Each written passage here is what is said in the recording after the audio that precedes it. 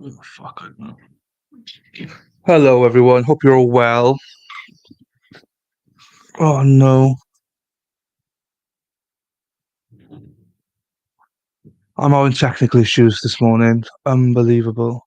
Got the webinar set up, so that's the main thing. Anyway, I'm just trying to deal with my settings. Um,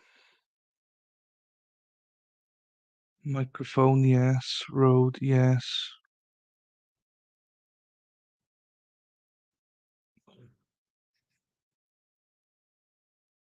Why am I? Oh, it is working. I thought it wasn't working. Bloody hell. Right, how are we? Morning, Shauna. Morning, Toxic. Happy National Kissing Day to you all from Toxic. I didn't even know that, Toxic, so thank you. Sarah P. Bore da, good morning, afternoon. Well, it's afternoon for me, but Bore da, good morning to you all, or Prawn da, good afternoon to those from the UK. And Toxic, that's great news. Two ads. Fantastic news. I love that. I love that you got two ads. Were they short ads? Were they like 30-second ads or were they like 10-second ads? I hope they're not long ads. Um, Yeah, the shorter the better for me. I'll probably play another ad before we go live because you know what I'm like. I'll get demonetized straight away now. But it's odd because straight after the stream, I was green again. I was monetized. It's weird. But you know the rules. I don't play ads during the stream at all. One right after each other. Happy days. That's all I like to hear. Toxic. I don't play ads during the actual live stream, but during the breaks, I will play an ad or two. Um, How's the weather in it? Oh, Erin. It's you know, it's absolutely beautiful in Wales. Um, it's nice to have you back. You've been on vacation. Yes, you've been down the lake. I hope you're enjoying it. Hey, Jamie. Hello. Um, you know, breaking news. Hello, Feral, Smexy Beast. I had a, I've had a DM exchange with MLS Law today, this morning. Looks like we'll be joining each other um, on each other's streams. So that's down to you, ladies. So thank you very much. I'm not sure what we're going to do or when we're going to go on each other's channel. Also, Erin, I got a female. How do you know Feral? How do you know Feral? How does Feral know? Feral knows everything. How do you know that? Erin, I got a message this morning as well. Ah, okay, okay, fair play. He did message me then. He did. He followed me and messaged me today. Um, oh, look at Feral going. We know all that. Jesus. Uh, that's all good. It's all good. Yeah, we've set it up. That's fine. And I got a friend of yours, Erin, who we were talking about you. Good. Happy days. Well, he was nice enough to reach out. I got her this morning, and we've spoken briefly this morning about. We've not set anything yet. It's just, as you know, my schedule is bonkers for the next week and a half. Um, he tells you things. Yeah, so I'm looking forward to it. Um, we know that too. Jesus. You guys you guys know my schedule. You guys could probably schedule it for us, I think, because you know my time scale, I think, better than me. Also, there's someone I'm supposed to call a CUNT to if they come into the stream. Your friend, Erin. I'm sure all your friends. So if I see her, I will call her CUNT. Yeah, on it. I will do it, and I want him on here as well. Um, Probably after the Parkland trial then. But yeah, obviously, I can't do Saturdays, but he's not. You know, we'll sort it out. We'll sort it out. We will sort it out. It's. I think we can be quite fluid. Yeah, that's it. Jungamin Shelley. That's the one. I'm not gonna say the name until I. Obviously, I'm not gonna call everybody a CUNT here until I see that um, name. So forgive me for anyone that's offended by that word. I have been instructed to call this person that name. So. Um, Oh, hang on. Does everyone call her that name as well? I've never said that word live.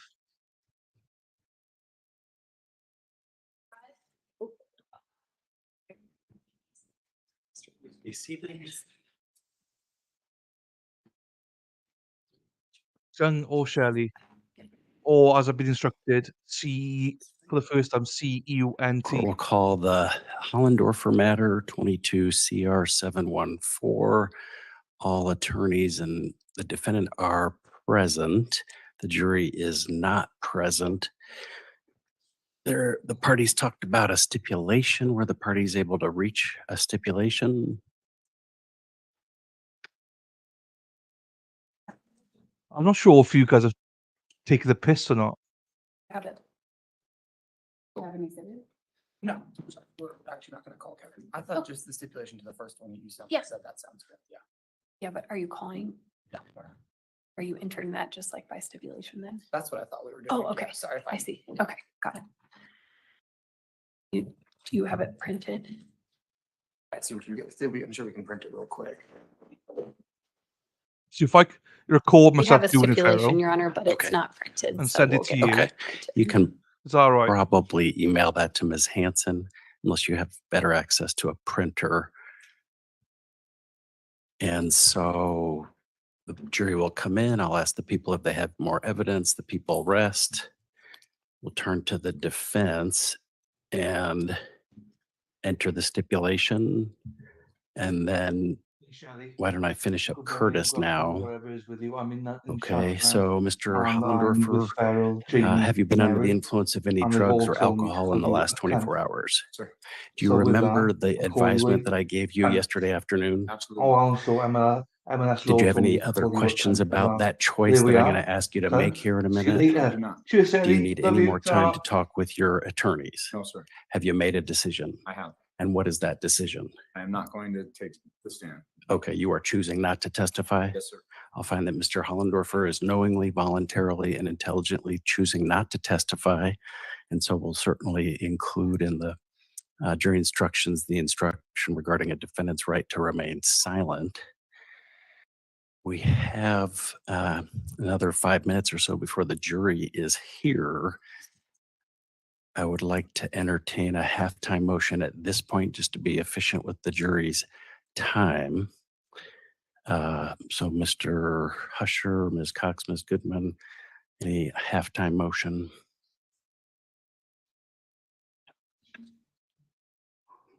Yes, Judge.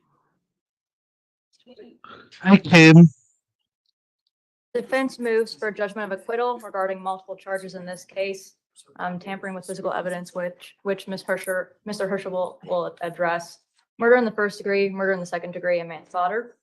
The issue is whether the relevant evidence, when viewed as a whole in the light most favorable to the prosecution, is substantial and sufficient to support a conclusion by a reasonable mind that the defendant is guilty of the charge beyond a reasonable doubt.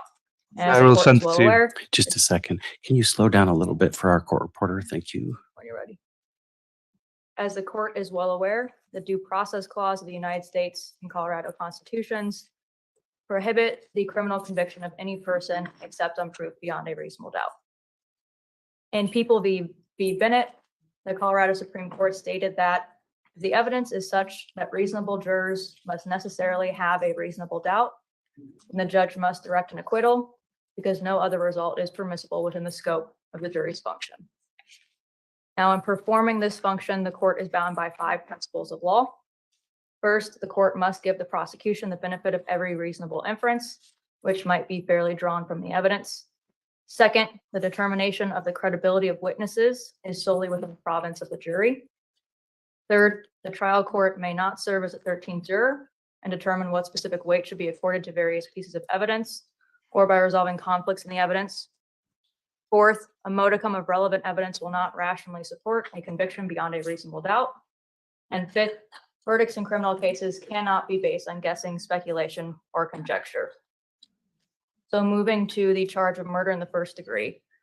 In thinking about this charge, I first want to focus on elements dealing with Mr. Hollendorfer's alleged mental state. So the elements of after deliberation and with intent to cause Ms. Nichols' death. In thinking about these elements about his mental state, a guilty verdict would be solely based on guessing, speculation, and conjecture. And due process does not allow this. Right? There has been no evidence submitted at all of Mr. Hollendorfer's deliberation an exercise of reflection and judgment leading up to or during the alleged killing of Miss Nichols. We did hear evidence that Mr. Hollendorfer was using drugs with Miss Nichols when he met up with her that night. We also heard from Miss Palmer that around that time, he was consistently using drugs. He was going on multiple day benders. And so really the only evidence that was introduced in the prosecution's case of Mr. Hollendorfer's mental state at the time was that he was using drugs that night with Miss Nichols. And so that cuts against any evidence of deliberation or the ability to rationally deliberate on this decision before acting. We also heard no evidence in the prosecution's case that Mr. Hollendorfer knew Miss Nichols before that night, that he had ever interacted with her, they had any reason or motive to kill her. And we heard no evidence about the nature of his interaction with Miss Nichols leading up to the point where he then is alleged to have strangled her during sex. So we don't know anything about that interaction besides that brief statement. We did not hear any admissions on Mr. Hollendorfer's part in the prosecution's evidence that's sufficient to prove he decided to kill Miss Nichols after reflecting on it and making a judgment call. We heard no evidence from the prosecution's case or admissions from Mr. Hollendorfer that his conscious objective, while allegedly engaging in sex and in strangulation during sex with Miss Nichols, was to cause her death. And we didn't receive any physical evidence that could indicate deliberation or intent either. We didn't hear from any other lay witnesses who saw what happened or spoke with Mr. Hollendorfer about what happened. Right. And so we have what we have from the prosecution's case with regards to Mr. Hollendorfer's mens rea is entirely and solely guessing and speculation. They're asking this court to rule, and ruling in this motion, and they're asking the jury in deciding on a verdict to use what is purported to have happened after Miss Nichols' death to find deliberation and intent retroactively.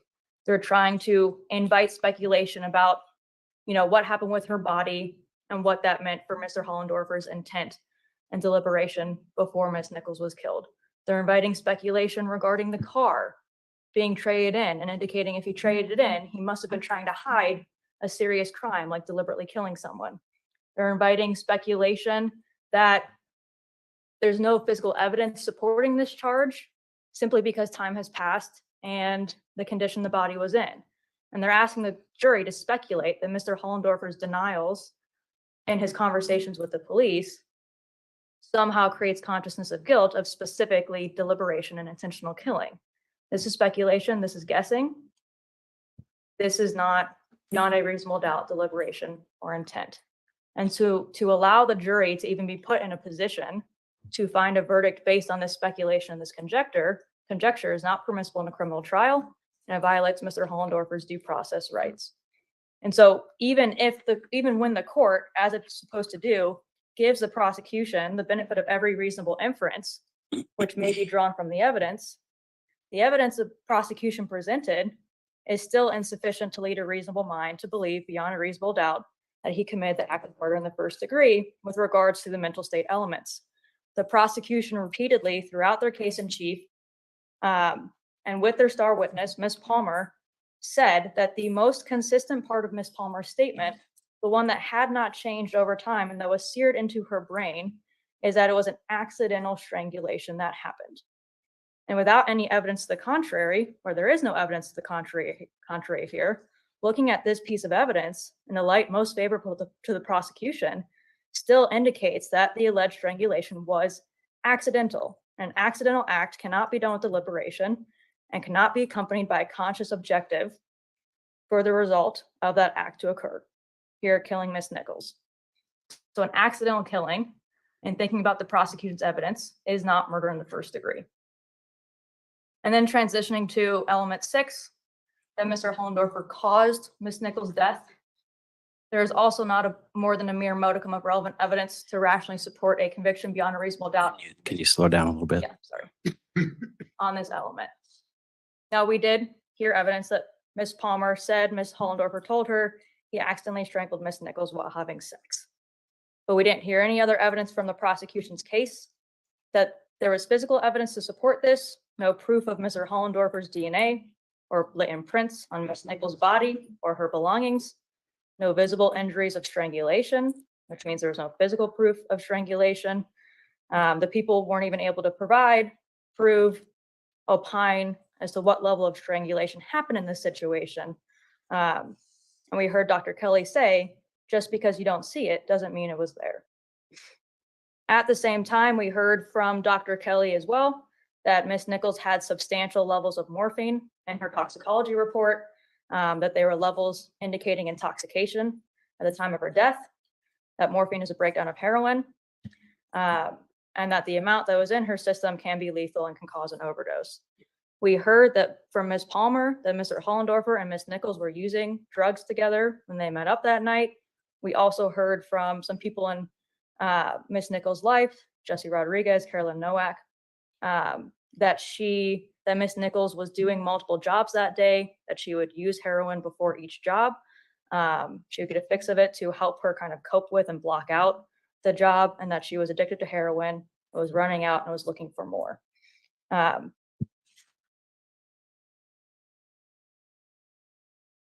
And that she was using it to an extent so regularly to try to avoid feeling sick. All of this evidence, and considering it together, points away from Mr. Hollendorfer causing Ms. Nichols' death by strangling her during sex, and instead points towards Ms. Nichols' death from an overdose on heroin. And so there's a clear conflict in this evidence then, in the prosecution's evidence. There's Mr. Hollendorfer's alleged statements about accidentally strangling her, but there's all this other evidence in the prosecution's case that indicates Can you slow down?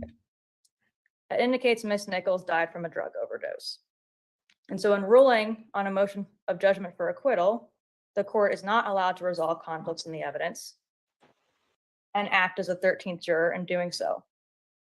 But due to these conflicts in the evidence regarding what caused Ms. Nichols' death, the court would be required to resolve those conflicts in order to conclude that a reasonable mind could find beyond a reasonable doubt that Mr. Hollendorfer, and not something else, caused Ms. Nichols' death. Now moving to murder in the second degree. Wouldn't it be the same argument Yeah, on down? briefly a little bit more, but yeah, very similar argument in the second degree. Again, prosecution's evidence is insufficient to make a reasonable mind believe beyond a reasonable doubt that Mr. Hollendorfer knowingly caused her death. Like you said, with the mental state of Mr. Hollendorfer was in with the drug use, not knowing Ms. Nichols ahead of time.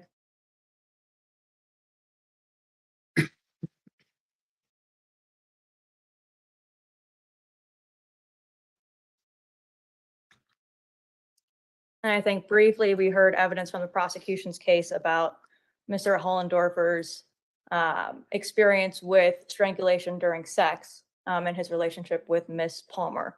And this evidence shows that we heard about this, we heard about kind of the routine, the communication process, how it happened with Miss Palmer. And the prosecution is essentially asking the jury to use that information to then speculate that in this situation, because Miss Nichols ended up dead, he did it differently, he strangled differently, he engaged in that act during sex differently. And that jump is not logical, it's not connected, it requires speculation and conjecture to go from that evidence to he was aware that the alleged strangulation he was engaging in was practically certain to cause her death. Let's do this. Our jury is now fully assembled. And so I've got a list of phone numbers with names next to them. Is that the stipulation? It is, Your Honor. We've agreed to just enter it as Defense Exhibit A. I can attach a sticker if the court would like. Okay. And then you want me just to do an oral instruction? The parties have stipulated that these names are connected with these phone numbers, Yes. and they may accept these numbers, this as proven, Yes. but they're not required to. Correct. And so I guess that brings up do you want me to do an instruction regarding a stipulated fact for the instructions? Do you want to, why don't you pull that up? I can bring the jury in and give them the general idea of what a stipulation is and how it's a third kind of evidence that I didn't discuss in initial jury orientation. And so we're just on pause. Ms. Goodman will come back and continue the argument, but let's bring the jury in Okay. now. So just So people rest. Bain, shut Defense, up. do you have a case? Judge, we have a stipulation, Exhibit A. Any further Hi, evidence? Dave. No. And I take it the DA does not have any rebuttal evidence. No, Your Honor. Okay, let's bring the Right, jury let's in. move on. So, for anyone new, like MLS law, this is a cold case from 2012. So Kara was 19. She was trying to be a model. She was an escort, and basically Joel Hollendorfer strangled her, killed her. They both had drug use involved. He buried her on her parents' farm under some horses, and it went cold 2019 after his father died. He then told his ex-wife that he killed Kara, and then she told the police in 2022 about it, and that's when they started the investigation. And in February or March of 2022, he got arrested, and he's been in jail ever since. And now this is the last day. Basically, closing and stuff are happening here today. So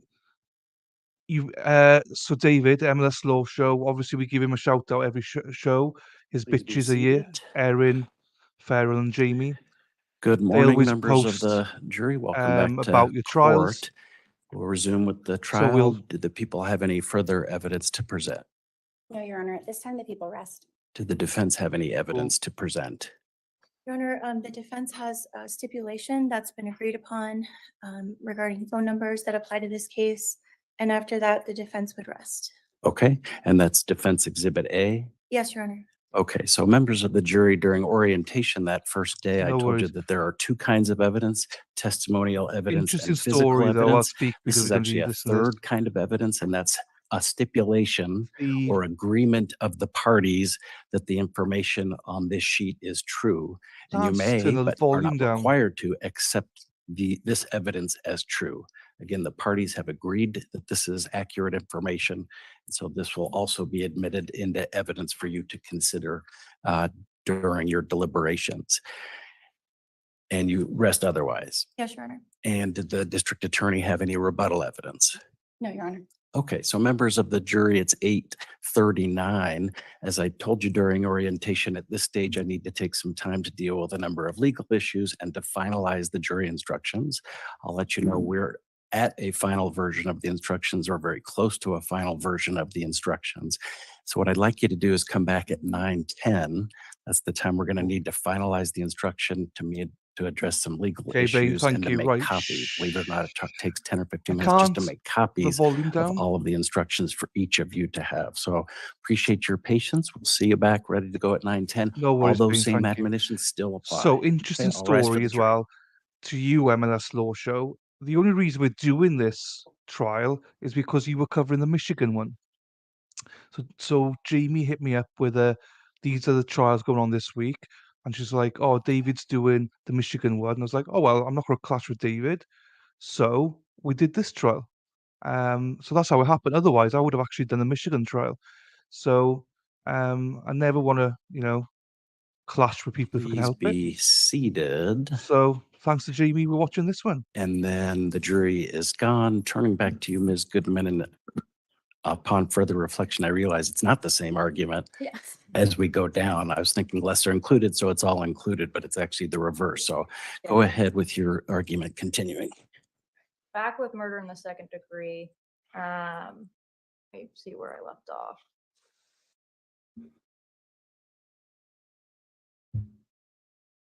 And so I think when we heard we heard from the prosecution that Mr. Hollendorfer said he accidentally strangled her.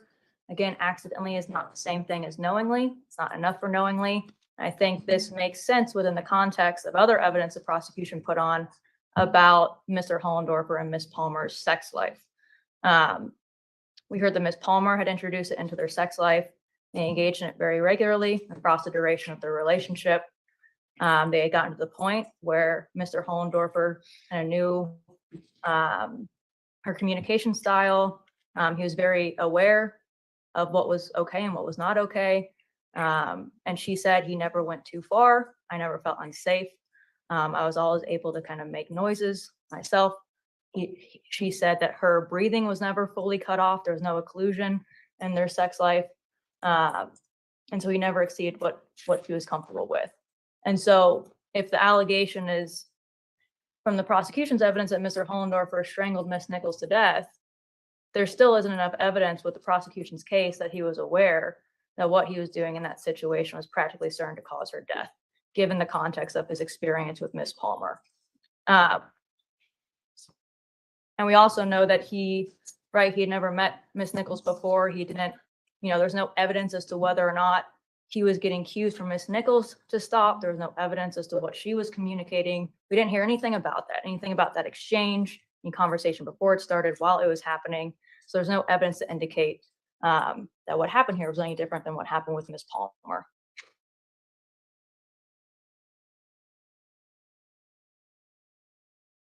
And so I think, again, making that leap, which the prosecution is going to be asking the jury to do, invites and encourages and relies on speculation and guessing and conjecture. And I'll rest on the record I made with murder in the first degree regarding the cause Miss Nichols' death element for murder in the second degree and for manslaughter. And then moving to manslaughter, where we have a different mens rea, we have recklessly, right? So the element is that he consciously disregarded a substantial and unjustifiable risk, essentially meaning Mr. Hollendorfer was consciously aware and disregarded the substantial and unjustifiable risk that strangulation during sex would cause Miss Nichols' death. And I think the only pieces of information that are relevant here, additionally to what has been made for the record in first and second degree, is that there was no evidence introduced that Mr. Hollendorfer knew the nature of Miss Nichols' drug use, the extent of it, how much she had used earlier in the day. There's no evidence that he was aware of her health situation and how her health situation was impacted by her drug use. And so if he was engaging in, as the prosecution said, sexual activity that was normal for him, and there's no evidence indicating that it was any different than what he had engaged in the past with Miss Palmer, then there's really no evidence that he could have consciously and with awareness disregarded a substantial and unjustifiable risk that Miss Nichols would die from that alleged strangulation and sex play. And so due to the lack of evidence to support a guilty verdict on murder in the first degree, on murder in the second degree, manslaughter, we ask the court to grant the defense's motion for judgment of acquittal as to those three charges. And I think Mr. Husher is going to address the tampering. Okay, thank you, Mr. Husher. Just with regard to the tampering, following yesterday's jury instruction conference, I think we would just refer back to our or the motion that we filed and then the response we thereafter filed. We would maintain that this was not a continuing crime, that it would not fall under that line of cases. And so the statute of limitations would have run. If the court would like any further argument, we can address it after, but we'll rest on that record. Okay, thank you. Brief response on the first degree murder charge, more fulsome response regarding tampering. Yes, Your Honor. So for murder in the first degree, after deliberation and intent, there was evidence put forth that this was not due to heroin use. That was specifically refuted by Dr. Kelly, the forensic pathologist, that this was not an overdose, and that you cannot draw those conclusions based on the amount of metabolites in Kara Nichols' system. He also testified to the timing of when a death would take place. Additionally, in response to defense's argument, there has been no evidence put forth that Ms. Nichols and the defendant were using drugs together. The only time that came forward was an actual statement from the defendant. There's no corroboration, and the jury will be called upon to weigh the credibility of the defendant's statements to Ms. Palmer, and Ms. Palmer's credibility in her relaying of those. The people motivation is not an element of murder in the first degree. And the people would put forth that there's no such thing as accidental strangulation.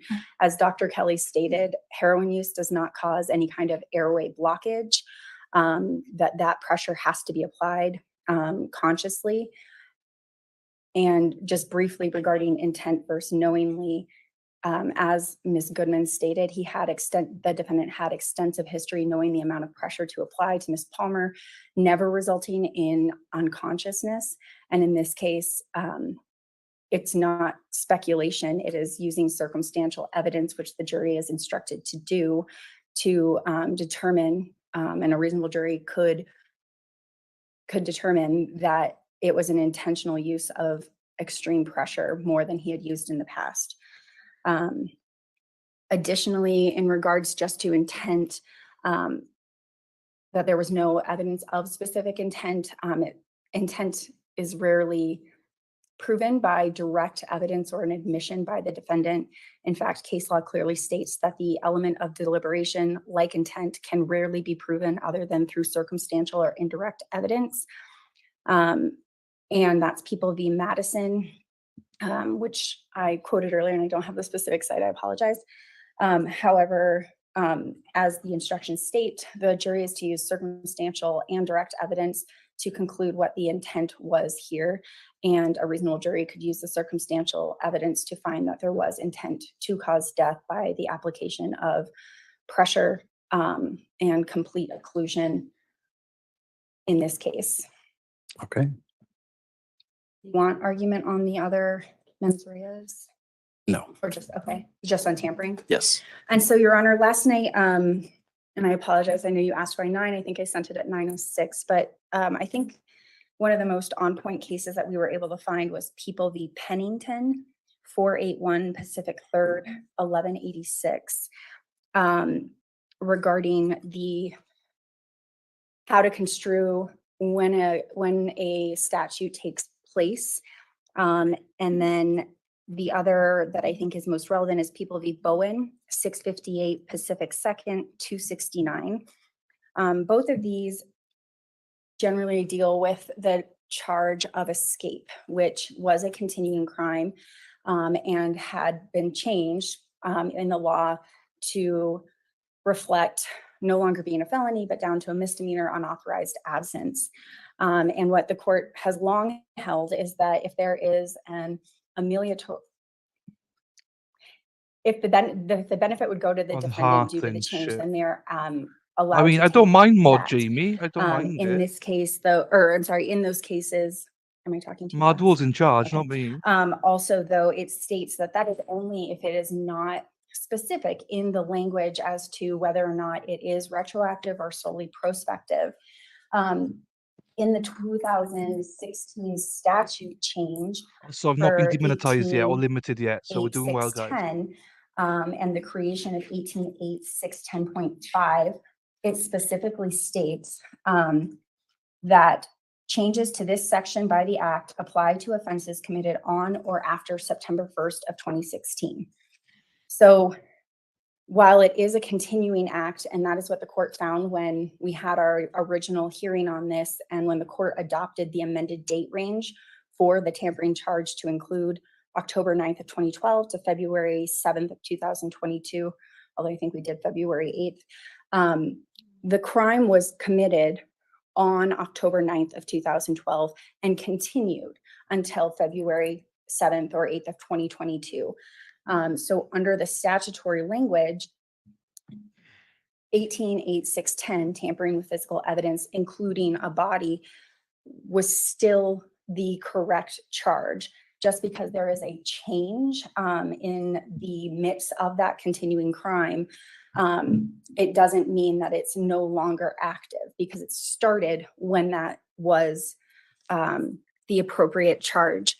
Further, I think another kind of analogy that the people were considering is identity theft, which by itself, just using somebody else's financial device as identity theft, that is a completed crime. In these cases, it states that the crime is not completed until it is discovered. And so in this particular case, this was a continuing crime that was not completed until February 7th. However, it began in 2012 when this statute was appropriate. And I believe that was in People v. Zuniga, ZUNIGA, 80 Pacific 3rd, 965. And so similarly to the difference between just using somebody's identity for financial gain versus using identity theft as criminal impersonation. direct. Because that's what the charge was before the identity webinar. theft statute was enacted. Cool. It would Thanks, be David. saying if somebody had your bank account or your bank information and was continuously using it and you didn't look, you weren't aware of this, and they use it and use it and use it, and then in the middle of this continued act, the statute changes and now it's identity theft and not just theft, which is what it would have been before that statute was enacted. Under the logic that the court kind of talked about yesterday, you would not be able to charge them for that theft because the statute had changed. And if there is any kind of ambiguity about this, then the court should look at the legislative intent. And in this intent, what is clear through the legislative session notes and through just the editorial notes, this was not retroactive.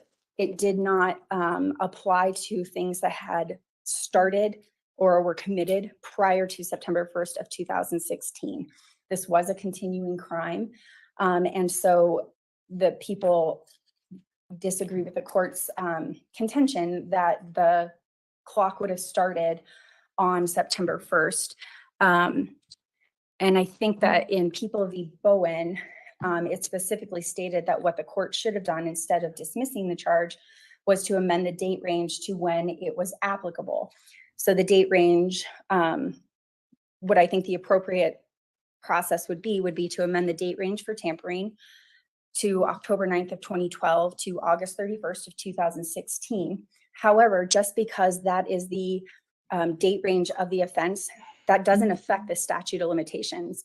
It only affects what, so in Bowen, what it said is this is actually a benefit because the defendant can only be charged for a shortened amount of time. However, the statute of limitations does not, and I'm sorry, this is actually in Bowen. What the court held was that the information was not defective because the crime of theft by receiving is a continuing crime, similar to tampering and concealment, and thus the statute of limitations does not begin to run until the crime is completed. And in that case, it was when the stolen gun was pawned, because that's when it was discovered. So based on the case law and the statute, the people have met their burden, have provided authority to amend the date range. The court has repeatedly held that criminal rules of procedure, Rule 7E, amending the petition should be construed liberally, that it can be amended at any point prior to the jury getting the case. So we are asking the court to amend the date range for count 2 from October 9th of 2012 to August 31st of 2016. But following Bowen and the Colorado Supreme Court also find that the statute of limitations did not begin until the crime was discovered. Okay, thank you. No need. Ms. Goodman has set forth the standard I'm required to apply at this stage of the proceedings. The evidence in the case supports a jury finding that the defendant concealed Ms. Nichols' body on or around October 9th, 2012, and the statute of limitations began to run on that day. But as long as the body remained concealed, I've previously ruled that's a continuing crime. And so the statute of limitations is reset with every day that passes where the body remains concealed. This case is unique in that September 1st, 2016, the legislature specifically wrote out of the statute that the defendant has been charged under the idea that one could conceal a human body. And so on September 1st, 2016, it was no longer a crime under 18-8-610. So had the defendant, if the evidence showed the defendant had concealed the body on September 1st or 2nd of 2016, the only charge that would be supported is under that new statute, 18-8-610.5. Thanks, David. One of the attorneys mentioned that I need to consider discovery. And I think that's an important point. If you look at the discovery section of the limitation of actions statute, which is 165401, the legislature has set forth a long list, maybe 20 different crimes, where the legislature specifically wrote the statute of limitations begins to run upon the moment of discovery of the crime.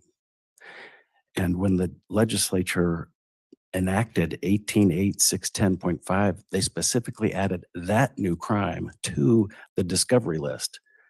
At the very same time, they specifically did not include 188610. The legislature was thinking about this issue at that time, and they specifically chose not to put it on the list of crimes where discovery date is what starts the statute of limitations. And so I'm finding that the legislature intended that any crime for concealment of a human body needed to be prosecuted, or a complaint needed to be filed within 3 years of August 31st of 2016. And so for that reason, I am going to be dismissing count 2. I did read all of the cases that were submitted. The Pennington case about an escape, the holding there is about, do statutes that are enacted on one date, do they benefit a defendant who committed that same act previous to the enactment of the new statute? I don't find that pertinent here. The Zuniga case, I believe, was the theft by possession, where they said the statute of limitations, it's a continuing offense, and only after the possession has ceased does the statute of limitations begin to run. Again, I don't find that applicable. Bowen case is not applicable because the DA charged part of the range that was outside the statute of limitations, but part of that range was inside the statute of limitations. So those cases I do not find to be pertinent. This is a unique situation. The legislature's never addressed it before, but that's the ruling of the court. And Your Honor, Briefly. yes, I'm asking the court to reconsider that. In People v. Zuniga, and this particular section was stated in my original response to their motion to dismiss. The statute of limitations statute that the court just cited, 165401. What they stated is that even if it's not on that enumerated list, which it's not, if the language of the criminal statute compels that conclusion, and it is a continuing crime, and so and that's what the court found. And so just because the statute changed, and as the court stated that this was considered during the change of that statute, this is a unique case. And in terms of concealment that is continuing, and continuing crimes, the date of discovery of the crime is when the statute of limitations should have run. Even if it's not one of the enumerated crimes in the statute of limitation statute. So even though it's not specifically enumerated in 188610.5 is, that doesn't exclude it, especially since the nature of the activity is the same. It's only what is actually being concealed at the time. Okay. So I'm asking the court to reconsider their ruling. Okay, the motion's denied. I've made my ruling. I think Ms. Hanson passed out a revised packet of jury instructions that anticipated my ruling. And so if the parties want to come up and grab the instruction regarding stipulated facts.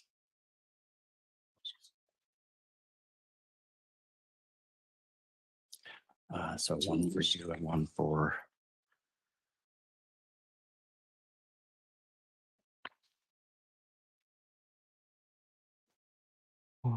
Okay, get on with it now, Okay, so we'll James. go through these. I won't mark them by number yet. Let me ask, just in general, you saw the finalized draft that Ms. Peroni sent yesterday afternoon or evening? Correct. And did you have any problems with the way that looked? Okay, Ms. Peroni? And so, Your Honor, just I don't think that the court made the actual ruling that regarding the murder gravy. counts. Oh, I do find there's sufficient evidence, and the count one is, I find there's sufficient evidence to maintain count one and all the lesser includeds as charged. Okay, so let's kind of go You through get to deal with these. Lefty, Jamie.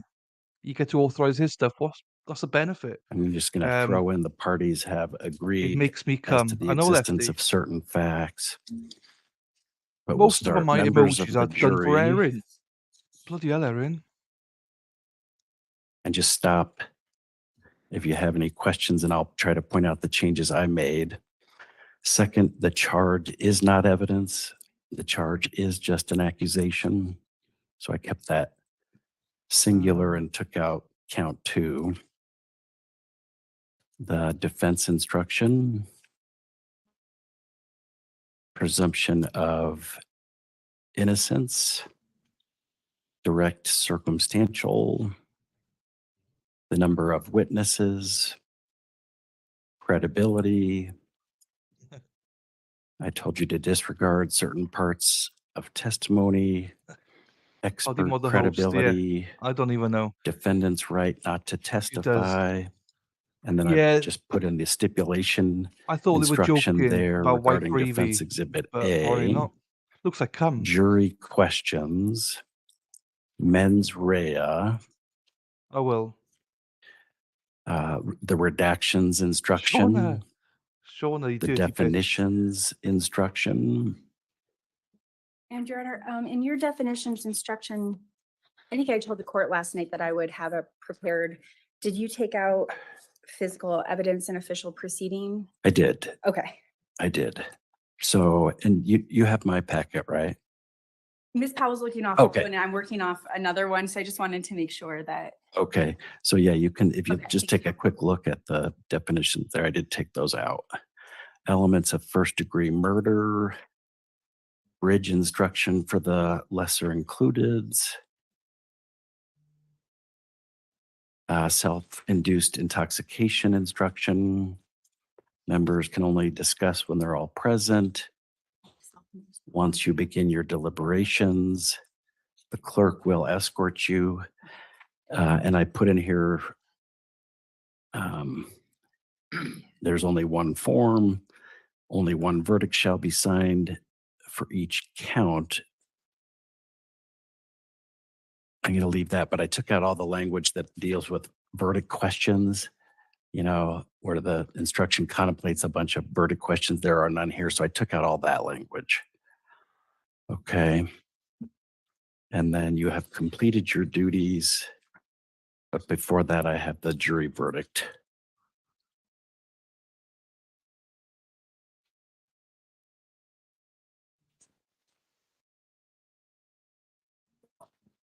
And I'll just number through those in the order that I've just read them in. But let me ask the DA, did you have any further instructions or any other changes or things that you think I missed? No, Your Honor. Okay, defense. I think we're good.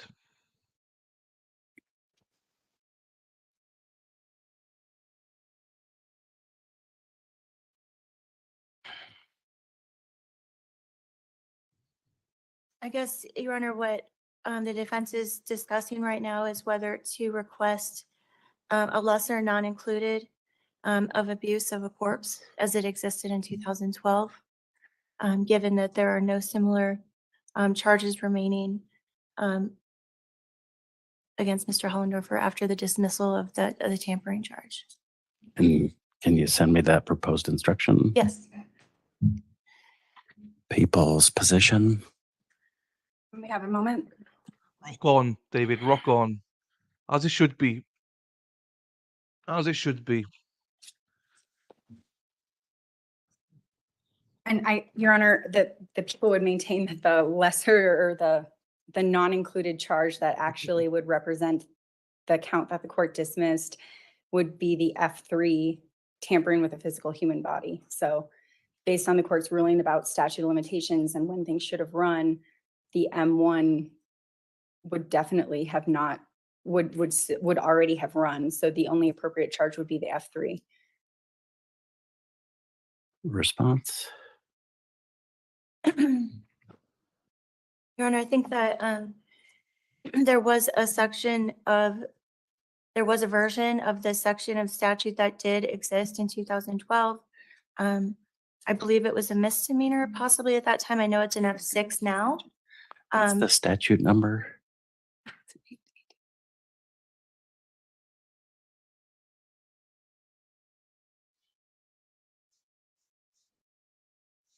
1813-101 we're looking at the 2016 version there.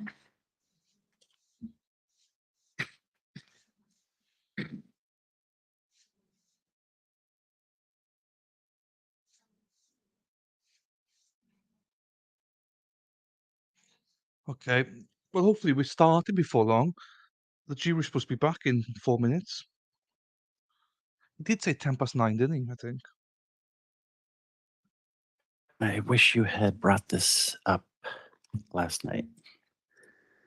So you work on an instruction. I'm going to go do some research. All right. Oh, bloody hell. Defense. I'll be honest with you, the judge, I didn't like him at the start, but I like him now. I like the way he dealt with the mistrial that came up. I thought he dealt with it really, really well. He listened to both sides, and then he didn't panic with the ruling because it could have been a mistrial.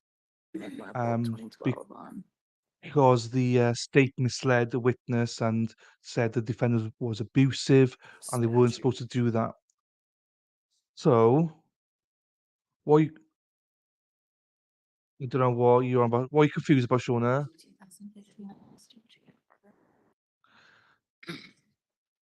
So yeah, so Judge Bain did take his time. I honestly thought in the moment he was going to go for mistrial, but took his time, let the witnesses carry on as normal. The defense got a good deal out of it, and no mistrial. So if that was Judge Newman, it would have been he wouldn't have listened. So it would have been just been no.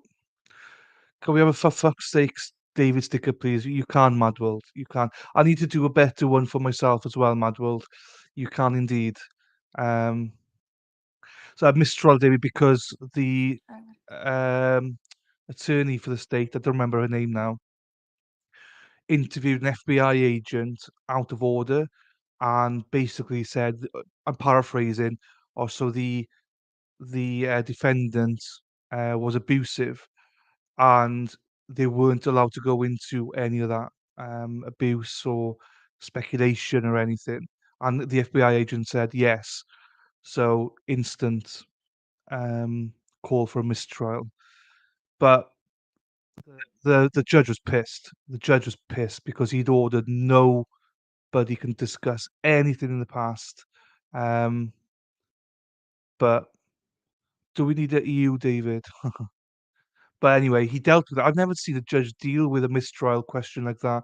He listened to all both sides. He let the witnesses carry on, and he did it. Honestly, I was very impressed by him. Yes, Jamie. What's Jamie on about? No, we need a EU, David. Jesus. Hey, if you want Jamie, if you want more emojis, get to work, girl. Because you're limited how many emojis you can have for how many members. So actually, I think I got a fresh batch. So I think I've got enough now. We say a lot. You, David. Okay, that's fine. I mean, we can do that. It's not a problem. There he is. That accent. I just can't help it. I know, Shauna. I know. I know. That's where the cum gravy comes in handy. Do you know what I mean? 404B, yes. I mean, so Jamie's supposed to be my like spokesperson, the grifter, but I mean, she's not really grifting. Come on, Jamie. Jesus, you're a mod now. I expect more from you. I don't expect to have another Mad World in my hands. I expect a pro now. Hey, I'm not your boss. Mad World's your boss. Mad World's the boss. She tells me what to do.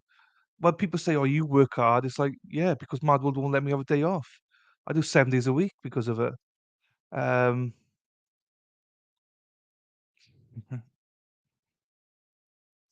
Oh, the judge is back, I think.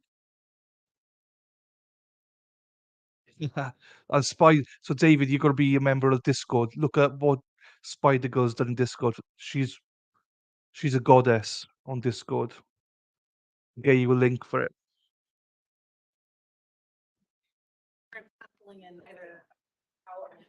Okay, thank you.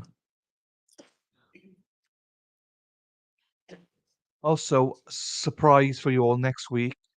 We've got All right, we have the a video. attorneys, defendant, present, jury is not present. I've reviewed the statute 1813-101 along with the version that existed before 2020 when that statute was amended. And I agree with the people that the statute of limitations would bar that charge. So that request is denied.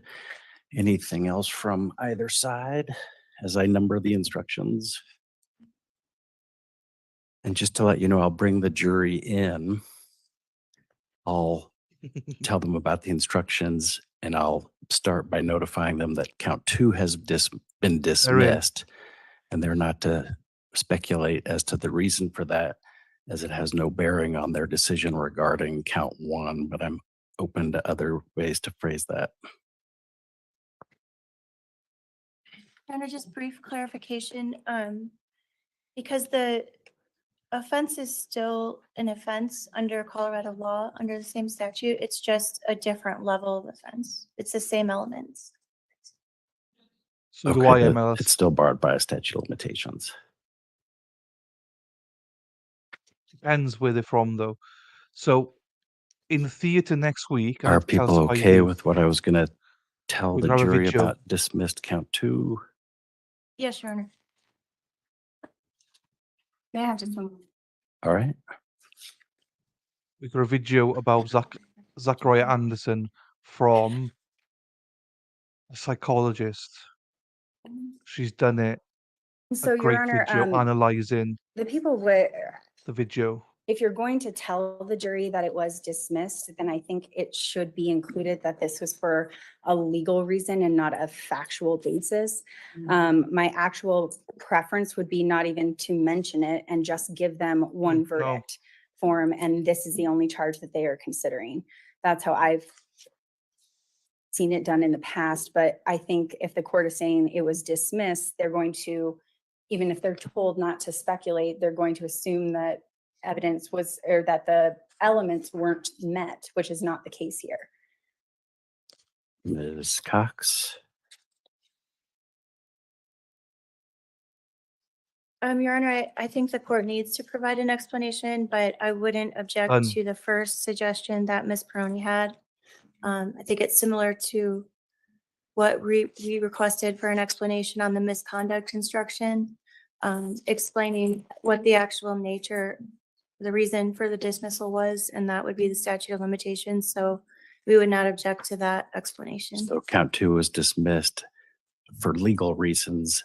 That decision has no bearing on what they do with count 1. I think what Ms. Peroni asked for was for it to reflect because of the statute of limitations, and I would have no objection to that.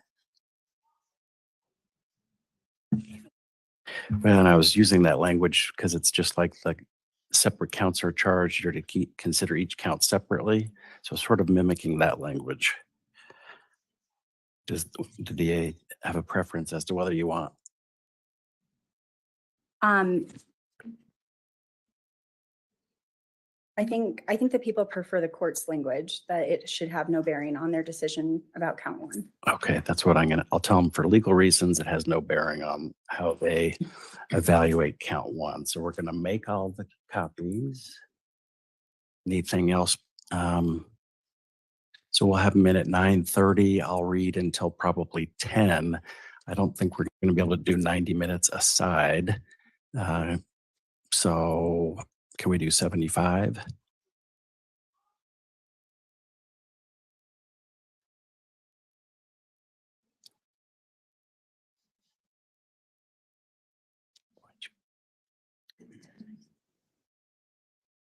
Oh, so he's gonna put a time limit on it. That's good.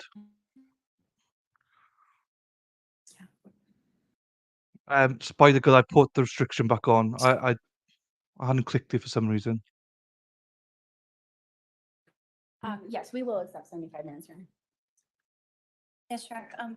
Would the court be willing to give us some reminders, like Yeah. maybe, I'll do What- that. What reminders will, Like 10 minutes left, 15 minutes left, can I get those for 60 minutes, Your Honor? 60 minutes. Okay. So I can say. You want to know when it's 60 minutes or you want something before 60 minutes? 5 before 60 minutes. please. Okay, Thank you. okay. I think I got that. I'm sorry, I would request the court give me a 20-minute warning. Everybody can put their orders in. Sorry. That's for you, a little bit for 60, 15. All right, I'll get you good warnings. Anything else? All right, From defense. Ms. Hanson's going to make those copies. I'm going to have her tell the jury, hey, we're getting the copies done so they have some sense of the time we're dealing with. And then folks just need to be ready to go, probably 9:25, 9:30. Okay, so a little bit of time. So, Shauna, yeah, I don't mind the judge. I didn't like him, but now I don't mind him. Before I forget, I was trying to say, in Discord Spidey next week, we need to set up a theatre at some point for you Americans. I got, Dr. G, he made a video about analysing Zachariah Anderson. Well, I got a rebuttal video from our very own Lighthouse Lou. She's made a fantastic video about it. So we're gonna play it on theatre mode, and then the week after I'll play it on YouTube then. It's a great video. It's like 36 minutes long. So then once we do it, record it there as members, you get first access to it, as promised. And then we'll pump it out to the public then the week after. And it's a really good video. I appreciate Lou. She's not here at the minute, I don't think. She's got patience, but great video. So we'll do that at some point next week. Spidey, I'll have a chat with you, see when's best. Probably after midnight my time, so 7, 8 o'clock Eastern or something for you guys. I don't know. It's only 36 minutes, but it'll be a good video for you to watch. You ask and we deliver. Lou, fair play to her. Fantastic. Oh, it's Sarah, you shouldn't have watched it. Discord link is invalid. Spider Girl. Oh, Sarah, yeah, don't tell anyone where it is because I need to warn her. I need to, in fairness, it is there if people want to see it. But I was hoping to get people in as a group to watch it. Fair play, she did it for the channel, so I really appreciate Lou for that. It was great. It's brilliant. So Discord link is invalid. I'm not sure why it's invalid. That's Spider Girl's realm. I do not understand any of it. So you hear how he says you Americans like he's down.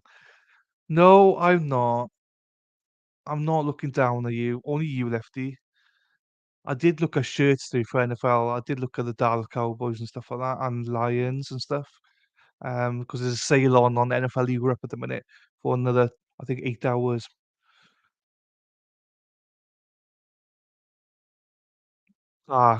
Spider's put a link in there. It's for members only, guys. If you're not a member, then you can sign up and become a member. You only need to click the join button and press blue wenches. Don't go for any other levels. Just go for the blue wenches level, the cheapest level, and you will get access to Spider's home. Yeah, it's David. I think we're all right. There's only about 18 people here, and Spider set it up so that you literally have to knock the door, and then before you get access to it, you have to tell us who you are.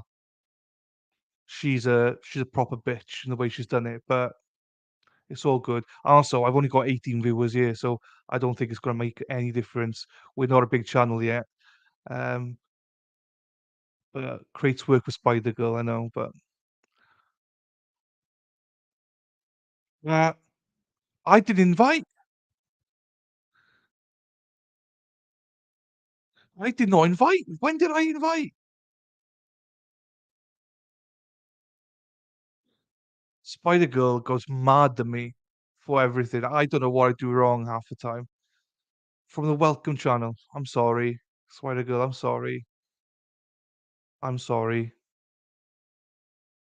I think you still love me though, so it's okay. So today, last day on this trial. Hopefully they get I think they get a pretty quick verdict. Then we're watching obviously the Parkland officer trial. That's a late start today. So there's a few witnesses there. We'll see Mark at it again.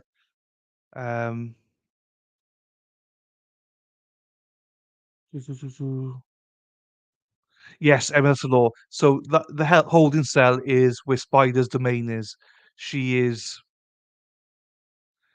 like whew, a proper bitch. That sounds awesome. From here on out, I will not answer to bitch, but only proper bitch. Came up with UBC response I watched it. It was really good. Looking forward to seeing it again. Suzanne, don't worry, I'll get you a link, all right? Suzanne, it's um we will be posting it in the members thing, but we're trying to do it. She doesn't want people to know her channel yet. So that's why I'm not posting it. She's building something up. But if you were a member already on the channel, then you would have had it. But she really doesn't want us to share her channel yet. So that's why I'm not posting it. That's why we're playing it first in the Discord channel, and then hopefully by the week after, her channel will be ready on YouTube, and we'll share that at the same time and give a good promotion. So you get to see it anyway. So don't worry. I shouldn't have announced it, should I? I just should have left it and just done it in Discord, because now everyone's gonna go look for it. Um, like to send new people into black holes because he used locked rooms for Oh, I'm sorry, Spider. I'm sorry. Here we go. Feral housewife. Send me a photo.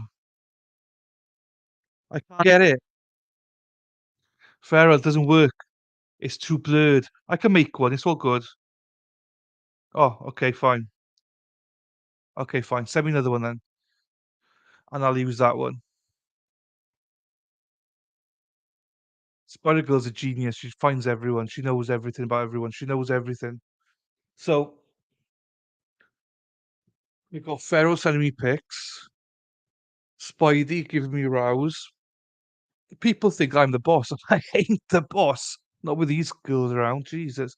So, Jamie, hopefully you enjoy this modding business. Obviously, I got 5 mods and like 19 views. So,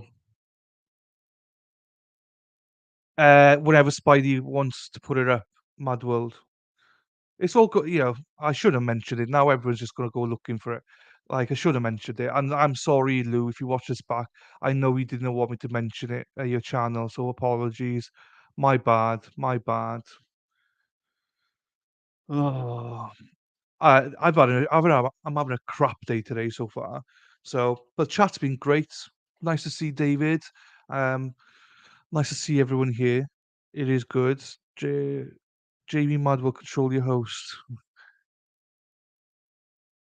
I mean, honestly, I get aroused all the time. I'm doing stuff wrong. It's so bossy to me. It's made with love. It's made with love. You know that. Everyone's gone. As in, people back in 5 minutes. Anyone that hasn't liked and subscribed, please do so. Thank you very much. So yeah, also Jamie, you need to give a list as well. You normally post in chat. You and Pharaoh's post in chat about some of MLS Law show, what he's got coming up as well, so that you can promote that. What am I putting up? I must have missed something when YouTube kicked me from the stream. It's all right. It's all right.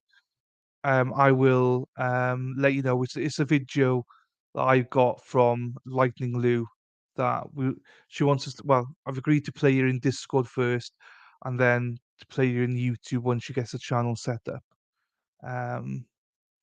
But lesson to self, never announce anything because Lou's gonna kill me.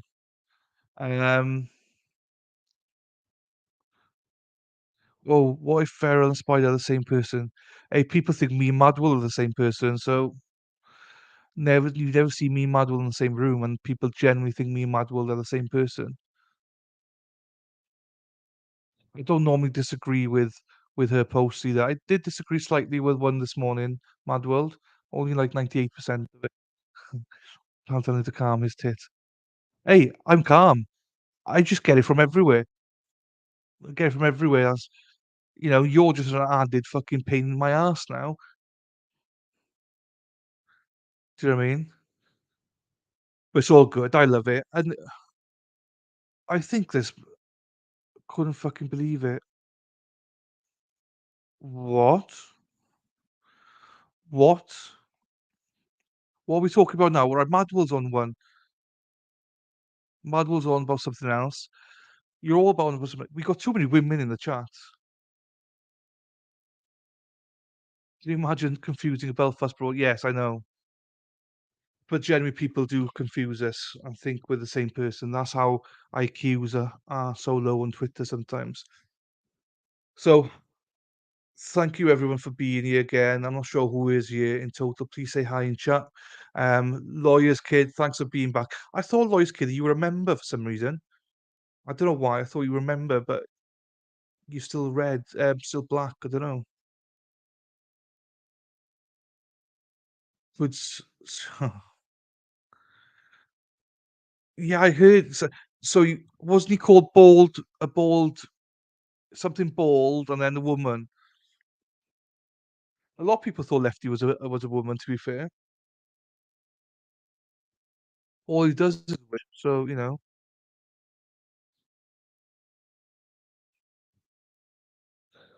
another 3 minutes, I think, 3 to 5 minutes, and we'll be back with this. And then Parkland. So when we are waiting for the verdict, this is our priority, guys. Don't worry. Don't rush out once we finish here. We will play the Parkland Officer one, and then when the verdict comes in, bang, we're straight back to this one.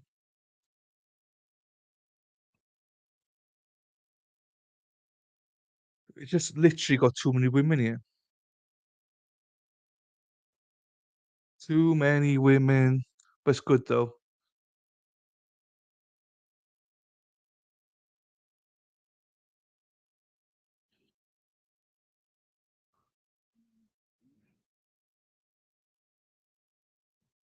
Yeah, I don't know, Spidey, but she's in black. She's not in green. So, lawyer's kid, if you're here,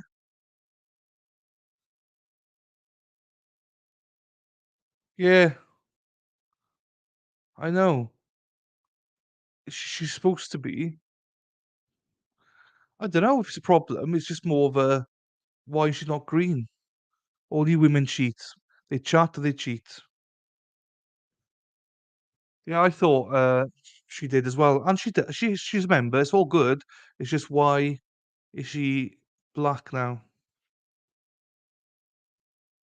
I don't mean code black or anything now, guys. Before we go back into our code red, code yellow, code white, black, code blue, it's all good. Let's just chill. And my oldest niece, she's having a prom right now, which is great. And the head teacher was one of my friends in school, so they just sent me a pic, which is nice. She's going to enjoy that today. Can't believe she's 16. Jesus. Um, Code for fuck's sakes. I know. Green as in Green Bay. Go pack go. Go pack go. And then with Farrell, OH. OH. And this is when Jamie gets mad. Who wants to be a Wolverine? Jamie does. Jamie does.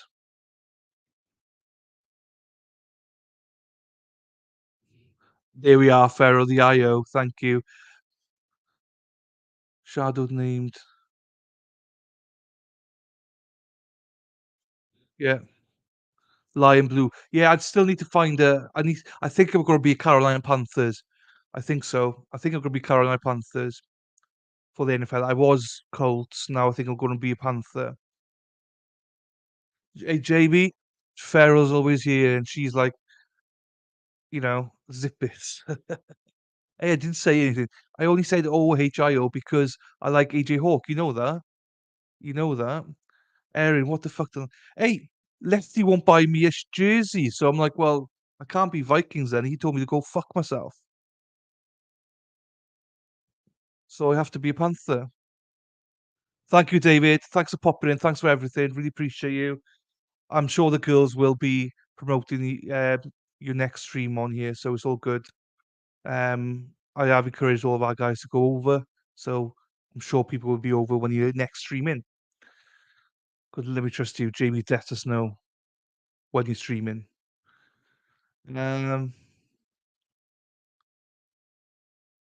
still trying to pick a team? Well, I was Mad World, but I was just gonna go Vikings, but then Lefty had a pout, so now I think I'm gonna be Carolina Panthers. I think probably Oklahoma Sooners for my college team, my main college team. That's what I'm planning, I think. Well, if we added it, as we put it on here. I couldn't remember. Like in your sent email, yeah. Oh, okay, Suzanne.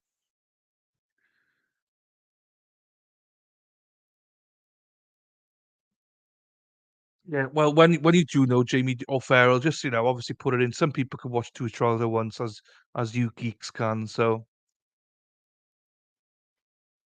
Lefty some power. Lefty, I've got a sale on at the minute. NFL Europe. How much is it at the minute? Let me just look.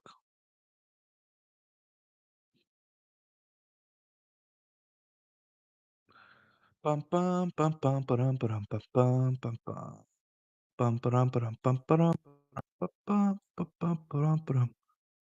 Where we at? Vikings.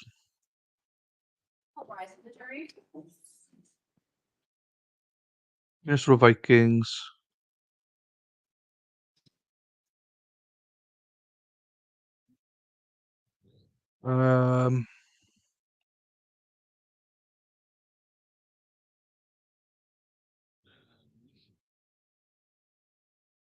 Jersey is in pounds, £89, well, £90.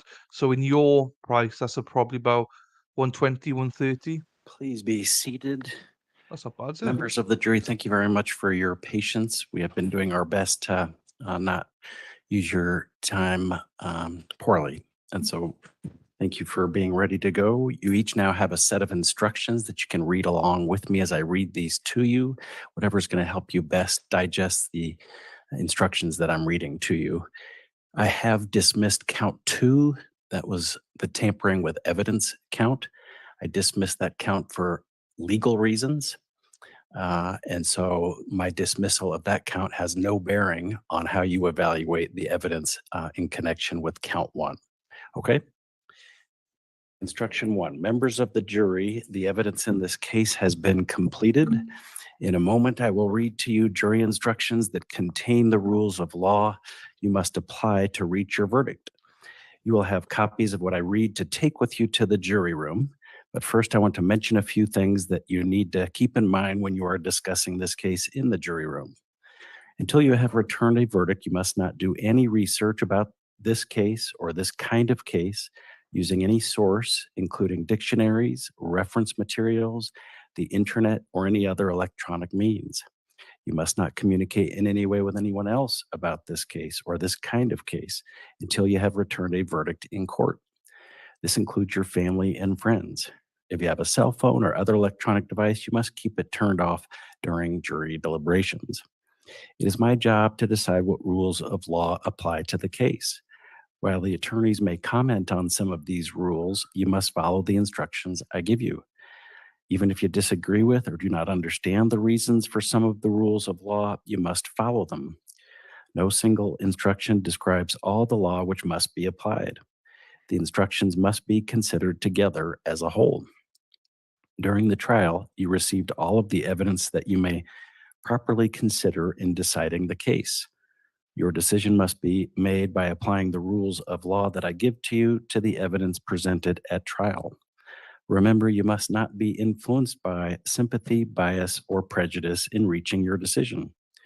If you decide that the prosecution has proved beyond a reasonable doubt that the defendant is guilty, it will be my job to decide what the punishment will be. In making your decision, you must not consider punishment at all. At times during the trial, attorneys made objections. Do not draw any conclusions from the objections or from my rulings on the objections. These only related to legal questions I had to decide and should not influence your thinking. If I told you not to consider a particular statement, that was made during the trial, you must not consider it in your deliberations. Finally, you should consider all the evidence in light of your experience in life. 2, the charge against the defendant is not evidence. The charge against the defendant is just an accusation. The fact that the defendant has been accused is not evidence that the defendant committed any crime. The defendant is charged with committing the crime of murder in the first degree in El Paso County, Colorado, on or about October 9, 2012. The defendant has pleaded not guilty. 3, Mr. Hollendorfer submits that he did not murder Kara Nichols. He was not aware of her level of heroin intoxication when they met for sex on October 9, 2012, or the status of her health due to her use. Ms. Nichols' heroin use was the accidental cause of her death. 4, every person charged with a crime is presumed innocent. This presumption of innocence remains with the defendant throughout the trial and should be given effect by you unless, after considering all of the evidence, you are then convinced that the defendant is guilty beyond a reasonable doubt. The burden of proof is upon the prosecution to prove to the satisfaction of the jury beyond a reasonable doubt the existence of all of the elements necessary to constitute the crime charged. Reasonable doubt means a doubt based upon reason and common sense, which arises from a fair and rational consideration of all of the evidence or the lack of evidence in the case. It is a doubt which is not a vague, speculative, or imaginary doubt, but such a doubt as would cause reasonable people to hesitate to act in matters of importance to themselves. If you find from the evidence that each and every element of a crime has been proven beyond a reasonable doubt, you should find the defendant guilty of that crime. If you find from the evidence that the prosecution has failed to prove any one or more of the elements of a crime beyond a reasonable doubt, you should find the defendant not guilty of that crime. 5, a fact may be proven by either direct or circumstantial evidence. Under the law, both are acceptable ways to prove something. Neither is necessarily more reliable than the other. Direct evidence is based on firsthand observation of the fact in question. For example, a witness's testimony that he or she looked out a window and saw snow falling might be offered as direct evidence that it had snowed. Circumstantial evidence is indirect. It is based on observations of related facts that may lead you to reach a conclusion about the fact in question.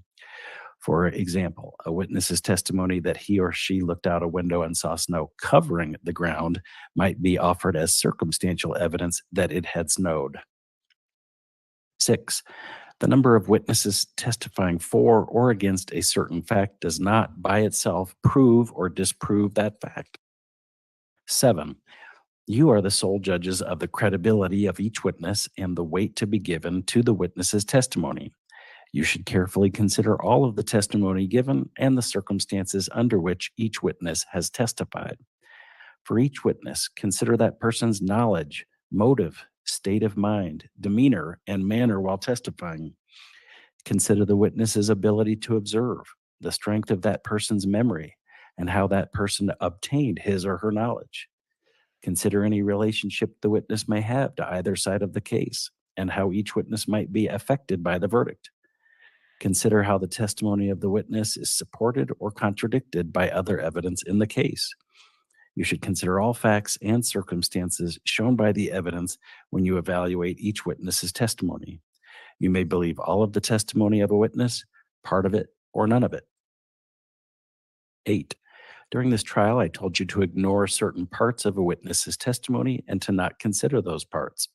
The court ruled that the initial testimony by FBI agent Willis must be disregarded because it was inaccurate and therefore inadmissible. You must treat that initial testimony from FBI agent Willis as if it had never happened, and you cannot consider it in your deliberations for any reason.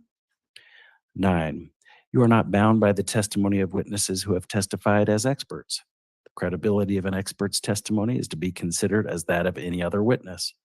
You may believe all of an expert witness's testimony, part of it, or none of it. The weight you give the testimony is entirely your decision. 10, every defendant has a constitutional right not to testify. The decision not to testify cannot be used as an inference of guilt and cannot prejudice the defendant. It is not evidence, does not prove anything, and must not be considered for any purpose. 11. The parties have agreed as to the existence of certain facts. You may regard those facts as proven. Specifically, the parties have stipulated to the phone numbers and associated names as listed in Defense Exhibit A. 12. During this trial, you were permitted to submit written questions to witnesses. If a particular question was not asked, do not guess why the question was not asked or what the answer might have been. My decision not to ask a question submitted by a juror is not a reflection on the person asking it, and you should not attach any significance to the failure to ask a question.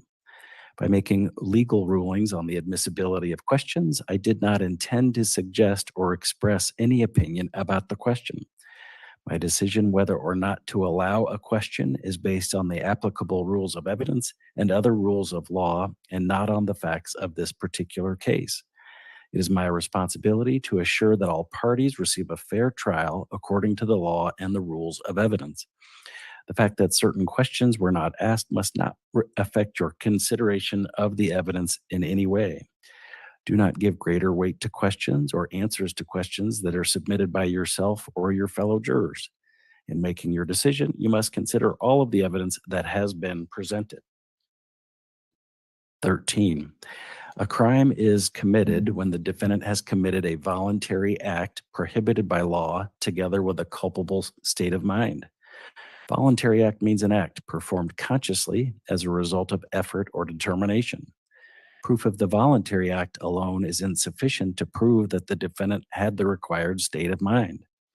The culpable state of mind is as much an element of the crime as the act itself and must be proven beyond a reasonable doubt, either by direct or circumstantial evidence. In this case, the applicable states of mind are explained below. The term after deliberation means not only intentionally, but also that the decision to commit the act has been made after the exercise of reflection and judgment concerning the act. An act committed after deliberation is never one which has been committed in a hasty or impulsive manner. A person acts intentionally or with intent when his conscious objective is to cause the specific result proscribed by the statute defining the offense. It is immaterial whether or not the result actually occurred.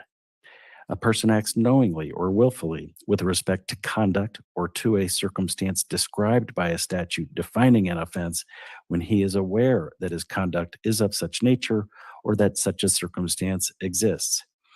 A person acts knowingly or willfully with respect to a result of his conduct when he is aware that his conduct is practically certain to cause the result.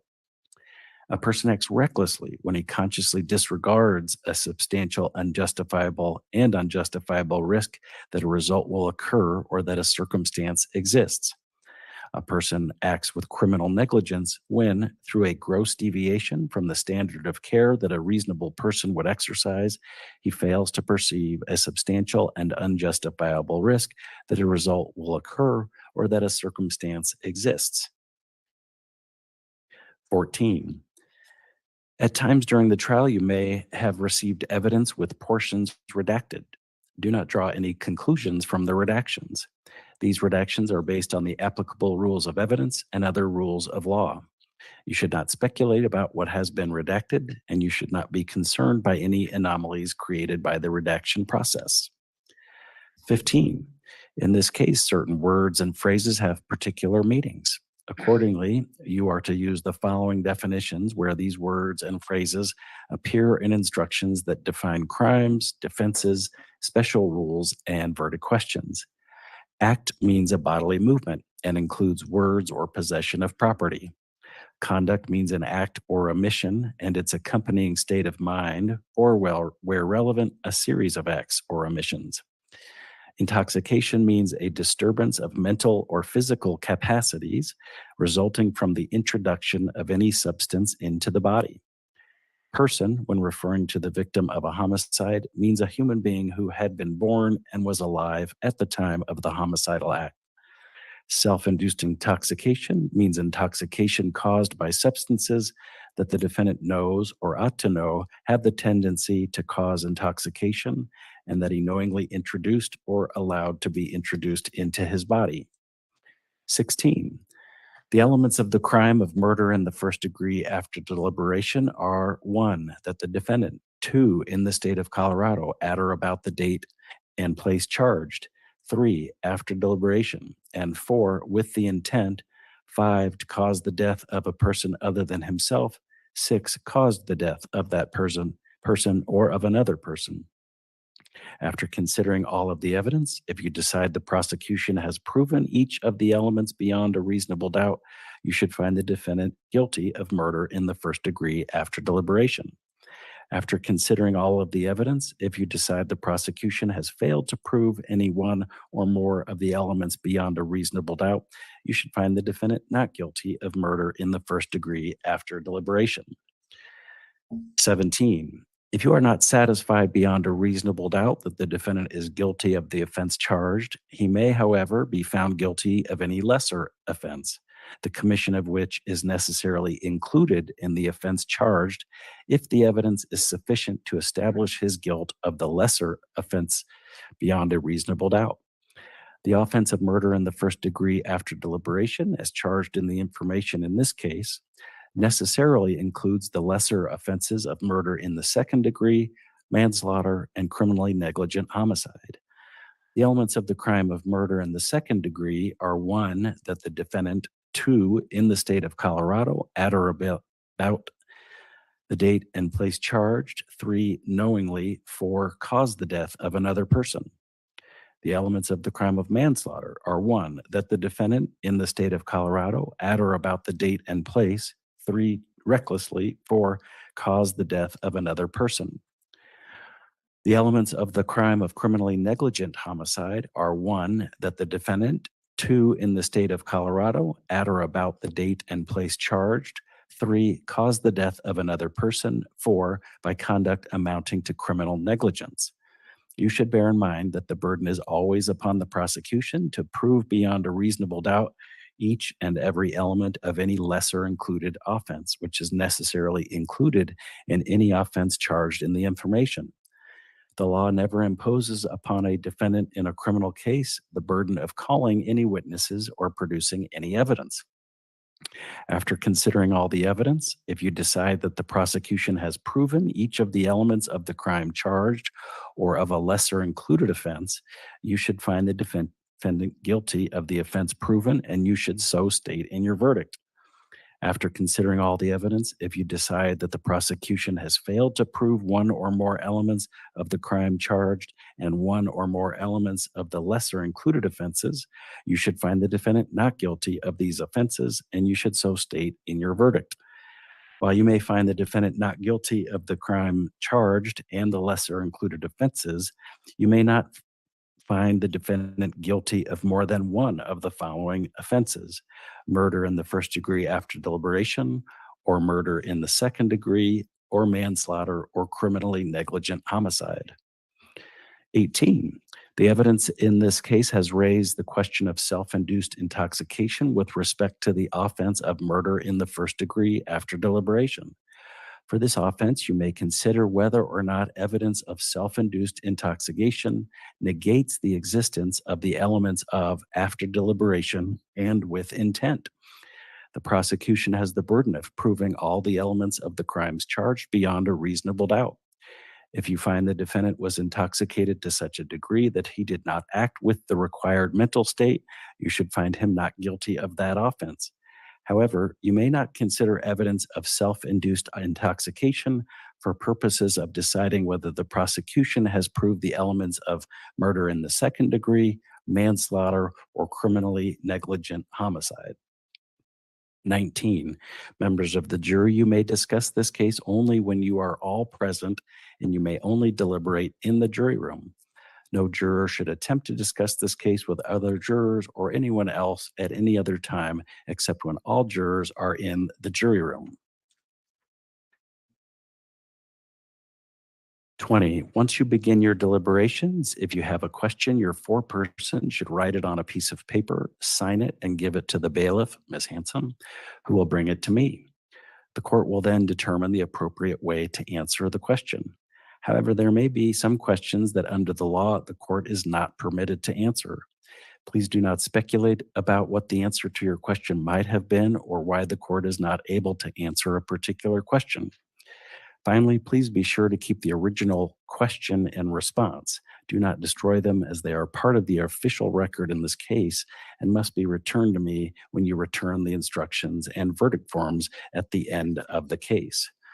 With that, we'll turn to the closing arguments. The people who have the burden of proof will start by making their closing argument, followed by the defense, with a final opportunity for the prosecutor to deliver a rebuttal closing. Remember what I said about evidence. Nothing that the attorneys say now is evidence. It's simply their opportunity to persuade you of what the evidence or lack of evidence has or has not shown. And with that, Ms. Powell.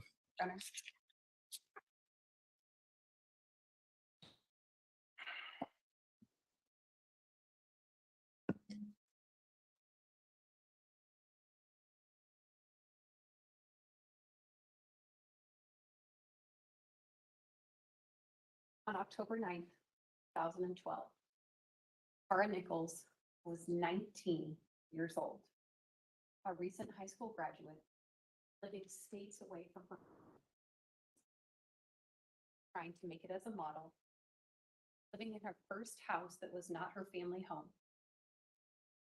had a substance abuse disorder. Heard from the people closest to her, Mr. Rodriguez and Ms. Nowak. She was only using it not to get sick. Wanted to put that behind her. Was hanging out with Miss Nowak at her house, the way Miss Nowak described like teenage girls do.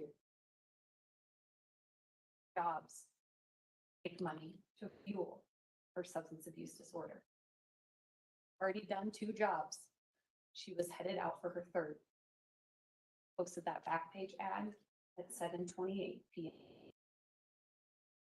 Walked out of her house, talking with her roommate, Mr. Swope, who you heard from. The last person to see her. Walked down the street, and what you saw from the autopsy photos,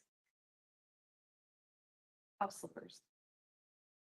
Go to the Loaf and Jug gas station to meet the defendant. Got there, the gas station with no cameras. Got in the vehicle with the defendant. They began having sex. Around her neck. He applied pressure. Didn't let go. She lost consciousness.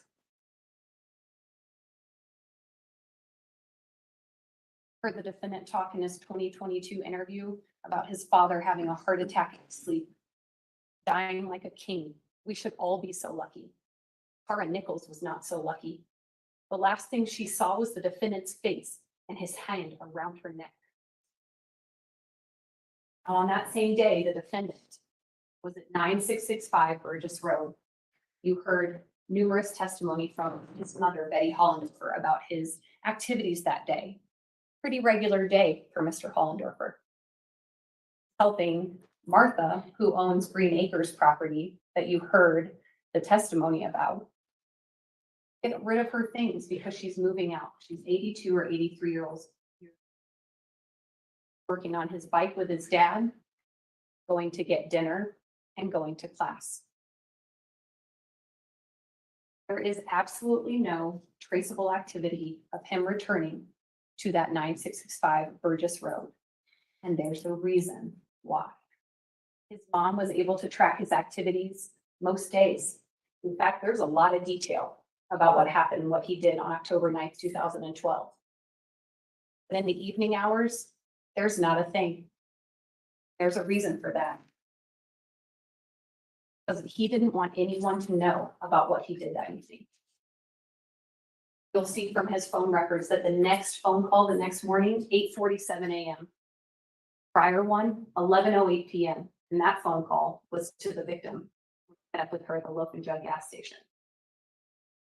For how long it takes to bury a body. Almost 10 hours. Hollendorfer says that he wasn't due there to the property until 11 a.m. the next morning.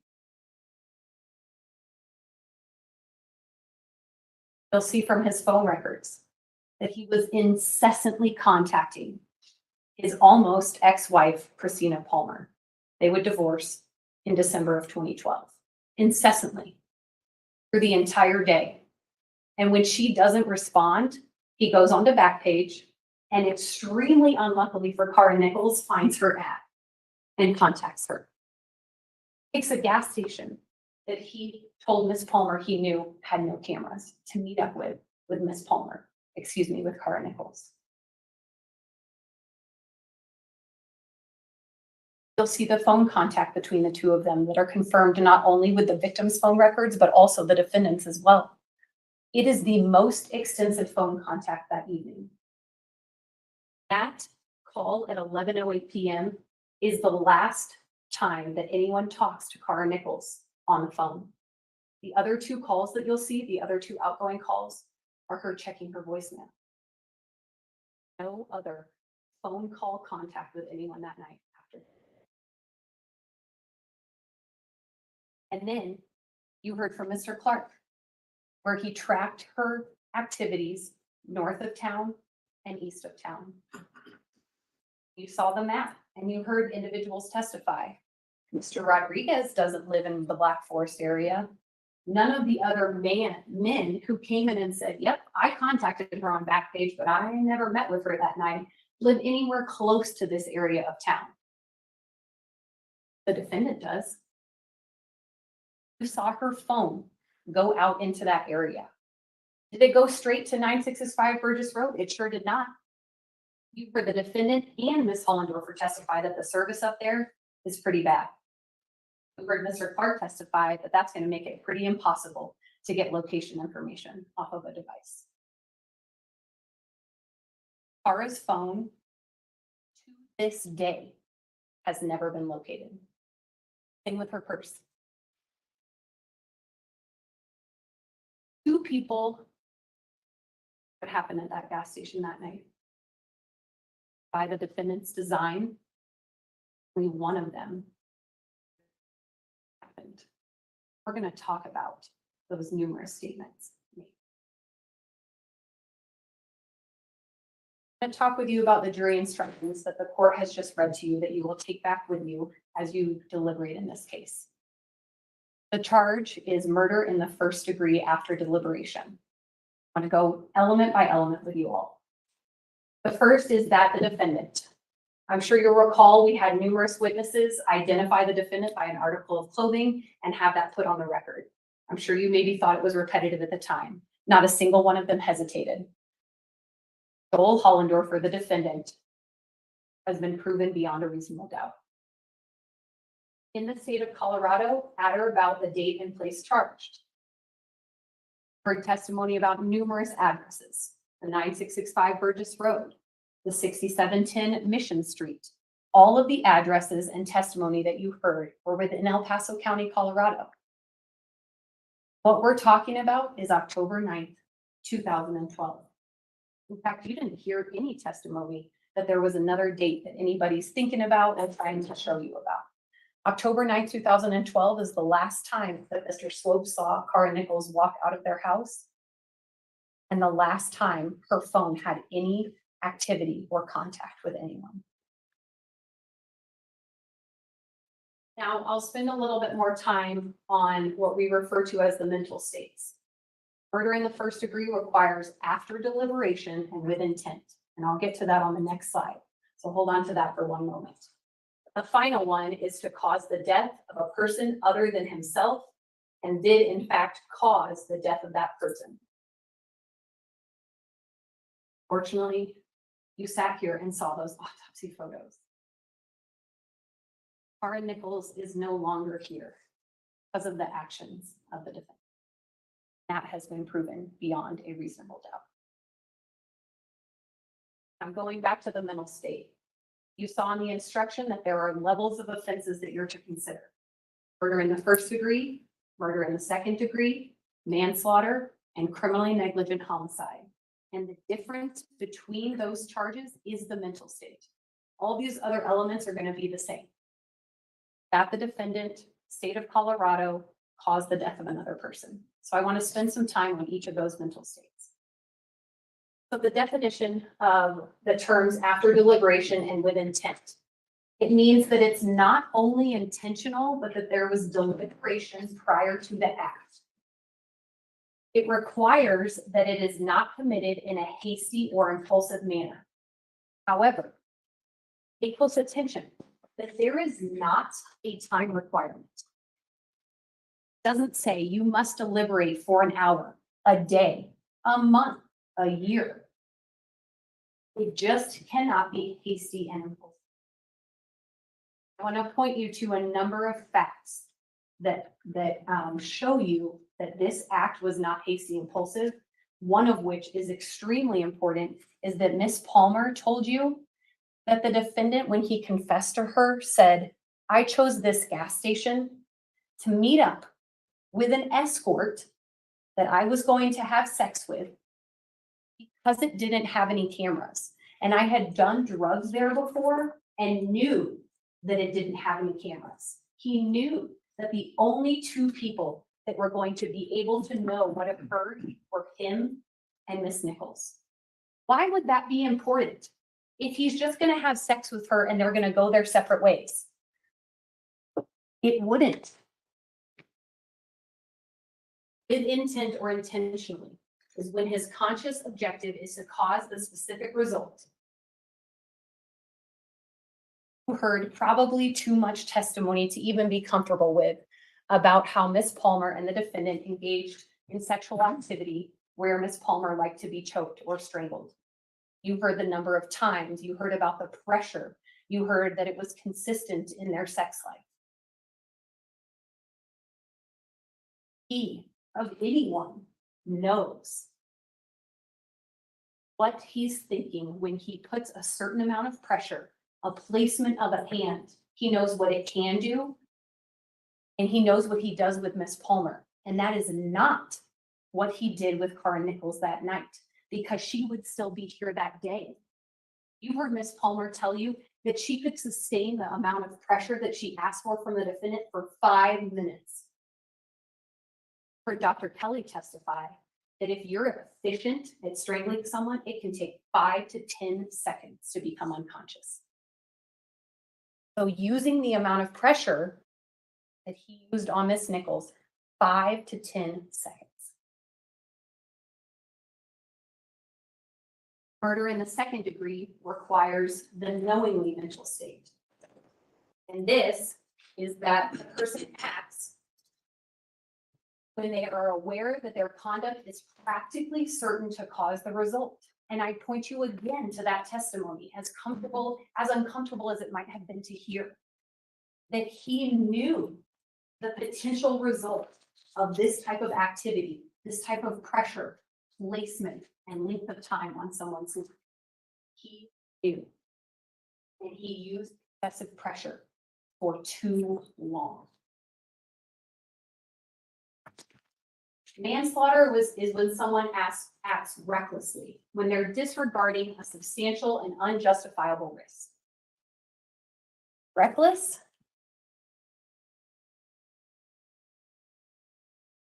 Definitely putting your hand on someone's neck? Didn't know what you were doing? No. Reckless driving, that's where reckless applies, not here. Criminally negligent homicide. This is where it's a gross deviation from the standard of care. Negligence is not taking care of someone the way that you're supposed to. Negligence is not intentionally placing your hands on someone's neck with an amount of pressure and for a length of time that is not only dangerous, but can be lethal.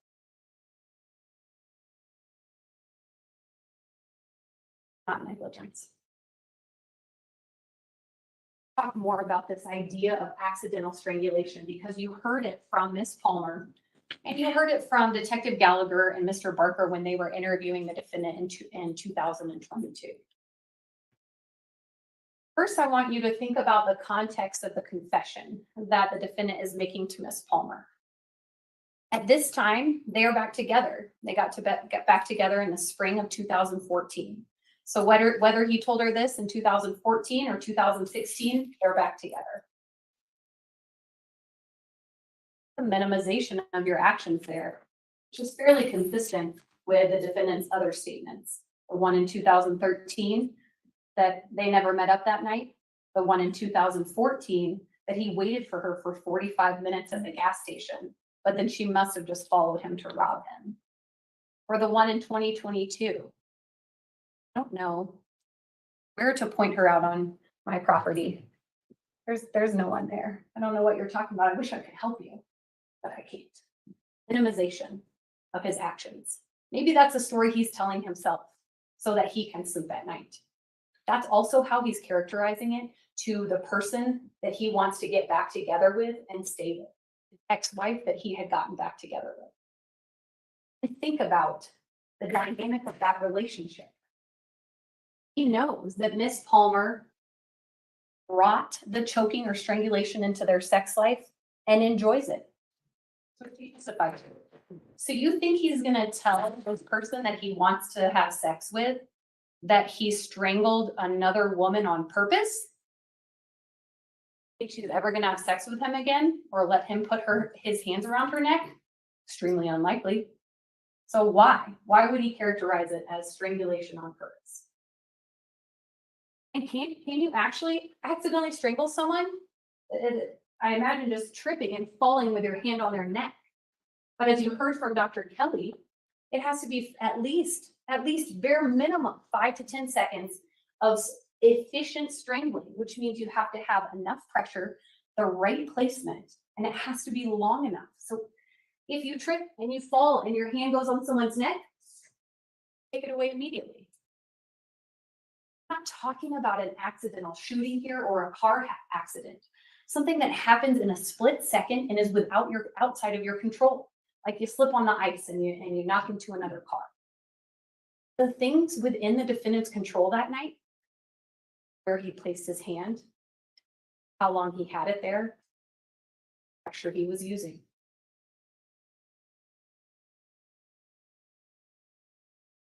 He was doing, and he so with intention.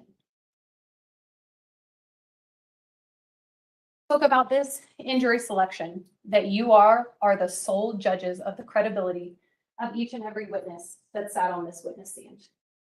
And the defense brought up in their opening statement that you should pay close attention to the credibility of Ms. Palmer. Also asking you to pay close attention to the credibility of the defendant. You can consider many things. They're listed here in this instruction. Motive, demeanor, manner, how each witness might be affected by the verdict. Consider how the testimony of the witness is supported or contradicted by other evidence in the case. Have to deny what you can. The defendant played that game for a decade. 2013, he got a casual phone call from a volunteer at the sheriff's office saying, hey, we got some phone records that you show that you had contact with this missing girl. And at that point, no phone location is known. They don't have any other information. So he's like, yeah, she wanted an out call. I wanted an in call. We never met up that night. Because that's what he could admit, knowing that there were probably phone records showing that he made contact with her. Then you heard the interview in 2014 when they had that location information. But keep in mind that when he's sitting in that interview room, he knows that they have already searched his property and not found her body. He knows he doesn't have to contend with that fact yet. So he can stick with his story that he never met up with her that night, that he waited at the gas station for 45 minutes and she never. And in 2022, when he's sitting in that interview room, they still haven't found her body. So he's still able to deny having contact with her. The ways that the victim's grave were described were different for each witness. You heard Jim Reed describe this as GPR Site 3, and I believe FBI agent Payne did as well. He said that he took a map from before Kara's disappearance and from after, and he compared them. And he wanted to get those differences he could see in the landscape. Those are those red spots that you saw on the exhibit. There's no difference in this landscape. The defendant knew that Milo had already been buried there. It was already clear of trees and brush. So there isn't going to be any change in that landscape. You heard Betty Hollendorfer. Immediately, when Detective Art gets out of her seat and walks over to where the map is and says, "What's over here, Betty?" Immediately, she says, "That's where Milo's buried. The kid's favorite horse." We don't mark the horses' graves, but there are some sticks out there and a cross because the kids did that because they loved Milo. And the defendant's description. When Detective Gallagher points to where the defendant buried the victim. Just a dry spot and a high place. And then watch him in the video use his hand to cover up that dry spot while he's talking about where the other horses are buried. Take away the focus from that spot, because at that point, he was still able to deny that the victim's body was on his property because she hadn't been discovered yet. Think about that in terms of credibility. Demeanor, manner, motive. Your Honor, may we approach? Yes.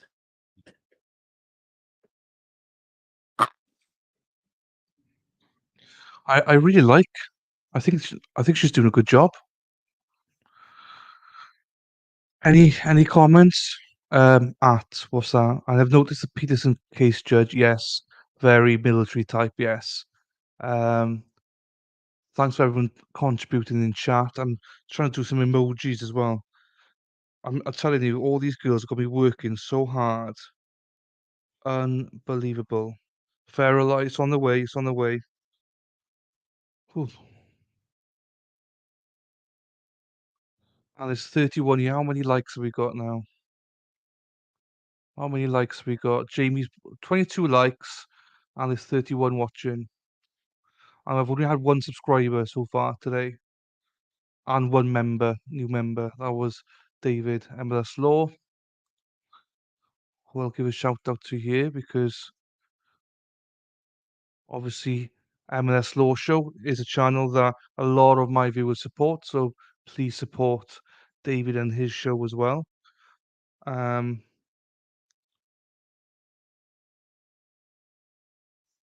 I got it. I think it's fine. Farrell, I think it's fine. You didn't like Farrell. It's just a reminder. Video and evidence. You can Oops, review it for sorry. yourself. Watch the 75 minutes video. each. Watch how even until that moment, he's trying to conceal and distract from the victim's burial spot on his property. Talk about some numbers with you guys. It's been over 10 years since October 9th, 2012. Almost 4,000 days. Just over 5.6 million minutes.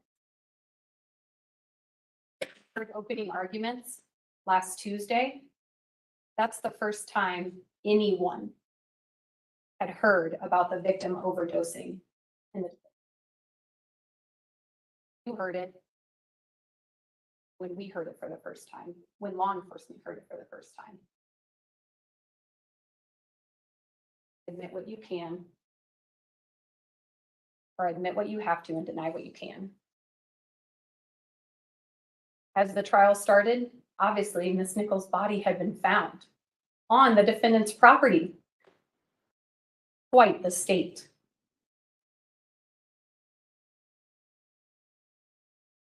I want to go back to Ms. Palmer's credibility that the defense brought up in opening statement. You could see as she sat here, her emotions, the embarrassment, the regret. You could see that she wished she had done it very differently. But what you could also see and what you could tell from the testimony of the Detective Gouliot, is that not only were these details that Ms. Palmer provided correct and confirmed with the physical evidence, corroborated as referenced in that credibility instruction, they were corroborated, but also they weren't public at the time. So the people who knew about them For the defendant, Ms. Palmer. At that point, body hadn't been found. So whether or not there was lime, whether it was wrapped in trash bags, and whether it was buried on top of a horse grave, only things that the defendant could have told Ms. Palmer. Remember her testimony, remember her demeanor, her manner, and think about. Tell you anything? In Virginia. Been there for just 5 years now. Longer in a relationship with the defendant.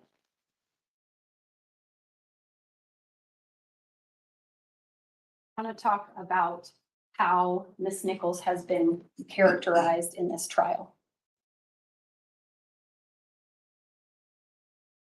Her substance abuse disorder has been highlighted. Her work as an escort has been highlighted. Her youth, maybe her physical condition and how bad it had gotten with heroin has been highlighted. Not what we're here for today. The defense wants you to focus on the actions of Kara Nichols. But as you heard and you saw from my first slide, this is the people of the state of Colorado versus Joel Hollendorfer.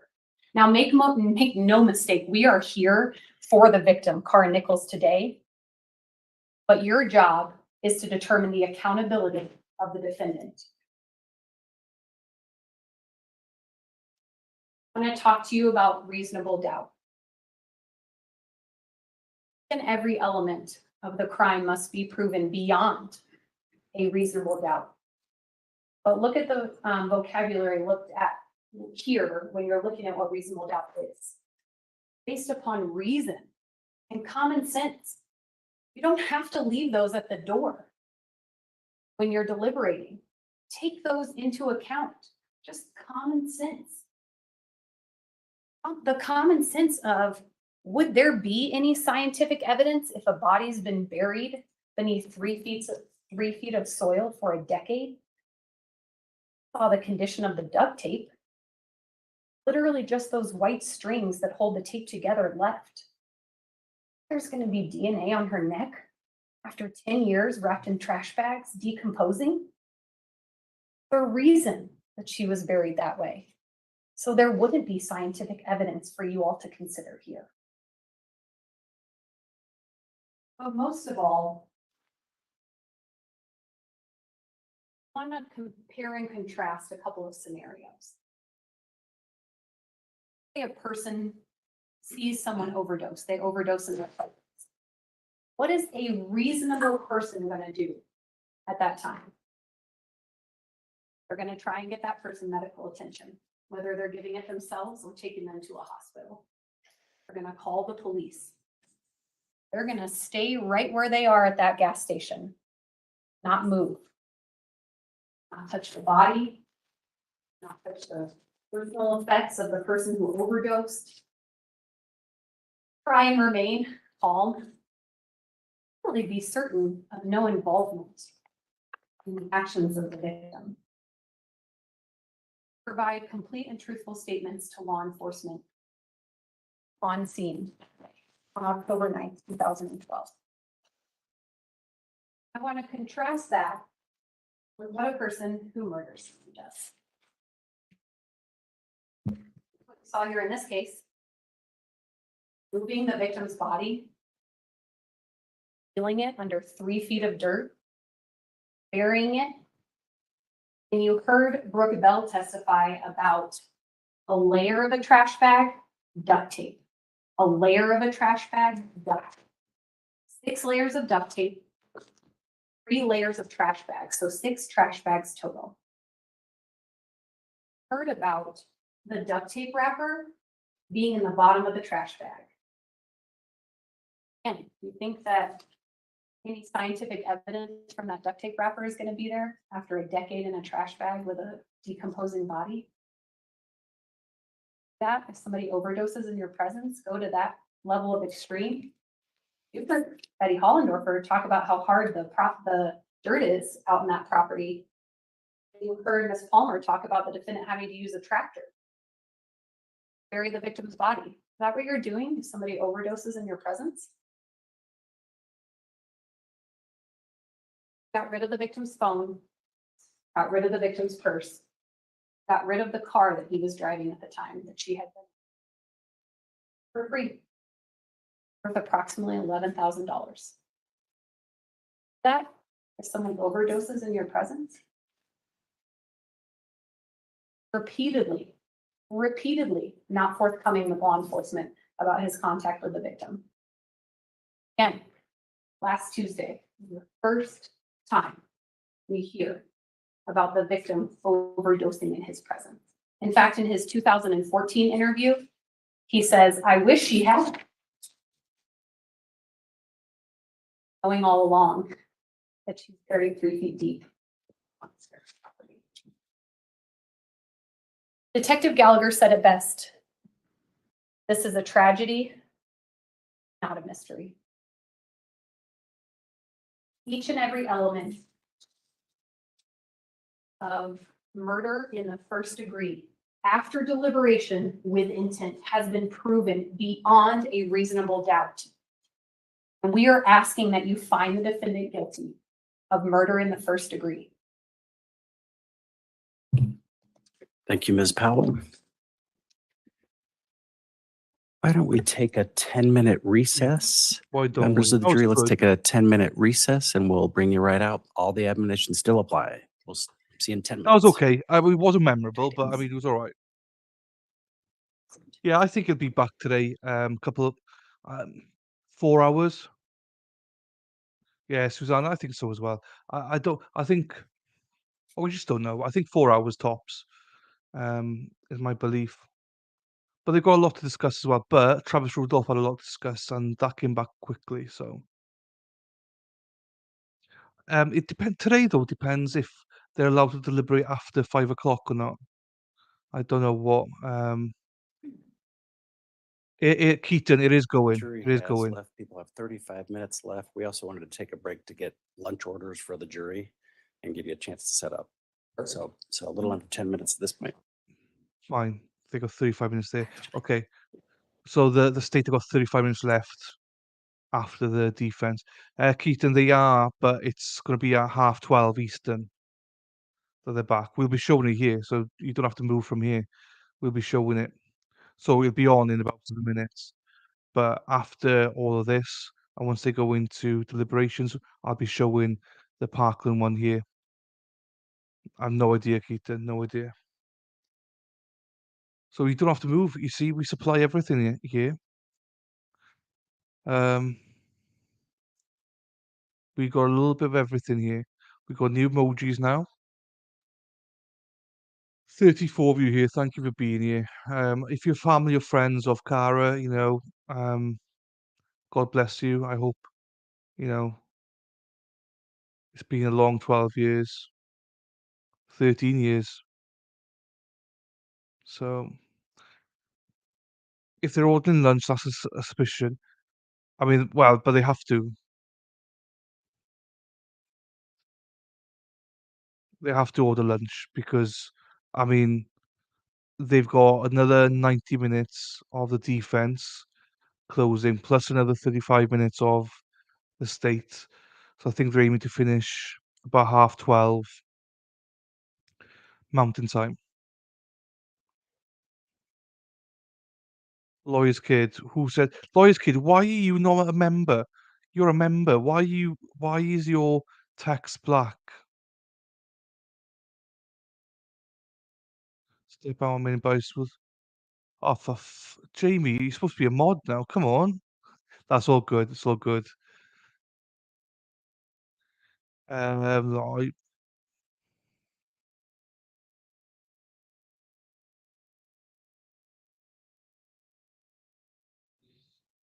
no, a lot of places, they bring lunch, like the Peterson one, they get ordered lunch every day, and this one they get ordered lunch every day. I mean, everyone's different, but they just want to keep them together. Alexis, my spirit animal.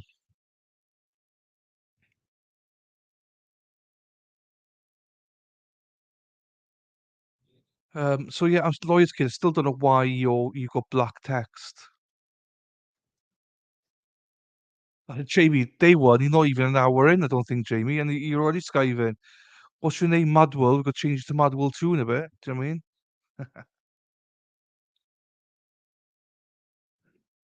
You, David.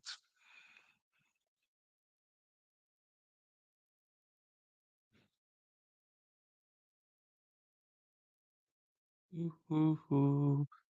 We just see what the defense say now. Oh, how much of drugs are coming up on this one? Mm, mm, mm, mm, mm. I was just saying, Jamie's turning into you, Madwell. She's becoming a lazy bitch all of a sudden. She's not been in the job for an hour. She's turning into you. Next thing, she's gonna be bossing me about.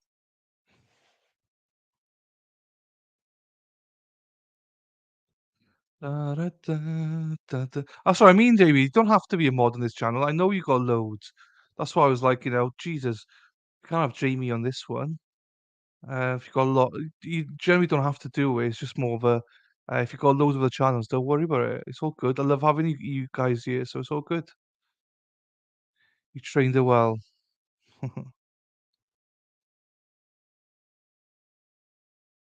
Trained her well, Mad World. Put your feet up, watch something else, pretend that you're watching the trial, and then every time you hear your name, just come running. It's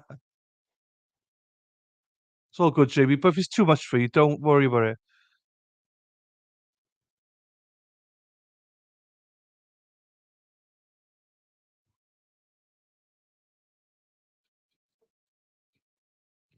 Jamie, get on it.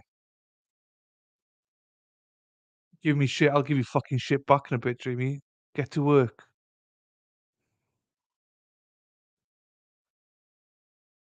We're trying to grift, so please like.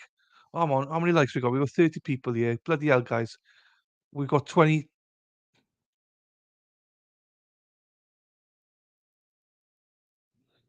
We've got what's that? And we got 21.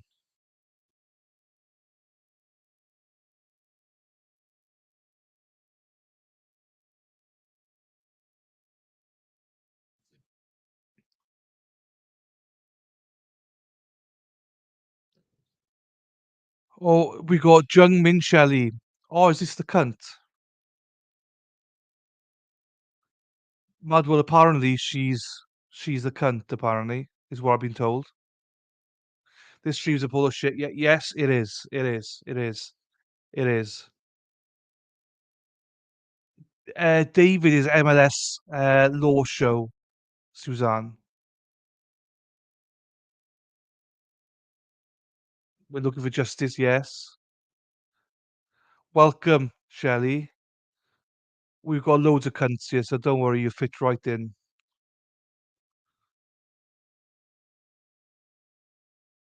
We've got another 5 minutes before we start, guys. Yeah, how have we got? Right, we got 22 likes and 33 people in here. What the hell's going on?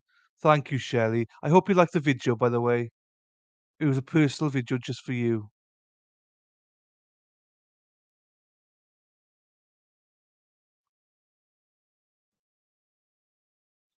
Um, 23 likes now, 34 people here. Jesus. And obviously, if you want to, you can either send a PayPal.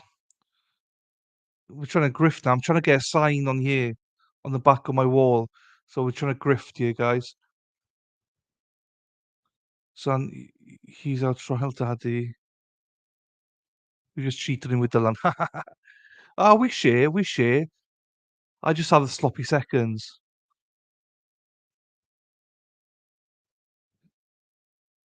Madwell, I find it hard enough modding this channel.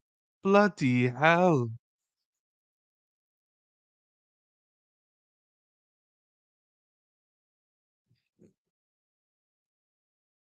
Yeah, I think she's friends with obviously the MLS community. Obviously, some people here might be offended me saying cunt, but it's apparently it's an inside joke. So I don't mean to call you all cunts, but most of you are. So if there was someone from Twitter coming to give me more shit, yeah, I know. Yeah, she Bulbous you are. And David is a David. We got Feral, she's ours. That's it, exactly. It's good. When I first saw the name, I was like, I know this name. But then I saw the tweet, the message, like, oh, bloody hell. Oh, Jamie must have accepted it because Bardwell would never accepted that. I love the way you English rib each other. Right. Jungmin, Shelley, you can fuck right off, right? If you're going to call me English. I'm Welsh, right? Don't turn into Erin. Don't let me hate you like I hate Erin. Cunt is a term of endearment for Shelley, and that's fine. I don't mind that. I don't know who else is here lurking. Because I no doubt somebody will go on Twitter saying he just called women cunts. Oh, hot take. You know what they're like. Was one from Twitter. I know. No, I was warned. I was warned. I was warned that we got a cunt coming. You're grabbing coffee while we wait. That's fine, Suzanne. Yeah, we wait. I'm probably gonna dip straight out to do a instant coffee. I can't afford proper coffee, Jamie. So here they are. They're back now. I'm grifting, guys. Give me PayPal or super chat, wherever. I mean, Madwell, you're a proper cunt, but I mean, and that's not even a joke. That Madwell is a proper cunt. Resting bitch face, everything about it. Coffee shop. I've been looking for signs to put behind me. Oh, you do, Prince. I'm not bothered. I'm not a royalist. I'm not a royalist, Shelley. So you can say whatever you want with them. But still, don't worry about it and I'll disconnect. I don't disagree. I know. I mean, I know. Cup of coffee and an NFL jersey and Are you guys tag teaming? something on the wall because it costs Just click a like button. £300, about All $400 rise or for the jury. something. Okay.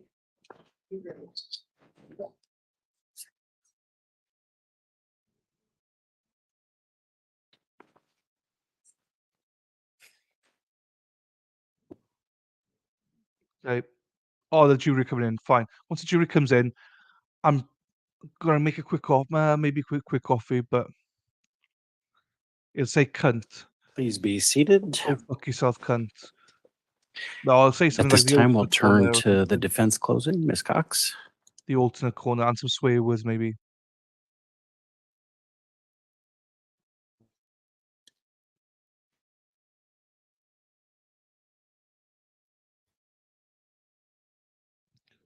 Right.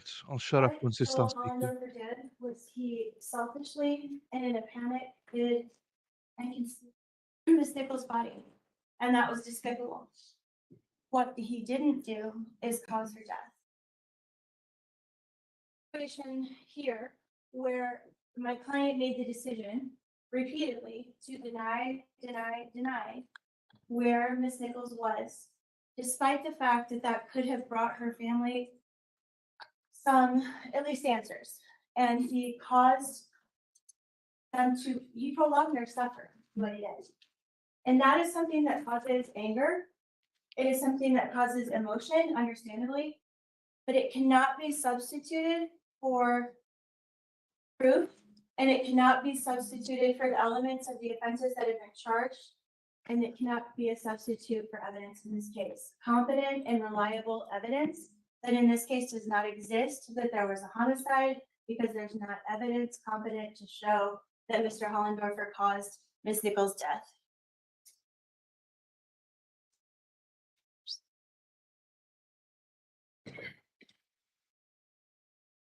A lot of what you've heard in this case is, well, there's no evidence here, but that's because there wouldn't be evidence here because that's because that is asking you to speculate and ignore when it's not proved, and you cannot do that.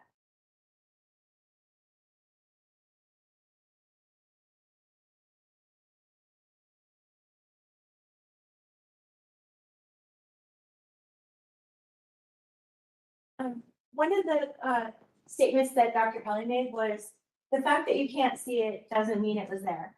It's kind of a backward sounding statement, but it really applies here because people have the entire burden of proof.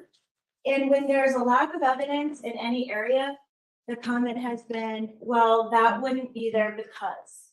That does not relieve them of their burden of proof. Coroner's office did neck, anal, vaginal, and oral swabs on Miss Nichols' body. Those were tested. DNA evidence was not located. There was some DNA located in other places. There's no evidence of semen or sex, and then their story about that is, well, that wouldn't be there because. Keep in mind that there was some DNA found. There was DNA on the 3rd level of duct tape. There was DNA under her fingernails, and they could have done further testing on those samples and chose not to.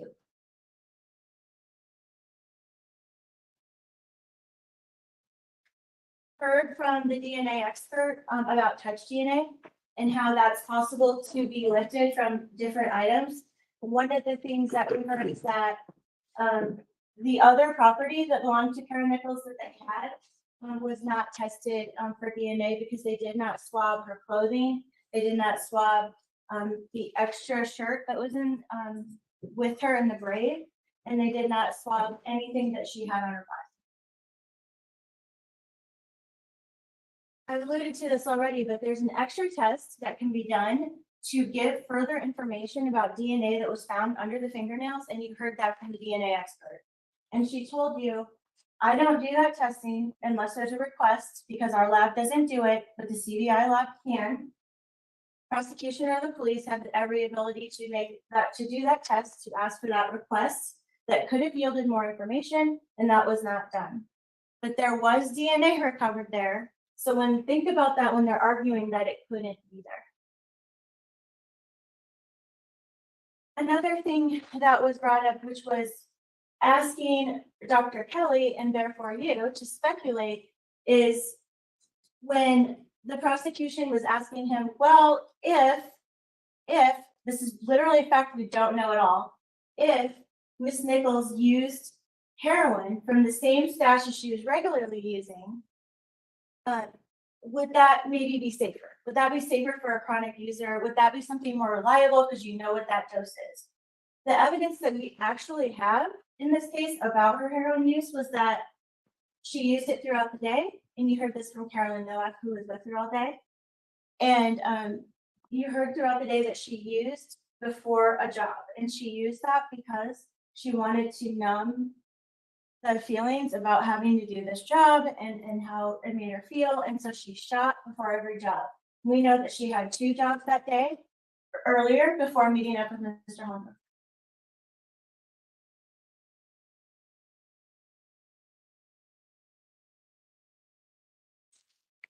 No, it's disconnected.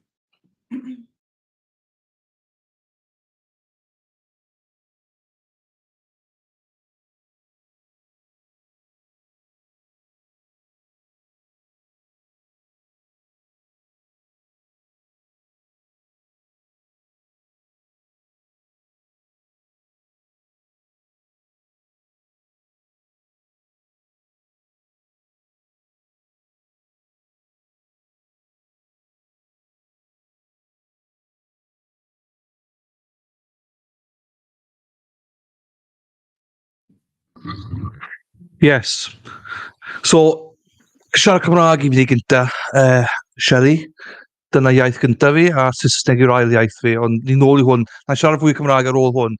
I'll speak more Welsh after this, all right? How many witnesses did we hear talk about before or it's not Ford, Nissan Altima. How can I possibly forget? The 2005 Nissan Altima. How many people talked about the Nissan Altima? They literally brought in pieces of the inside of that vehicle into this courtroom, and they have not a single spot of evidence relevant to this case on them. Not a single spot. No DNA, no blood. In fact, they told you there's DNA from multiple people, nothing relevant to this case, but there's no blood in that car whatsoever.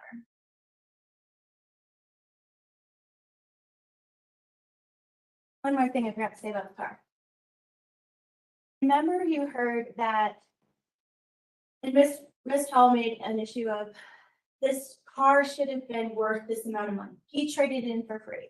First of all, you don't know what he traded it in for. You don't know what he got off the Ford truck for trading that in, because they never did that investigation, spoke to anybody at the dealership, or provided any records relative to that sale to the F-150 or that trade. Another thing about the car is that you heard that Mr. Hollendorfer's dad owned a salvage yard. He owned a salvage yard where he could have stashed a car that he wanted to hide evidence from. His dad, who, depending on which version you hear, already knew about this. And he had the ability to use that connection to hide evidence if he wanted to, but you also heard that there wasn't any evidence in the car. So why did you hear from, I don't know, 5, 6 witnesses about the inside of the Nissan Altima? Another thing about that car is that we are not denying that Mr. Hollendorfer buried and concealed a body, and that was despicable, and that is what he's guilty of. And so for DNA to be in that car wouldn't be surprising, but it wasn't.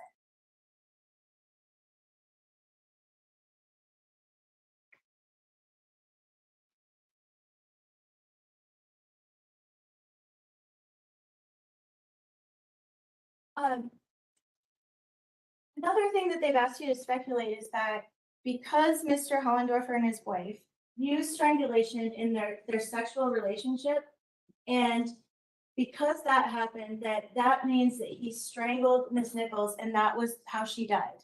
You heard from Christina Palmer, his ex-wife, that they did employ strangulation for her pleasure in their relationship, that was introduced by her, and it was for her benefit that they used that, and that it was never something rough. It was never something that caused her to lose consciousness.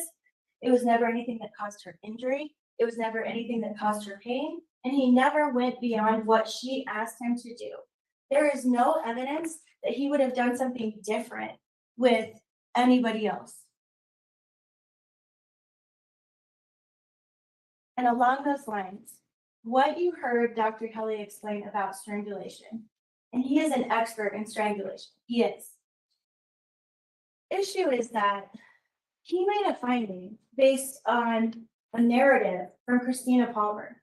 The reason we love to hear from coroners is because they're experts in stuff that we don't understand at all. They're expert doctors. They know all of this forensic pathology that we have no idea about. And so they can be very helpful in explaining that. And one of the things that he can explain with his expertise is how strangulation works. However, what he explained to you, including the times it takes to go unconscious, the time it takes to revive, were all relative to complete occlusion. And what Christina Palmer told you is that that never happened. The pressure at most was a 7 to 8. He did tell you that that could be done relatively easy with one hand. But it would have to be complete occlusion, meaning that you cannot breathe and there is no blood traveling upward at all. That's what complete occlusion means. And that is the scenario he's describing. And there's no evidence that that's what happened. In fact, what he told you was somebody who was just strangled for sex in the manner that he and Miss Hollendorfer, or former Miss Hollendorfer, used, could be harmed in a way that was not intended because of her health. Not something he ever would have known about, not anything that he could have predicted, not anything he could have seen from looking at her, because as the prosecution pointed out, she walked to the gas station to meet him. Had no way to know what was going on inside her body. And so The difference between someone like Christina and someone like Kara in the condition she was on October 9th would have had a different result potentially.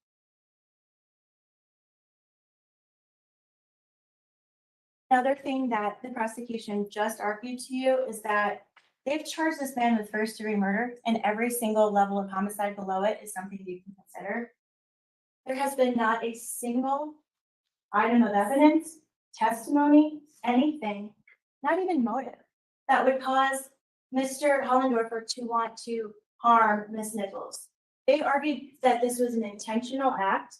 They argued that because he called his wife a bunch of times, that must have meant he was angry. Please recognize that that is a leap that you do not have proved. The fact that he called her does not mean he was angry. It does not mean he was obsessive. There could have been a reason behind that we don't know. And they're asking you to speculate and speculate that he was angry to prove intent that doesn't exist.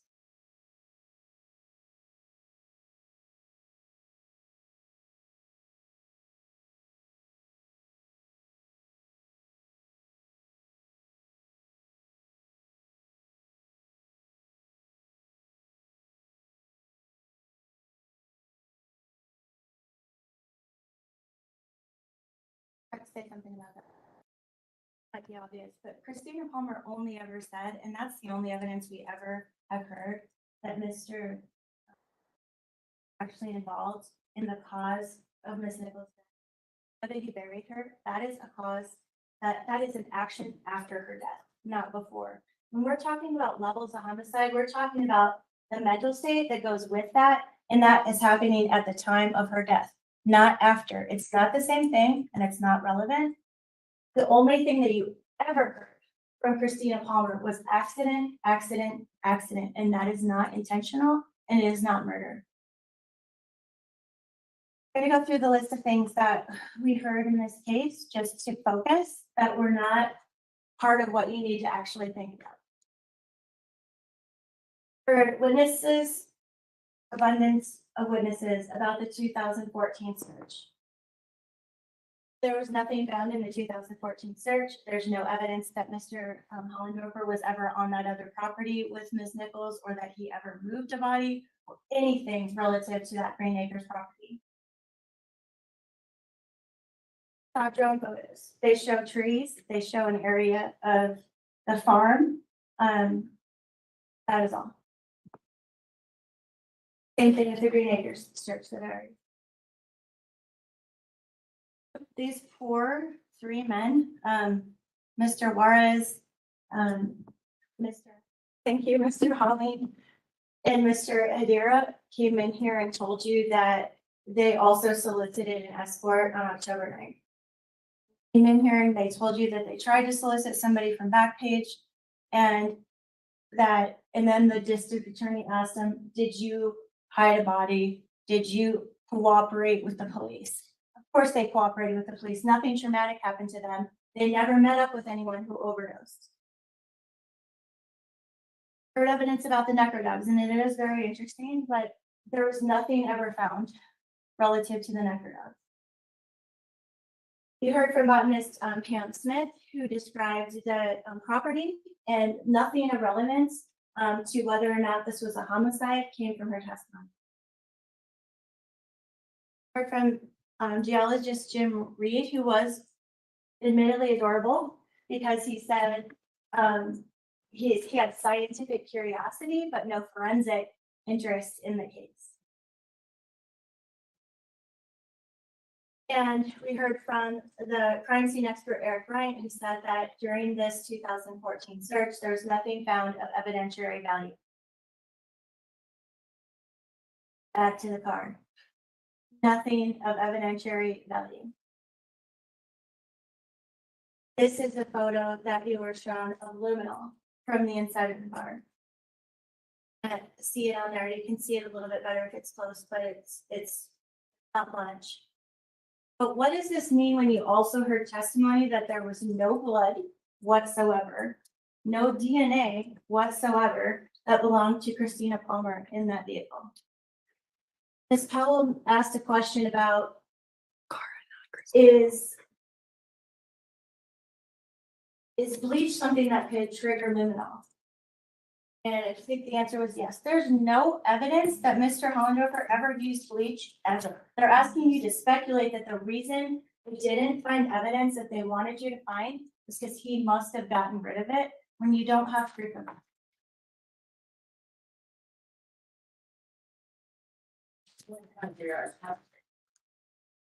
One of the things that Ms. Powell stated in her closing argument was that there's been victim blaming and also in opening, they told you that Kara Nichols is not on trial. Of course she's not. She didn't do anything wrong. And anything she did do wrong, our client did too. Mr. Hollendorfer was also an addict. Mr. Hollendorfer was using prostitution just like she was involved in it. They were involved in the same thing. And that's how they met up that night. That's what led them to be in the same place. She also said that the first time that you heard evidence of an overdose was in our opening statement. That's not true. You heard evidence of the overdose from her friend who was with her on October 9th, Carolyn Noah. I'm trying to figure out how that was her habit. It was, Okay. she went to Chicago Scots.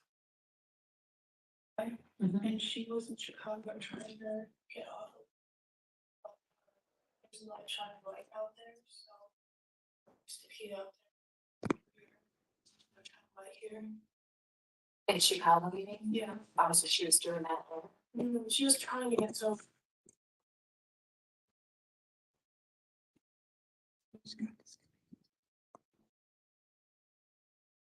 Technology is so great.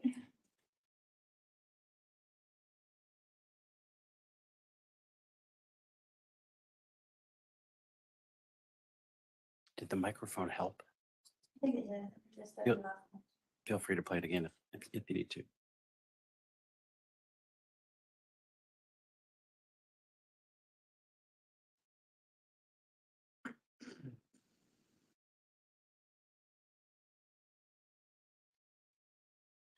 What I'm trying to figure out is how bad was her habit?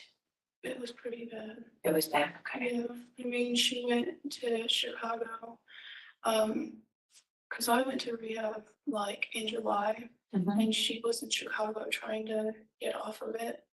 But, there's a lot of China white out there, so it's actually a lot worse to heat out there than it is over here. So there's no China white here. So, In Chicago, you mean? yeah, Obviously, she was doing that there. she was trying to get sober, but, I don't know, she thought of it as like a cleaner way to do it. And since it's like more of a pure form of heroin, Right.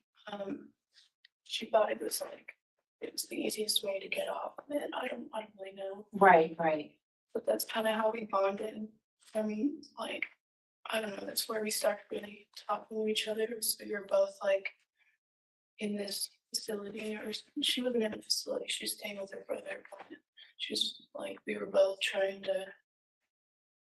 Now, China white is a form of heroin. It's just a cleaner form. Yeah, it's like a powder or like a white powdery thing. Okay. And ours, like, of course, The worst, the dirtiest. dirty and nasty. You can't really tell if it's anything.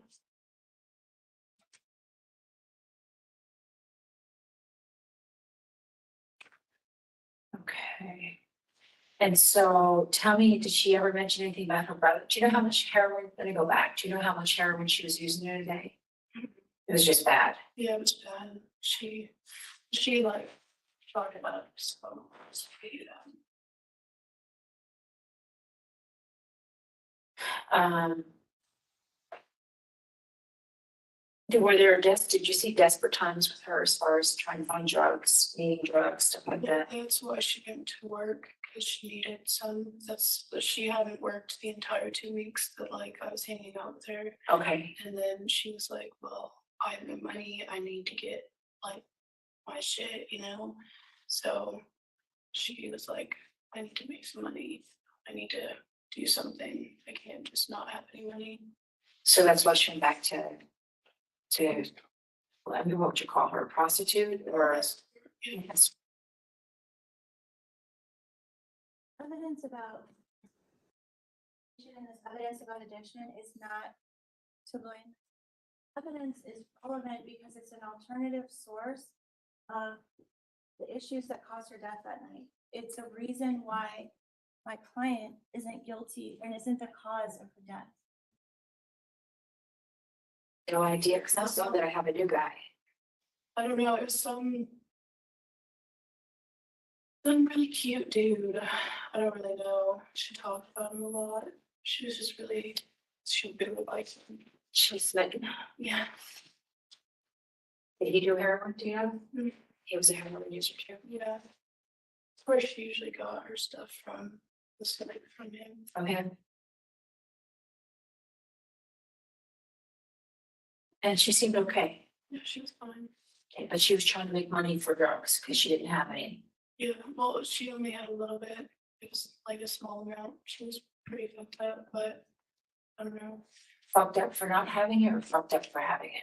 Yeah, no, she had just like, I don't know, her way of coping with doing the job was like shitting up before she did it. Okay, gotcha. I didn't know if she was like DTing or she had just done some.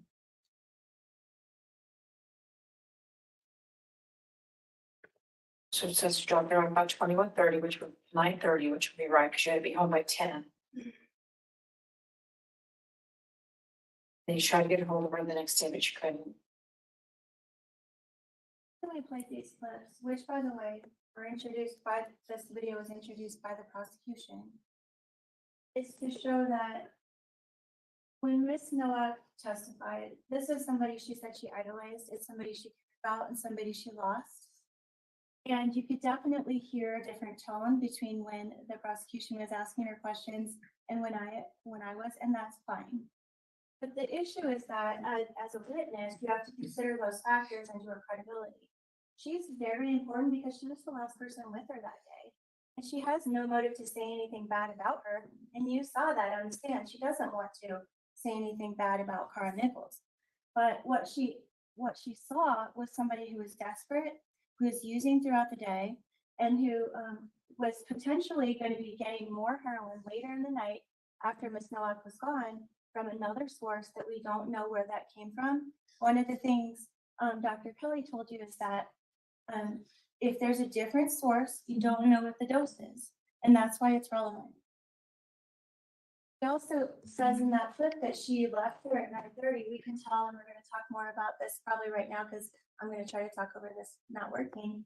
Is that we're going to talk about the timeline, and we're going to show that the last time she spoke to Mr. Hollendorfer was at 11:08 p.m. And so the fact that Miss Nowak didn't see Miss Nichols after 9:30 means that there's a couple hours or a little bit less than 2 hours time frame in there where she didn't observe what her use was. Didn't observe where she got heroin or how much or whether she did. But she did tell you that her intention throughout the day and the whole reason she was doing the jobs that day was because she wanted to get more heroin. I told her she doesn't do that job because she likes it. She does the heroin to cover up the feeling she has about doing the job.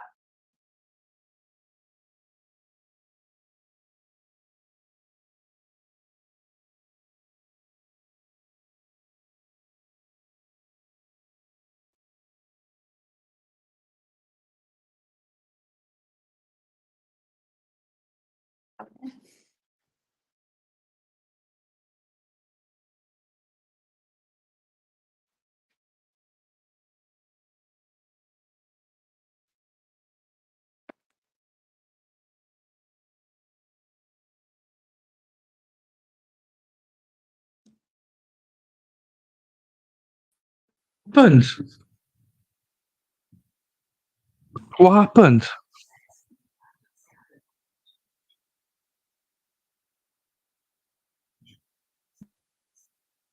Oh, just crashed. Okay. I had a message from C Swept as well. Say she won't be on today because her mother's really bad in hospital. So she sends all her love to everybody. And I sent the love back. I hope her mother's going to be okay.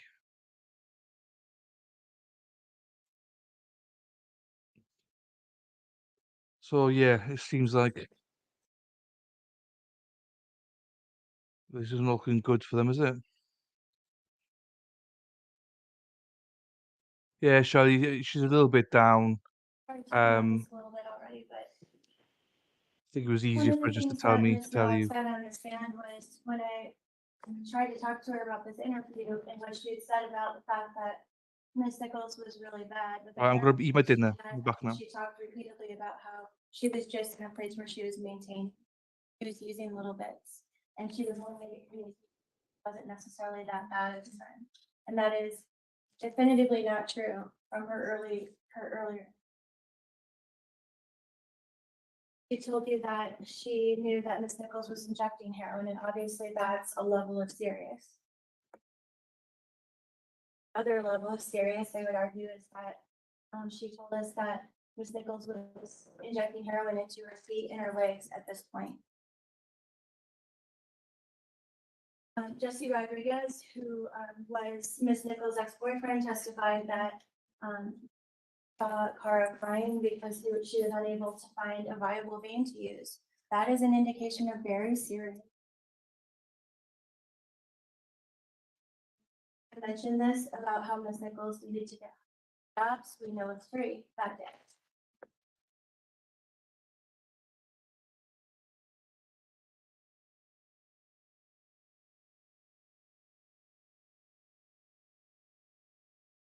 One of the things that I asked Ms. Nowak about is that there was this earlier interview that she did with another deputy, and she told that deputy that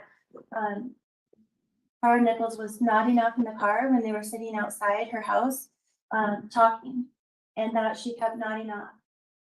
District Attorney asked Dr. Kelly to speculate about what if she was acting fine? What if she was walking into the house? What if she walked to the loaf and jug? We have other evidence that shows that she was affected by the depressant effects of heroin that night.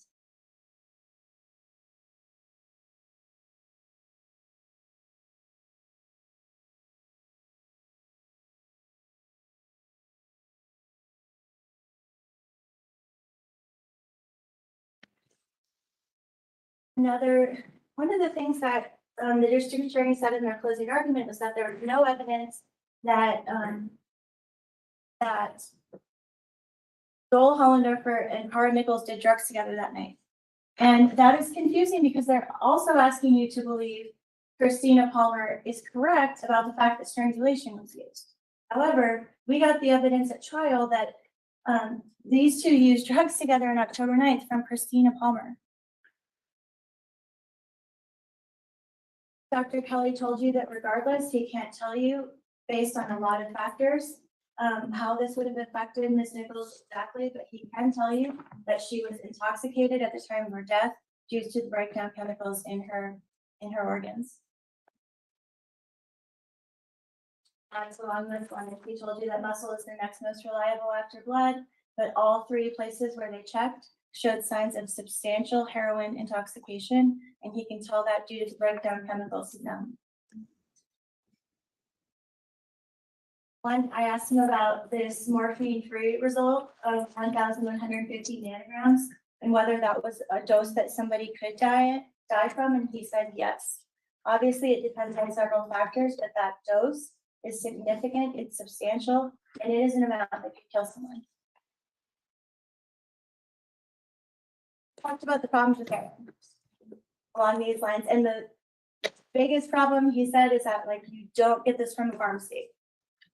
Apparently you could maybe 100 years ago, but you cannot get this from a pharmacy, and that means that you do not know what you're getting.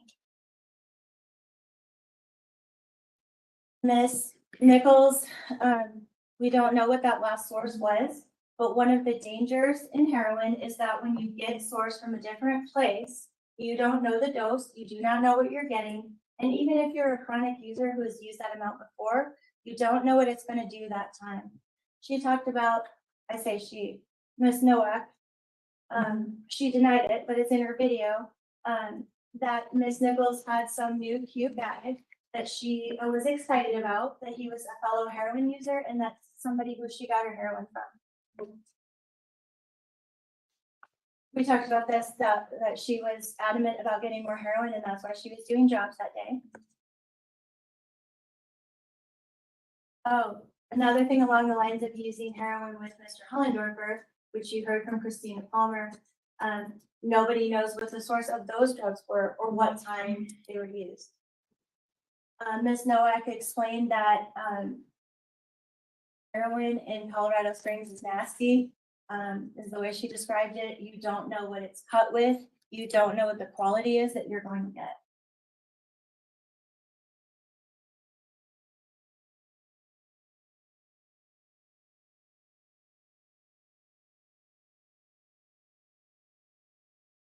Any amount at any time, even for a chronic user, can be illegal. We just don't know exactly what the dose. Yeah, you can get a dose that unexpectedly kills you, and the evidence in this case shows that that's what happened on this day. Prosecution's theory.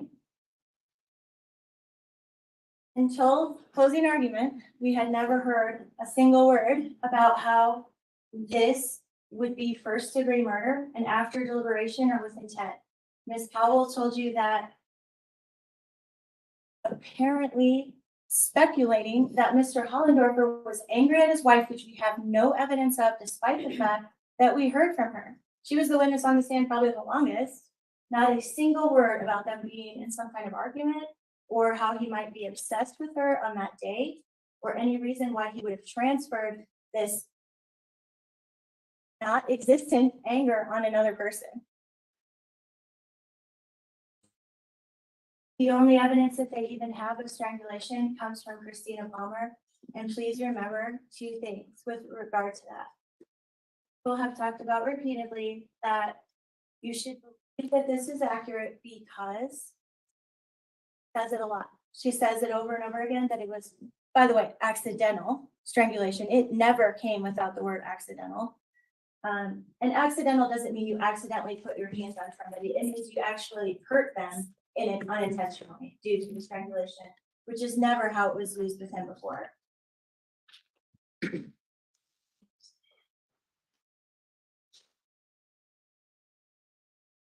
Another thing that the people have argued is that we don't know who was using Kara Nichols' phone on those later times during the night when there's out texts. And they want you to speculate that it would be Joel Hollendorfer using that phone. They have no evidence of that, nor did they follow up with those people to say, hey, did you get some weird messages from Kara Nichols that night? It didn't sound like her, nothing like that. There's no evidence that that happened. And by the way, the last texts were to her brother and her boyfriend. So that would be an extreme coincidence. Oh, also other people who are trying to hire her. What an extreme coincidence would that be that Joel Hollendorfer would know who her brother is, who her ex-boyfriend was, who people were who were trying to contact her from Backpage, and then use her phone to contact those people as opposed to somebody he knows. That makes no sense at all, and it's speculative. Another thing is that they've been arguing both that she was fine because she was a chronic user, and so we can't assume that the heroin that she may have used that day would damage her. The evidence that we have shows the contrary. We show a significant level of intoxication, we have desperation, we have different sources, and we have the words, "It was really bad," from her friend. We're going to talk a lot about this one later, but another thing that they're asking you to believe beyond a reasonable doubt as part of their theory is that Kara died at that loaf and jug. And the evidence actually goes against that happening. This is something that Ms. Powell talked to you about. By the way, Joel Hollendorfer is not a witness in this case. This instruction is relative to people who testify in this courtroom, not people who speak to the police when they didn't have to in the first place. And I'm telling you, he lied repeatedly to the police. But this does not apply to anything that has to do with Joel Hollendorfer, because he's not a witness in this room. This does apply, however, to Ms. Noah, and it applies to Ms. Palmer in a little bit different ways. We know that Ms. Nowak was the last person who was with Kara for a significant amount of time on the last day that she was seen. And we know that she witnessed the addiction that was going on with her. And it also affects, I think, how you look at Ms. Palmer's testimony because she has such memory issues, which she told you about.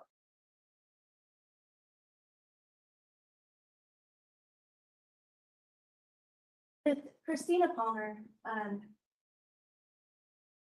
she talked about how certain memories were seared into her brain, and the people would like you to believe the details that match the theory they're trying to sell to you to convict this man of homicide based on the one detail that they say was consistent. There's no reason to believe because this detail was consistent and a bunch of other things weren't, that means that that's true. The entire prosecution case relies on her testimony because it's the only evidence we have at all that he was involved at all in her death. We know that he buried her. Ms. Palmer also testified that as part of this narrative that they're relying on, and also by the way that the coroner relied on exclusively because there was no physical or medical evidence, they're asking you to rely on this narrative where Mr. Hollendorfer strangled Kara Nichols at the loaf and jug. And as part of that narrative, they went into an alcove that was described where there was no cameras, and he said this was on purpose because there's no cameras. There's no other independent or verifying evidence of any of this. And when we look at the timeline, we'll see it's not possible. Also, she says it all happened there at the loaf and jug. And so part of that narrative that she's giving you and that they want you to hold on to, I guess until today when they're arguing first, is that this accident that happened during sex happened in the car, as Ms. Powell described in closing, at the loaf and jug. And that's where Ms. Nichols died.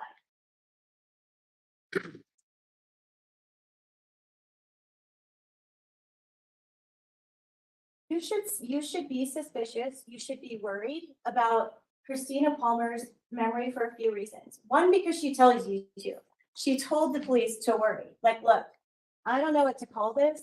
Maybe it's called false memories, but sometimes I fill in the gaps. And she told you, obviously this is a stressful situation. She didn't need to tell you that, but also that she has chronic marijuana use and that I don't know if that has the result for everyone, but for her, it has affected her memory from the past and now. She said that she'd had obsessive reading in the case, that she'd seen social media. She's even had comments about her on social media, and that she had read the PC affidavit, which is a summary of the case prior to meeting with Detective Martin.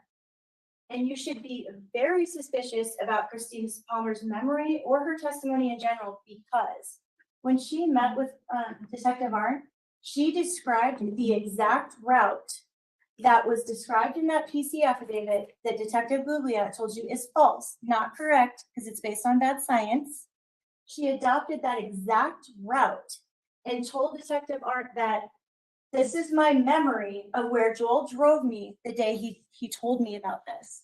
And you know that that route is not proved by the cell phone records. And she maintained it, that was her memory, not what she read in the police reports. She does not know the difference.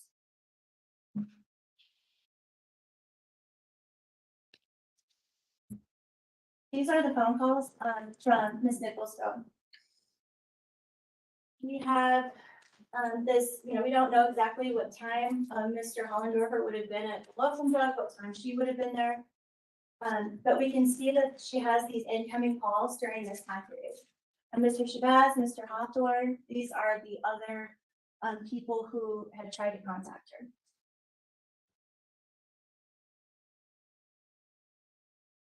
Mr. Hollendorfer calls her at 11:08. We don't know what that means about where he was. We know he's contacting her at 11:08. That doesn't really tell us what time he got to the loaf and jug, whether he was already there at that time. But we can tell you that after that last call with Mr. Hollendorfer, there are still out texts showing you that Kara Nichols is using her phone. Because that, by the way, that is the logical connection to make about that. Not that Mr. Hollendorfer would have been using her phone to contact her friends or people she knows. 11:18, this is her ex-boyfriend, Jesse Rodriguez. He's texting her a little bit in the 11 o'clock area. And then we have her out texting. This is her phone texting her ex-boyfriend at 11:21. I want you guys to remember that because we're gonna talk more about it. Also, there are texts to him at 11:24. There's a text to her brother, and there's a text to one of the guys who was trying to hire her.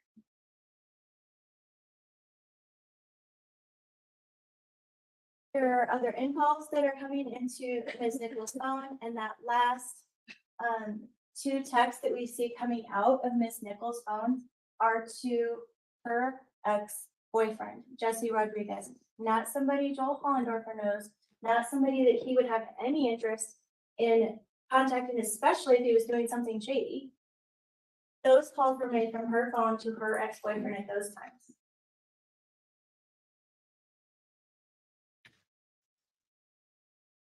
I remember if those are the last two times we talked about, but anyway, 11:37, 11:41, out text to her ex-boyfriend. This is a map that the people's cell phone expert gave you. This was entered into evidence by the people. And this shows you in context to these out calls, because these calls and the use of the phone cause the phone to ping off a particular tower, and that's how you're able to see a direction of travel. You can see that 11:21. I think this thing still works.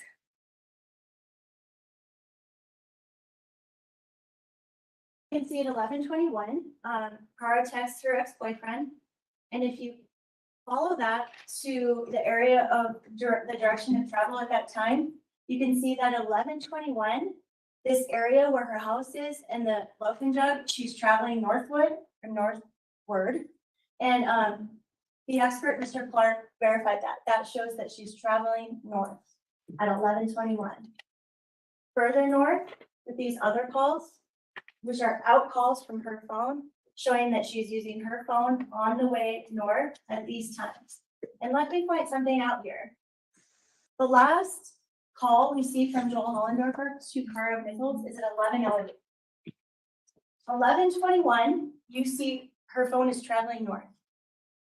You can, I think, safely deduce that she is alive and using her phone at 11:21. And her phone is traveling north from the loafing jug. So this whole theory that Ms. Nichols and Mr. Hollendorfer met up at the loafing jug, he then drove her to some alcove with no cameras, they had sex, he strangled her, he killed her, he put her in a trunk, and then they left. That all happened in about 13 minutes.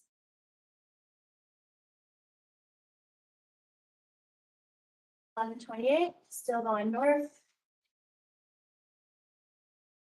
11:37 up to 11:37, still further north, and then it gets a little bit weird here because this is where, by the way, the prosecution's theory is that they went straight to Mr. Hollendorfer's house to make, I guess, an argument that this was his plan all along to pick up this woman. But they've also argued that she was dead already, by the way, so I'm not sure what the point is, but she's on her way north. This location up here is where his parents' house would have been.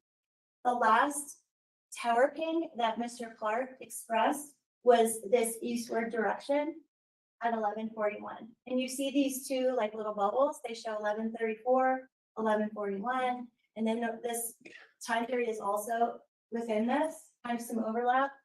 And so Mr. Husher asked Mr. Clark, what does that mean? Does that mean like maybe going north? And he says, no, that means the direction changed to east.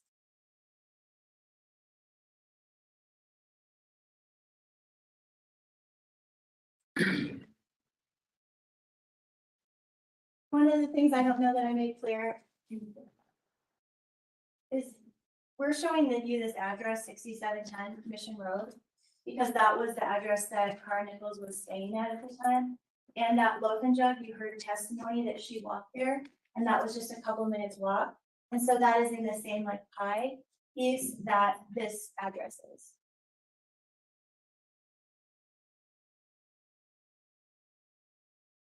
Dr. Kelly, I alluded to this a little bit, so I'll try not to repeat myself as much as possible. Dr. Kelly was describing to you some very specific timelines for strangulation.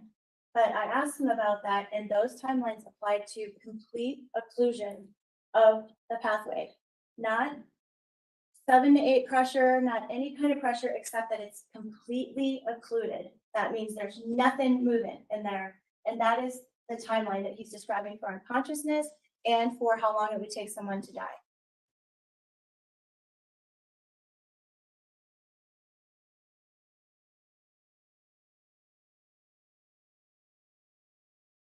They're asking you to assume that that's what happened. There's no evidence of that. There's no physical injury. They say, oh yeah, but there wouldn't have been. There's no evidence of injury, period. They have the burden of proof. They have the burden of proof, and don't let them say, oh, well, it would have been there. There's no injury to show that there was a violent strangulation, that there was anything like that. There's just no evidence of it. Christina described that this is not the kind of strangulation that they practiced. This is not what they did. She was not to the point where she couldn't breathe. She explained that she could make noises if they were in the part of their sex practice where they're actually being strangled, that she could still make sounds, and she actually would tense her own neck up so that she could make it, I guess, tighter on her neck. She also told you she never lost consciousness, and that was whether or not he was high or sober.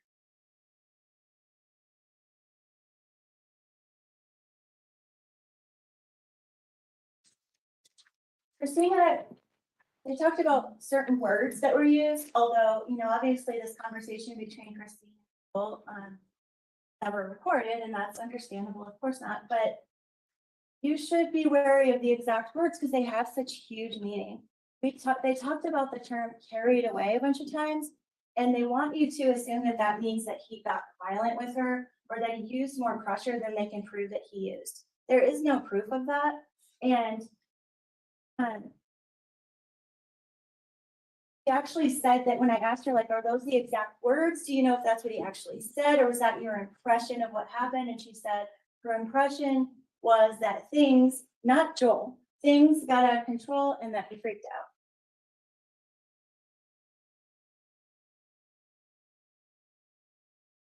Again, when she's talking about this, that whole murderer behavior that was just described to you in closing has never been in evidence anywhere, even from their star witness, who has only ever said accident. This is so important because there is not a single person anywhere who would not sympathize with Kara Nichols and her family. She was a young person who had every potential. And even when you're in a bad place, there's a potential that in the future you could be out of that place and you still have a good future. And there was so much that could have happened for her in her life. And so the sympathy and the feeling and the sadness that goes with that is understandable, should be felt, and it's huge. But you cannot use that in the place of where there isn't evidence, where there isn't reliable, consistent, and proof beyond a reasonable doubt, evidence that this is what happened, that Mr. Hollendorfer caused Miss Nichols' death. You cannot do that. It's against the rules, and it's just, I know that that's not why we're here. We do not know beyond a reasonable doubt, despite the fact that he lied repeatedly, that he caused her death at all. You are going to be disgusted, I would think, when you watch those videos and see his behavior where he lies to the police in their face and says, my word is all I have. And you know for a fact at this point, because they found the body on his property, his mother's property, that he buried her. So he's lying to them. He's lying to them. He's lying about burying and concealing a body that he did 10 years ago. It was a horrible decision and he can't ever take it back. Does not mean that he made more bad decisions before she died.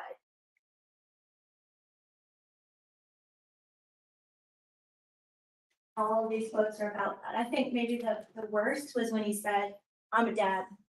And it's like, wow, that's pretty despicable, man, because you know that she has a family. And he's lying because he's afraid and he wants to protect himself because he knows he did something illegal. And that illegal thing was that he hired a prostitute. She died. They used drugs together. She overdosed and then he hid her body and never told anybody about it.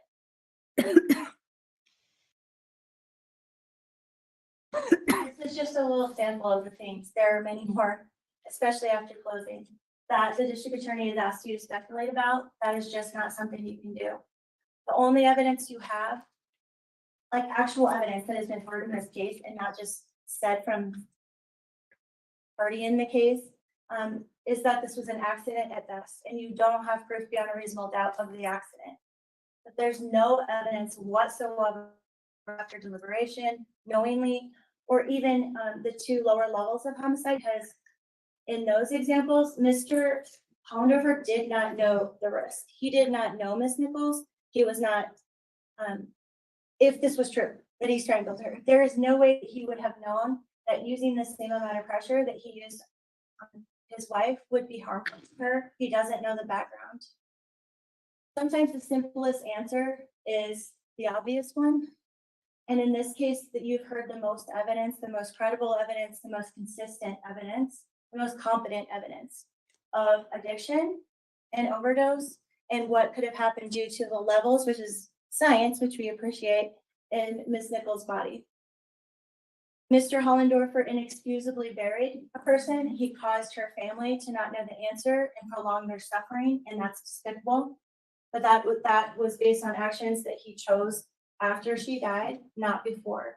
And there is no proof that he did anything before to cause her death at all.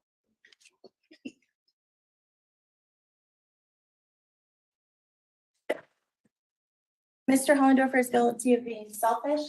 He's guilty of hurting people psychologically and emotionally, but he's not guilty of any level of homicide. Thank you, Ms. Cox.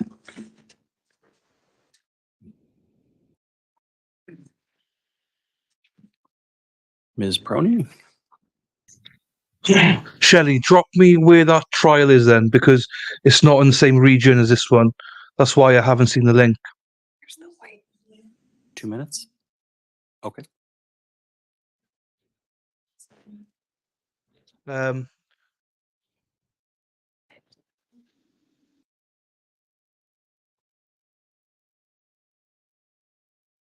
This one's in El Paso And County. selfishly hid and concealed the victim's body, but he didn't cause her death. Council just spent their time talking to you about how this was an overdose. During that conversation, they also talked about Dr. Kelly, that he's an expert in this field, that he's a very smart guy who knows all about this. Dr. Kelly got up there and specifically said, I ruled this a homicide. It was not an overdose. When Dr. Kelly was up there and they were asking about the levels of morphine and codeine in her system and how he stated that was a substantial amount and that he would find that she had been intoxicated. When I followed up with him, he said, yeah, it's a substantial amount, but it's all dependent. It's not like alcohol where 0.08 means 0.08, regardless of how much you drink. It's different. You build up a tolerance.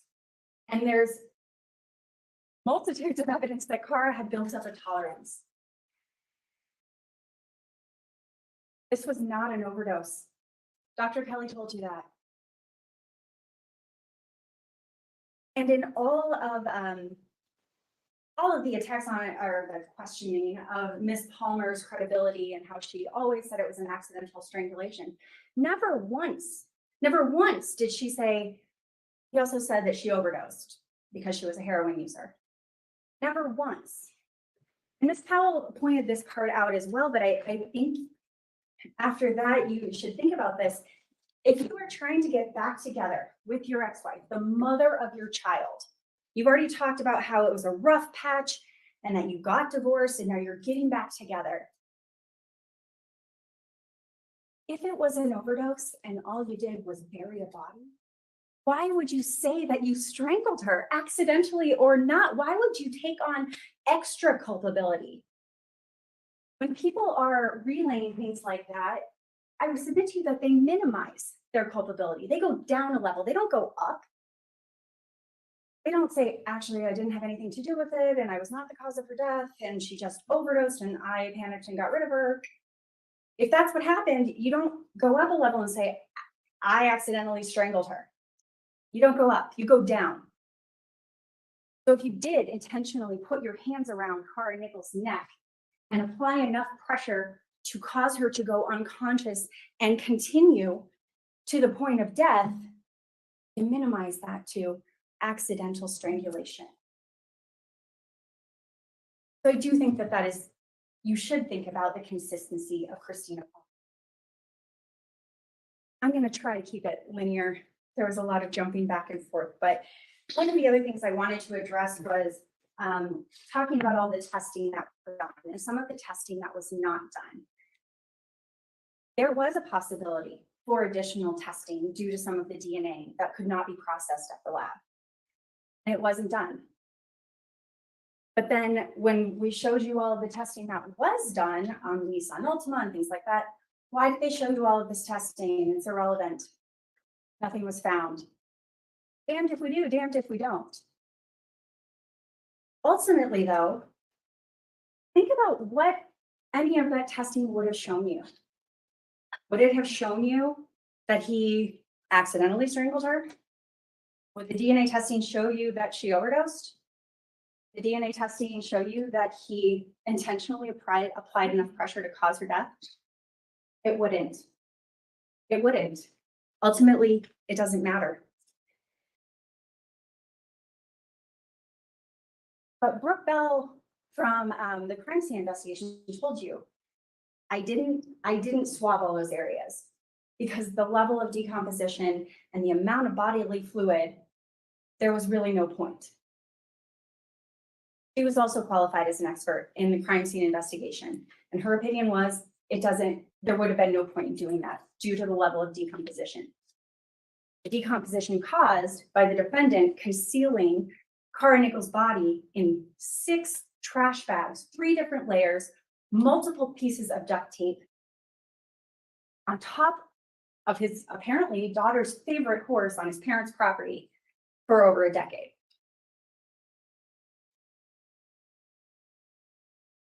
So going to the fact that Ms. Cox just said, the people's entire case rests on Christina Palmer's testimony. That is not true. That is not true. What she said was a lead. It was a lead that was followed up by Detective Arntz, Detective Houston, the rest of the sheriff's office, and the FBI ERT. It was a lead that was followed up on and confirmed. She gave details that were confirmed, details that she was wrapped in trash bags, which we saw, that she was buried on top of a horse grave, which we saw the scene. You also heard from the defendant's own mother that, yeah, that's where Milo was buried, on top of a horse grave. The very site that the defendant said, definitely no horses, and obviously no bodies. He said that,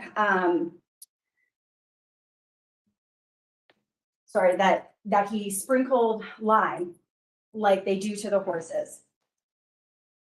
There was not, as Jim Reed said, there wasn't any soil testing done.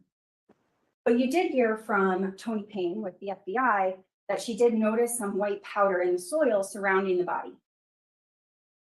That's not speculation for you to consider, by the way. That is circumstantial evidence that you are and should consider. Just because it's not direct and we don't say this for sure happened because this witness said it, direct evidence, circumstantial evidence in the instruction can be used and is not weighed differently. Circumstantial and direct, use them both. They're both good law. They're both good instructions. And in this case, you have to use circumstantial evidence. In this case, we are asking you to find that he did this intentionally. I'm assuming none of you are mind readers. Otherwise, you would have been able to get away, get off this jury. But you're not mind readers. How do you find out what someone's intention is? And this is where Ms. Powell in opening or in jury selection talked to you about that newspaper guy example, right? Your newspaper guy always throws your paper in the middle of a puddle. And can you infer that he doesn't like you because he does that? Up it a little bit. You come out, you get your paper out of the puddle, you look over, and your newspaper man turns around and flips you off. Can you infer his intentions from the action about what he does after? Absolutely, you can.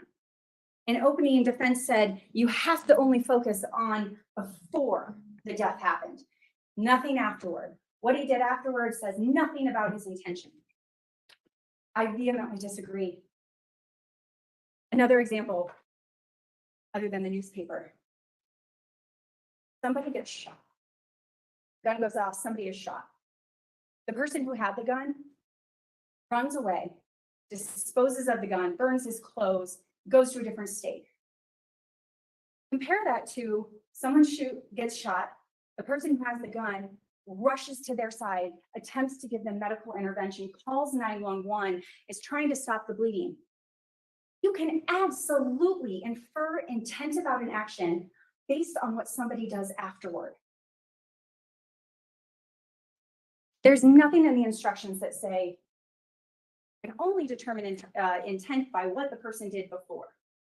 The instructions say that yes, intention has to be formed before the actual killing.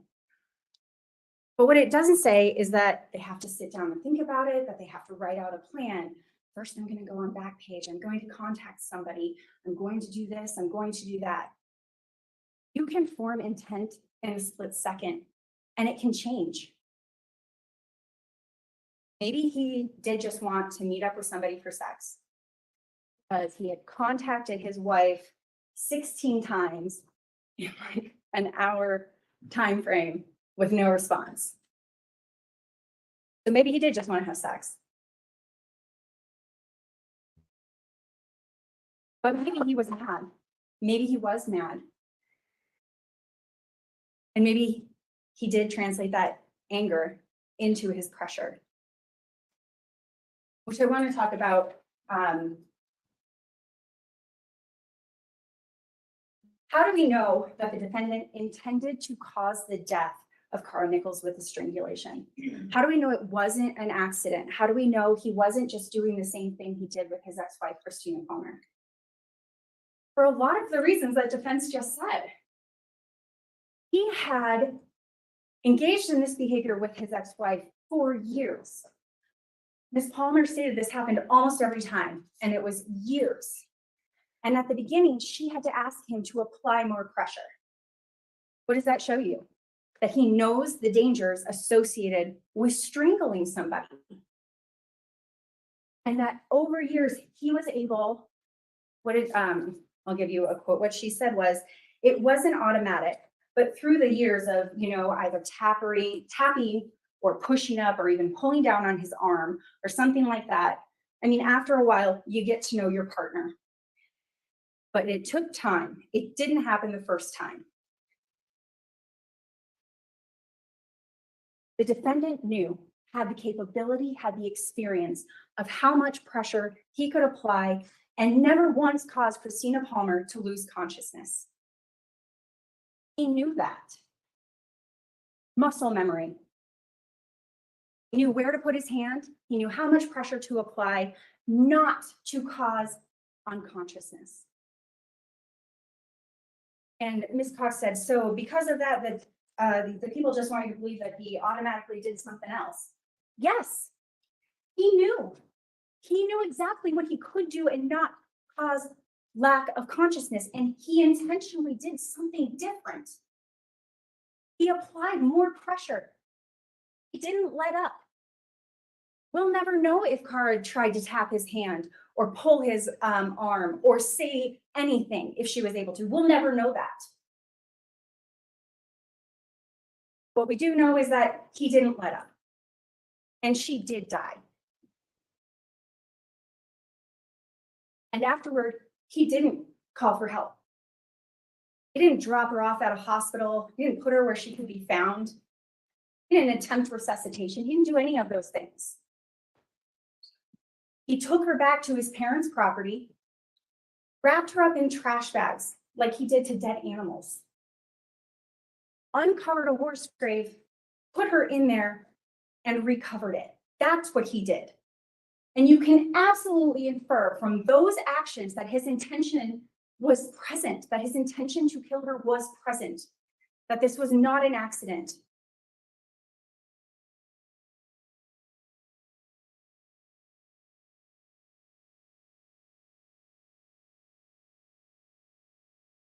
During defense's closing argument, they talked to you a lot about how you should question Christina Palmer's credibility.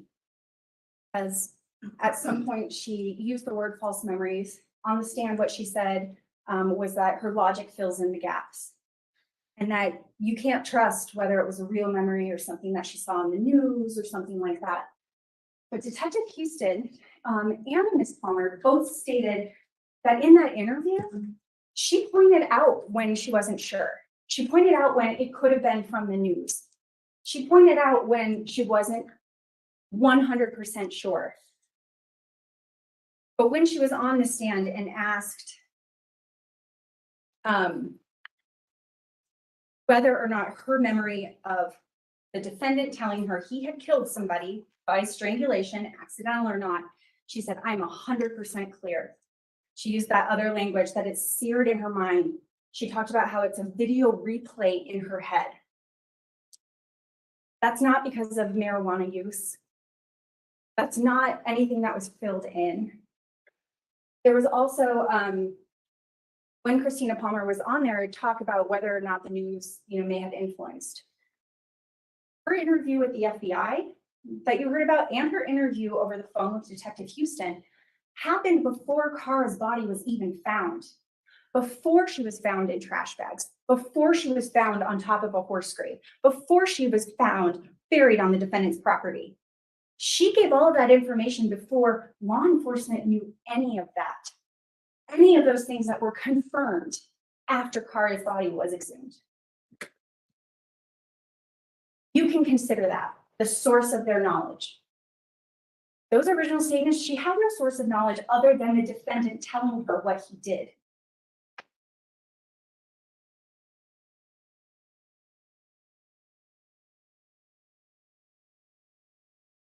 Ms. Cox also said that there's no evidence that the defendant was angry that day, that he was angry with Ms. Palmer. You saw her testify. You can draw your conclusions about the state of their relationship. There was testimony that there was arguing up and down. We know that that divorce was final in December of 2012, months after he murdered Kara Nichols. You can use your common sense and life experience about what those last few months before a divorce is final are like between a couple.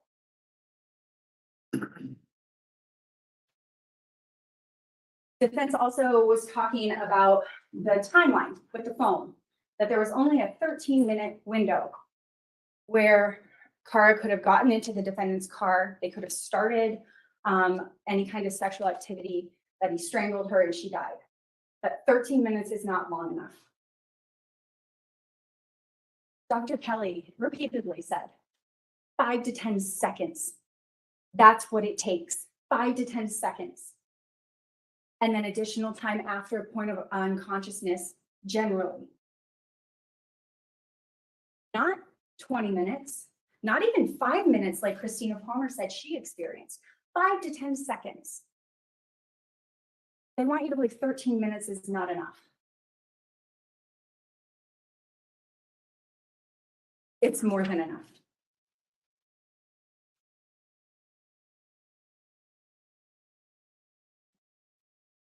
I don't know exactly what they were arguing with the text messages and where they were and when, or where they were when they were sent. Because we don't know who sent those text messages. We don't. All Kevin Clark could tell you was that the device was used. This was in 2012. There's no fingerprints to get in to your phone. There's no Face ID. And the defendant had her phone. And Ms. Cox said, you know, it's ridiculous that he would have texted her boyfriend and brother, ex-boyfriend and brother. They were the people that were worried about her. They were the people that he needed to kind of say, calm down, I'm fine. We don't know what those text messages said. Detective Gouliot told you that those would have had to been requested by October 16th of 2012. She wasn't even reported missing till October 14th. We don't have those text messages. And we don't have her phone. It's never been recovered. So we don't know what those text messages say. But if defense is saying she overdosed, but not when or where, and in defendant's interview and what you've also heard is that map points out directly the route to his parents' house. But also at the same time, the defendant repeatedly says, I would never take one of those people to my parents' house. I would never let them be around my parents' nice things. I know what those kinds of people are like and what they're capable of. I would never do that.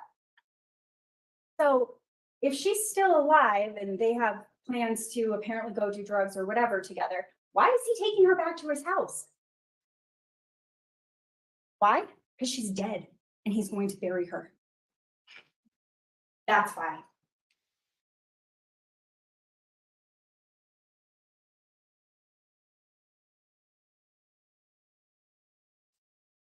Sorry, here they are. I've never ever brought an escort to my parents' house, and I never would, because I know what kind of people they are. I can't take her back to my house. I would never allow someone like that to be in my parents' house. And as Ms. Cox said, that's coming from the same person who was also apparently doing drugs, who was engaging in with sex workers for his own benefit. But those people, Kara Nichols, not allowed to be at his parents' house. He thought of her like trash. Your objection, you may approach. Yes.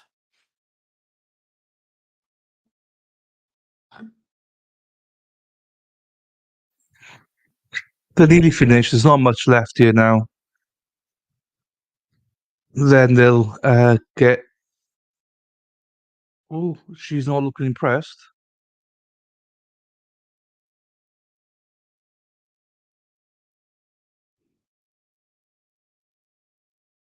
Not looking impressed.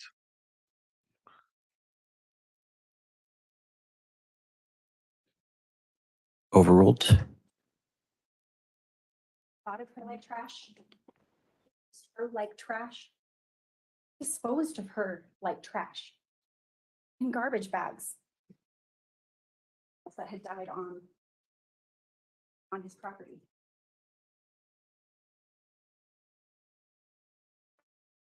You can infer his intent from those comments. You can infer his intent from his actions on what he did to Kara after he murdered her. That intent is to kill, and that intent was to cover it up, and that intent was to end Kara Nichols' life. Why? What was his motivation? I cannot tell you. This sounds like a cop-out, but I also don't have to prove that to you. There can be one motivation, there can be multiple motivations, they can overlap, they can intertwine. But motivation is something that doesn't need to be proven. And you might have questions about that, but it's not one of the elements. It's not something that reasonable doubt applies to. Reasonable doubt is only the elements of the charge that has been presented to you. And you might have other questions. I would be shocked if you didn't. You might have questions. What exactly was in those text messages? Where is her phone? Where is her purse? Why did he say, why did he completely avoid that spot on the map during his interview? Did he trade in his Altima for a truck or for a Lincoln? Did his parents, Betty and John, know that night? Did they not know until 2014, a few weeks before his father died? You are gonna have questions, and that is fine. But all of those things don't matter. What matters are the elements that Ms. Powell went through with you. That it was the defendant, that it was here in El Paso County, Colorado, that it was on or about October 9th of 2012, that he had the intent to cause the death of another person, that this was after deliberation.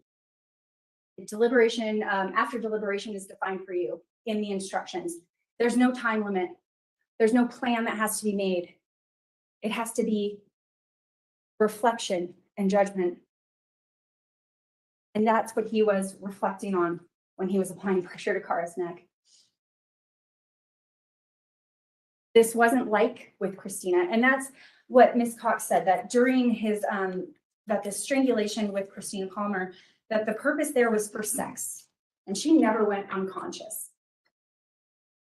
What does that tell you about what the intent with Kara Nichols was? Wasn't sexual. She obviously went unconscious and she died. Intent was not for sexual pleasure. The intent was to kill Kara Nichols. Because she was someone that could be disposed of in trash bags.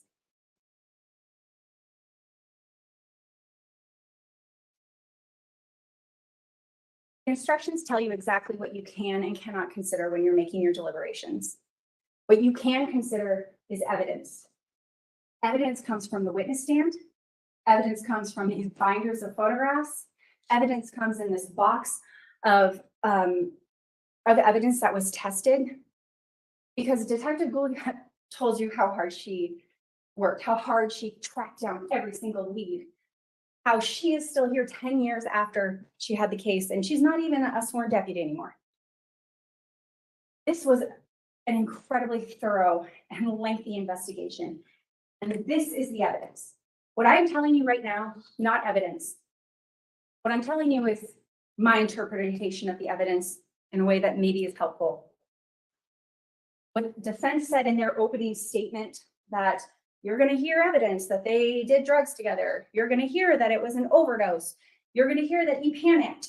You're going to hear all these things. That, whether or not you heard it, is not evidence.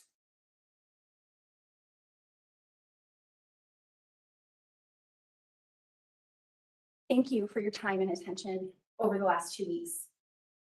Time and attention today. As Ms. Powell said, we are asking you to find the defendant guilty of murder in the first degree. And after deliberation, because that's what he did. Go back into the deliberation room. You'll have access to all of the photographs, even the ones that were super tiny up on the screen. You'll have access to the interviews that were done, the audio that you heard. You can watch as the defendant repeatedly says, I've never met the girl at least 9 times. That he has no clue why he's even here at least 14 times. That he says, if I knew something had happened, I would surely tell you. I'd be happy to tell you. When you do that, and when you compare what he said to what could be confirmed, and what Christina Palmer said and could be confirmed, there will be only one just conclusion. That is that the defendant is guilty of first-degree murder for intentionally causing the death after deliberation of Kara Nichols. Thank you, Ms. Baroni. Instruction 21, the clerk will escort you to the jury room where you will select one of your members to be your foreperson. Your foreperson will preside over your deliberations and shall sign any verdict form that you may agree on according to the rules that I am about to explain. The verdict for each charge must represent the considered judgment of each juror, and it must be unanimous. In other words, all of you must agree to all parts of it. Only one verdict shall be returned signed for each count. The verdict form and these instructions shall remain in the possession of your foreperson until I ask for them in open court. Upon reaching a verdict, you will inform the bailiff, Ms. Hanson, who in turn will notify me, and you will remain in the jury room until I call you into the courtroom. You'll be provided with one verdict form. When you have unanimously agreed upon your verdict, you will select the option on each form which reflects your verdict, and the foreperson will sign the verdict form as I have stated. I will now read to you the verdict form. The verdict form you will receive reads as follows. Jury verdict count number 1, murder in the first degree after deliberation. Roman numeral 1, we the jury find the defendant Joel Hollendorfer not guilty of murder in the first degree after deliberation and the lesser included offenses of murder in the second degree, manslaughter, and criminally negligent homicide. Or 2, we the jury find the defendant Joel Hollendorfer guilty of murder in the first degree after deliberation, or murder in the second degree, or manslaughter, or criminally negligent homicide. Asterisk 1, if you find the defendant not guilty of the charged offense and the lesser included offenses, the foreperson should sign only section 1 above. Double asterisk, if you find the defendant guilty of the crime charged or the lesser included offense, the foreperson should complete only this guilty verdict by placing in ink an X in the appropriate square. Only one square may be filled in, with the remainder to remain unmarked. The foreperson should then sign section 2 above. We talked during jury selection about how 2 of you are alternates in this trial. A jury of 12 will go back for the deliberations. The decision of who is an alternate is made before we even get a list of names or know who's going to be sitting in what seats. And I ruled that before we got the list of names, that whoever ended up seated in seats number 1 and seat number 2, who are the 2 gentlemen back row farthest to the left, you are our alternates. A couple of things, however, your duties are not complete. And so all those same admonitions I repeated so many times still apply and will apply until Ms. Hanson calls you to let you know that a verdict has been reached. You're still subject to those admonitions because you still may be called on to serve as a juror as part of the jury of 12 doing deliberations. For example, if a juror during deliberation learns that a loved one is in an emergency situation and is being rushed to the hospital, I would, in all likelihood, release that juror to deal with that situation, in which case we'd need to call on one of you to serve with that jury and reinitiate deliberations. On behalf of the parties, I can't thank you enough for taking 2 weeks out of what I'm sure are busy lives, especially in the month of June.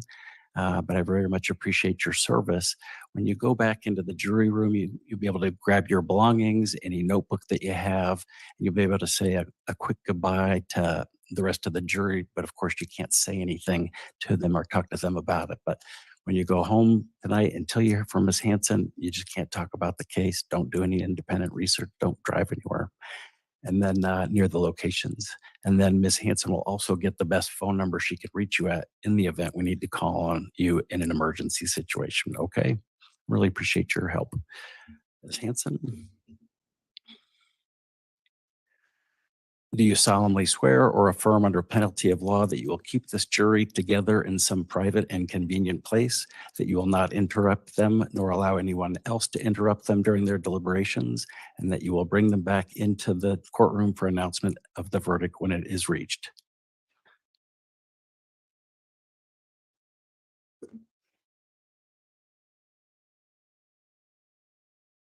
All rise for the jury.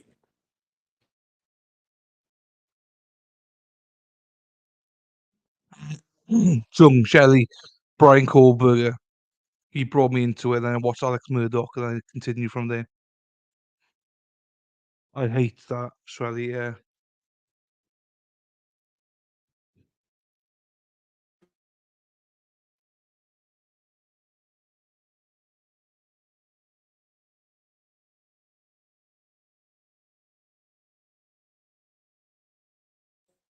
Please be seated.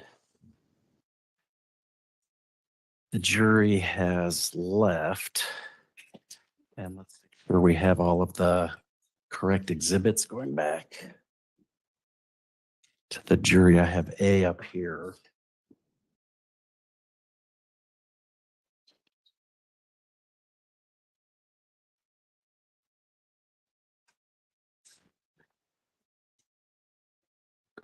Do both sides have your list of exhibits and as to what was admitted as I go through these? Yes, sir. I'm sorry.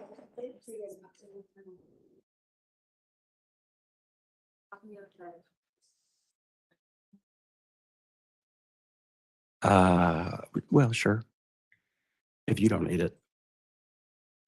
And so I'll confirm with our court reporter that I have on my record admitted 1 through 11, but not 12. 18 through 23, but not 24.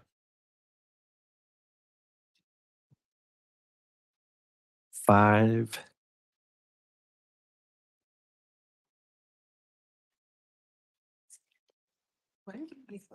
through 121, not 122 or 123. I have as admitted 124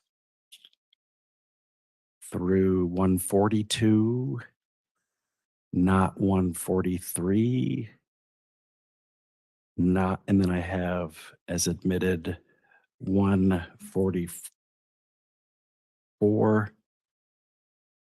through 147, not 148. I have admitted 149 through 193, not 194. I have admitted 195 through 234, not 235.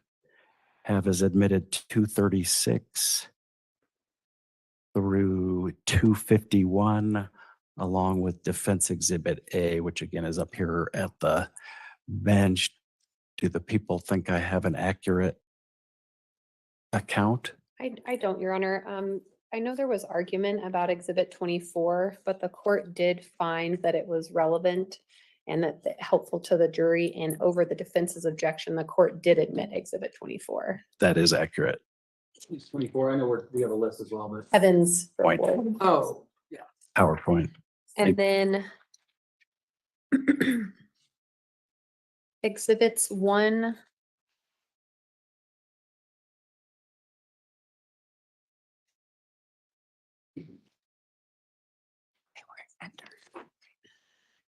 Exhibits 143 through 148 were not admitted by the court. The court sustained the objection to a recorded recollection and allowed them to be read into the record.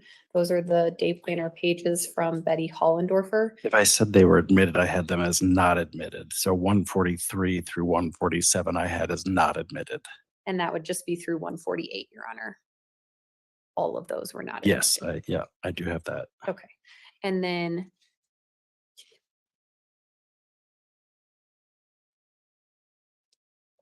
the only other thing I had differently was that Exhibit 235 was admitted. It was a photograph of the size of Miss Nichols' jeans, and it was admitted through Brooke Bell. 235 on my list has dental comparison report. And that was changed, Your Honor. No, it was 250. So it changed on the, 235 was originally. Oh, part of okay. Kim's report, so 235 was not even. Oh, was it offered. not? Okay. Yeah, I sorry. apologize, Your Honor. It looks like 235 was not offered. okay. Otherwise, you're in agreement? Yes, Your Honor. Defense, anything else or anything you think we missed? So Ms. Jancic and Ms. Hanson can get everything together, stick around and make sure we've got everything to go back. Please make sure you have given Ms. Hanson good phone numbers. Please be here within 10 minutes of a phone call from Ms. Hanson, if you could. Further record on the request for the lesser non-included.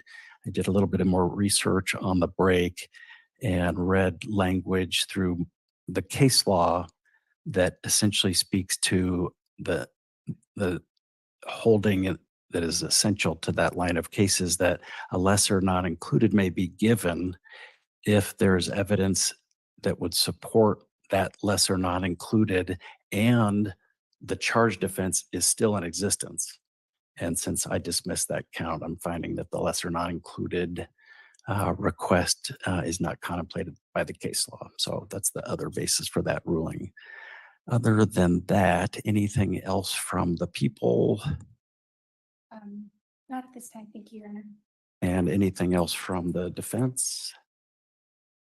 guess just a question, Judge, if the jury asks to watch videos, is the court gonna call us or, okay? Yeah, I'll bring everybody back to talk about that. Anything else from defense? Okay. Okay, court will be in recess. All right.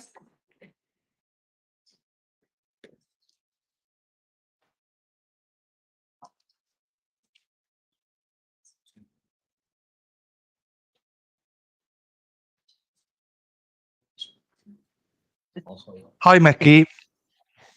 Bye enough of that. So luckily now the stream starts. Now you've got me. Not the trial, you got me. Let's fucking go. Right. They may want to see his interview again. Right, hang on. Yeah. But it might have been okay in court. On the microphone. Oh, shh. I need these guys to shut up now. I can't mute them or anything. I cannot mute them. Why can I not mute them? Anyone know about these webinar things? Why can't I mute the fuckers? Well, didn't realize I was like hitting over here. Yes, I was so. I'm like, I'm not doing anything wrong.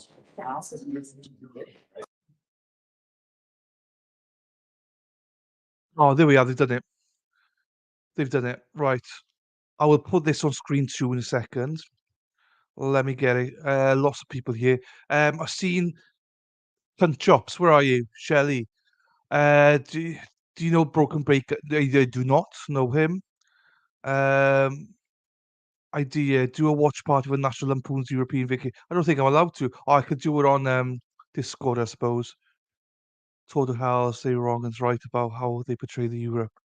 Yeah. For that, love you as always. See you later. Mad will stop licking her ass. That's my job. Mecky's here. Guess who's back? Mecky's back.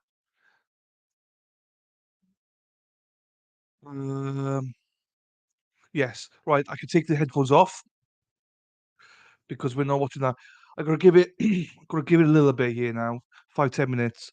Just give my ears a rest, and then we'll watch Parkland. And I'll set it all up now. Do you know what? I might set it up now. I might put the lights on. I was gonna dim the lights, but I'm not gonna dim the lights. I'm not gonna make it romantic. So I'm gonna have that on screen, so you can watch what's happening in that courtroom, and then we'll watch Parkland as well. And it's quite good because we can probably place it over the Law and Crime Network stuff. So if you haven't liked and subscribed, please do so. Amanda, it can take anything. Oh, hi, Amanda. It can take anything. You know, they're having lunch now as well. And I can't rewind it, unfortunately. Otherwise, I would rewind it for you. It could take. You just don't know. Sometimes it takes like an hour. Sometimes it takes 4 or 5. Sometimes it takes it to tomorrow. I think that we'll have one by the end of today, and by that I mean 5 o'clock. But unfortunately, Amanda, I just don't know. Nobody knows. No one knows what jurors think. So I can't give a solid answer, unfortunately. Thanks for being here as well. I know you've been lurking in the back. I hope we have a bit of fun in chat, but we'd also do respect the trial and we respect Kara as well. I'll make a gif of you waving after work. Happy days. Please do so, Shelley. Suzanne, that's nice. Pray for Kara, guys. If you're gonna pray for Kara.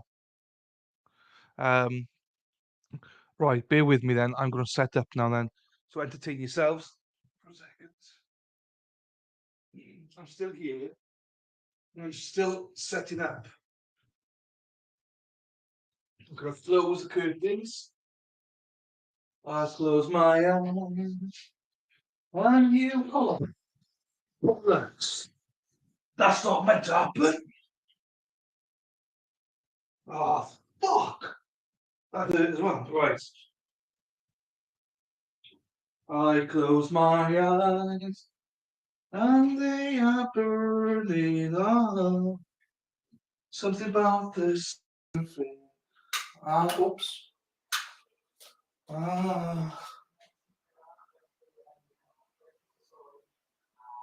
Uh-oh, something's gone wrong here.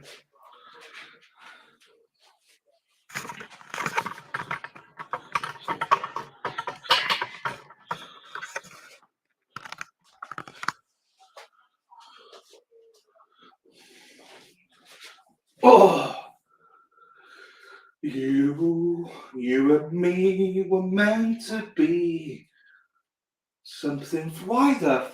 Right, I've messed this up.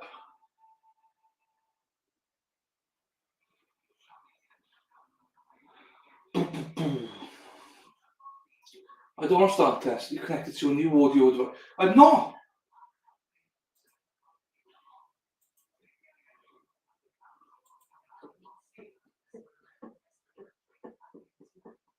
Anyway, right, let's have a look at this.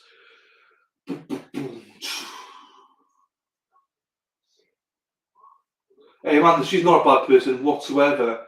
We can see that in the trial. No problems, Amanda. I know that we try and be respectful. Obviously, we have fun in the chat and stuff, and we swear and stuff, but that's just being natural. But we 100% have respect for this trial, for Kara, and for justice. And as Shelley said, yes. Right, let me set this up then.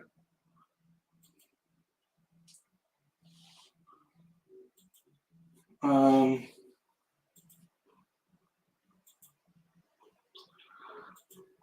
do you know what? I never remember what I'm supposed to do.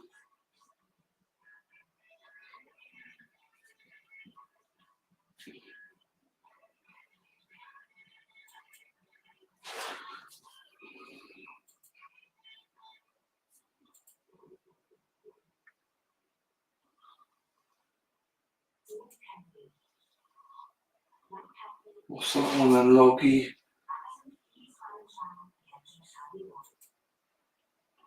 No.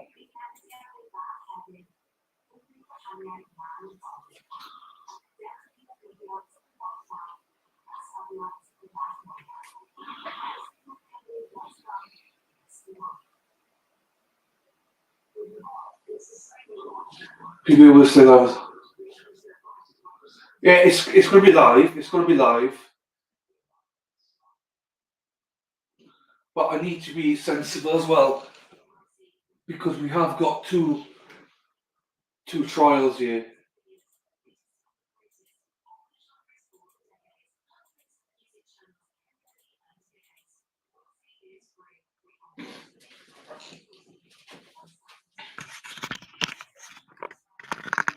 Oh, that's why. Didn't have it on.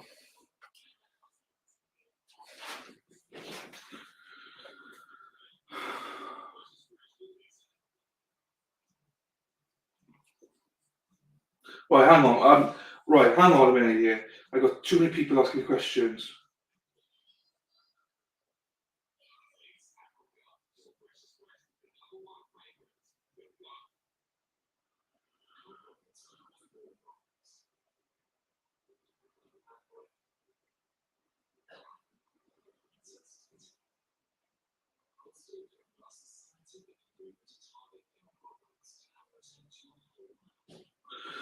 Right. Right. Hang. Why is it not working?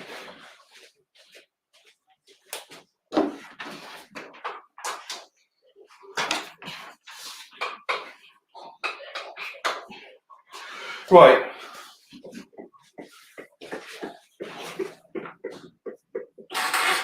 Right. What are we doing? What are we doing? I can't quite see everybody yet. Freaking Nora.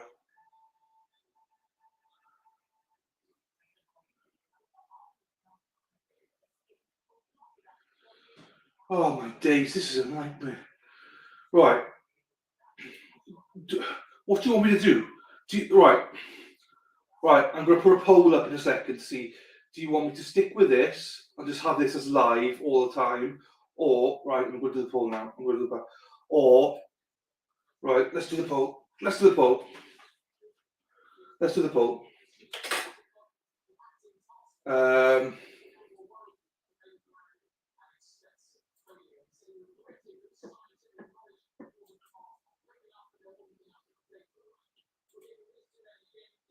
Start poll. Do we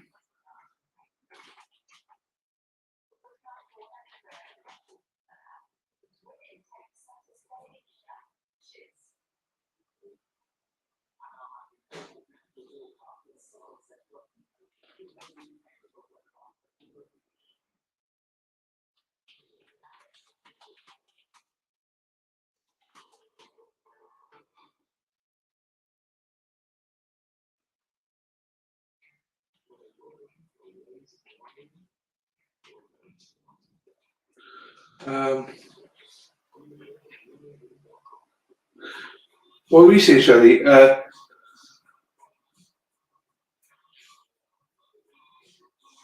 Yeah, that's what I'm thinking. Yeah. So, do we all want to watch Parkland? Yeah, well.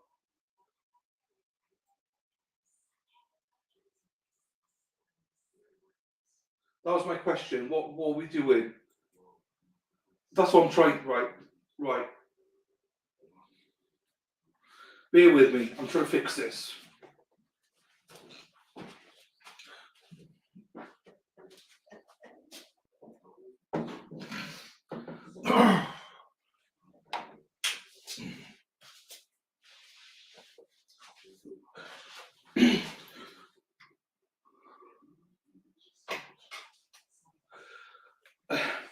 I was trying to fix it, and the fix was to switch it on in the wall. So, what a effing plonker. So, some of you who've seen the stream before, you know what's happening. Hey. Oh, what's the matter with you, baby? Hey. Skate coach. Who the hell's skate coach? Hello, skate coach. I don't know who you are, though.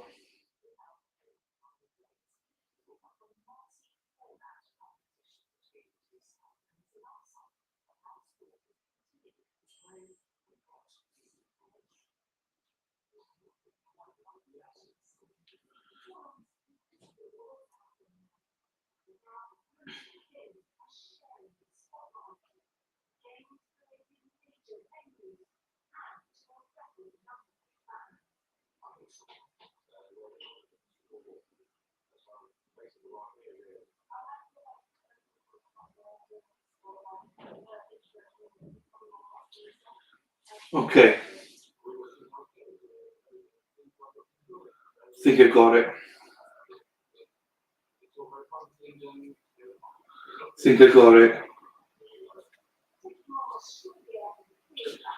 Now I remember how I do things.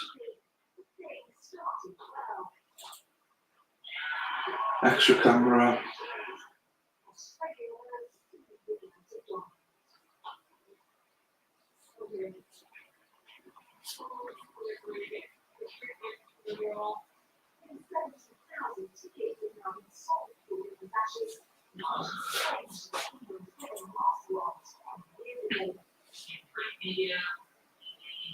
Okay, hang on.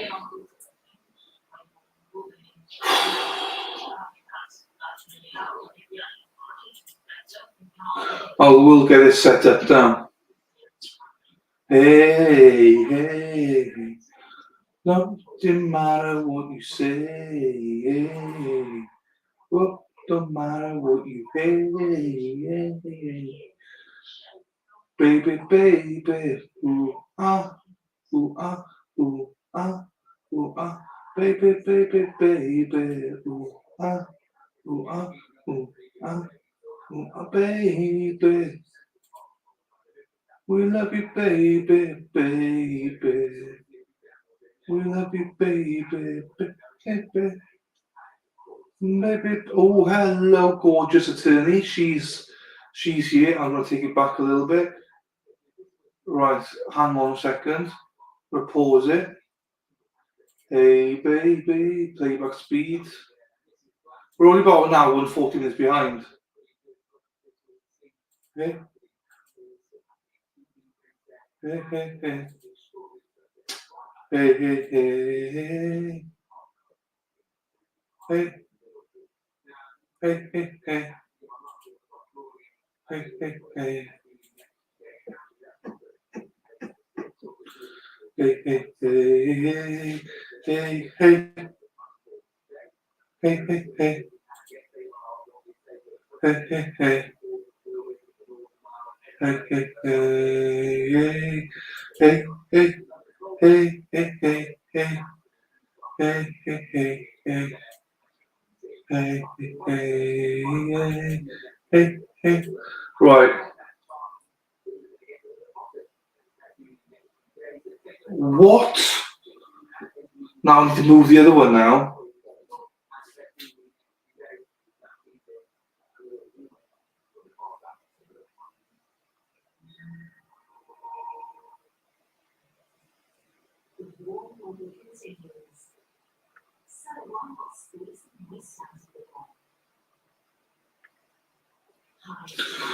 Trouble is, Becky, I'm not allowed to sing, am I? You can't sing properly. Right, how did I do this last time?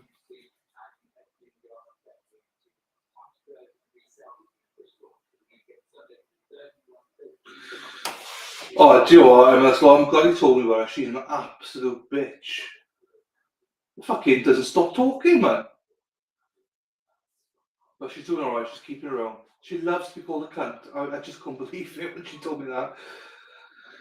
Just couldn't believe it. Right, I've messed this up somehow. How? Right, think. How do I do this? I've forgotten.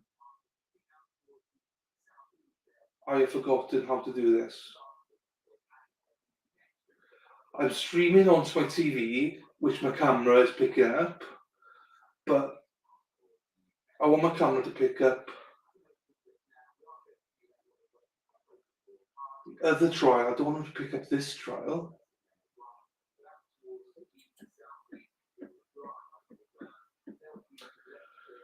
So hang on then.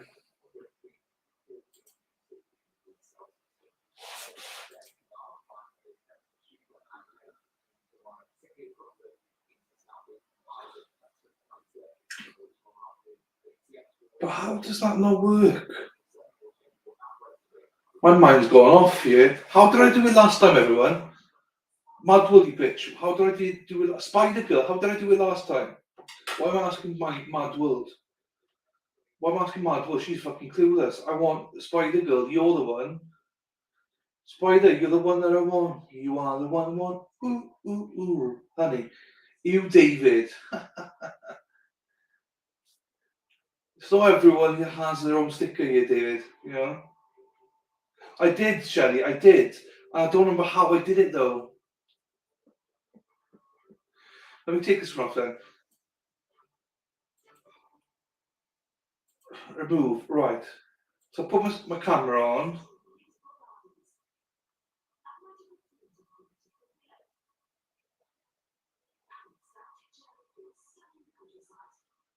My camera is looking at the TV, fine.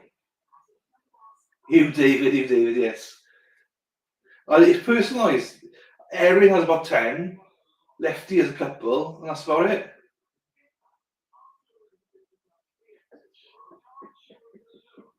How did I do it, everyone? So my camera is set up to look at the TV.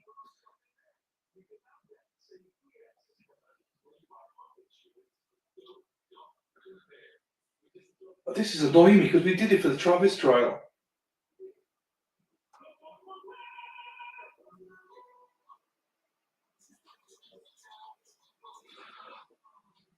Do you know what we did? I think what we did, we had two different streams going. I think that's what we did. Two different streams. I'm pretty sure 2 different streams.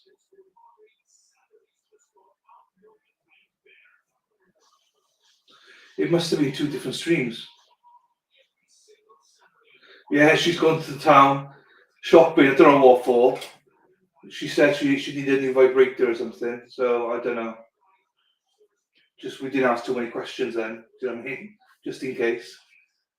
Jamie's I think she's modding somewhere in about one of her 120 mod jobs. And I think all my mods are sleeping. Well, Madwell's here, but you might as well be sleeping, Madwell, yeah? I use Meki, I use StreamYard. So what I think last time I did was I had two streams on the go, I think. That's how I was able to do it. And this time I've only got 1 stream on the go. Because if I play it on the... Oh, no, I can't. No, do you know what I did last time? What I did last time was, I only had 1 stream, but because this is not on TV anywhere, if this was on Law Network now, I could stream it from Law Network straight on. But it's not.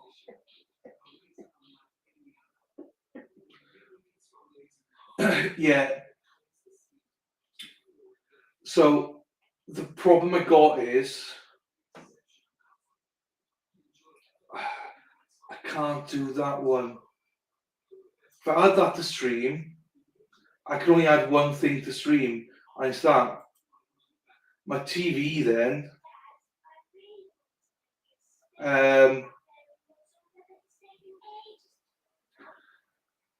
The only thing I can do with that is this. I can't do it. No, I can, but only one tab, so it doesn't change anything. I have got a plan, but it's an absolute ball ache for me. But hey, what do I always say? For you guys, I'll do anything. This is a ball ache. Doesn't matter. I'll do it for you guys. Cause I'm what? I'm a fucking legend. That's what. Right. Let's do this then.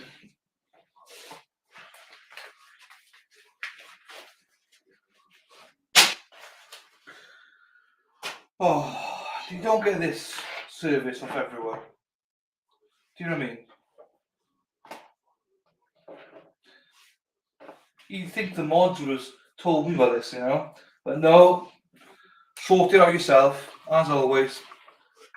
Sort it out yourself. Bloody mad world. Right. Bear with me. Let me get this bad boy in.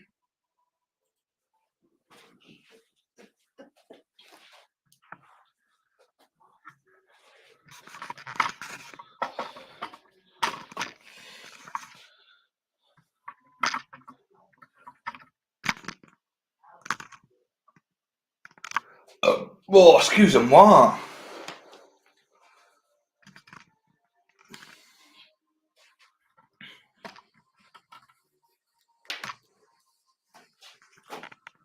Oh, happy days. Oh, happy days when Jesus was, when Jesus was, when Jesus was, when Jesus was. Oh, happy days, oh, days, oh, happy days, oh, happy days when Jesus was. When Jesus was, when Jesus was. Oh, happy day. Let's pray for Kara. Let's pray for Kara as well. We love you. I'm not sure how this is going to look. Right? I'm not sure how it's going to look.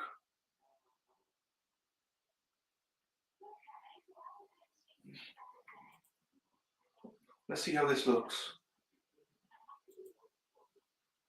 How's that look? Any good or not? Only problem is I can't then see my laptop.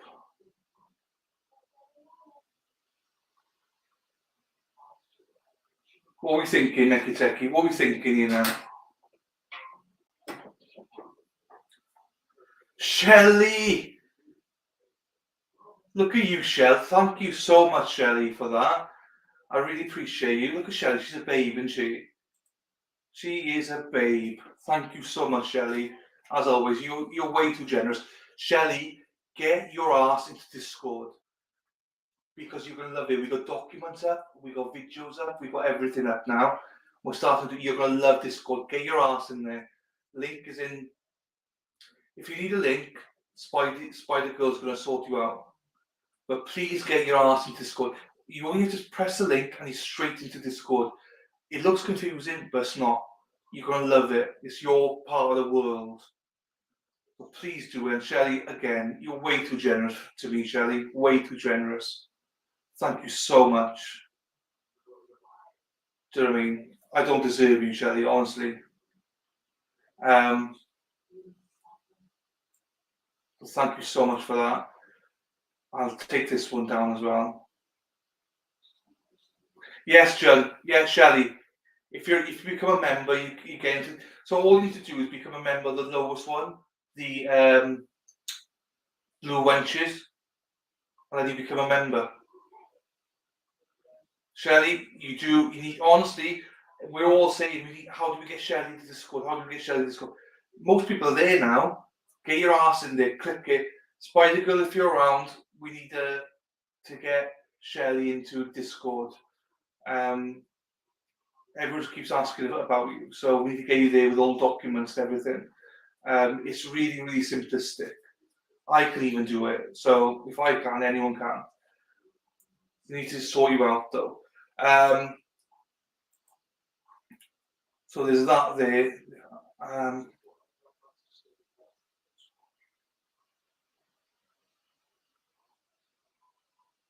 Oh, Shelley, you numpty, what are you doing? Hey, cunt, what are you doing? Shelley, thank you so much as well. Jung Shelley, or as we know her now as cunt Shelley, thank you so much as well. You didn't have to do that. You numpty. Thank you very much. Very generous, very kind of you. Oh, you Shelleys of the world. Shelleys of the world unite. Shelleys with a Y. That's how I always do it, Shelley with a Y actually. Let's get this banner down. Let's play this bad boy then. We can see that now.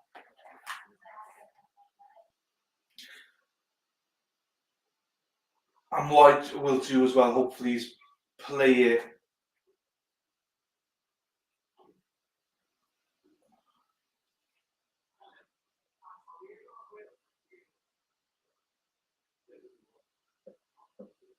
Right. I don't do A, I do Y. Right, what I'm going to do, I'm going to give it 5 minutes, guys, just because we're going to make a coffee, everyone can relax for 5 minutes, and we'll start. If you guys are happy with that laptop, then we'll do it that way. I'll try and keep an eye on my phone as well. I will just do it that way. I know, Amanda, if you're here, I'm sorry that it's not a better setup, but it's the best I can do for now. So we still get to see what's happening.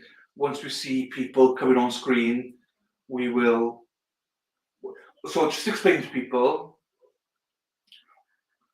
when we see people on that screen, on my laptop, we stop this trial and we go straight back to the Kara Nichols trial. That's our priority. We're just putting this on because obviously you don't want to see me for like the next 4 hours just speaking crap. So the Shelley simp, hey, they're great. I just got, so one Shelley normal, like she's a researcher, she's great. And now we've got Shelley the cunt. So we've got 2 Shelleys. Brilliant. Right, I'm going to grab a quick coffee, guys. Sing along as much as you want. I thought that was Sprite and this water. It's good though. Drink your water, guys. Drink your however many pints of water a day. Just to stipulate again, just remember, we're going straight over to the other one as soon as something happens. Right, you're all in the corner. Go for coffee. You'll be back now. 2 seconds.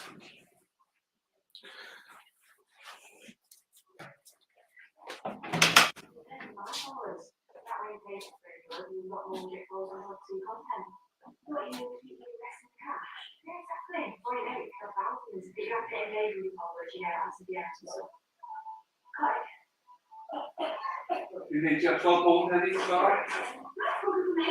$20 for the area. ID membership for $25. Different phones. On the move, they're 50% now. The probably metal 12 to 14 pounds. What are you saying? Yeah, that's probably what I was saying yesterday.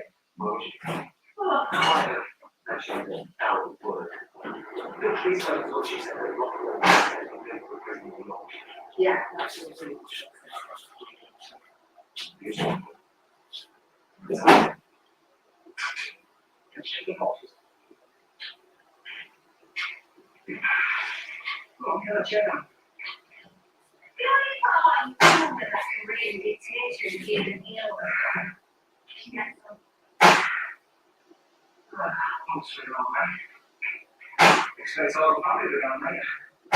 What's your name? You two guys, cooker. Stop cooking out.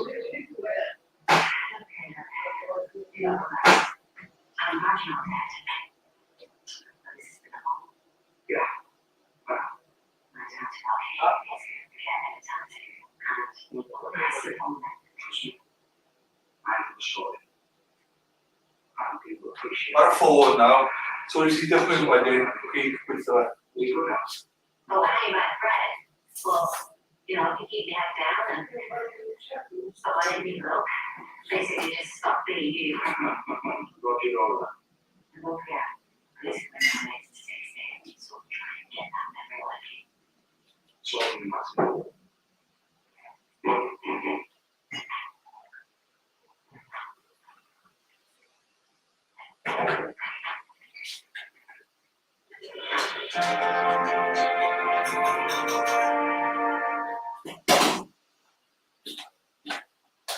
oh, happy days when Jesus was, happy days.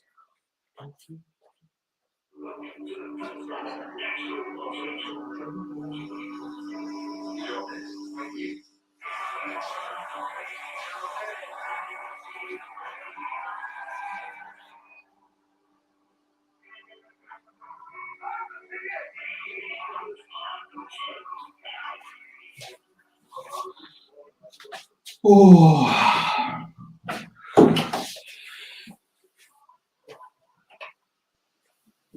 Oh.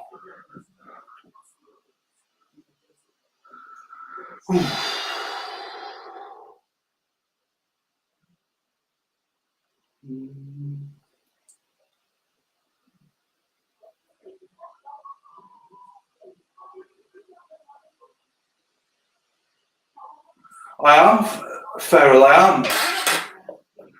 How did Feral? Did you manage to get your vibrator? Did you manage to buy one?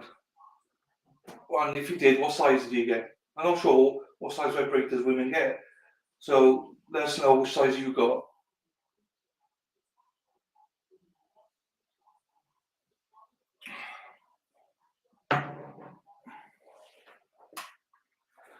So David, Feral went to town to get a vibrator.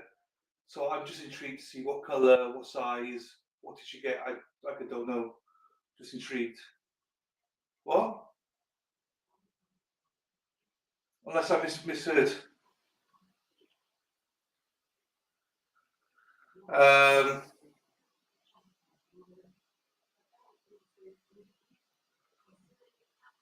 Got this.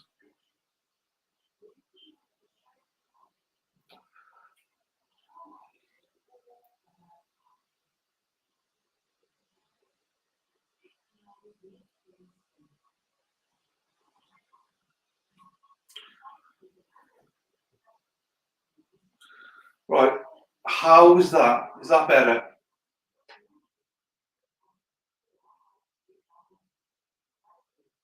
Is that better? Is that better? I was just joking with that echo.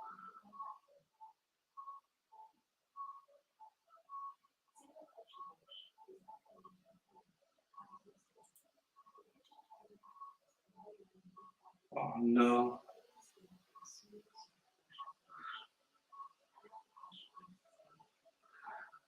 Right, you re-echoed. Is that better? A little bit, Shelley, yes.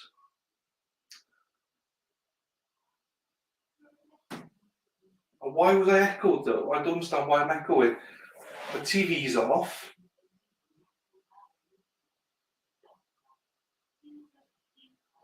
I've got my phone on.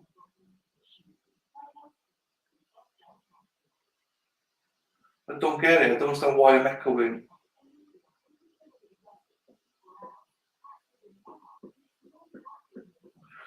Right, hang on. Let me listen to it back then.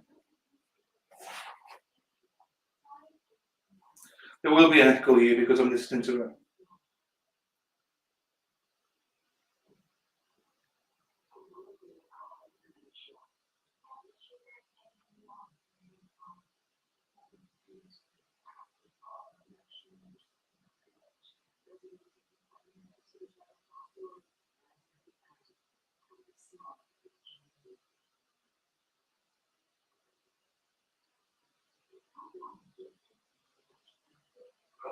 This.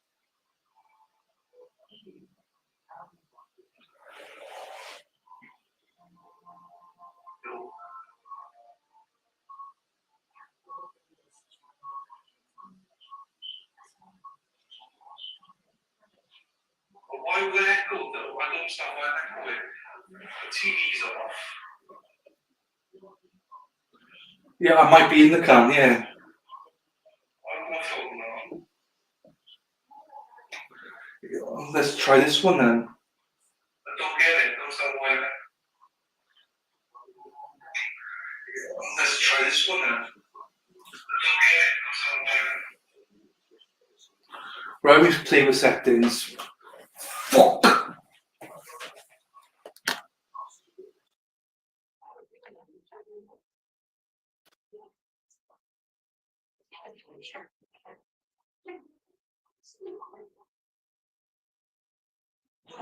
How do I sound now?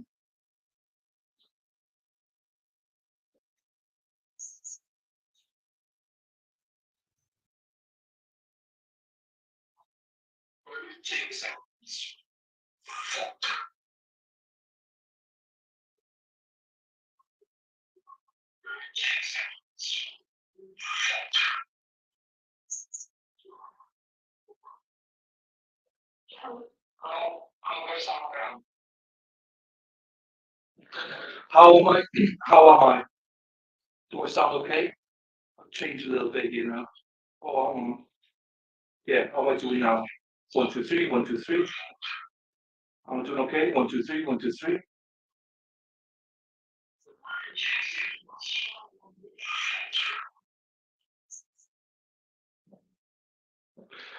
I am talking again. 1, 2, 3, 1, 2, 3. Can you hear me?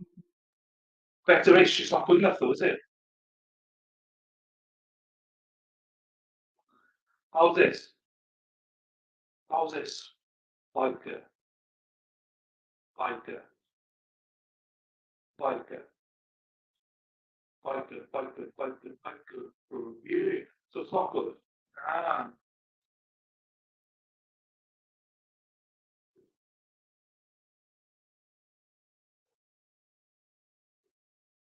Oh, I'm ready. I'm ready.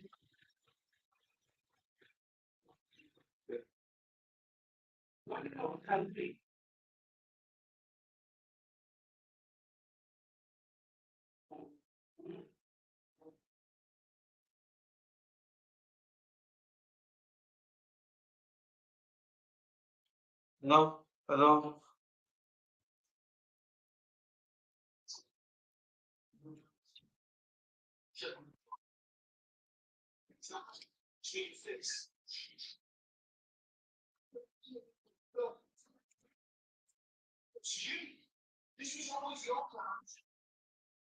Jamie, you sound weird as well. You sound weird. Everyone sounds weird. How do I sound now? I sound perfect now, don't I, motherfuckers? I sound good. I sound good. I know I sound good because I'm so good. Things I do for my members are my viewers. My mods are rubbish, but what can I do?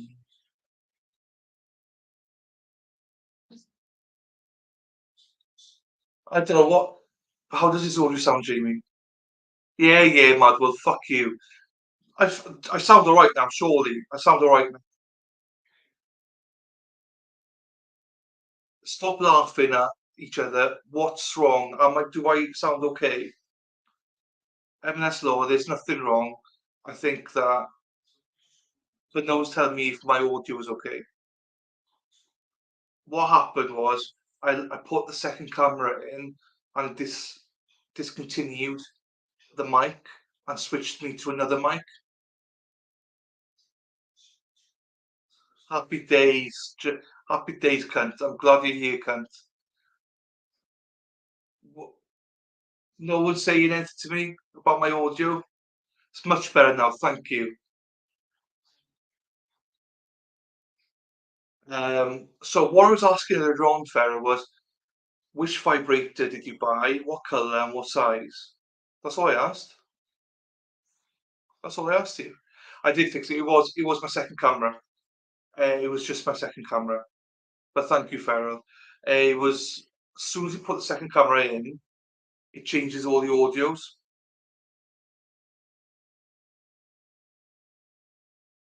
Yeah, it was. But what I was doing, Shelley, was I was watching two trials. As in, I had two streams going, I think. I don't remember. Oh, Farrell, you dirty bitch. I love it. I love it, Fair. Lefty's going to be a little bit annoyed, but, you know, I love it. So I don't remember, though, how I did. Oh, thank you, Shelley, because people will get offended with me calling you that. People will unsubscribe and stop being members if I say that word so often. I've got to be a little bit careful because also YouTube won't be happy either. But I will for a lot of them. But I used to sell them. Oh, did you? Did you? I didn't know that. Happy days. So you're the expert. Mad World, there you are. Mad World. Mad World wants a 15-inch. 15-inch. Doesn't matter what colour it is. So I don't remember how I did it, Shelley. It must have been. Oh no, I remember because this is a webinar. It's not on my phone. So what I did last time was I streamed to the TV from my phone. That's how we had it. I can't do that with this one because it's a webinar. So that's why. But we got this as a backup. So hopefully it's okay for everyone. Now it's the interesting part, trying to get swayed up. No. Oh, all right, hang on. Right, I know what I'm going to do here. Hang on.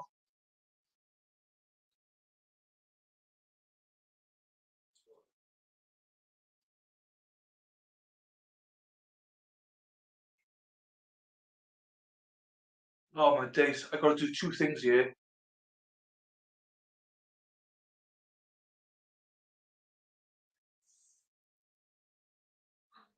David, I thought you said Jung Min smelly cunt. That's how I read that. Jump in, smelly cunt.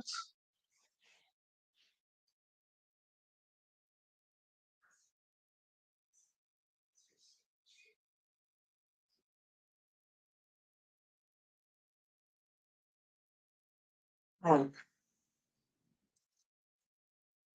oh, now the audio doesn't work. Hang on, audio doesn't work for me. It doesn't work for you. It doesn't work for me.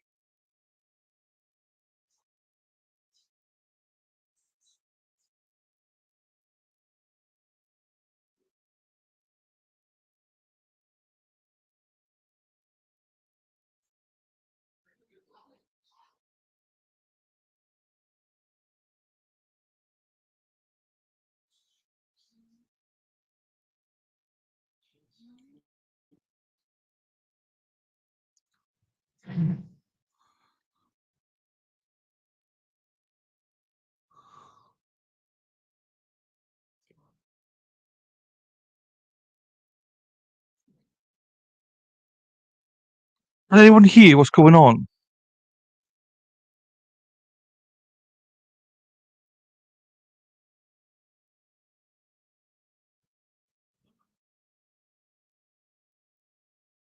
Hang on, let me go. Oh my god, this is going to be a nightmare. I got a screen facing that way. I can't see. Now I got this in my hand.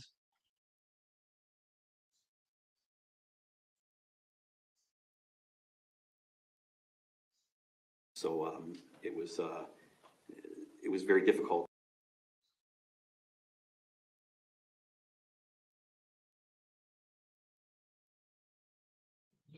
Let's admire that for a little bit. Look at the arse on her.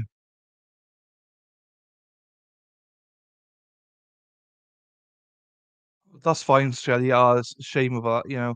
But I'm admiring the arse on this one first. Ooh.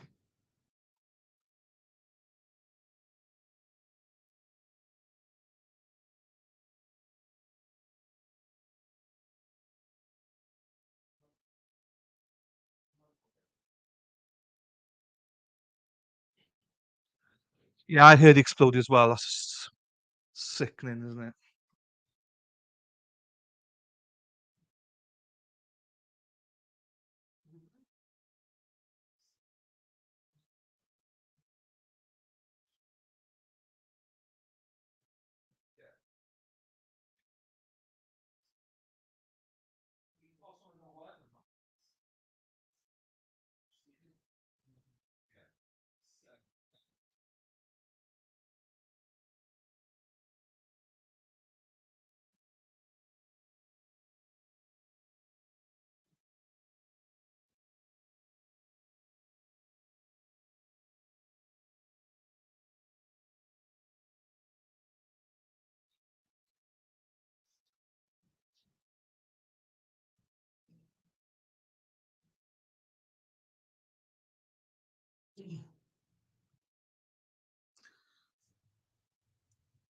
Yeah, I heard that as well. I'm not 100% sure what happened, but oh no, what have I done? Oh, yeah.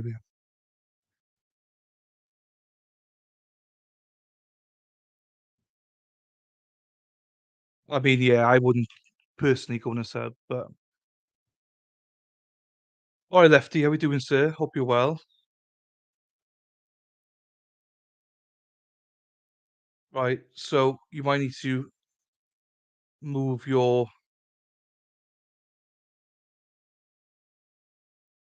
volumes a little bit for this one. Sarah, it's Sarah P here.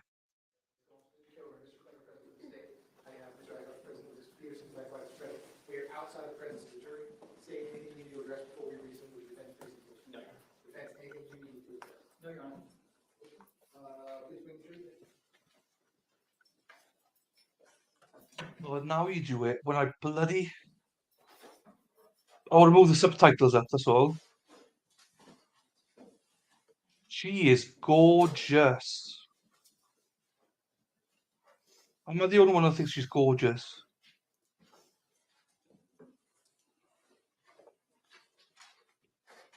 Zoom in. Zoom in.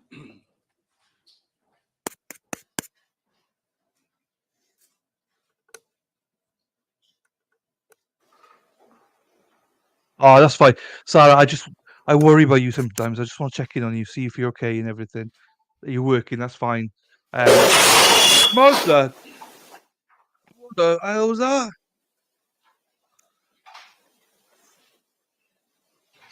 That's fine.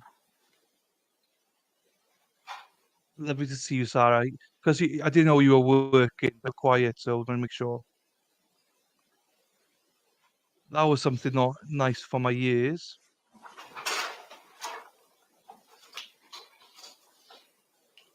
Farrell, tell Lefty all about your vibrators.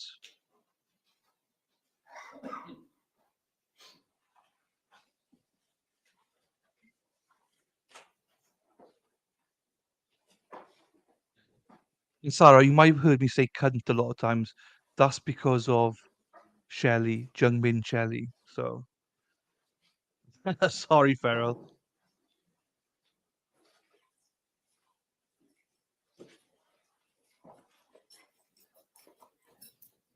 She's got a house load of vibrators.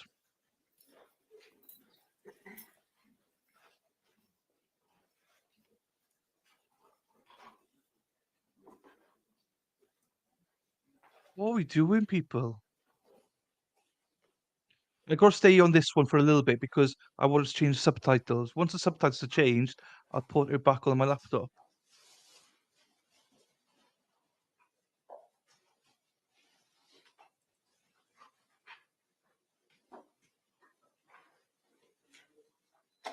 He's tall though, isn't he? Peterson is. I like Mark though. I like him as an attorney. Lefty's not going to be able to golf now. What's he going to think about his you and vibrators? Ladies and gentlemen, welcome back. Come on in. Once you're back in those same seats, you may be seated. All parties may be seated. Ladies and gentlemen, those of you using the notepads, I will give you a moment to take the notepads back out.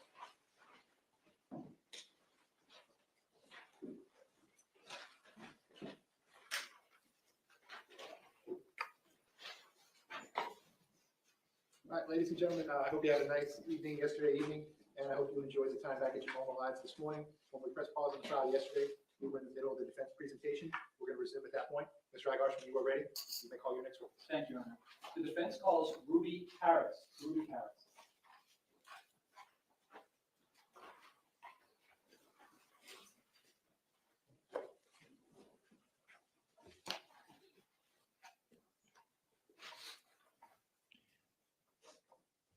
Right, here we are.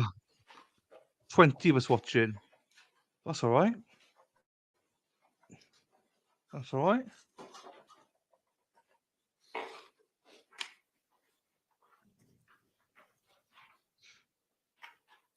Also, our thoughts as well with Toxic and Banshee, and with Sea Swept as well, with her mother as well. So hope everyone's okay out there. Send your love, and also obviously sending our love to Kara. T's and P's, prayers for Kara, and think of Zach as well. Ruby something, yes, Shelley. Ruby something. We call Ruby a curry in the UK. I'll go for. Do you fancy a Ruby? If I got to come all the way up here to the witness stand, once you reach it, or before you have a seat, you can just stop and look at me. Raise your right hand. Swear to tell the truth, whole truth, nothing but the truth. Please be seated. And once you are seated, if I can get you to scoot that chair all the way forward as far as it will go. Can you please state your full name and spell your full name? Ruby Harris, RUBYHARRIS. Mr. Igarsh, you may inquire. Thank you so much. You want me to call you Ruby or Ms. Harris? Ruby's good. Okay, Ruby. Good afternoon, Ruby. Hello. Have you ever testified in court before? No, How are you feeling right now? I'm kind of nervous. Okay, I'll get you through it as quickly as possible. You're in college right now? Yeah, I'm at Brown College. And what are you studying to become? I'm an elementary school teacher. And were you a student back on February 14, 2018? Yes. And what school did you go to? Stoneman Douglas, Marjorie Stoneman Douglas High School. And what year were you in? I was in my sophomore year. Do you also have anyone else that you might know who goes to that school that is related to you? Yes, my sister, What is her name? Perry Harris. Is she older or younger? What's her name? Carrie Harris. She was my younger sister. Okay. Younger by how many years? 18 months. And so what building were you in before the afternoon fire alarm went off? I was in the 700 building. And what class were you in? Ms. Hertzfeld's class. Ms. Room seven- Hertzfeld, did you say? Yeah, Ms. Hertzfeld. And what class is that? Remind the jurors. What that is. Room 710. And what kind of class is that? It was our theater class. Okay, let me show you a diagram and see if you can identify. Actually, let me start with the photograph. I'm going to show you what's been marked as Defense Exhibit E. And if you could take a look at this and tell the jurors if you see kind of the area where your classroom would be. Yeah, Okay, if you could point to it. it's right behind the pole right here. Okay. Can you just put your finger on it for a second? Okay, so just closest to you on the other side of that pole, correct? Mhm. Is that a yes? Yes. Okay. And that's on the first floor, correct? Yes. Is your sister also in that class with you? Yes. And what were you doing right before the fire alarm went off? The class was rehearsing for the upcoming musical, and I wasn't in it, so I was sitting on the side doing classwork and just watching. Okay. Did anything unusual happen? The fire alarm went off for the second time. Meaning it had gone off before? Yes, And when did it go off before? during second period. All right. Was that in the morning time? Yeah, that morning. Let's talk about the one that happened in the afternoon, right? Was this right before you guys were going to be let out for the day? Yes. All right. Tell the jurors what happened. You hear the loud noise, right? Yeah, we heard the fire alarm go off, and then when we left the classroom, I walked outside and I heard just 3 like really loud bangs, and then my entire class like ran back inside, and I followed my class, and we all just ran back in. And Okay. Let me just slow that down for one moment. Let me show you the photo again. Describe to the jurors, do you have a set path that you're supposed to take when you have a fire drill? yes, we do. Okay. Show them where you were supposed to go had you made it all the way. So if your classroom is here, if you can track with your finger where you're supposed to walk. We were supposed to go like all the way like towards like the senior lot, like right down there. I'm not sure like what path we were supposed to take or which Okay. way, but like our location was like back there by the. Do you know whether that's east or west? I'm It's not hard, I sure. know. Let me just say this. Is that in the opposite direction of the football field? Yes. Okay. So you're walking towards that area, and then do you know about how far you got before you heard shots? Like probably like over there, like in the middle. Okay. So somewhere in the grass area? Yeah. And when you heard the shots, did you see anyone else as you looked east? No, no. Okay. Did you ever see either my client or Mr. Greenleaf? I saw, well, I don't know where exactly I saw it because everything was just so quick. Yeah. But I did see a golf cart, and I feel like the golf cart, somebody else was on there telling us like go back inside, or like something told like something was telling us like it was dangerous or something. We should go inside. Okay. By the way, what I'm asking from you, did you ever have a chance to speak with any law enforcement officer in the past and give them this information? Yes, somebody came to my house. Okay. And do you remember offhand who that was? I do not. Okay. If I showed you your statement, would that refresh your recollection as to who it was who interviewed you? Yes, I would.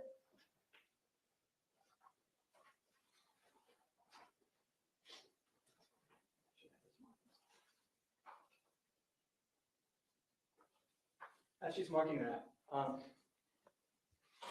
do you remember also when this was? How long after the February 14, 2018 shooting was it that someone came to your house to interview you? I don't remember how long. Okay. And with looking at your statement, refresh your recollection? Yes, that would. Okay.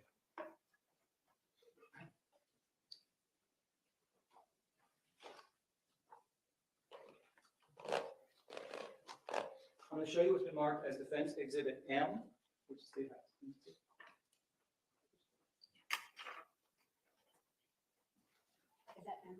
Yeah. If you could take a look at this and let me know if that refreshes your recollection as to who it was who questioned you. Yes, Inspector Keith Riddick. Keith Riddick? Yes. And do you remember what day he came out to interview you? I don't remember, but on here it says it was on September 6th, 2018. September 2018. All right, thank you. So when you're on the grass, as you testified, heading towards the spot that you're supposed to go for fire drills, what did you hear?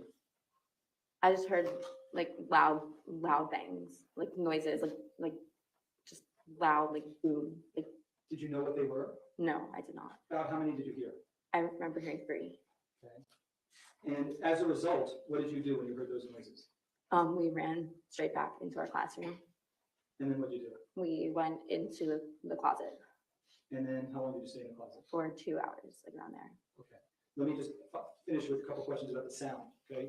When you heard those sounds, did you know right away that they were gunfire?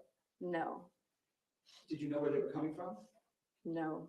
Where did you think that they might be coming from? Like just somewhere straight ahead of us, like the senior lot. Like that's where I thought. Can you repeat that? I don't get it. In the senior lot, like straight ahead of us. Okay, let me just show you a map and see if you can identify where it is that you thought the sounds might have been coming from. I'm showing what's been marked as Defense Exhibit F. Just take a moment, just look at this, okay?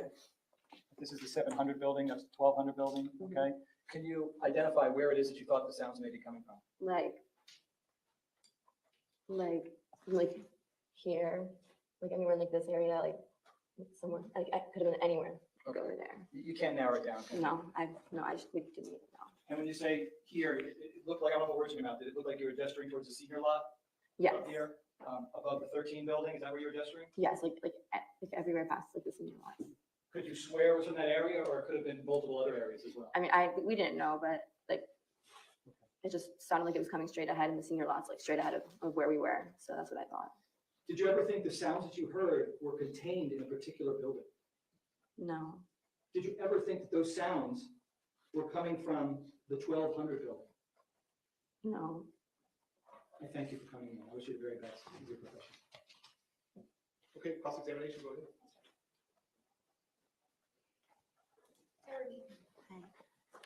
So how old were you when this happened? I was 16.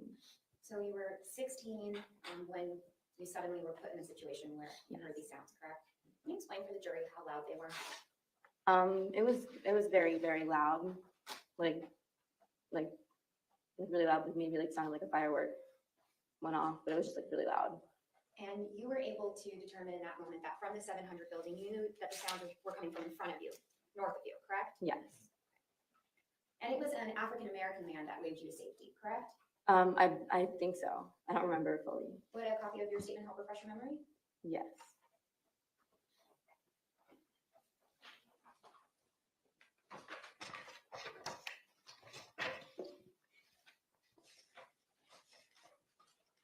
So the point of the exercise, the lawyer's going to show you something, just read it to yourself.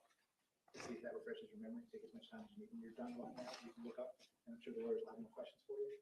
What I don't want you to do is read out loud from the document, okay? Just read it to yourself, and when you're done, they'll ask you some questions. Okay. May I approach, Judge? Yeah, go ahead. And for court and counsel's records, it's page 2. I'm going to direct you to line 29. If you please just read that quietly to yourself. Just look up at me when you're done.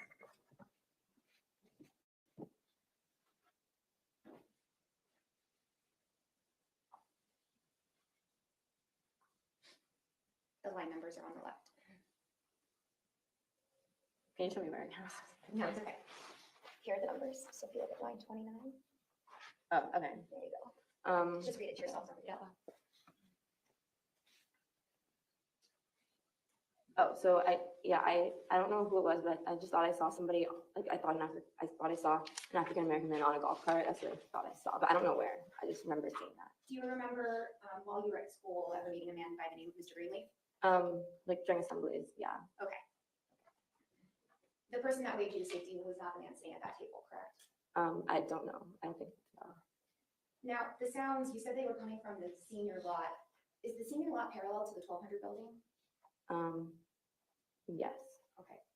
And you've explained in the past that after you heard those first 3 loud bangs that you then retreated into a closet, correct? Yes, we did. And you stayed inside that closet, inside the classroom, inside the 700 building for the remainder of that time period. Yes. Now, during active shooters, students have their role that they're assigned during Code Red, right? They're supposed to get down, hide, lock the classroom doors, correct? Yes. And teachers have their roles, correct? Yes. And you'd agree that the point of that is that you're to stay put until the police arrive, correct? Yes.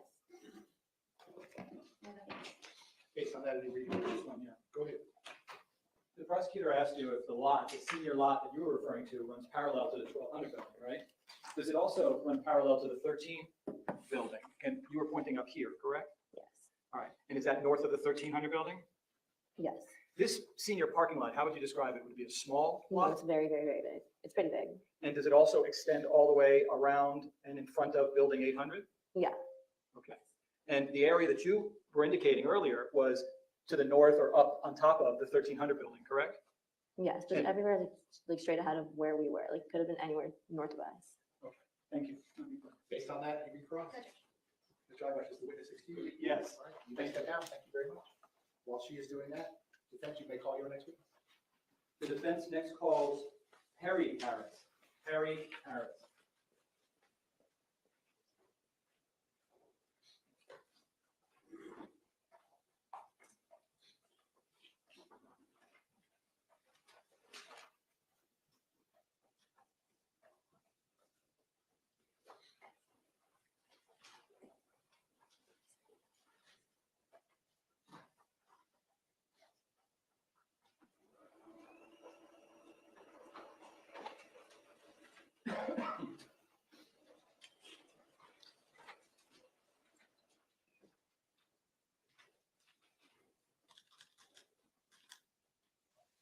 It's hard listening to this trial when you consider the submarines just happened.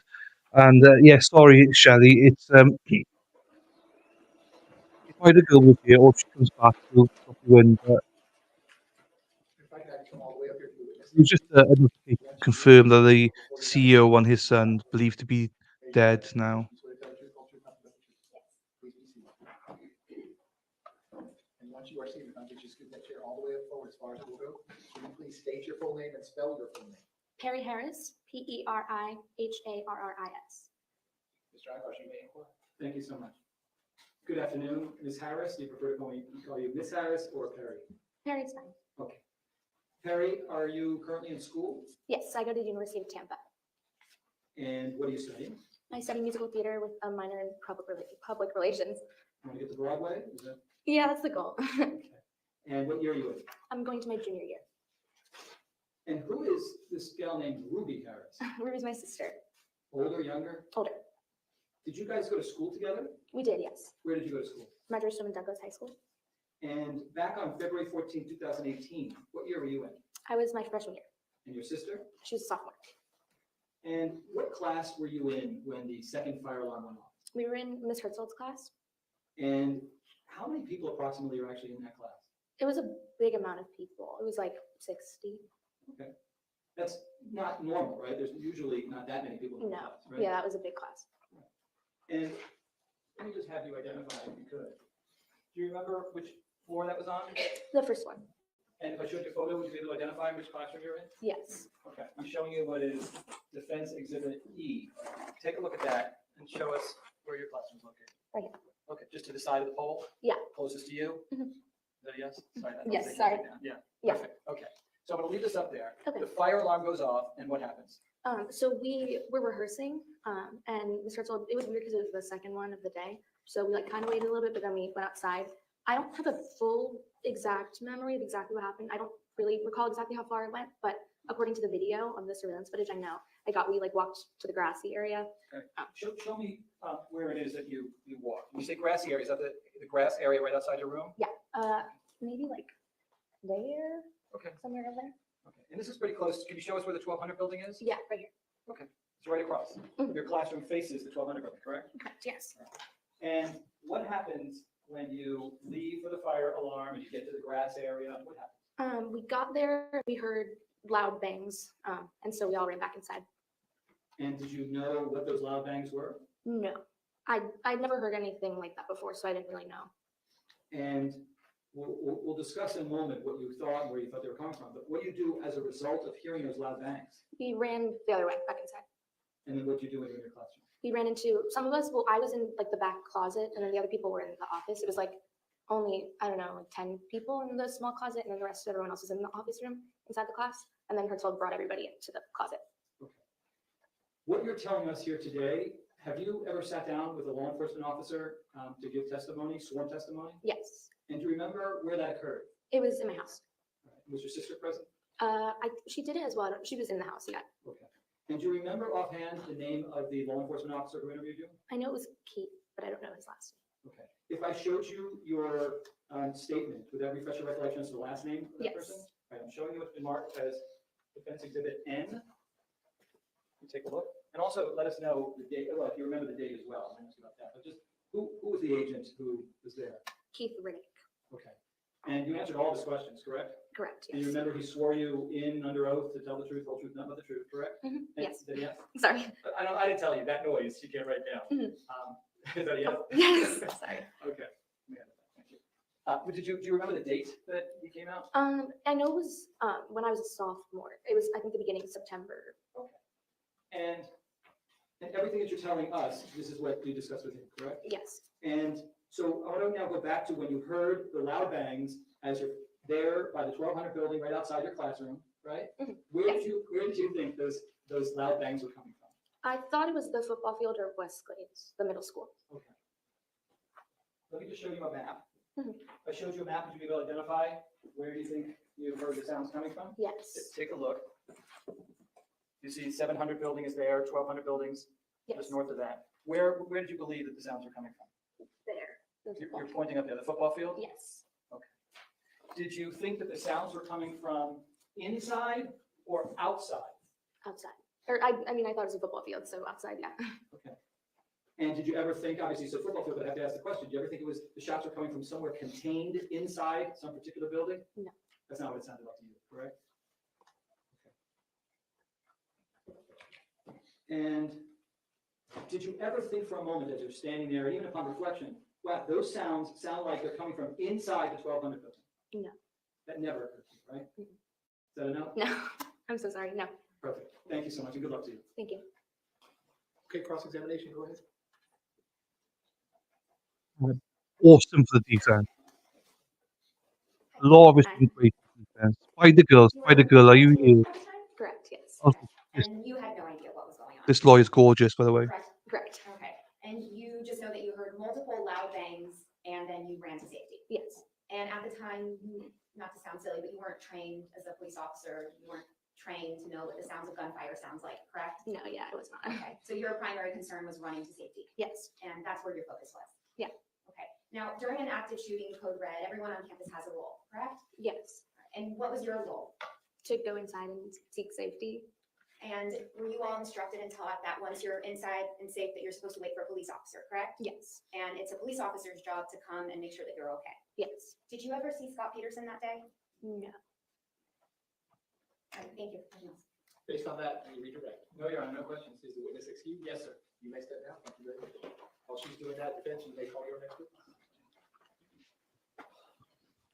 The defense next calls Deputy Brian Goolsby. Deputy Brian Goolsby. Yeah, Jamie can. We put a link onto earlier on as well. Fair play, Jamie did. And we got Farrell. There's a link on there as well. So link away, Jamie.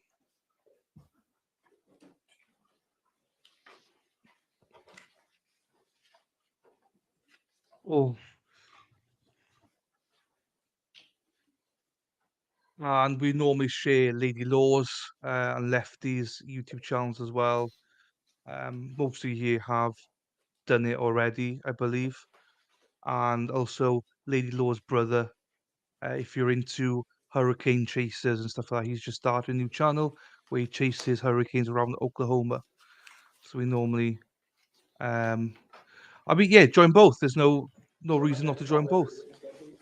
Once you reach it, before you have a seat. Join both, guys. I think majority of people here have joined me. Hopefully, Please be seated. So once you are seated, if I can just scoot that chair all the way forward as far as it will go, state your full name and spell. pull out the laptop. Brian Aye, aye. Briangolsby. Mr. Aguilar, you may inquire. Thank you. Good afternoon. It's Sergeant now, right? Yes, it is. Okay. How long have you been a sergeant? I was promoted in August of 2000. It's been 2000? I'm sorry, 2020. 2020? 2020, yes, sir. Got it. Okay. And who do you work for? The Broward County Sheriff's Office. That's the same agency that my client used to work for, correct? Yes, it is. And where do you patrol? I'm currently assigned to the Central Broward and Lauderdale Lakes District on the midnight shift. And do you supervise any officers? I do. Tell the jurors about your responsibility. What do you do?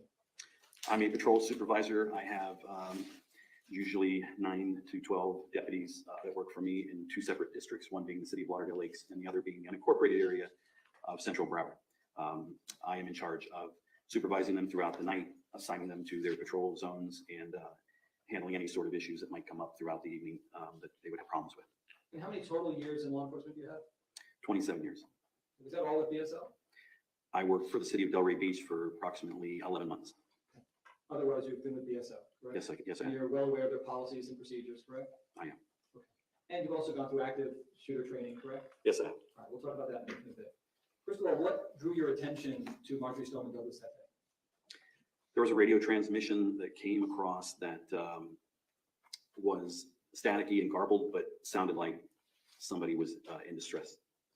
What did you mean by staticky and garbled? What does that mean? Inside of the Parkland District Office, particularly the radios were, the connectivity of the radios wasn't that great. We would have static on the radio most of the time. Quite often we'd have to go outside to make transmissions on the radio. So it was very difficult to use the radio in the building. And that's on any given day, not just necessarily the day of the shooting, correct? That was correct, yes. Did you ever make your concerns known about how the radios were not working for you? Yes, we did. And did anybody tell you anything in response? I know that it was passed up the chain of command, but I wasn't at that level to know what the outcome was. You don't get to decide what radios you use, correct? No, I do not. Nor did Scott Peterson. He has to use whatever's provided, correct? That's correct. And by the way, speaking of Scott Peterson, did you ever know Scott Peterson prior to the day of the shooting? Yes, I did. How did you know him? I was assigned to, well, actually, he came after me. So I was assigned there since 2003 in the city of Parkland. And when Scott Peterson came to the position of the SRO at Marjorie Stoneman Douglas, that's when I met him. Did you supervise him? I did not. And tell us about your interaction and how he did professionally. At that time, I was a property crimes detective in the district. So I would occasionally be called over to the school to assist Deputy Peterson with investigations involving thefts. He made some arrests at the school, and he had some interaction with students that were accused of committing property crimes and things like that. So I would come over and would help investigate those cases. Did you find him to be professional to work with?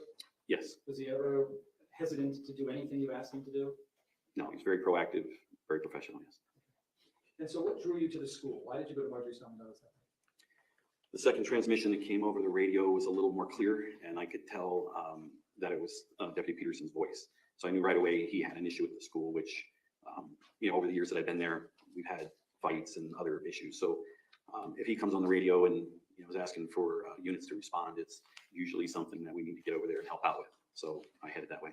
Had he not made that transmission, would you have ever even gone to the school? Not until I learned of there being something else happening there. In other words, he was the first person who alerted you to come to the school, correct? Yes, he would. That something was possibly either an active shooter or fireworks or something that needed your attention, correct? Yes. And so what happens next? I get out to my vehicle. I hopped in and took off towards the school and drove to the north side of Douglas High School. Are deputies trained when they think that there's even possibly shots fired to get on their radios immediately and report that? Yes. No one's ever instructed to delay reporting that, correct? No. And so what happens when you get to the school? How long did it take you first to get there? Maybe a minute and a half or so to get to the school. Once I got there, I exited, put on my vest, grabbed my rifle, and I ran towards the west student parking lot gate to try to enter into the school. And why do you wear a vest, a bulletproof vest? Stops bullets. It's ballistic protection. It keeps, we hope that it will stop rounds being fired at us. And what happened next? As I was running west down the sidewalk, I heard a series of gunshots, or what I believe were gunshots. And how many did you hear? I believe I heard 5. And where were you? If I showed you a map, are you able to tell us kind of where you were? Yes. I'm going to show you what's been marked as Defense Exhibit F. If you just take a look at that and kind of point to where it was that you arrived, where you arrived. Here's Holmberg Road, so I passed through Pine Island and I stopped approximately about here, pulled into the turn lane. Are you pointing to the B in Holmberg, somewhere around there? Yeah, right around, yeah, And that would have been just north of the 1200 building? that's correct. But between you and the 1200 building is a parking lot, correct? Yes, this part. Yeah. Describe to the jurors, because how large that parking lot is. It's approximately 75 to 80 yards from Holmberg Road to the sidewalk. So 3/4 of the football field at least. Yes. And were you by your vehicle when you heard these shots, or had you moved? I was about midway between my vehicle and the west gate. And you said you heard about 5 shots? That's correct. And did you identify them as shots right away? There was a possibility it could have been fireworks, but it was leaning more towards it being gunshots. Okay. And where did they sound like they were coming from? It sounded to me that they were coming from ground level in between what appeared or what ended up being building 1200 and 1300.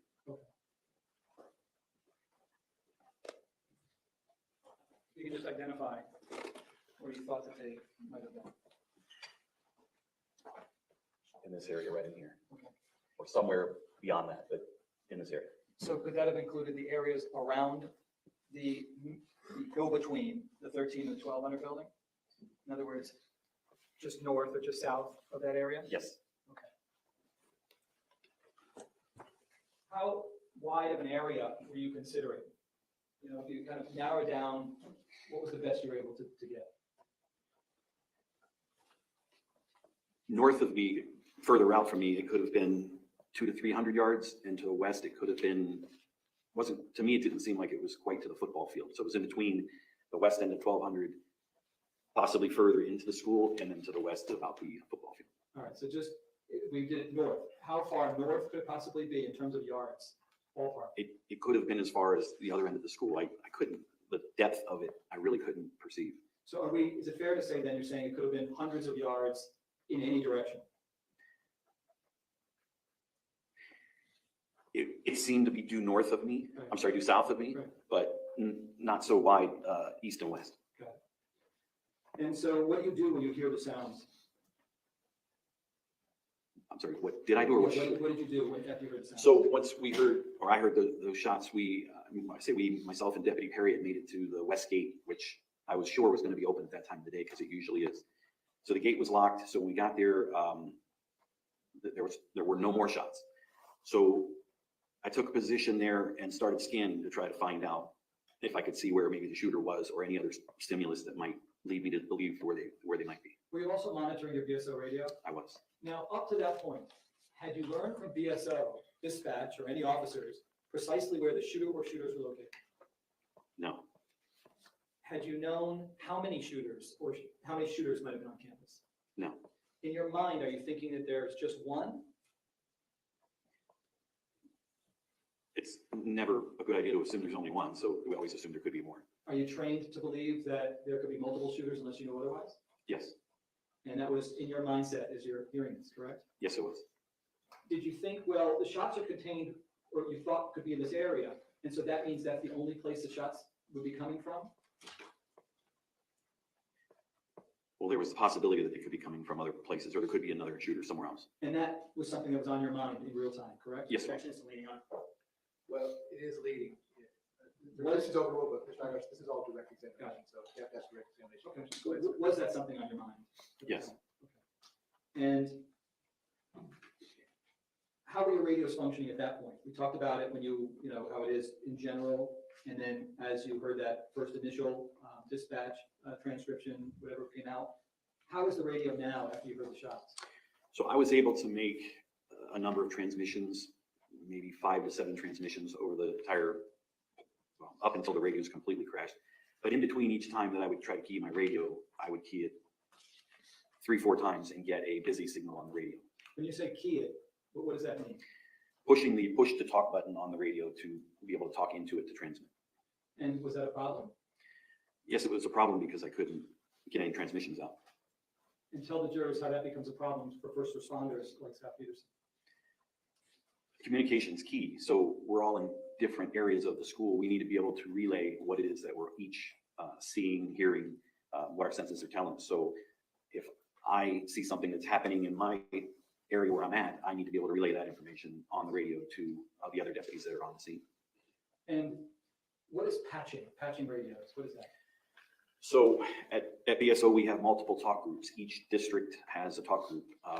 So in the event that a situation is spilling over into another district, we can patch our talk group with the other talk group. So two cities next to each other would be able to communicate with each other. At what point did you learn that Coral Springs was also on the scene? When I reached up, I made my way up to building 13, I saw the Coral Springs officers running up behind me. Did you believe that BSO's radios were patched with Coral Springs radios? No, I do not, or I did not. Did you know at the time whether the 911 calls made from cellular phones were going to Coral Springs or going to BSO? I wasn't aware of any 911 calls. And so what happens? You said you mentioned you met up with Deputy Perry, That's correct. and what happens next? So the two of us, we kind of scanned for a minute to see what we could, ascertain from looking into the school. There was two students that were coming across the parking lot to the northeast. They had their hands in the air and they were yelling active shooter. So we tried to engage them with, where's the shooter? What's he wearing? Where did you see him last? And they just kept running. So you didn't get any real-time intelligence? Did not. And by the way, I didn't ask you, but when you heard the shots, like you did, how close were you to the 1200 building, approximately? I was still on the sidewalk, so it's about 80 yards. Okay. And what do you and Deputy Perry do after you attempt to get real-time intelligence from students who do not provide anything to you? Well, there was another student that appeared to be injured on his leg, and he was being helped by an adult. It turned out to be a Coral Springs off-duty officer. They were making their way to the west. He was asking us to help. I think his name was Kyle. He was telling us to help him. We were asking him, did you see the shooter? Where's he at? We're getting nothing back. I knew there were deputies to the west, so I told him to keep moving to the west and they could help him out. And what's the next thing that happened? So the gate was locked. We contemplated, I was thinking, go get my car, drive through the gate, climb over the gate. It's a 6-foot fence, which would have made us very vulnerable and exposed had we tried to climb over it with the shooter, not knowing where the shooter was. Moments after that, I realized I have a key on a keychain that actually opens all the locks to schools. You just mentioned that you thought you might be vulnerable and exposed as you're climbing over a gate. Tell the jurors why you felt that. Well, when I was running westbound and I heard the shots, I couldn't tell where they were coming from. I even cringed a little bit thinking that I could be getting shot at. So when I got to that point at the gate, we couldn't see a shooter. We didn't know where he was. The shots had stopped. So for me to try to climb over the fence or put myself out in that area would have been wide open. I had no cover, no concealment at all.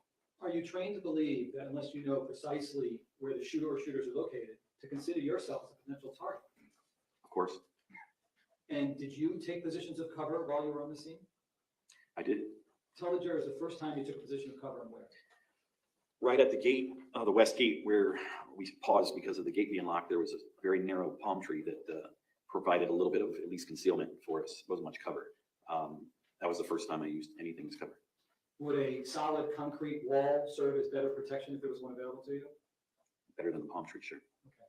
Were there any other times that you took positions of cover while you were on the scene? Once we made our way through the gate, we unlocked the gate and made our way through, we entered the parking lot.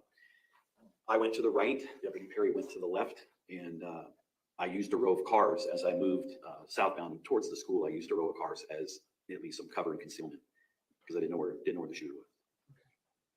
And what happened next? Made my way up to the last car, and I had to traverse an open area, open space between the last car and the building, the side of the building, and it was, building 13. I knew it was building 13 because there was a placard that said building 13. So once I made up to the corner of that building is when I saw Mr. Fights. And if I showed you a photograph, would you be able to identify where you saw Coach Fights? Sure. Did you know then which side of the 1200 building it was? I'm sorry. You saw, let's just start here. Take a look at Defense Exhibit 1. Where did you see Coach Fights? He was laying right outside this door right here. Okay. He was outside of the 1200 building, correct? Yes, right here.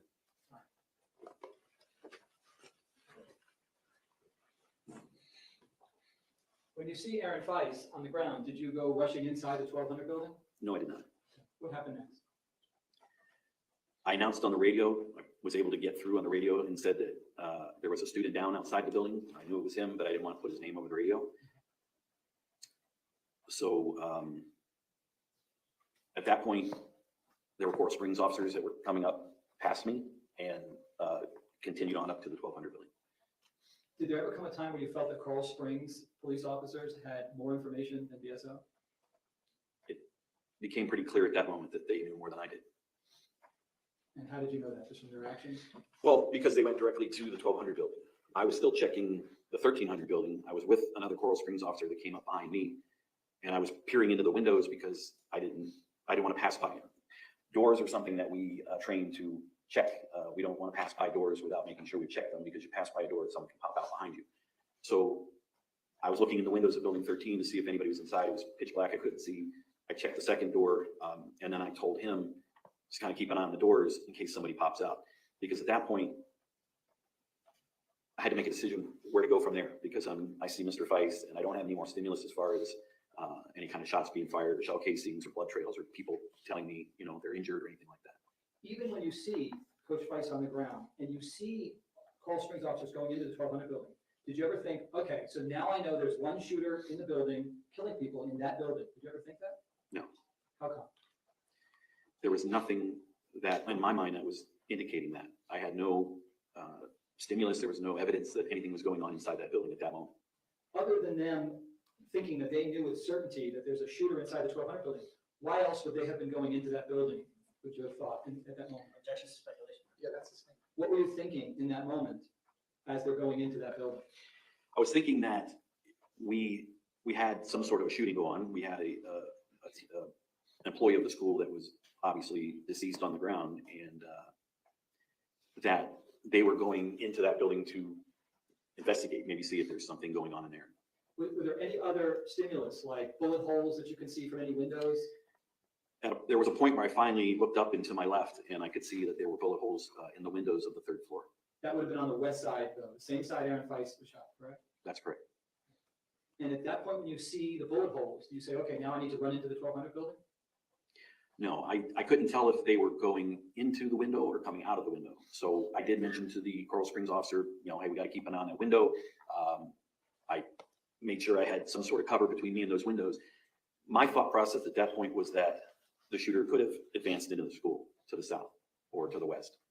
Did you also possibly think that there could be a shooter or shooters on any of the neighboring roofs? That was a possibility.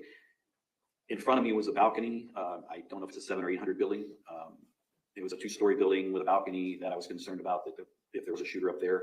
There were bushes in front of me across about 30 to 40 yards away from me that would have given the shooter concealment. So I was very concerned at that point that the shooter was on foot somewhere in the school and was potentially going to be a threat. So as officers were coming in behind me and going to building 1200 and moving up to where I was, I took the job of securing that area, pointing my rifle down, scanning, making sure that nobody popped out. And when you did that, after seeing Aaron Feist on the ground and seeing the officers go in, you're doing that from a position of cover, aren't you? Yes. How come? There was a lot of area in front of me that a shooter could have been hiding.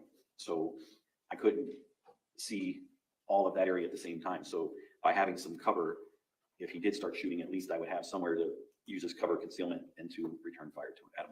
And while you're in that position of cover, are you looking and scanning all around? That was my job at that moment, was to protect anybody that was coming up behind me and to hold that position in the event that the shooting either started coming our way, or if there was more shooting in the school, that we could advance towards it. And aren't you trained to continue to scan and look if you're not sure where the shooter or shooters are located? Yes. And did there come a time where you tried to convey over your BSO radio that Aaron Feist was down on the ground? I'm sorry, you can say that, repeat that. Did there come a time after you saw Aaron Feist, did you think that he was dead? Yes. Okay. Did you ever get on your BSO radio and announce that over the radio? No, I did not. Did you attempt to do so? I did not. Okay. So, okay. And what's the very next thing that happened? There were Coral Springs officers that came out of building 1200 with Mr. Hickson, and he was obviously had been shot. So while a BSO deputy, Volpe, and a Coral Springs officer, I don't know, they loaded him onto a golf cart and they took him over to Pine Island Road where fire rescue was. Did you ever go into the 1200 building? So after a period of time, it started occurring to me that this guy is no longer, the shooter's no longer here, that he left. How did you know that? Just a hunch. There was no more shots being fired. There was no other stimulus to believe that he was there. But BSO radio, did you ever hear anything over the radio saying, it's all clear, the shooter's gone, you're safe? No. That didn't come until, did you ever hear that? Well, eventually, when they watched the video, we found out that he fled the campus. But up to that point, you still don't know, correct? I didn't know for sure. I just believed he was possibly gone. And you're still monitoring your radio, correct? Yes, I am. Were there times that you heard my client talking over the radio and saying things? Back before I even made it to building 13, Deputy Peterson had asked the question if, well, even further back than that, it was when we mentioned that we had a student shot. We did get that over the radio when the young man was shot in the foot. That the question to us from Deputy Peterson was, does he know where the shooter is? You heard my client ask that? Yes. And you knew that was his voice, correct? Yes. What did that mean to you as you're hearing him say that? It meant that we didn't know where the shooter was. Okay. And by we, did you think that No, Deputy? that Deputy Peterson didn't know where the shooter was either. And is there anything else you heard him say that you recall? There were several transmissions. I don't recall all of them. Okay. And I do want to ask you about how you were feeling through this, Paul. How do you feel today? You're calm in this courtroom, correct? Yes. Is this how you felt during this year? No. Describe to the jurors how you felt during this horrific, abhorrent day. The first thing I can recall was as soon as I got into my vehicle, I felt the tunnel vision kind of taken over. I could feel the adrenaline. My heart rate shot up. My breathing went faster. I drove as fast as I could down Holmberg Road. I actually blew through the red light at Pine Island. Thank God the other deputy coming from my right stopped because we would have crashed, but I made it through the light. When I got out of the car, my hands were shaking, and that's a common feeling that I get when my adrenaline's that high. So put on my vest, grabbed my rifle, ran down the sidewalk. Running down the sidewalk, my legs felt like they weighed 300 pounds. They just trying to run as fast as I can, and it just all the blood is leaving your legs and going to your core. That's what happens when you have an adrenaline rush like that. At some point, I normally speak between witnesses. Dry mouth, like you could hardly talk because I normally trip in that. effects of the adrenaline. I thought I'd been doing all right with it. Driving, I didn't hear I can't remember hearing any transmissions over the radio from the time I got in my car till I got out of the car and was running and heard the shots. I don't recall hearing anything. So, the adrenaline and it's terrifying to hear that sort of a call on the radio. So it has a physiological effect on you. And you can't just, if you're a 27-year veteran, it affected you like that, correct? Yes. You can't just train those physiological responses away, can you? Objection, Your Honor. Yeah, that's the same. It can't be true because there's still people here. There's no training, but experience and being subjected to that sort of thing on a more frequent basis tends to lessen the effects. Okay, you still felt the effects, correct? That day I did, sure. Was this anything like you had experienced in the past? No, How so? I've never experienced anything quite like this that day. And ultimately, you never went into the 1200 building, correct? There was a point where the curiosity got the best of me. I went and I did open the door to look into the hallway. And when I did, there were 3 or 4 officers coming towards me from east to west with rifles. I mean, I direction. try and speak when there's I gaps, closed the door like, and moved back to the but position I had I don't want to speak over the witnesses. What was your concern? Well, if I stood there with the rifle pointed at them, I could be very well shot by the officers that were at the other end of the hall. Sergeant, I thank you for coming. See, now I would normally speak now and say something because it's a changeover and I got like 10 seconds, 15 seconds. I just don't feel comfortable speaking over the witnesses. When it's pause, I do it. Good. So let's start from the beginning of the 14th, when you first realized something was going on. You heard over the radio Scot Peterson, correct? The I second think call, people yes. hate that though. Shots fired. Most people hate that, I Yes. think. His voice sounded unusual when he said that, correct? Yes, More frantic, sure. whatever word you'll use. I don't use the word. It's very common in police work that's when you know something's happening. The voice octave goes up a little bit when there's something going on. Okay. And you get immediately in your car, drive over to MSD. It takes about a minute. I was demonetized today within half an I'm hour. gonna show you I was talking the whole time. a condition. I think it's a balance, though. I generally do think people don't always appreciate people speaking all the time. Actually, it's a touch screen, so you can actually just touch the areas with the annotator the judge is about to turn on. I don't know who Rackets is. It's not. It's not the thought I don't want to give thought.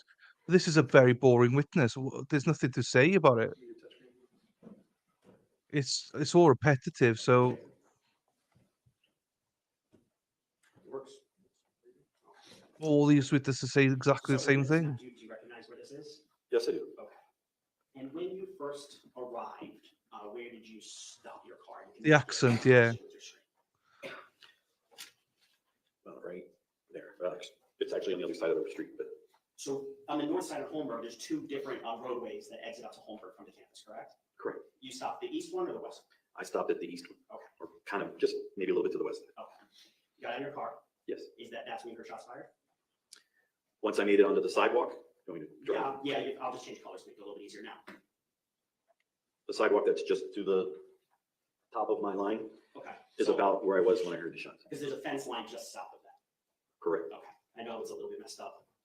Oh. So I'm gonna erase this. Is that more? This is tough. Hold on. Now you guys are making me paranoid on that all the area. time now. That's where you heard the shots. Yes. So from that to the 1200 building. I know you're trying to be helpful. I generally take that. It's just more of a now I'm, Yes. I'm paranoid now. If it's another thing, please tell me. No, it's approximately 80 yards. Okay. Using the annotator, where did you think the shots were coming from when you first heard them? Probably in that area there. So between the 1200 and the 1300. Yes. Okay. Now, when you heard those shots, what was your immediate reaction? I don't hate anything, Shelley. I don't hate it. It was to announce over the radio that we have shots fired, because at that point we were still contemplating them being fireworks. So I made a transmission. It's fair. You knew That's right away fair. as soon as you heard those That's shots fair. fired. Right. Did you try? I'm sorry. Just- At that point, I was just No, getting. no, I to where the gate understand. was, Fair. I do thought it would be understand. open. And can you just put an X where that gate is? It's appreciated. It is. Now, you thought that gate would be open. It was not open. Correct. And you were with Deputy Perry, correct?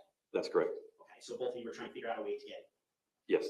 When you're standing there, do you hear any additional shots? No. Okay. You are trying to proceed towards the sound of shots, though, correct? At that point, yes. Okay. Ultimately, you have the key, you open up the gate. When you open up the gate, do you run towards where the sound of gunshots came from? Where you thought they came from? Indirectly, What do you mean by that? I went to the. I think so, Shelley. west of Yeah. The first row of cars and made my way along the cars. Can you just highlight, change the color to purple, can you just highlight approximate the route that you took? And then where did you ultimately end up? I ended up, well, stopped there to, again, try to transmit on the radio. You're heading I towards. get it, David. It's just more of a. Correct? Yes. So you're, based upon your training, you're moving forward. It's getting the taking balance proactive right. action to figure out where these shots are coming from. For me, anyway. I've only been doing this for a couple of months. Do you know what I mean? So You transmit I still over haven't got the radio, balance right. Something, shots fired. When I was out of the street, yes. It's weird to me that people want to listen to me. Do you know what I mean?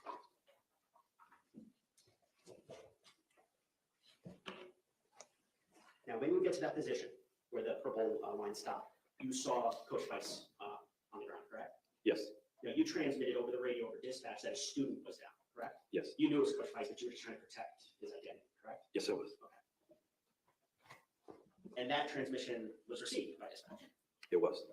You received responses in regards to what you had just said, correct? I believe the dispatcher repeated what I said. Yes.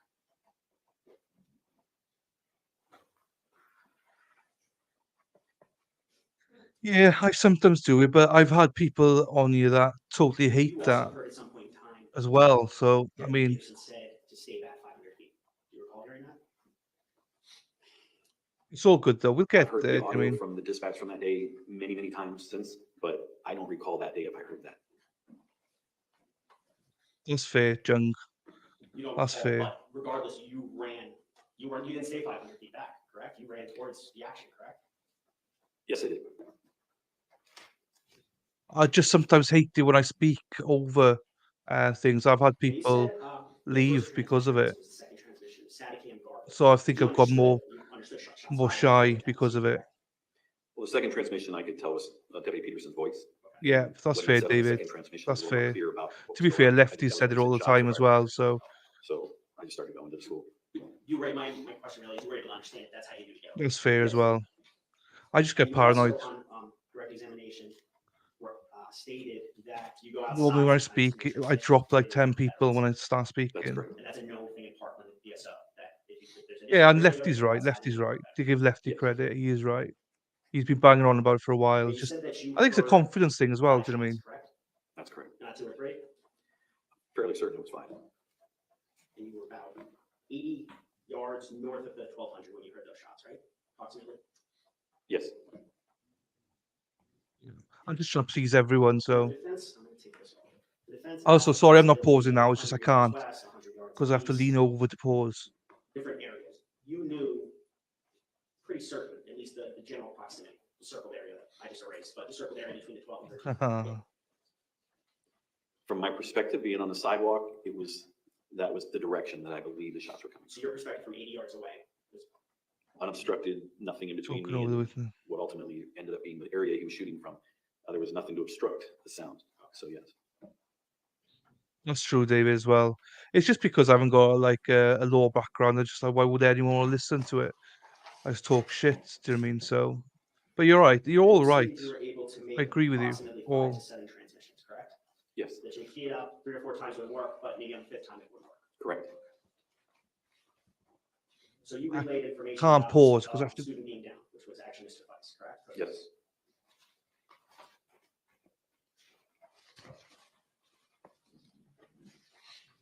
Shelley, I appreciate that. I You do. relayed information that definitely have shots fired. Yes. Information that we need to get identified in the sky, something to that effect. Yes. And all those transmissions work over the radio, correct? Yeah. When it worked, yes. Haha, cheers, Dave. I mean, if Shelley's here, When then you will. worked with Deputy Perry and students were yelling active shooter, approximately if you could mark on the map where were you? I would say I would pause, but literally my laptop's over Now, there, when the students were yelling active shooter, you and I've got the other trial on proactively it, so I asking them can't pause. questions to try to gather more intelligence, right? Yes. And what's the purpose of that? Yeah, I can't right now, Shelley. The shooter might be. So you proactively saw students and yelled at them, trying to find information. Yes. And when you saw the student who was shot, once again, another student, you asked questions to try to gather intelligence from him as well. Yes, it did. And you stated under direct examination that you thought you either were or could be shot at, correct? Yes. That's why you didn't scale the fence. Right. Even though you thought that, you still went towards the sounds of where you thought the shots were coming from, right? Yes, I did.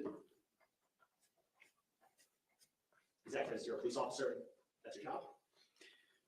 Well, I have a patrol rifle and I had some cover and concealment, and I was confident that I could make my way up to at least the side of the building. To try to find the shooter? Yes. To investigate where the shots were coming from? Yes. Now, you stated on direct that when you got up to the last car, you had to traverse an open space to building 13, and you made it to that corner. And that's where you saw Bush Vice, right? That's correct. So even though possibly you heard shots, you still ran through the open to get closer, to gather intelligence, possibly stop the shooter. Yes. Now, when you got to the corner, no more stimulus, right? Other than Mr. Feist being on the ground. Saw Mr. Weiss, no more shots fired, you didn't hear anything? No. At that point, you didn't see the bullet holes in the 3rd floor teacher's lounge area? I hadn't seen those yet. So at that point in time, you're scanning, you're looking for more intelligence to try to figure out what to do next. Yes. I have to bend over and switch tabs and try and pause it. I did. Because looking into windows, maybe you would gather some intelligence that could be useful. That's correct. You check the doors to see if they were locked. I did. Proactively trying to investigate this, trying to figure out And where I the did. shooter is. Yes.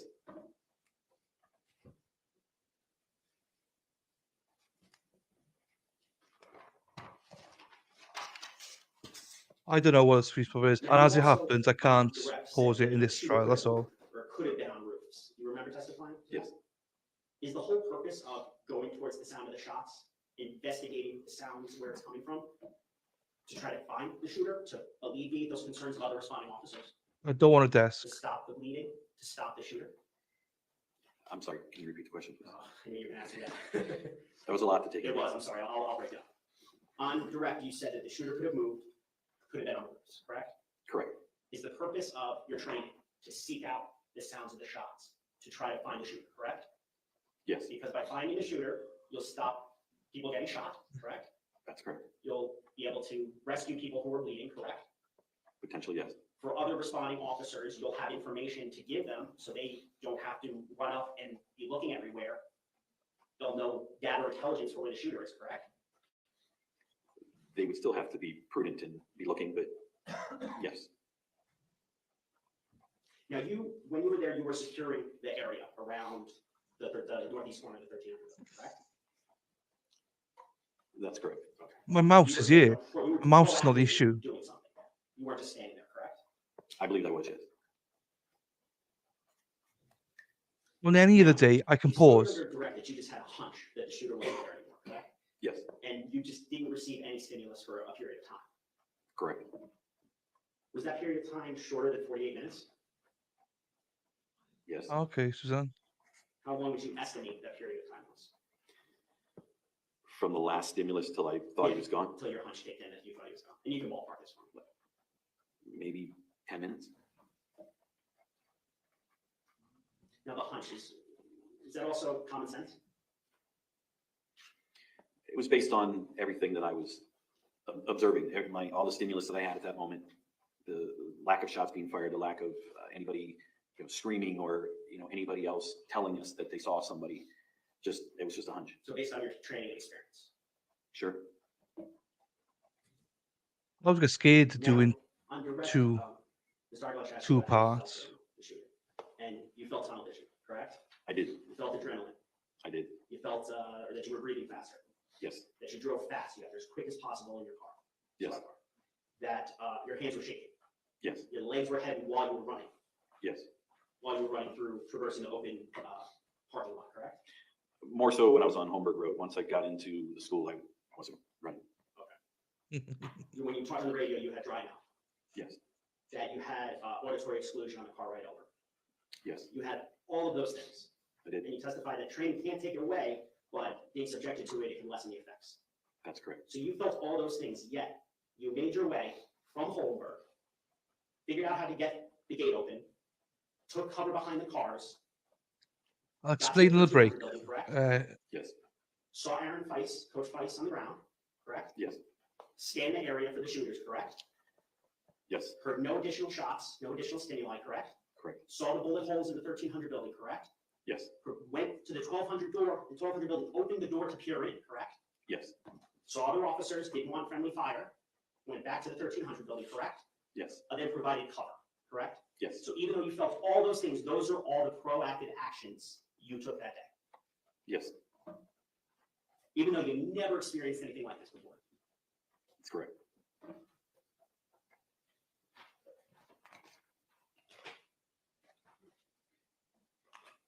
Now the shots, when you heard them, they were loud, right? When you were 3/4 of the football field away, yet you heard 5 Thanks, Banshee.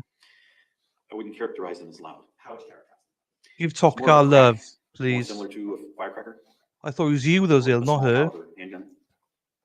Big hugs to Toxic, please. Banshee, and thank you for the update. Now, Deputy Peterson's transmissions, you testified that you heard some of them. Did you hear when he multiple times said 1200 building? Hi, Erin. If you recall. I never recalled hearing the 1200 building. I heard many other building numbers, but not that one.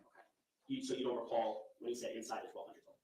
Thank you. Thank you, Banshee. What's the objection? It's a misstatement. I or inside. You're saying inside. Well, that's why what the lawyers say is not evidence. Ladies and gentlemen, I'll repeat to you. What the lawyers say is not evidence. What the questions the lawyers pose the witnesses is not evidence. The evidence is from the witness stand and the exhibit. You all will decide what was said. The objection is overruled. Go ahead, sir. Ask your next question. Did you recall that? The inside hearing over inside 1200 building. I don't recall hearing that.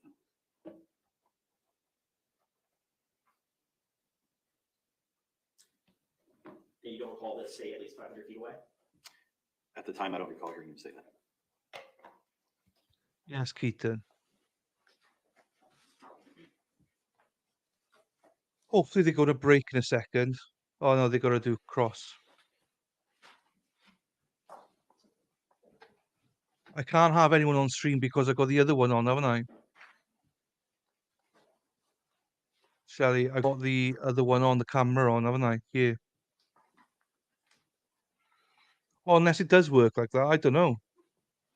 I thought, oh, actually, yeah, no, you're probably right, yeah. Let me More than welcome to, ask you David. this way. Sorry. Regardless of what you heard over the radio, the instructions, whether to stay back, security, the intersection, you were going towards the sound of those shots based on your training, correct? Based on the stimulus that I had at that moment in the position I was in, I felt comfortable enough to move forward. I know, Shelley. Move forward towards where you Towards, yes. Hey, I don't work for any cunt, Erin.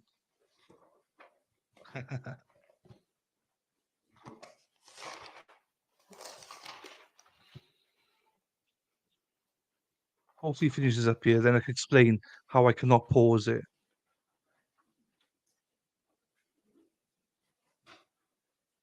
So normally, a cunt, You did not see normally Scott Peterson that day, correct?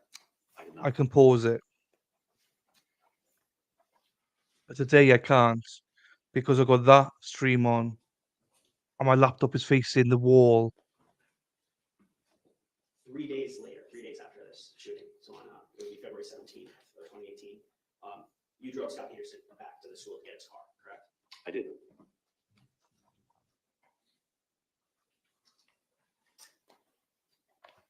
And overall, based upon your positioning, from the time you arrived on Hollendorfer Road to the time that your hunch kicked in, that the shooter was no longer there, you had a completely different perspective than where Scott Peterson was, correct? I would say so, yes. And nothing further. Thank you, sir. Based on that, you redirect. Yes, Your Honor. Go ahead. Yes, well, thankfully Banshee's going to tell her anyway, Kim. Just good. So, hey, cunt, Shelley, my laptop's facing that way. I cannot pause it. And also, I can't. I'd have to switch tabs. I'd have to go up, move, The prosecutor asked you and about your pause. training prior to this active shooting, correct? Yes, And you are trained to move towards the gunfire, correct? that's one of the stimulus that we would use to move towards where the person or the shooter is, yes. Was there ever a training prior to this shooting where you were given a scenario where you do not know from where the shots are coming, outside of the building? No. Tell the jurors what the training consists of. And again, I'm referring to prior to 2018 when the shooting occurred. Tell the jurors what training did exist regarding active shooting. Our active shooter training typically is indoors. We, one in particular was maybe the distance of this room. The shooter was in a room, say at the end of this room, and we started at this point here. They would fire shots, and we would move towards that shooter. Other times we were in a school, and again indoors. The shooter was at the end of a hallway. I don't, Shelley, I don't. Was shooting at us. I'll explain to you now. To advance on them and make our way to the shooter. Another training was inside of the mall in Pompano, where we were downstairs, had to go up, and the shots would be fired upstairs. We go up an escalator, and the room would be right at the top of the escalator. Those just an example of some of the trainings. Is it fair to say that the common thread is that you all knew that the shooter would be confined within Keaton, I a can't. small area? Yes. Was there Not ever right a now, training anyway. where you didn't know which building a shooter or shooters might be located? Not one that I've been to. Was there ever a scenario where you have radios that are completely useless? No. Was there ever a scenario that you guys prepared for where a potential shooter or shooters could cover several hundred yards in either direction? True story, Mad World.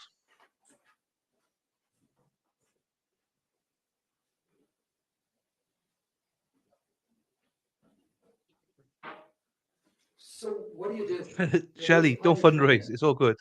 When you don't know whether to go left, straight, right, was there any training for what to do in that circumstance? We've never trained where we're all coming from different directions. All the officers responding to a scene are coming from different directions. So that was unique to this, live real time scenario. Never the training was never on that large of a scale of that, 40-acre campus or anything that big. It's always something much smaller. And if you think that you might be hit by either sniper fire or other shooters that are running around, was it your training that you don't stay out in the open, but that you take a position of cover? None of the scenarios were ever set up that way. So we wouldn't have been trained to take cover because we knew the shooter was going to be in a room at the other end of the building in the training scenario. Was there ever then anything discussed where if you ever feel like there might be sniper fire or somebody shooting you, was there anything in your training to tell you to take cover so you don't get hit by bullets? The first training that I went to after MSD. Objections relevant. Yeah, that's his name. Okay. Go ahead, sir. Ask your next question. Was there anything before the MSD shooting as to what to do if you think that you might get hit with bullets? Did they even need to tell you that, or would common sense just prevail? I don't understand the question, I'm sorry. A scenario where you show up to a scene and you hear bullets and you don't know where they're coming from. Did they ever train you to stand out in the open and not protect yourself? No. Was there training which dictated that you're supposed to find something solid, like a car, a tree, or a concrete wall, and protect yourself? You would be trained that way from day one in the academy. You said in response to the prosecutor's question that you drove Scott Peterson back to the school to pick up his car, correct? I did. And how did that come about? I happened to be at the office. He needed to get his car. Somebody asked me if I'd take him over there. Did you have any discussions? I did. What happened? I spoke to him about some of the things I was hearing from Coral Springs. Consultant. Yeah, well, we're over here for the rest of the meeting. So, ladies and gentlemen, we're just going to press pause on the redirect examination. Real quick question, Ray, same admonition as always.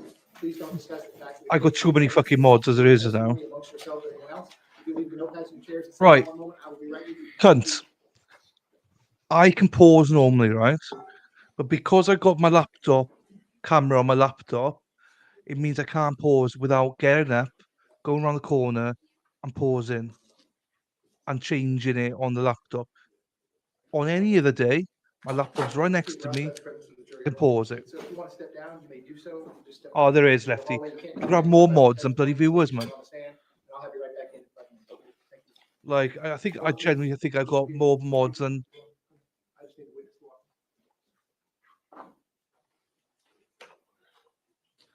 walk. Hey, I'm not trying not to love you. I'm not trying not to love you. I'm trying to explain to you why I can't pause it today. Normally, I can pause it. Okay, so we're outside the presence of witness. Everyone can be seated. So state your objection is a relevancy objection? And hearsay, the way that a witness was answering the question. I believe that based upon what other officers were saying. I guess that part might call for a hearsay response, but statements from the defendant is not hearsay. But the reason I wanted to do this outside of the presence of the jury and the witness. So I thought in pre-trial, the defense moved in, we weren't discussing statements. How many that times I've been on without made mods? to whatever source it may be, media or Most days. after his statement to Detective Curcio. Fuck's Yesterday, sakes, they Kim. tried to get into that. You objected based on, or someone objected, and I sustained it. I wouldn't let you talk about some interview with the Washington Post or something to that effect. Right. So do you want to start now eliciting testimony about statements that Mr. Peterson made to people after this event, who is not Detective Curcio? Because once we open that door, No. then all that stuff's coming in. No. Well, that's what you asked him, sir. You asked him for what statements he made. This is 3 days after the event. It's not ever been the subject of any. See you later, David. Thank you. I was just, If you open that door, the door's gonna be open. I want to open up the door. I was just referring, and maybe I wasn't narrowing my question, just the conversation that they were having in the vehicle. If the court's saying that that's not something I can get into. You moved to keep all of that out. Did you Well, not? Am I specifically was referring to, and I can see how the court's expanding it, and I think the court's probably correct. I was referring to interviews that my I client know, gave, Dave. and I think the court is considering this to be that. I won't get into what he said if that's the court's ruling. I would like him to articulate my client's demeanor. He was with him. He can articulate. That's not what you asked. I understand. I know. You That would asked him have about been the the next. conversation. That would have been the next question. But I understand the court's ruling. All right, so is that your understanding? We're not talking about that? I mean, Post-event yes, Your Honor. statements outside of court by the defendant, with the exception of Detective Curcio's testimony, which is already taken place. Yes, with the understanding that if Mr. Peterson takes the stand, perhaps for future purposes. Would the court permit me to have the witness testify to what he told my client? Well, what is the relevance of what anybody told anybody 3 days after this incident? What's the relevance of that? Helps the jury decide something they need to decide. Well, it anchors, he's gonna talk about how he was telling my client. Let me make it more simple. What if there's 100 witnesses that say, I think Mr. Peterson did everything right? And the state has 100 witnesses that say, I think Mr. Peterson did everything wrong. Yeah. Let me repeat my question. What does that have to do with any decision this jury? I won't get into it. Okay, very good. State, anything else before our restroom break? No, Your Honor. Defense, anything else? No, Your Honor. Thank Okay, you. we'll be in quick recess. Oof, that lawyer. So, I think everyone thinks I can't pause. I can pause, guys. I can pause. But I can't pause today. Because if I was to pause, it means I cannot stream on the bottom left-hand side. My laptop. My laptop is faced the other way. Because I got a tripod on it with a camera. That's why it's like that. Normally, Shelley, I can absolutely pause. So no need to fundraise, no need to do anything. It's all good. So yeah, that is why. I get all your points. I understand your points, but you also you got to remember that I've had feedback for. I've done this for a couple of months. A lot of people have left. A lot of people, whatever. So that's why I'm very weary about what I do as well. And because I can't pause today as well, I understand that. It's a bit of a pain. And once it's a webinar, I can't pause either. So, it is a bit difficult sometimes on some of these trials. And that's why, in a way, I need, chat to help out a little bit. When you're going active, it's good for me because then I can engage with that element of it. But I get the point, I understand it, I will try better and I will do it. But I also remember that I got a lot of shit for it when I did it before. So um just a little bit conscious. Look, if you pause. Thank you, Kim. You're always lovely. Oh, absolutely, yeah, Shelley. I need a load. I need I need a wall art. I want to have the alternate corner up here. So, hey, cunt, if you want to fucking fundraise for me, absolutely. I need a jersey as well. I think it's Carolina Panthers jersey now. I need to pay my bills as well. Oh, boo! I want enough. So yeah, got loads of stuff I want. So yeah, feel free. Feel free to fundraise. Oh, see you next Tuesday. I will try and do meet, Kim. It's just, yeah, you're right. You're right. I try to. It's also the other factor. I said this before. I don't think any of you are members. Maybe Mad World and Spider. So I can see the screen, how many people are here, and you should see it sometimes. When I start speaking, it goes right down. I lose half my viewers. So that's also playing paranoia in your head as well. I know people say, "Oh, don't worry about them, let them go," but they do also help to pay the bills as well. Oh, hang on, I need a fucking ad. Let's do an ad.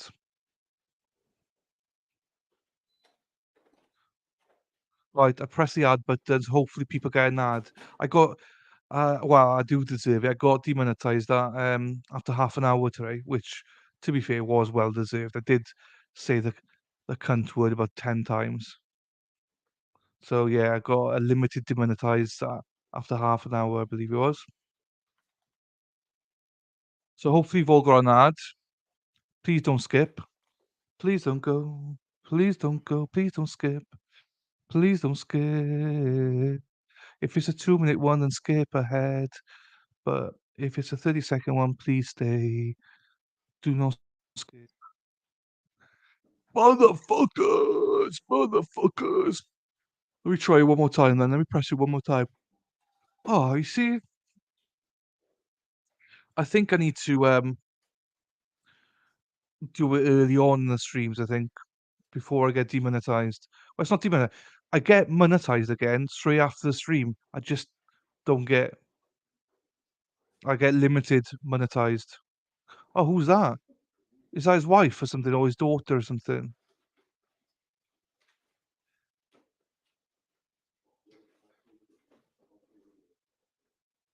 It must be his family. This must be hard for them as well to be there listening to all this testimony by their father and or husband. No ads. Well, what can I do? What can I do? The Johnny Depp one, I got 84 cents in ad revenue. I'm going to have to change Johnny Depp trial to just Johnny Depp, not Amber Heard. Or do you lose super trust? No, don't think so. No, I don't think so, Shelley. I think it's just a case of no, I don't believe so. I'm not demonetized. I'm limited, so I'm only limited for ads. So which makes sense why you can't click on them or there's no ads playing. So no one wants to play because of the content. So it comes up as limited ads due to content. And I don't care what anyone says. A lot of it is because of the swearing, which I understand, you know. But it's interesting. Suzanne said you should be doing two parts. I see lots of people doing that. The only reason I haven't done this is because, again, paranoia. Basically scared that if you stream it and then will anyone come back afterwards? Do you know what I mean? That's the reason I've not done it. But really I should do it.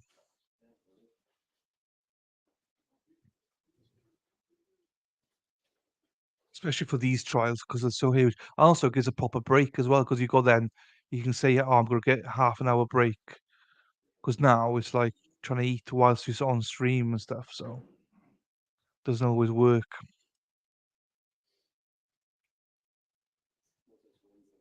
I thought there'd be more people in this trial. There didn't seem to be many people watching. Where's Spider Girl gone? I'm not sure where Spider Girl's gone. She might be asleep actually now. She's probably, to be fair. She's working tonight, so.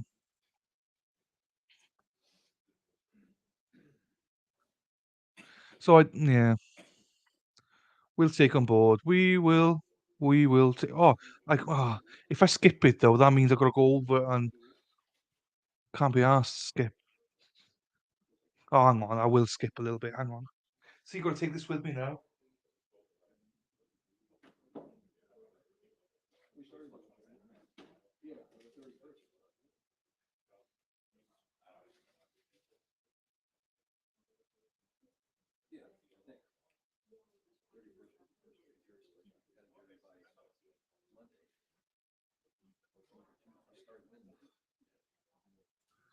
See, it takes all that just to pause.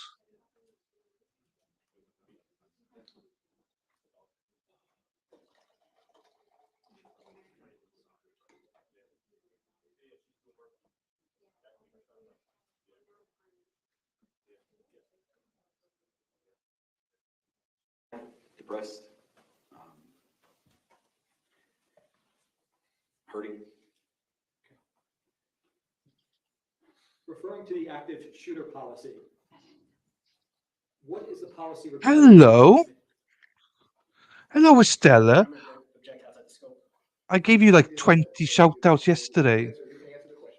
Welcome, Estella. Thank you for being a member. Held after any sort of an event, even smaller events like a burglary that we respond to. So in an active shooter, afterward, when the scene is safe and everything's cleared up, the scene's been handled, the investigation is ongoing. Everyone that was at the event would be called together to have a debrief.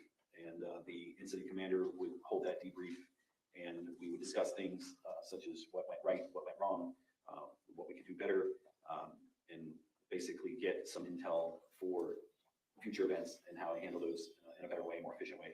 Or if it was done very well, then we would, praise those actions.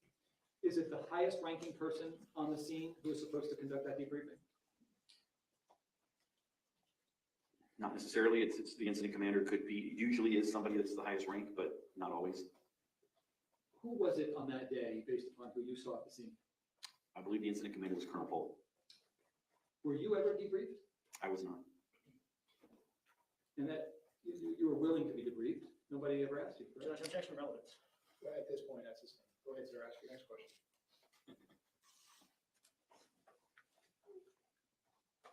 When are you trained to keep people away from a scene? We try to keep civilians and citizens away from every scene that there could be potential danger to them. So when somebody says stay 500 feet back, it is not inconsistent with your training to do so, correct? That's correct. And are you encouraged in terms of your training to keep people away if you think they may get hit, let's say with bullets? Of course, Is it prudent, based upon your training, to have parents and kids flood a school when there's an active shooting going on? no, we would not want that. And finally, on the scene, did you ever think, well, first of all, did you ever know with certainty that there was injuries inside of the 1200 building? Not until I saw Mr. Hickson. Okay. Up to that point, had your dispatch ever let you know over the radio that there are injured kids inside of the 1200 building? I was not aware of any injured students in the building. Did it seem that Carl Springs had extra intel that you did not concerning that Objection subject? to ask and answer, Your Honor. Yeah, that's his thing. Did there ever come a time when you're on the scene taking a position of cover by the 1300 building where you said, there could be kids that are bleeding out, I need to go running into the 1200 building? Objection to speculation, Your Honor. Well, no, that's overruled, so this is directed to you. You have personal knowledge, what you thought in your head. You may answer the question. Go ahead. That was never a consideration. And is that why you then didn't go into the 1200 building? That and I had another job to do, yes. Thank you, sir. Understood. Okay, any recross case on that? Yes, Your Honor. Go ahead. They love a You recross. were trained by the Broward Sheriff's Office, correct? I was. And the head of training for many years was Major. Hi, Lou. Yes. Samuel Samaro, Samaro. And you received the same training, the in-service training, as every other BSO officer. Potentially. Potentially. So in-service DLE training, you're saying that not every officer gets the same training? Our training, there's so many of us that from the time it starts on a particular type of training, it might be January, it doesn't end until June. So by the time the entire agency goes through the training can evolve into something a little different than it was when it started. How about an in-service training, DLE 1 from 2013? I couldn't even get to know what that was. So I'm not asking specifically, I'm saying, would every officer, all 1,600 BSO deputies be trained the same thing? The scenarios can change over the 6 months that it gets us all to go through. So I'm sorry, continue. our training isn't the same when it starts as it is in the very end. Generally it is, but the scenarios can change and the training can change. Have you been a training officer before? Have I been? I have not. Okay, so you're testifying that the scenarios can change, that the training can change. You've never been in a training unit though, correct? I have not. Trying to save himself there. He fucked up with that You were question. never trained in hunches, right? No. That's just based on your experience, correct? Yes. Based on your common sense, correct? Yes. So not every scenario that an officer, that a deputy faces, do they receive specific training on, correct? That would be possible, yes. But they do receive training on active shooters, correct? We do receive active shooter training, yes. And the training in active shooters is to go to the sound of the shots. That every shot fired could be potentially another person dead, correct? Conceivably, yes. What do you say conceivably? Is that what you were trained? There was two parts to that question. Are you trained to go to the shots? That is one of the stimulus that we follow, yes. That's the main stimulus you follow. Yes. Because there's a difference between when shots are being fired and when shots stop being fired, correct? Yes. Okay. Second part of the question. You're also trained that every time a trigger is pulled by an active shooter, someone could potentially be shot dead, correct? Potentially, yes. And you testified on redirect that you're trained to keep people away. That's not the priority in an active shooting, though, while the shots are being fired, is it? Priority, no. Priority is to find the shooter, correct? We have to do a lot of things in an active shooter.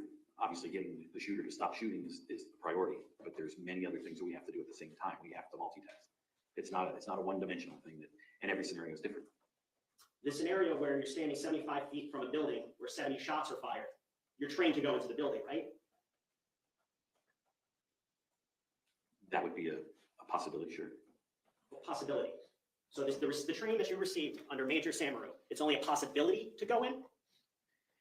If I can determine that the shots are coming from inside the building, then yes, I would advance towards the building. And you can determine such as ways that you did with the 1300 by looking in windows, correct? That's one way, sure. That's one way. To open up the door like you did in the 1200 building, correct? Yes. Because that's gathering intel, correct? Yes, it is. Like when you ask the students running out questions, where's the shooter? That's gathering intel. Things like that could be done, correct? Yes, it is. Lawyer is pissed. Just in general, moving. If there's no stimuli, to try to collect stimuli. If you're not getting any stimulus where you're at, that's an option, yeah. So if you're not getting stimulus, well, let's just say 35 minutes standing in place, you're not going to gather intelligence, right? It all depends on what the scenario is. The scenario being that 70 shots are fired 75 feet from you. Shooting is over. Shooting ends. No more stimuli. Do you stand there for 35 to 40 minutes?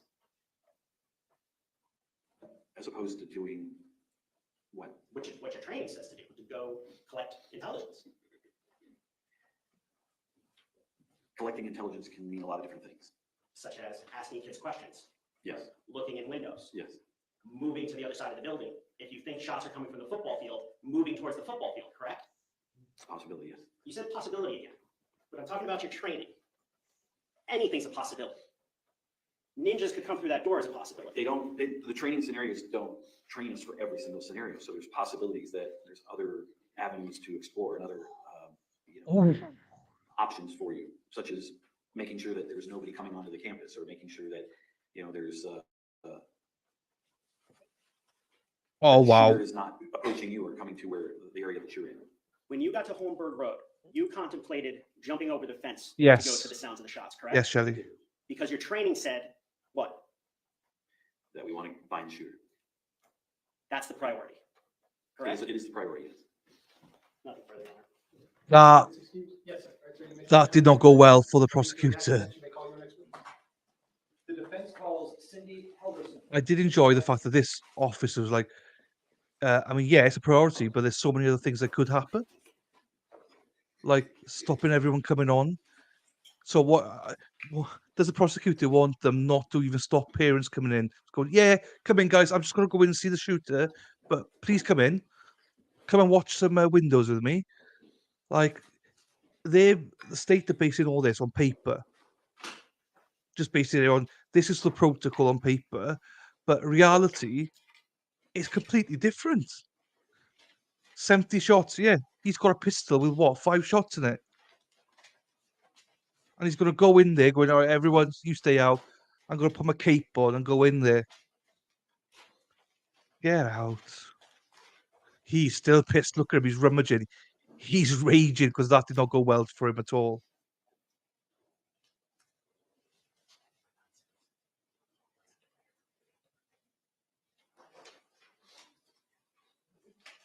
Fuck all.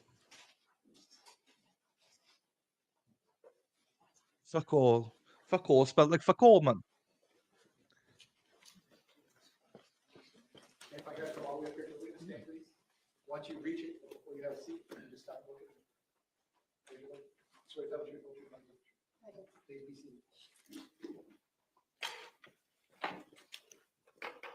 Once you're seated, let me just get that chair all the way forward as far as it will go. Can you please state your full name and spell your full name? Cindy Helverson, CINDIHELVERSON. Mr. Eggers, you may inquire. Thank you, Honor. Can you tell the jurors what you do for a living? I'm a teacher, What do you teach? math, At what school? Marjorie Stoneman Douglas, How long have you been a teacher? 16 years. All at Marjorie Stoneman Douglas? No, Where were you before? several middle schools throughout the county. And were you a teacher at Marjorie Stoneman Douglas on February 14, 2018? Yes. What building were you in? At the time of the shooting, I was in Building 1. Building 1? Yes, at the time, Where did you have a classroom? in the 1200 building. And what happened that drew your attention to there being something disturbing at the school? I heard the fire alarm when I was in the 100 building. What happened next? Another coworker and I were walking towards the 1200 building, which was where our post was, where we have to go during a fire drill. And what path did you take? We took the path down across the courtyard through the 700 and 800 building. Can I show you a map and if you Sure. can identify for this is Defense Exhibit F. Take a look at that and see if that the 700 building is over here. And we'll So, see it yeah, over so there. we took from the 100 building, we went across through here until we got stopped and turned around to come around. And did you ever see Scott Peterson? Yes. Where did you see him approximately? I was approximately in this area and he was at the end of the hallway over here. Between the 700 and 800 building? Yes. And what was how would you describe the sound level of the fire alarm Very loud. in that particular area? Yes. Okay. And what happens next? We were approached by Mr. Greenleaf, where we were told this wasn't a drill and to turn around and take cover. What happened next? My coworker and I, she fortunately had a key with her. We were able to get into a classroom in the 700 building. And what happened next? We sat there for a very, very long time waiting for somebody to come in and get us. At that point, we didn't hear any more shots. We heard them when we were in the hallways. Let's talk about that. Where were you when you heard, did you know that there were shots, whatever you heard? Not at first. Okay, what did you think that they were? More like firecrackers or balloons popping. How many noises did you hear? Many. It was a barrage of them. And did you know where they were coming from? I knew the vicinity, but I didn't know the exact location. Okay, so first, if you can just identify how close you got to my client when you heard those loud noises. So you had identified already where he was. If you could put your finger on that and then show us just generally where you were. I was within this vicinity over here when he was more at the end of this building here. Okay, how close to him were you when you heard those shots? I would say 25 feet. Okay. Do you think the What he was doing at the end of the hallway? state I only saw him from the back. until he looks like Matt Rule? Like this, talking on a radio, or I couldn't tell what he was doing because I only saw him from the back. And just for the record, when you say like this, you had gestured something, you tilted your head, correct? Yeah, so he was either on his radio or he had his gun pulled. I couldn't really tell what he was doing because I only saw him from the back. Okay. And first of all, did you feel like those shots that you heard were from inside a particular building or outside or both? I couldn't tell if they were inside or outside at that point. And did you have a general idea of where you thought they may be coming from in that moment? I knew they were coming from in front of me, but I knew they weren't coming from behind me. I just knew that they were in the forward direction. Other than that, could you narrow it down to any particular specific location, or it was just anywhere? Somewhere in the vicinity in front of me. So how far to the right could that have been? And Matt Rule, yeah, Could have been if it was to the the state's attorney.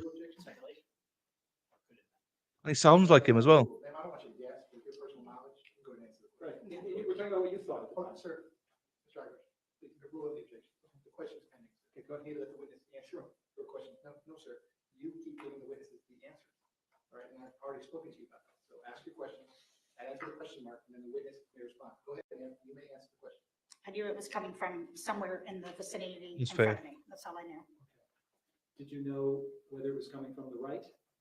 No, Did you know whether it was coming from the left? no. Did you believe that the shots were contained in any particular location? I did not know that.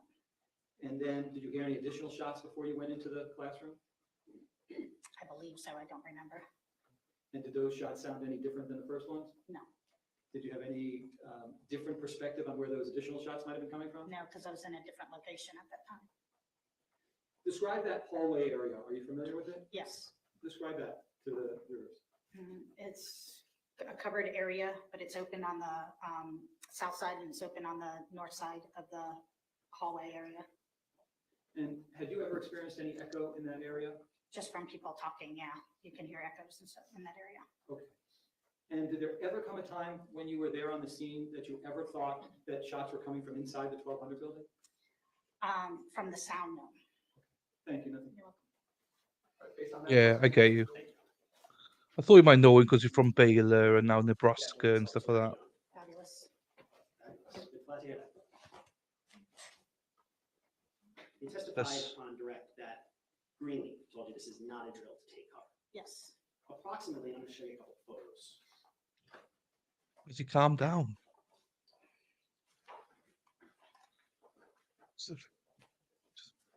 I'm showing you what's already in evidence. That states composite 17.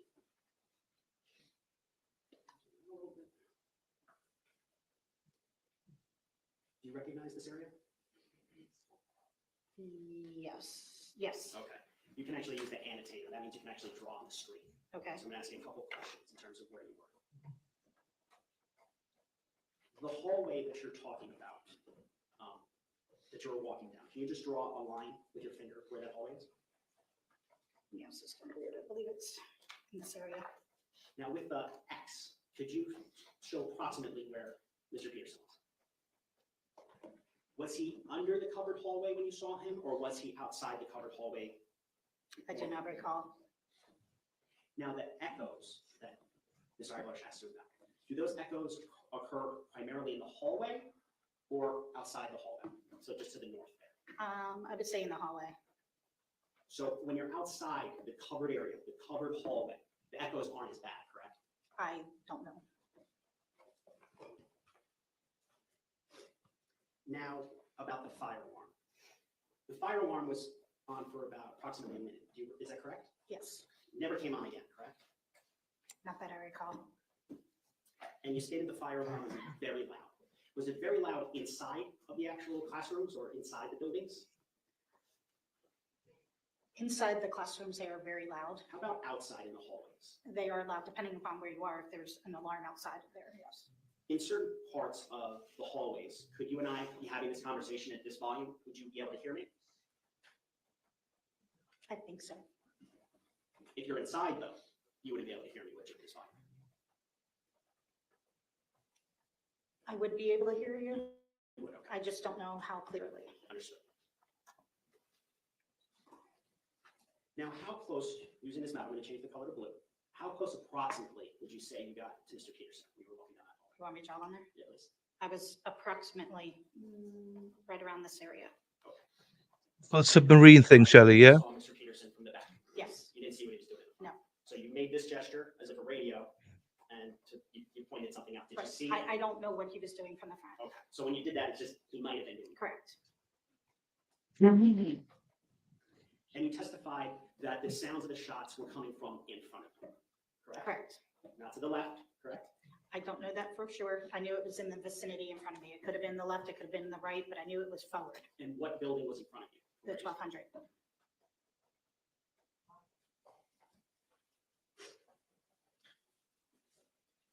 Now, after Mr. Greenlee told you to get back, where did you go? I went into the first room, can I mark on here? Yes, please. The first room in the 700 building. On the south side of the building. Yes, I believe it's 702.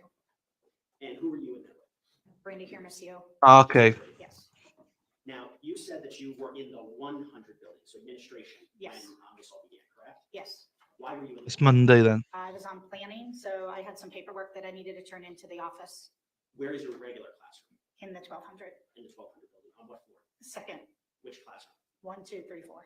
Do you know if shots were ever fired Yes, in that classroom? yes. Now, at that time, because you were in planning, no students were in that classroom, luckily. Thank correct? goodness, yes. And obviously, you weren't in the building either. Correct.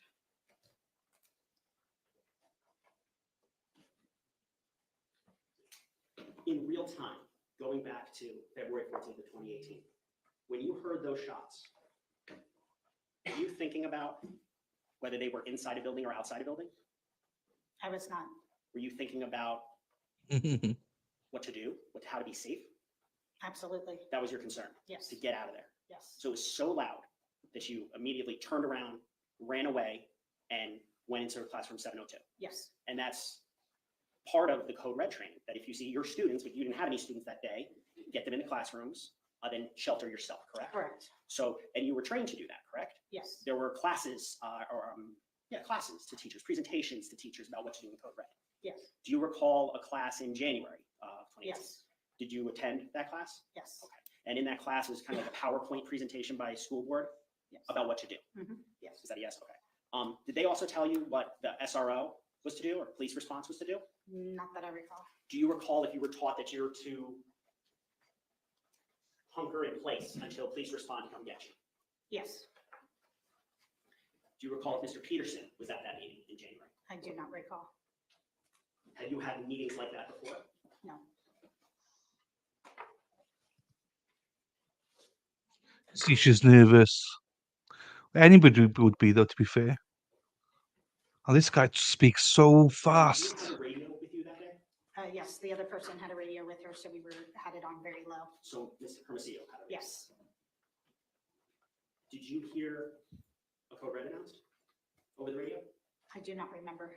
We didn't have it on very loud at first, so I don't remember if I did or not. So once you were hunkered in that room, you turned the volume down, correct? Yes. And that's what you're taught to do in code red if you have a radio, correct? Yes. And that's so that if a shooter's coming by, they don't hear someone in the classroom, correct?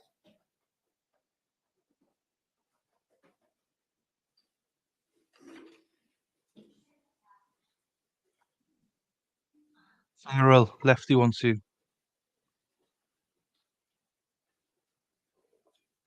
I think Farrell's in a couple of chats probably, so.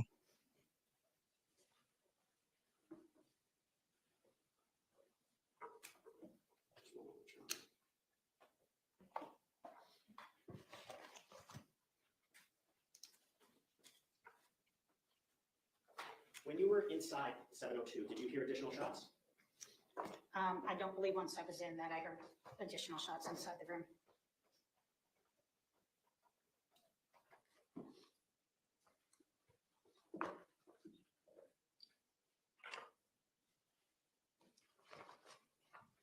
No, it is on 1.25 mine, but the guy still talks fast. The shots that you heard, did they sound like a long burst? It sounded like a barrage. Barrage, okay.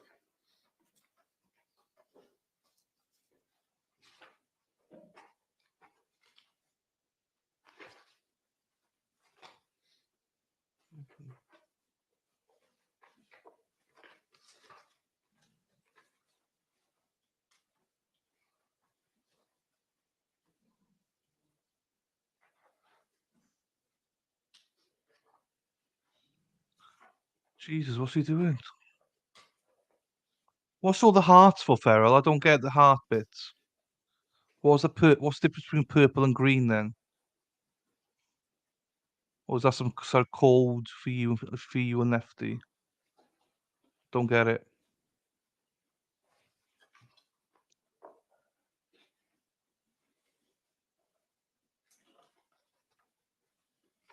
What are we doing, people? Come on. I hate waiting. He's making her more nervous. All right, okay. I'm with you. I'm with you. While the volume was turned down, did you hear any communications about the 1200 clip? I didn't know that. It's the NFL colors. If it was on the radio or not. Do you recall hearing anything over the school radio about gunshots? Yes, Shelley, it does. It does. It does. Do you recall who said that? It helps a lot, Shelley. I've never had a school radio, so I wasn't super familiar with people's voices. Okay. I knew, I assumed at the time that it was a cop. Wasn't sure if it was Peterson or not, which I did come to find out it was. Go, Pack, go. Go, Pack, go. Okay, based on that, I guess you're right. OH. Just a few more questions.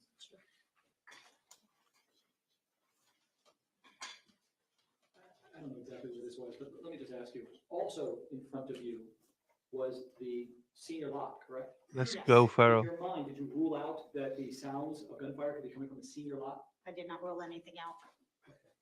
And also, there were a few times when you said, I'm trying to remember, I don't remember. This happened 5 years ago, correct? Yes, Was your memory better 5 years ago? absolutely. And do you remember giving a sworn statement to law enforcement? Yes, multiple. Okay. And that was years ago, correct? Yes, Do you remember the name of the law enforcement officer who took that statement from you? no, If you had your statement to look at, would that refresh your recollection? sure. Let me show you what's been marked as Defense Exhibit O. You can just take a look at that, and if that refreshes your recollection of who took your statement. Blue and orange. Yes, I remember. And who was it? Keith Riddick, Special Agent Louis Negret. Okay, thank you so much. I appreciate it. No worries, Farrell. Kim asked you a question, though. No, you're Judge, I just have a question. The teacher that she was with, can you give me that name for the teacher? Brandy Last name. Hermosillo, Hermosillo, maybe? Mr. Arbor, the witness is excused? Yes, thank you, Judge. Thank you. Thank you. Ladies and gentlemen, while she's doing that, the next witness is going to be on technology. have you step in the back real quick so we can get that set up. Same admonition as always, please don't discuss the fact in case the evidence witnesses or the testimony. As soon as we got the technology set up. All I'll good, be back. Lefty. Thank you. Right, I can skip this vote again then.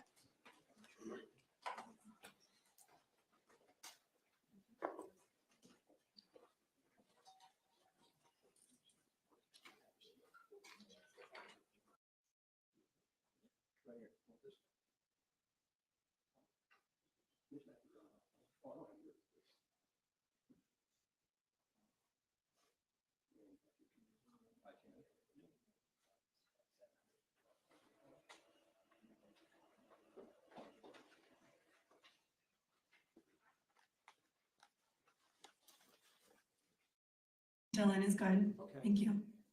Dylan, where are you right now? What city? Tallahassee, Florida. And how come you're there? Because I went to college here and I'm working here over the summer. And did you graduate? I just graduated, yeah. Congratulations. What kind of Thank you. what kind of work are you doing? I graduated with an acting degree. And did you ask that we accommodate you to appear by Zoom so that you didn't have to fly in to be in court? Correct. Okay. I want to direct your attention to February 14th, 2018, the day of the shooting. Do you remember that day? I do. Tell us what you were doing prior to the fire alarm, the second fire alarm, the one in the afternoon. What were you doing? I was sitting in the drama room, which was room 710, and we were rehearsing for a show. And I was sitting in the drama room office and I was like doing my like AP US history homework on my computer. Whose classroom were you in? Remember? Miss Hertzfeld. Miss Hertzfeld? Mhm. Is that a yes? Yes, yes. Okay. And then what happened? Tell us what happened. So I was sitting doing my homework and then the fire alarm went off and I thought in my head, we already had a fire alarm. I thought I don't want to go outside for the fire alarm. We already had one, I'm lazy. And then my teacher, Ms. Hertzfeld, said, come on, everyone, let's go out for the fire alarm. Do you, So do you remember Perry and Ruby Harris? Do you remember those students? I don't remember them. I mean, I know them, they're my friends, but I don't like remember seeing them or anything. Like, I just like, I know they were in drama at that time though. Okay. They were with me like in the aftermath, but like, I don't like remember like seeing them at that time or anything, but they were in the bathroom with me. All right. And so you go out of your classroom and then what happens? Yeah, so I go out of my classroom for the fire drill and I get about halfway in between where my building is and the freshman building. Is the freshman building also known as the 1200 building? Yes. Okay. So you're halfway between the 700 building and the 1200 building. And then what happens? Right. Then I hear the loudest sound I have ever heard and probably will ever hear in my life, I hope. What did it sound like? What did it sound like? It sounded like boom. But was it one long big boom or was it multiple? it sounded like one long big boom, but upon reflection I know that what it was like boom boom boom boom boom, but it sounded like one long boom because it was a bunch at once. In the moment though, it sounded to you like one long boom? Yeah. And what did you do next? I froze. How are you feeling? I felt like I had no idea what was going on or what just happened. I felt like I heard a bomb and I froze in the middle. I completely froze. And I remember my body like turned, like I just like turned my body and I just was frozen. I just was completely frozen. What happened? And then all my friends, so I saw all my friends start running back towards the classroom past me. What happened? And I was just frozen and all my friends were running and then I started running back towards my classroom. And then what happened next? Then we went into the classroom and I immediately I ran straight to the closet and I was like the last person back in the classroom because I was like frozen for so long. And I was like the last person in the classroom, but I was like the first person in like the back closet with my two friends. And then Mr. Porter was on the announcement saying code red. And how long do you think you stayed in that closet? I think I was in the closet for about like an hour and a half, maybe, or 2 hours. And when you heard the boom outside of your classroom, did you ever hear any more sounds like that? Yes. When I was sitting inside my closet, we got in the closet, the code red thing went off and then we like turned off the lights and stuff.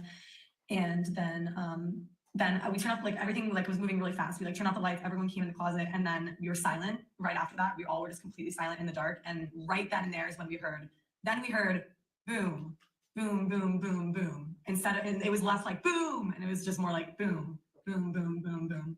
I want to first refer you to the first boom that you heard, which was outside your classroom. You said between the 700 and the 1200 building, correct? Right. Where did Yeah. where did you think that the sound was coming from? I don't know. I thought it was coming from everywhere around me. It sounded like it was under me, above me, all around me. But I remember when I turned, I was like walking towards the parking lot, and then when I like froze and I turned like towards like the side of the like front of the freshman building side, like with, I don't know, like the like northeast, southwest, but you know what I mean? Like the other way from the parking lot, I turned that way. Okay. Or like the football field. So it would have been you were moving towards the football field? Yeah, I didn't move though. I just turned, like I was walking towards the parking lot, and then the sound happened, and then I turned the other way and froze. Okay. So back to where you thought the sound might be coming from. You said it could have been anywhere or everywhere. Is that what you said? It sounded like it was extremely close to me. But it also sounded like, yeah, it was just coming from, it sounded like it was just like all around me, but it sounded like it was very close to where I was because it was very loud. In that moment, could you have moved in a particular direction to move closer to that sound?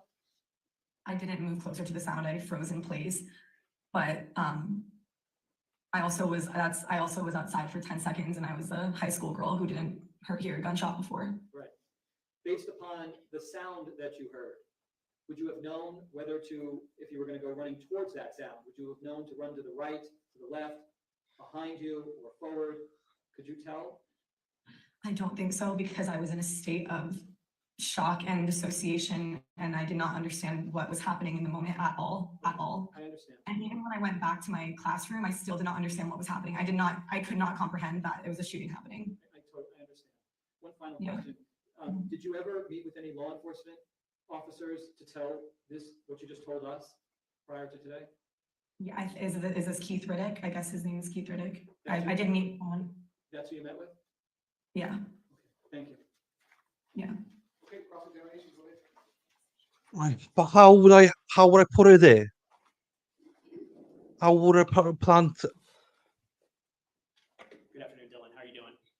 Hi. That's my only question. How would I put a plant there on the wall? You know, it's all good. When you met with Inspector Riddick, was that in June of 2018? Yeah. And going back to what you just testified to Mr. Eiblarch, you stated that it was the loudest sound you'd ever heard in your entire life, correct? Yes. And then Okay, you heard hunt, booms yes. I before don't know how much it you would went back cost into the though. classroom, and booms while you were in the classroom, correct? Yes. And the first boom, when you were outside, when you were on the grass, it sounded extremely close to you, right? Yes. And when I was inside the classroom too, it sounded extremely close to me. And you were in that classroom an hour and a half, correct? Yeah. Were you waiting for police officers to come and get you guys, to get you and your friends that were in the classroom? Yes. Were you thinking in that hour and a half, where are the cops? Yes. Dylan, just a few more questions, I'm sorry. If you need to No, please feel free to ask. I'm happy to answer these. You said that you heard the assistant principal Porter say the code red, correct? Yes. And is that kind of over a speaker in your classroom? Yes. Now, when the code red was announced, did you also hear gunfire in the back when the code red was announced? You mean on the back of the announcement, or in Either. in the back of like yeah, like not on the like announcement, but in like my like vicinity, yeah. Now, you were in 11th grade when this happened? Yes. How old were you? 16, 17? I believe 17. And you had never heard gunshots before in your life? No, of course not. When you heard the loud boom and you froze, were you thinking about where did that come from, or were you thinking about getting back to safety? I was not thinking, where did that come from? Thank you for asking that. I was thinking, I have no idea what I was thinking. I was thinking, my mind went blank, and I was thinking, I'm terrified. Yeah, I was thinking, I have no idea what that, I thought like a building blew up, and I thought I was unsafe. Yeah. You felt unsafe and you ran back away from the 1200 building to safety. Yes, and I also saw that my friends, like, I remember just being in a state of like dissociation, but when my friends were like running back past me, I could see the horror on their faces. Like I remember my friend Alex like turned to me and his face looked so horrified, and I knew something really bad had happened, but I could not understand what it was. Is that Alex Wynn? Yes.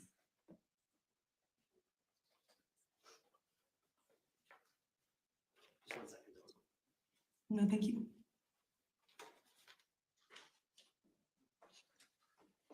Oh, Jesus. When you heard, yeah, I guess it would be in the classroom, the booms. Can you just recreate what it sounded like? Not the volume, but just how rapid the boom sounded. Yeah, we mean when I went back into the room or like outside? Well, let's talk about outside first.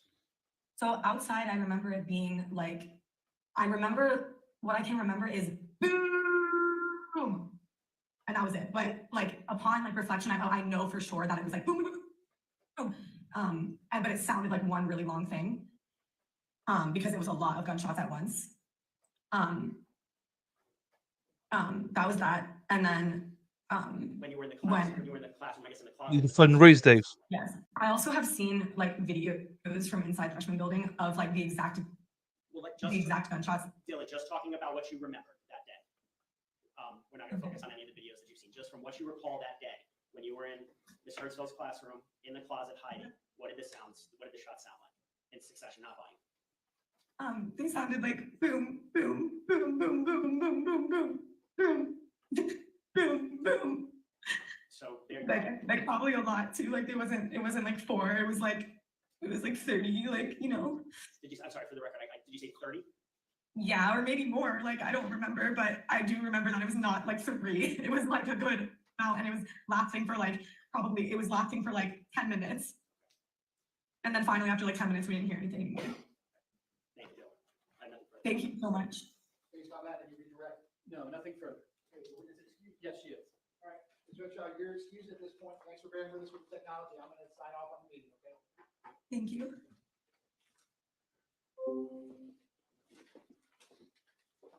Oh, they just got doxed. The defense calls Angela Mize. Angela Mize. Yeah, absolutely. No way that one person can do all this.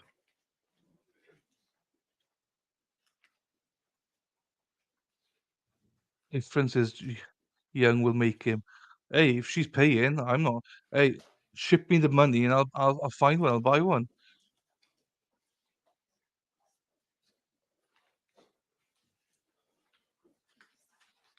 Yeah, that was a bit much.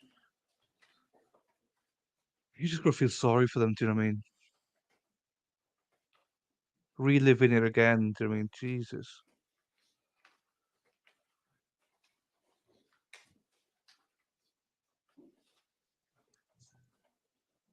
I know the defense have to do this, but it's the same thing as the prosecution. Why do we have to do all this? Like,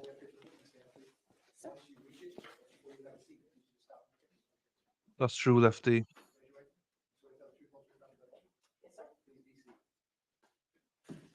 Once you are seated, if I could just get that chair all the way forward as far as it will go. You can please state your full name and spell your full name. Angela Mize, Angela, M-I-Z-E. Mr. Igosh, you may inquire. Good afternoon, Ms. Mize. Hey, Cole. What do you do for a living? Can you tell the jurors? I'm Director of Regional Communications for the Broward Sheriff's Office. And what does that mean? I oversee operations for 911, law enforcement, fire dispatch services. And how long have you been doing that? I've been with the Sheriff's Office 30 years, in communications for 28 of those years. I've been a director since 2019. What is the purpose of the Broward County Regional, it's called the Communications System, correct? That is correct. Regional communication system, the intent behind it is to consolidate and to share the platforms that are critical to 911 and dispatch services, specifically the computers, the radio, and the telephone system. Did all the agencies participate in the 911 system back on February 14, 2018? No. Which agencies did not participate? Coral Springs and Plantation. So let's talk about Coral Springs, for example. What did that mean because they weren't participating with 911? What did that mean? They were disparate from the Sheriff's Office system and services, which meant that they would have been on a completely independent computer system, radio system, and telephone system. Do you know why? Why they didn't participate? There's a number of reasons, but essentially they just wanted to maintain independence and have their own ability to control their systems. And so if a 911 call was made from a cellular phone on February 14, 2018, where would that 911 call go? In the city of Parkland, That's correct. the 911 Yes, from we a all cellular are, phone Cole. would have been delivered to Coral Springs. Would BSO be notified of the contents of those calls? Not automatically, no. How, if they wanted to share that information, how would they have done that? Coral Springs would have had to have transferred the caller to us. Is there any other way other than transfer? Well, let's talk about transferring. Tell the jurors what transferring calls over to BSO would mean. Well, essentially, if anybody ever dialed 911, it's not something that you potentially see commonly, where essentially you're reaching a 911 operator, but what you need cannot be serviced by the operator you're reaching. So what happens is that phone call now needs to be transferred to an operator that can provide the services, be that law enforcement or fire rescue or both, in order to assist you. And so on February 14, 2018, if a call came in, let's say from a landline, who would get that call in Parkland? Parkland landline 911 calls go to BSO. But every cellular call that, for example, would be made by students on campus, that would go where? Coral Springs. And we talked about transferring. Are you aware of Coral Springs ever transferring any of the calls that they received to BSO during the shooting? We received, if I recall correctly, 2 to 3 calls that were connected to us from Coral Springs. However, we did not communicate with the callers. Coral Springs transferred over to us, but then verbally advised what information they had obtained themselves. So we never had direct one-on-one interrogation with those callers that Coral Springs received. Do you recall what information Coral Springs would have relayed to BSO dispatch during the shooting? They gave us preliminary information based upon the first couple of moments of the incident occurring. So it was very preliminary. I don't recall specifically what exactly they had informed us. I do know by looking at subsequent information that they had received a lot, very specific information as far as location, victim count. things See, of that Lefty. nature. We did not get that information. At all? Not that I recall, no. And so you can tell us then whether or not anyone from BSO went on the BSO radio and then would have alerted law enforcement deputies specifically where the shooter or shooters may have been located. We would not have had that information to give to the deputies on the radio. That is correct. Did you have any information that even people were injured or killed in the 1200 building? Not that I recall. Not at that time.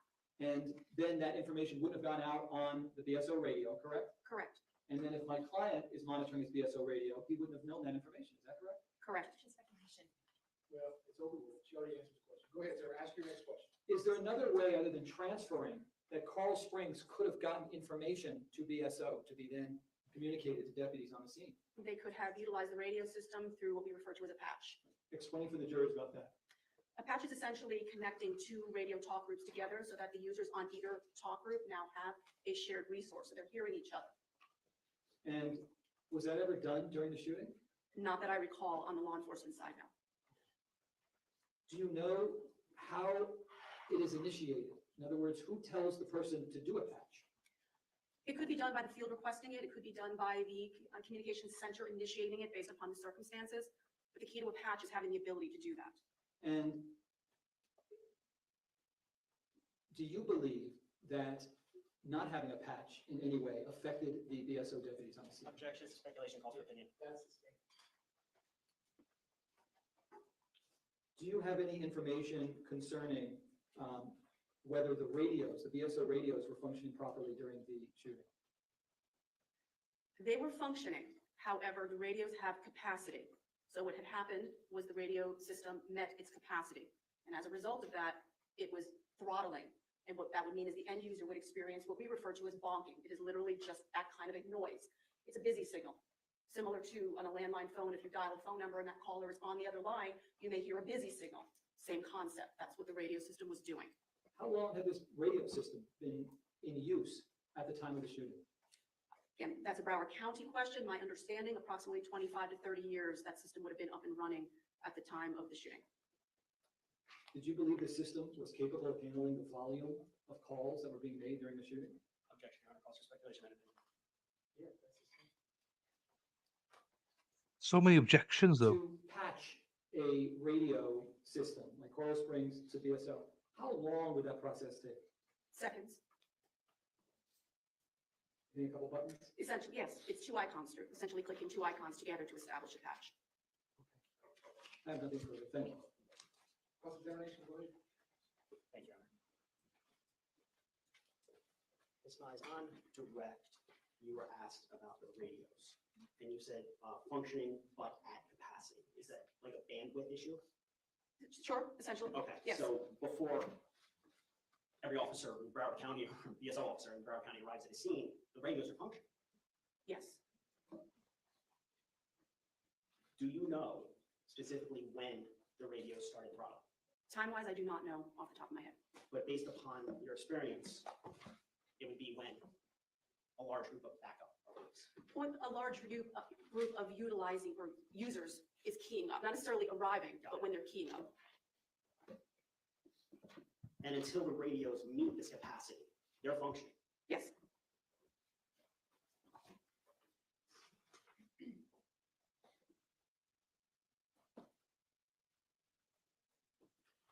And when you said that Coral Springs sent over 2 to 3 calls, correct? Correct. That was in the beginning of Yes. when the shooting happened. Yes. So BSO was notified right at the inception of when the shooter started, the 911 started calling coming in. Essentially, once when Coral Springs was being Way notified, too many. they advised us. Based on that, you redirect. No, Your Honor. The witness excused. Yes, sir. Ms. Knapp, thank you very much.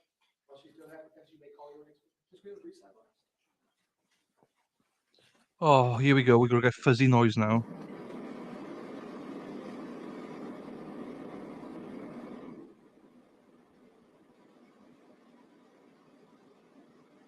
Hopefully they're all short. I'm not sure how much we got left. Oh, to check. Oh, like, oh. Hey, ladies and gentlemen, real quick, restroom break. Say hi to Mr. Barber, please don't discuss the facts of the case, evidence, or witnesses, or the testimony. Right, hang on then. Amongst yourselves or anyone else, feel free to stand in the case. You leave no back to the chair, and step to the back only for a quick break. I will be right back with you. Thank you.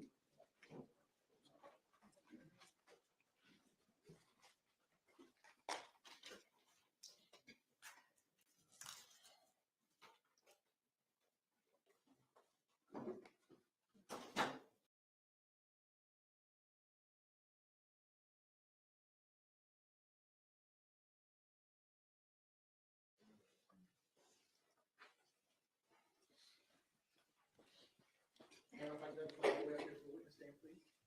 Once you reach it, but before you have a seat, you can just stop. Okay? About 25 minutes left. So tell the truth, won't be something but the truth. Please be seated.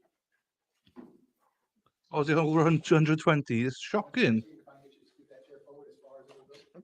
Can you please state your full name and spell your full name? Sandra Rennie, SandraRennie. Mr. Eilers, your name, Clark. Thank you, Your Honor. Good afternoon, Ms. Rennie. Good afternoon. How are you feeling right now? I'm a little anxious. Yeah. Have you ever testified in front of a jury before or in court? No, What do you do for a living? I'm a teacher. Can you speak up a little bit? It might be mine. Yeah, just make sure we all can hear you. Okay, I'm a teacher. And how long have you been a teacher? About close to maybe 25 years. And how long, have you ever taught at Marjorie Stoneman Douglas? Yes, I How long teach at have you- How long have you been teaching there? 6 years. And back on February 14, 2018, is that where you were teaching? Yes. And what did you teach? I taught AP Computer Science principles, and I also taught engineering. And where was your classroom located, in what building? My classroom is in the 700 building, room 702. All right. Let me show you and see if this photo contains where your class might be. This is Defense Exhibit E. Imagine it is. This photo, is your class in this photo? Turn around the other way. Okay, wait, this is a 1200 building, Correct. so no, my class is on the other side of that building. Okay. And would it be closer to the west side or the east side? It's, okay, wait a minute. Let Sorry, me get my sorry. bearings. So, West side would be towards the football field, that direction, and the Yeah. east side is the other way. So is your classroom closer to the west side of this or the east side? the east side. Okay. Approximately how many students did you have around the time of February 4th, on the day of February 14, 2018? When the fire alarm went off, for specifically. Approximately 35 students. And tell us what happened. I had a student who requested to go to the 1200 building to get his course card signed by a teacher. So I allowed him to go, and he returned very quickly. And he was a little winded, and he told me that he went into the building, he opened the door, and he saw smoke in the hallway, and someone shit. was running around in the smoke, and it sounded like they were setting off firecrackers. So he didn't go in, he ran back to the classroom to tell me. Okay, and what did you do next? Well, as he was telling me the story about what was going on, the fire bells went off, so I automatically assumed it was because of the firecrackers that were being set off in that building, as he said, the smoke in the hallway. So we started to exit my classroom, 702. Make it Towards the tricky. 1200 building, because that's my evacuation route if ever there's a fire. And then what happened? So when I got to the corner of my building, to turn left, to go down the hallway towards the 700 building, I stopped the kids for a minute and I went ahead of them to look down towards the 1200 building. And that's when I heard the gunshots. I heard 5 gunshots. Did you know that there were gunshots right away? Yes, I did. Even though you had heard your student tell you firecrackers, you knew there were gunshots? I knew they were not firecrackers. Okay. So my next thought was, it sounds like gunshots. Okay, what happened next? And then right about that time, I saw Deputy Peterson run across the walkway, like coming from the front of the building, there was another building off to the right. He came and he ran across my pathway. And as he was running across, I heard him saying, "Get back." Who was he saying that to? Who was Deputy Peterson saying get back to? I assumed he was saying get back to the teachers who were on that side of the building that faces the 1200 building, because they may have, I'm assuming, they may have been coming out of their classroom at that time because of the fire bells. So he was probably telling them to get back. I don't know if he saw me, but I just heard him say get back. And as he how ran by. close were you to Deputy Peterson when you heard these 5 shots?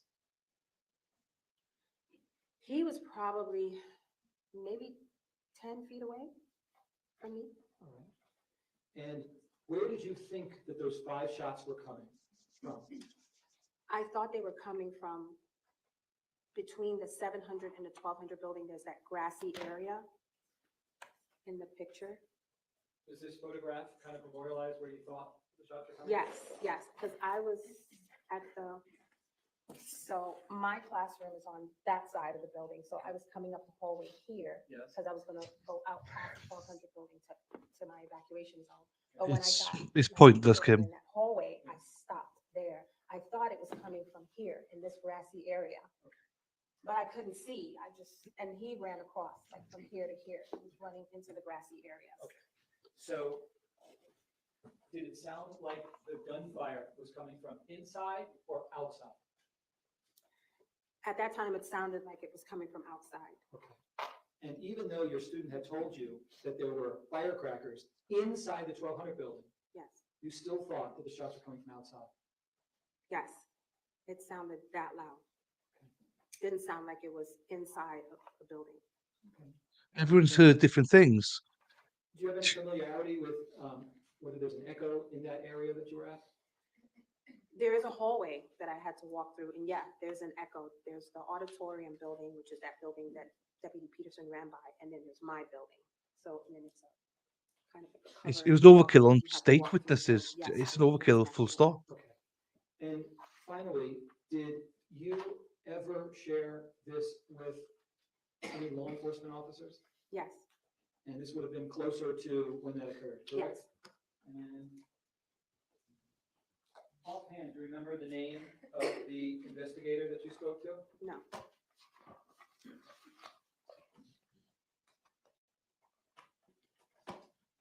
When you gave your statement, though, this was years ago, correct? Yes. Was there ever a time when you heard those shots that you said, my goodness, it's coming from the 1200 building? No, I thought it was coming from outside between the 700 and 1200 building. Okay, thank you for coming in today. It's basically to show that the shooter could have been outside, the shots were outside, because the state is saying it was all inside, it was clearly inside. It's just basically saying no one knew. I'm showing you what's already in evidence of state's composite 17. It's just like he says, like, Tell them fuck. the race, you can actually mark on your screen just using your finger, okay? Okay. I know, I'll walk you through it, don't worry. Looking at the top of buildings. Are you familiar with this? Do you recognize this area? Okay, wait, let me see where I am. Wait, I think I think I know. Zoom out a little bit Yeah, more. maybe. If not, I can show you another picture. Let me show you another picture. Okay. Familiarize yourself. I'm showing you what's already in evidence of states one. Okay, I think I just got it. Take a look at, what else? I just got it. Okay. Do you recognize this picture as the campus of MSD? Yes, I like the other one better, but yes. Do you see the area up around there? Yes. Now, show you what's in the states. Yes, okay, I got it. So where is, I'm gonna zoom out just a little bit. No, I know. Do you see the It's just 700? because everyone has. Can you just mark that with an X? This is Yeah. the 700 building right here. Okay. Now, where you marked, that's actually pretty close to where your classroom is. Yes, right at the end. 702? Yes, Okay. So, fire alarm goes off. yes. What route did you take? If you could just trace your finger. I came out of my classroom and I went this way. Got to the edge of the building. I'm supposed to go this way. And how far did you get? You can stop it when you get to approximately where you were. Okay, so let's back it up. Okay. So let me do Erase this. that. Hold on. I'll do it. And now you can, Okay. you can pick it up from there. I stopped right there. And you stopped because you heard gunshots. I stopped because I wanted to go ahead of my students to look down towards the 1200 building to see if there were any kids down there with firecrackers or whatever he had said. Did you ever proceed north towards the 1200 building, or is that the farthest you got? No, that's the farthest I got. Okay. So that is the area though when you started hearing the gunshots. Yes, Now you're familiar with gunshots. You've heard gunshots before, correct? yes. Okay. You instantly knew as soon as you heard it that it was gunshots. I knew it was not firecrackers. So, yeah, I would assume with the gunshots. So it's kind of like a logical deduction. If it's not firecrackers and it's that loud. Yes, Now, before the fire alarm, you said that a student went over to the 1200 building to get something signed from another teacher. yes, And that individual, that student came back very quickly. very quickly. And he told you, and on direct examination, this was elicited, that he opened the door to the 1200, that he saw smoke, that someone was running, and that he heard firecrackers. Yes, But that he didn't go in. right. So just open the door. He opened the door. Immediately after that conversation you had with that student, the fire alarm goes off. Yes, as we were speaking about it, the fire alarm went off. Fire alarm inside your classroom, how loud is the fire alarm? It's inside and outside. It's very loud. Is it louder inside than outside? I'd say, no, yes, yes. Yes. Because my bells are right there. Yeah. Now, when you're in this, go back to the picture, when you're at that spot where you stopped, you saw Mr. Peterson running. Yes. Can you just, and I'm going to change the color here, can you just show that area approximately where he was running? He came from here, ran across there. Okay. Why did you think he was running? The noise, the gunshots, the whatever, everything was happening at the same time. So you thought he was running to confront the shooter? I thought he was running to, I didn't think about all of that, but Well, I don't want to words you know. What did you think? I thought he was running towards whatever was going on. Did it make sense to you as a teacher working at that school that the school resource officer would go towards what was going on? Yes, And in your experience as a teacher, is the school resource officer there to protect yes, people on the campus? Are they there to look out for the welfare of the people on the campus? yes. Did you see when Mr. Peterson decided to go, whether he decided to go into the building or come back to the hallway between 700 and 800? No, Move on, counselor, move on. For 5 agents, correct? yes, And that you thought that they were kind of in the grassy area. yes, Now, you didn't see the grassy area. From no, You I just kind of couldn't. presumed. Yes, In general, though, the shots were coming from the north, from the area of the 1200 building. yes. It sounded Nuns. like it was coming from right, like inside that area. And since he was running that way, I just assumed it made sense. Now, you said on direct examination, you were asked whether the shots were inside or outside. And you stated that they were so loud. Oh, I didn't know that, Cole. They were from the outside because it was so loud. Yes, And that's the reason you thought it was from the outside. yes, You were also asked about the hallway and the echo. Having been there Yes, for William, it's live. 6 years. No, sorry, it's not live. Sorry, it's not. That area Well, it has is. an echo right there in that hallway, correct? We're like 10 minutes behind. which area? Where Over across here? the end of that hallway, so the end of the hallway between the 700 and the 800 building. Under This, the cover. the whole hallway, yeah, Okay. yes, Inside that hall, when I say inside, it's outside, but under the cover. Yes. There's an echo. yes, I Is bet, the cool. echo, in your experience, as pronounced as you get north of that area when you're outside the covered area? This is the last witness of the night. No idea. Okay, fair enough.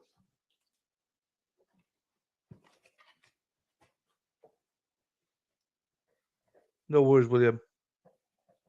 Welcome, my friends.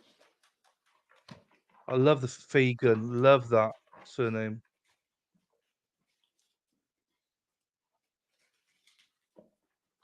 Hans. Yeah.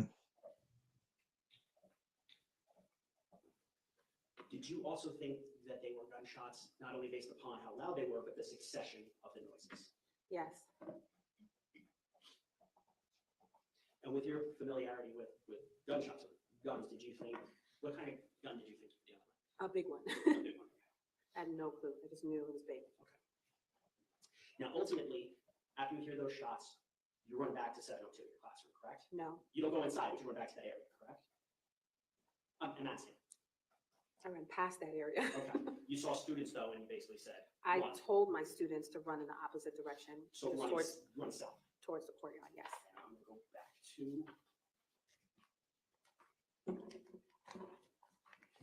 States 1.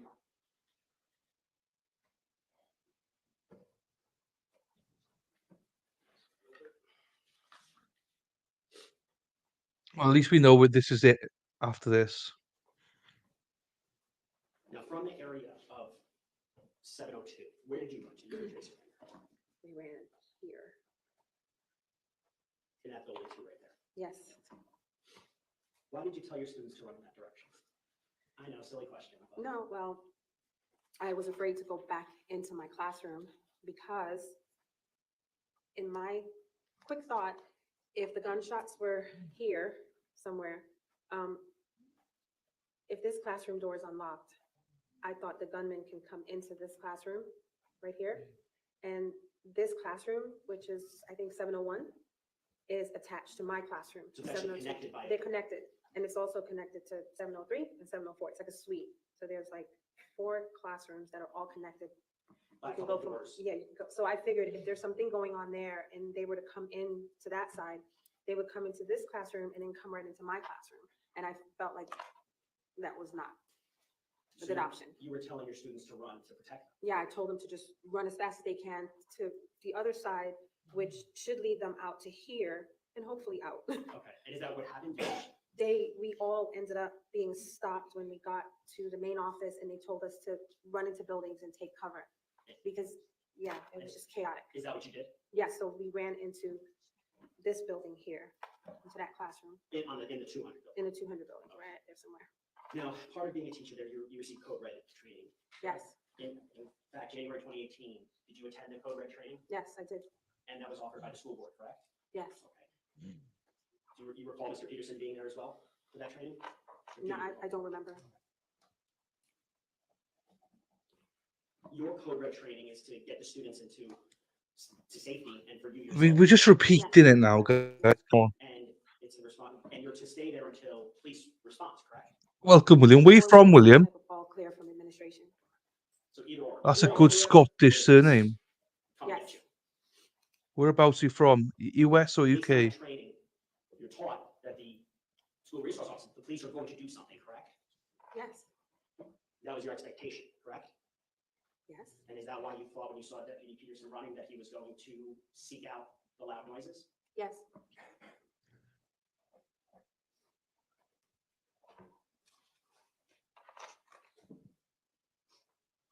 I think it's be short cross now in a bit.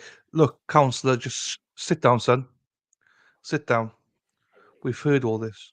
Please come back and redirect. Yes, Mr. Avery, go ahead. I want to make sure I heard you correctly.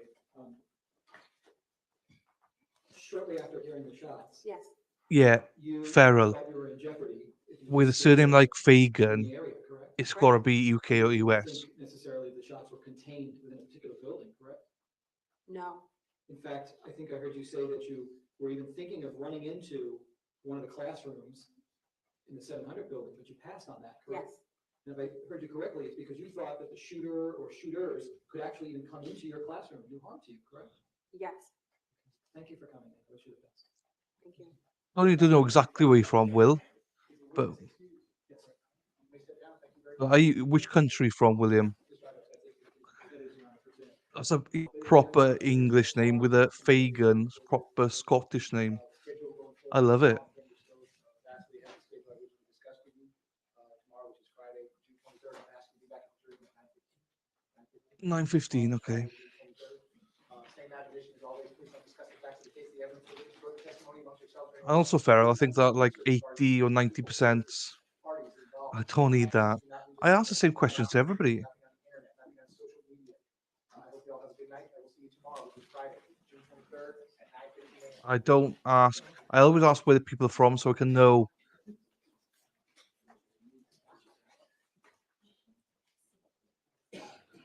We'll have a look now, see how much they got left. And then we'll switch trials then after that. State, before I start my conversation with Mr. Peterson regarding his right to testify or not, is there anything else you need to address before we get the trial? Defense, anything else you need to address? All right. So, Mr. Peterson, I'm gonna put you under oath. I'm just gonna start a conversation with you here, and then it's gonna give you overnight to think about it, talk to your lawyer, talk to your family about it. And again, I'm not limiting the defense presentation, but at some point, we're gonna arrive, we're gonna make this decision, so I'm gonna take care of this now. Okay, raise your right hand. Swear to tell the truth, whole truth, nothing but the truth. Your Honor. Put your hand up. Please state your full name.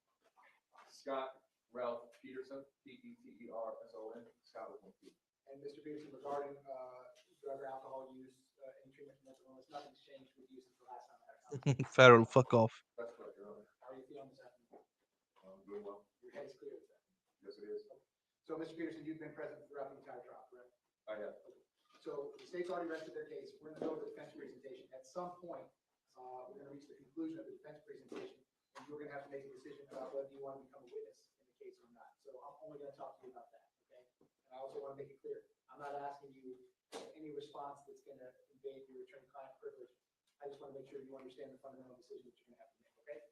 I understand that. Okay, so I think you heard at great length, we talked about it during the jury selection process. Your right to testify or not, it's your fundamental right. If you want to become a witness in this case, you get to do so. If you do not want to become a witness in this case, that's fine too. It's your fundamental decision to make. You with me so far? I am. Okay. So you heard, I think in jury selection, I've already read the instructions to them. If you elected to not testify, I would read that same instruction to the jury if we were to reach that part of the trial. That they're not to consider that in any way, shape, or form.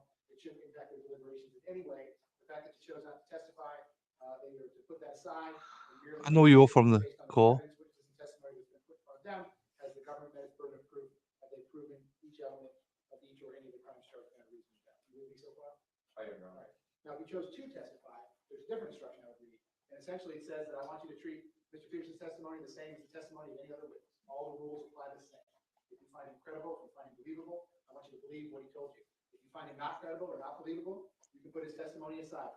If you find some of it credible, but other parts not credible, you can take the parts that you believe and you can put the rest aside. In other words, all the same rules would apply. I want them to treat you the same as any other witness. You with me on that? Yes, I am, Your Honor. So what I want to make sure you understand, sir, is I'm sure your lawyer already has given you his best advice. I'm sure he will continue to give you his best advice. But this fundamental decision about whether you want to become a witness or not is your decision to make. You understand that? I do understand that. So here's what that means. If your lawyer tells you, sir, I don't want you to testify, okay? We're winning this case. We've had 9, 10, 11 days of great lawyering here. If you get up there and testify and you subject yourself to cross-examination, it's going to mess this whole thing up and you're going to jeopardize the whole results. He may tell you that.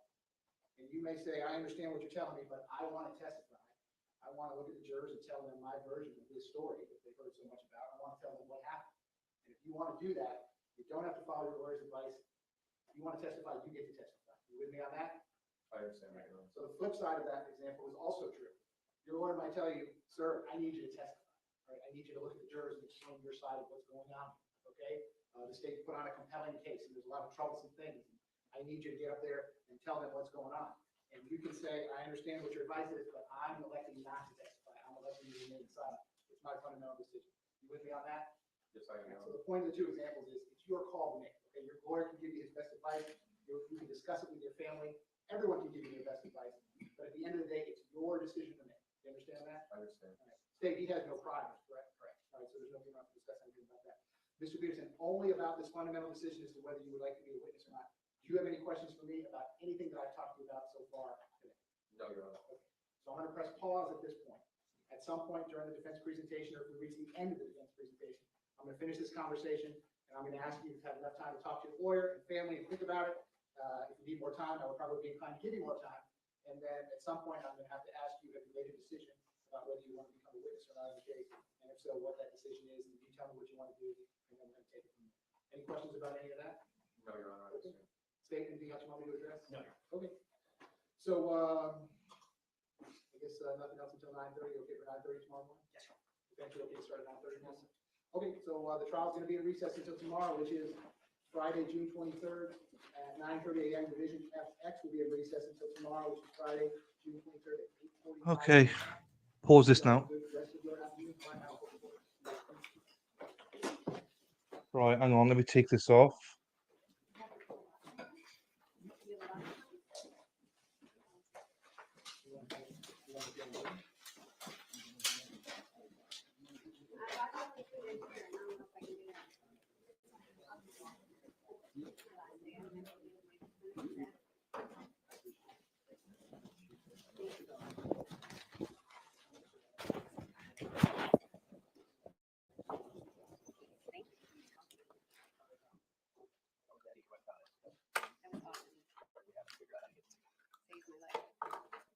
All right.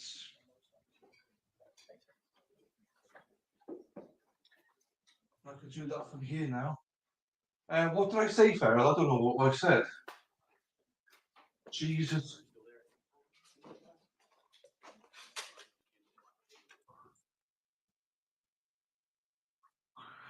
All right, let's stop that. Stop screen.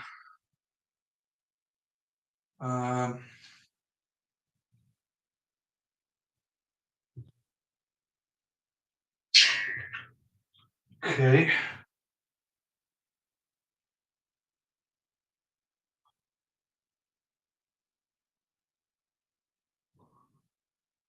Oh, did I say fuck off? I did know that. Potty mouth is he? I think we scared William. William, I think we scared you. I'm sorry about that. We are a lovely bunch. You told me to F off. I'm sorry. Not really, but yeah.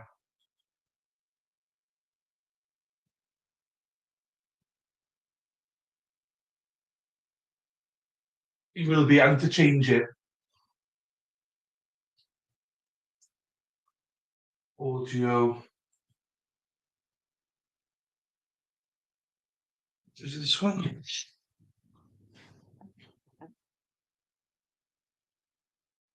Camera, that one. Audio.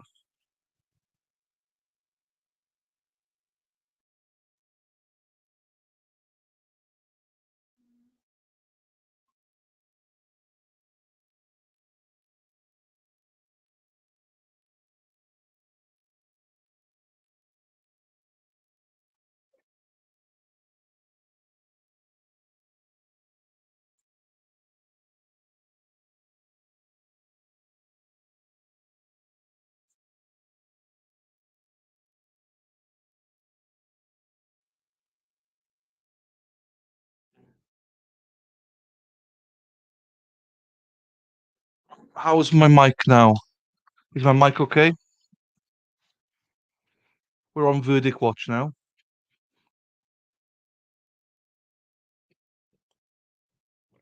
This is what we got now. You got this and me. William Fagan, if you're still here, thank you. If you're not, thank you. How is it? Good. Yeah. Because I got two cameras on the go. I got to change the settings all the time. Just remind me next time. Oh, I can take this off, can't I? Because we got this open now. Mike's got good battery. No, it's USB. So it's good, and same with my headphones USB. So right. You did, Farrell. You did. Thank you very much for reminding me. You got some uses, so thank you very much for that. Where's Jamie? She's supposed to be modded in, right? Her mad world is probably giggling somewhere in the corner. I don't think I've got any mods here. This is bad. This is bad. Right, I need a piss. I need a piss and I need a coffee. So I will be back now. I'm desperate. Oh, your phone is dying. Go pack, go. Go pack, go. Right, I need a coffee and I need a piss, so I'll be back.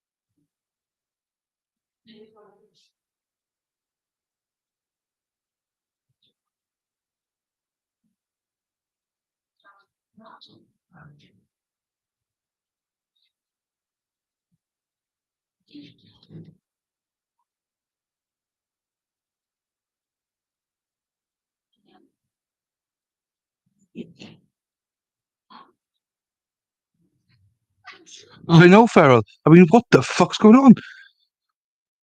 Jamie, brand new, first day, snow year, and Mad World, day whatever, gone. Spider Girl sleeping.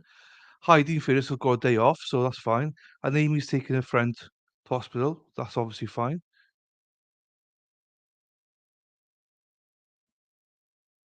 No matter how much you shake your peg, it still drips on you. It does. It does.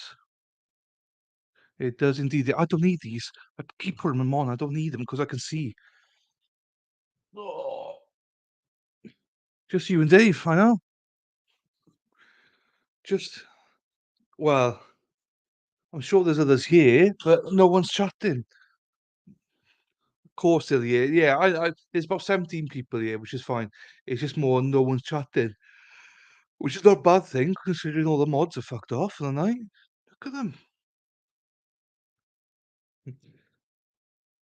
If Madwell's here anyway, she'll bite in a bit now. I don't know what Jamie is. She's streaming somewhere. I mean, she's got like 100 different streams. No matter how much you wiggle and dance, the last two drops end up in your pants. They do every fucking time. No, Mecky. No, Mecky Techie. They're not. You've got me to entertain you. Let me entertain you. Let's go, people. Let me entertain you. Yeah, you got me now until the result.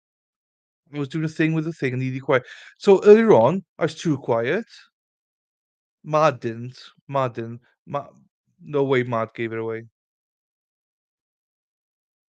Maybe. No, I don't think so. Mad's just too mad to do that.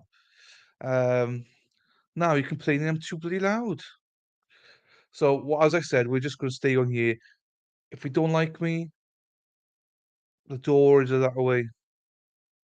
I think it was David Evans. Oh, was it? Oh, fair play to David. Thank you to David if it was him then. I mean, we're just going to say thank you to everybody. I had no idea who he was. I just saw Wayne. I was like, what the hell's Wayne?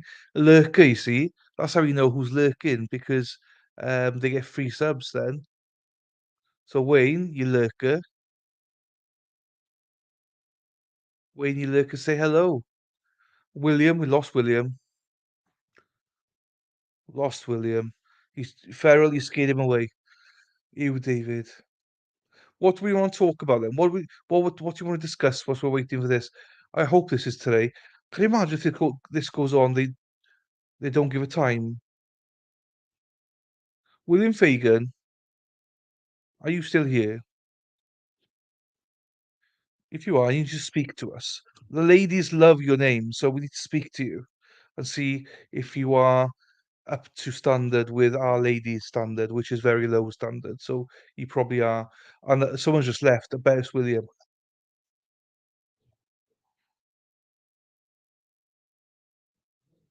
Yeah, I probably did. I look. I just want to know where people are from, and just have a chat. A call. I knew you were from the US. I thought I'd asked you where you're from. I probably didn't. No, do you know what? I thought that you were from Colorado, or you used to be in Colorado. You moved away or something. I don't remember what it was. Apparently, Dad doesn't work for it. Apparently, um, Lefty said, even if you're gone, you can still come up when you want it. Also, he might have muted me as well. I thought, Jesus, this guy shut up. This is where you get. Right, I need some topics. What are we talking about? What are we talking about?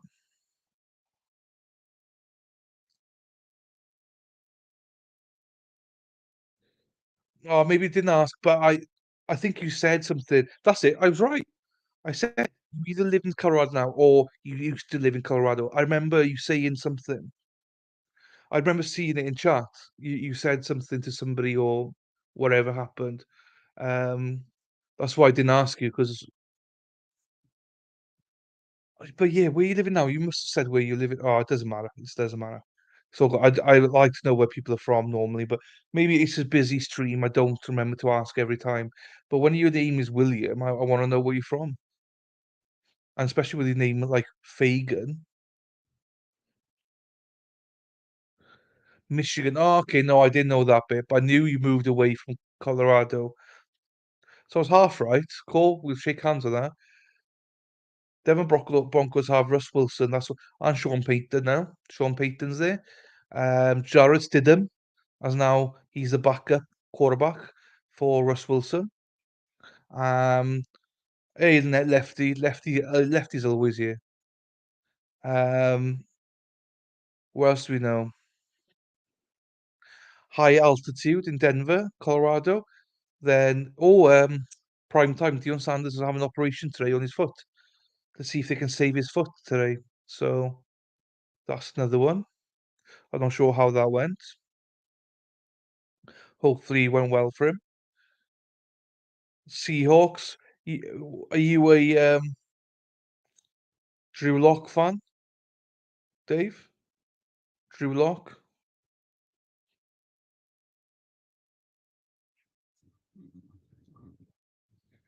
Oh, no worries. Look after yourself. Look after yourself, Suzanne.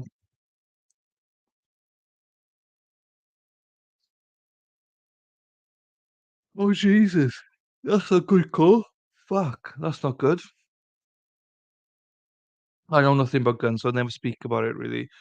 I always speak about normally about NFL and college football, college sports, then shall I say.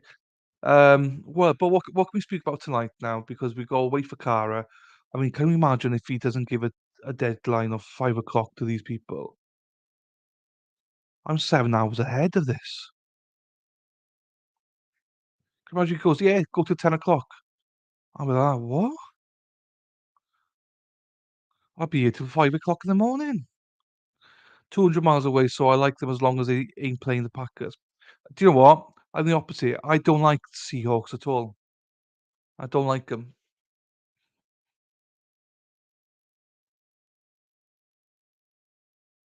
Oh, wow. Is that where it's from? Jesus.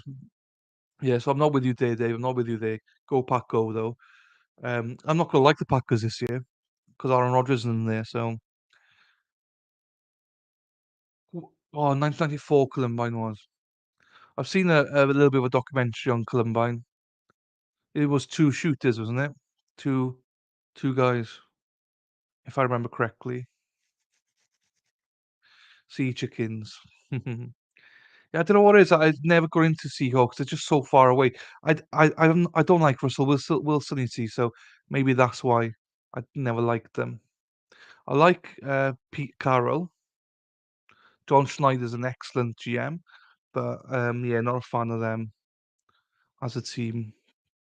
They need to sell it as well. It was 1994. Okay, I'm with you now. Sorry, I don't remember what year it was, but yeah, I'm with you now. Cool, fine.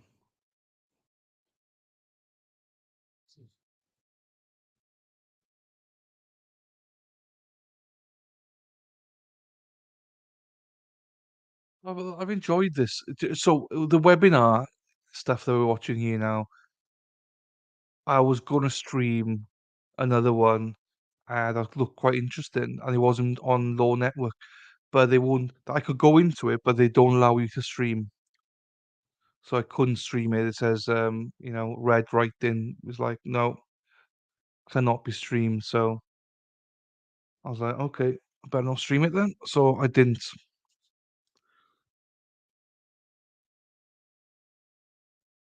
I think it depends on the judges, really. But I'm really glad that we did stream this one, though. In the end, I mean, knowing that some people like Amanda have been here, been able to watch it. Trouble with these kind of streams, though, when it's small, is it's the same group of people speaking, which is great, chatting away, brilliant. But it's really hard and brave for people just to come on, I mean, and speak.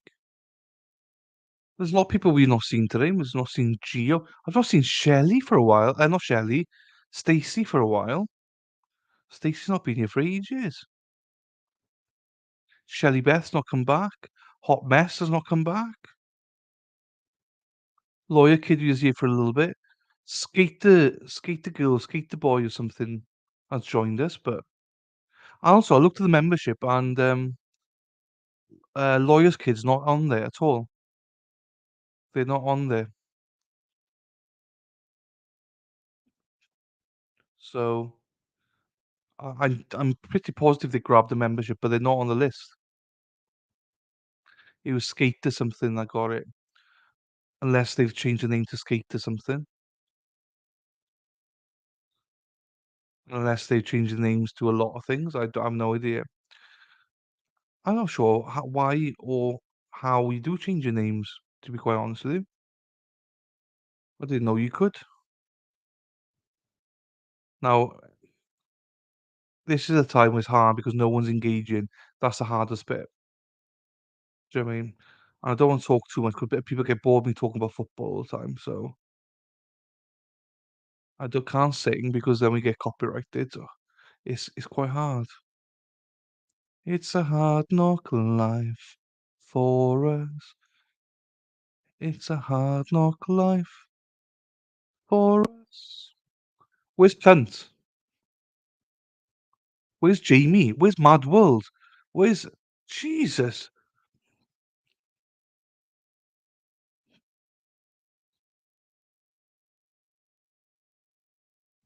Let's have a look then.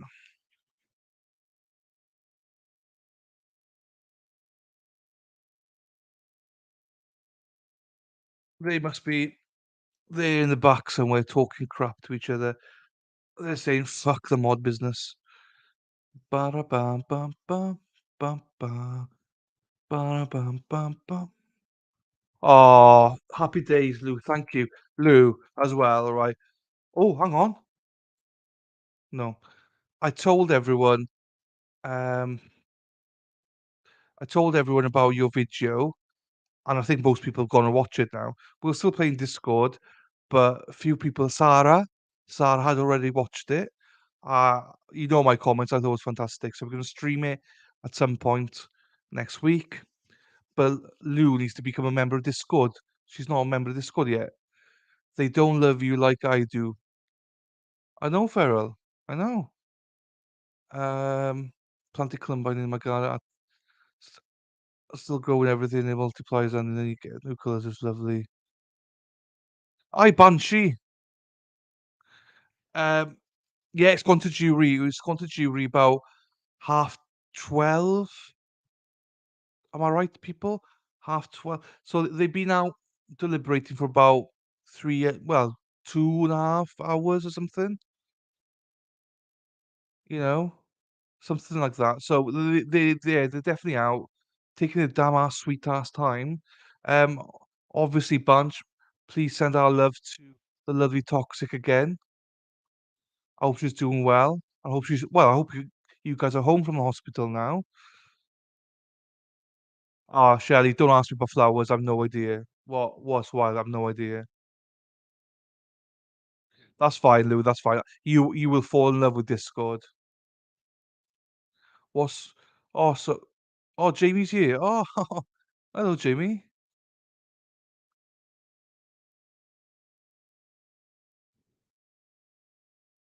There's a garbage off for toxic. Happy days. Happy days. Yeah, it's all closing were done, and then yeah, I think around midday their time. That is midday. Um, say say 12:30. Mountain time that they went to start deliberating. Well, they went for lunch, so I believe they started deliberating. Ah, okay. Well, again, Bunch, just give her our love. You know what I mean? Hope she gets um she gets better. Do you know what I mean? Suzanne's also ill as well, so love to Suzanne as well. Love to a lot of people actually that are not ill at the minute. Um, yeah, sorry, Shelley, I don't do flowers. I don't understand flowers or wildlife or anything. You heard me, but you didn't come running. You were mad world. Jamie here, no more bad language. Jesus. By the way, I love how you pronounce the word video. Video. Um, Spanks. What's Spanks? I'm making a gif.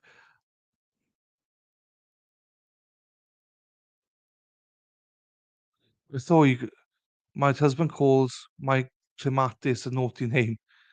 I have to be careful how I read some of these, like,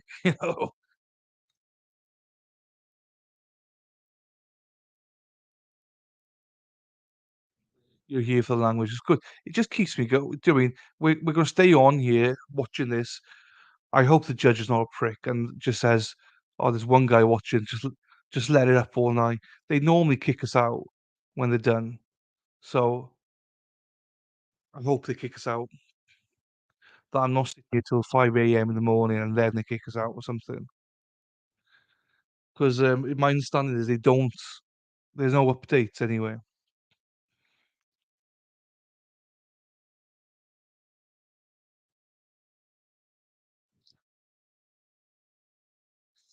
Yeah, she was suffering yesterday, Banshee.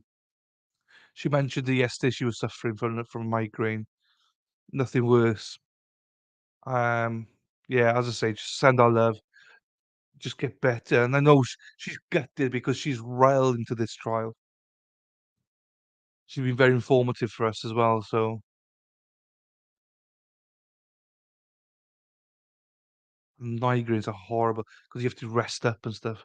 So a lot of my family suffer from migraines. Jesus. Right, what's that? Is there anything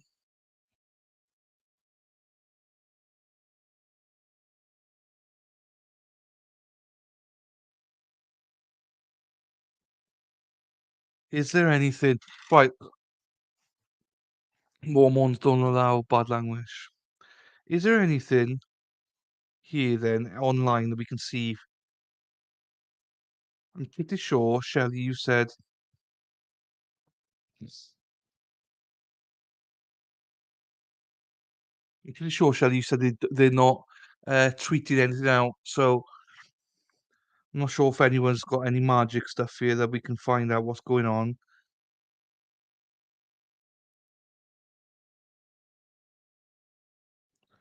I'll go on Twitter quickly now just to see. She had it for 4 days. Oh, geez, 4 days. I know she had it for 2 days, but 4 days. No, that's horrible. I know there's other people that suffer from it. I think in chat as well. Someone said yesterday. Oh, I think it was. Oh, actually, I think it was Gio speaking to Toxic about it, saying that Gio has to drink coffee to get rid of her migraines.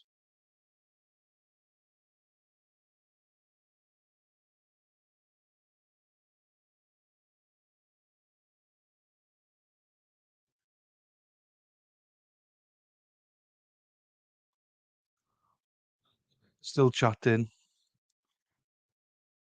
Yeah, we're trying to find out, David, when because it's not on Law Network, there's no timer or anything. We're trying to find out why, or are they going to give us a?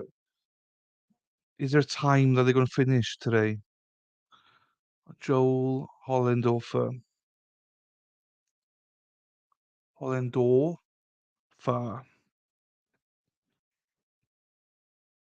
Let's see if there's anything. Oh my God, just me basically.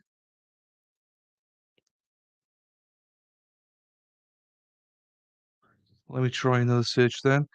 Just trying to see when are they gonna stop deliberating for the night?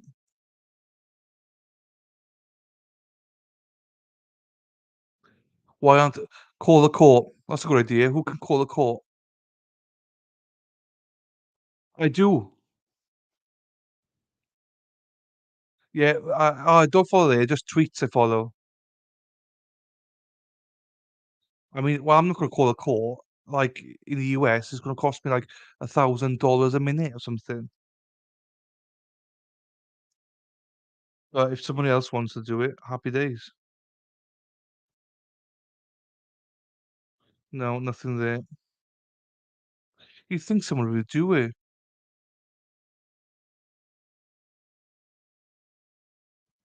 That's a good idea.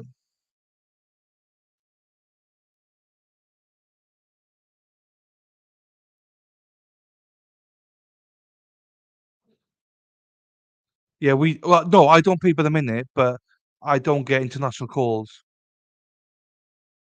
It's oh, now we're asking something. It's Judge Bain.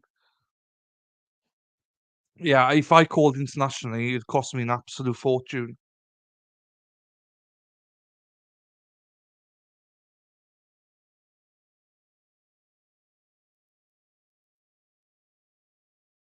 Um, Nope, we can't call anything overseas free of charge. It's very expensive. Um, Shelley, you called. When did you call? Oh, thank you, Emma. Thank you, Farrell. It's in El Paso, yeah. So no, weirdly for us, I get like 3 minutes, free text, everything, right? For UK only. No, yeah, Shelley, if you could give David the number, please. Sister Beth, love,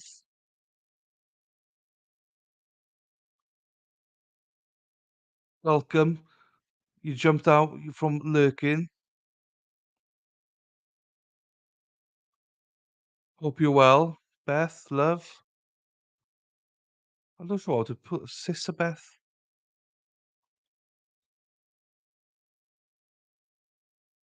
Yeah, same, yeah, same call.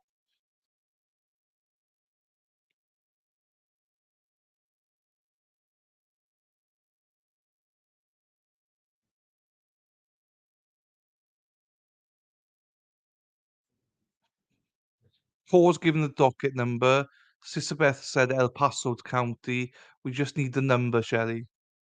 And it's Judge W. Bain.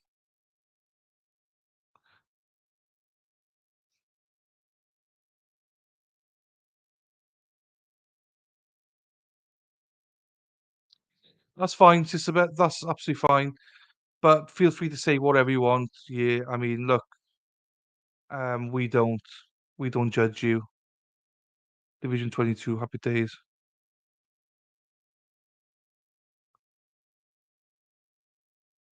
Okay.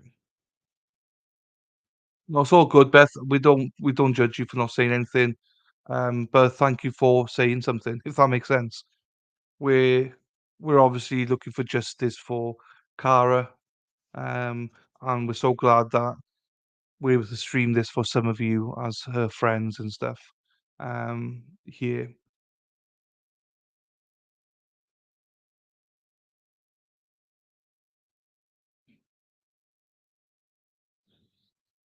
So as I say, hopefully we get results now. I mean, if it's now, I believe, 4:05 in the afternoon there. So, if they do stop at 5, then but they might go on and on. Who knows? Hopefully, it don't take too long, but you just never know, do you?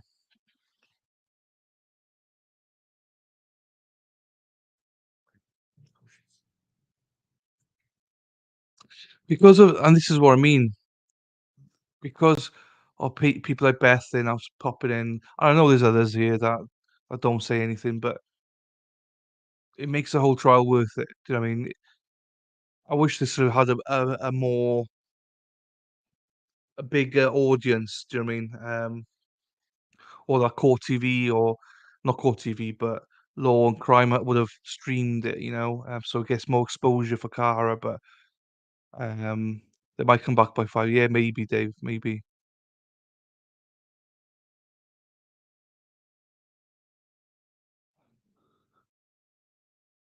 Oh yeah, Shelley. It's fine, Shelley. I know you're talking about that trial. It's fine, Shelley. It's all good. It's all good. But yeah, I'm glad we were able to do this trial, and a lot of it. Thank you to Jamie as well, because Jamie is the one that put this trial on my radar. And it's a funny because I was looking to do the Michigan one, but then when I found out that David was doing it with MLS law show, I decided, oh, I don't want to compete because we've got some similar viewers. So we one more hour and they send them home. Maybe. I hope not, but maybe. So yeah, that's the whole reason we streamed this. And I was angry because Law Network weren't showing it. Um, and fair play to Amy and Spidey.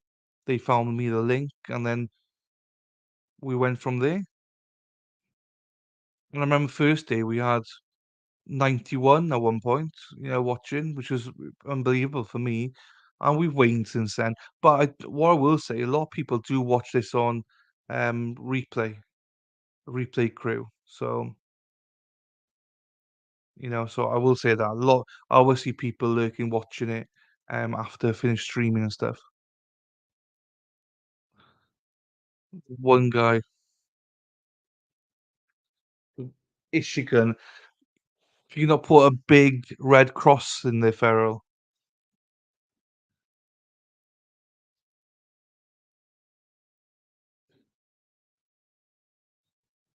Yeah, I really don't know. It's weird how this case hasn't had more publicity. I know it's a cold case, but it deserves more publicity. I don't know. Everyone seems to be leaving now, so maybe people do know something I don't know because we've just gone down to like 14 viewers now. So I believe David is very kindly phoning the court for us, Jamie, to see what's happening.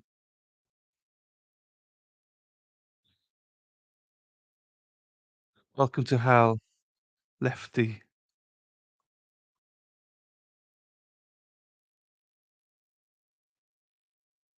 Oh, that's fair, Farrell.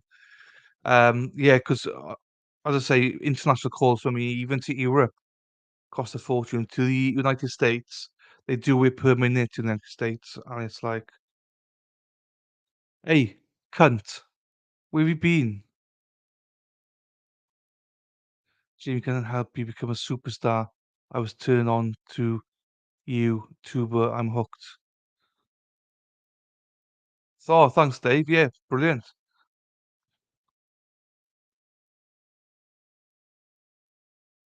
There would be an announcement on the page. Okay. Okay. Yeah, hopefully as hey, I'm not greedy. I don't want to be, too big. I don't want to be like this big. No need to be that big. No, I just want to be when I say small, medium channel. I like to get to know people, and if we can get one or two new people in the chat every day, then you get to know each other and you start to grow and stuff. So that's what I like. We just found cunt chops today, so Shelley, so that's good. Yeah, I sort of understood what you said, Dave. I didn't misinterpret it, but I got you. Thanks, Dave. Appreciate that. I'm glad you're hooked. Um, Jamie, yes, I know. What do you know? Oh, that she reads David's mind. You guys remember I'm on like 20 seconds delay as well, so I don't know half the time what you're talking about.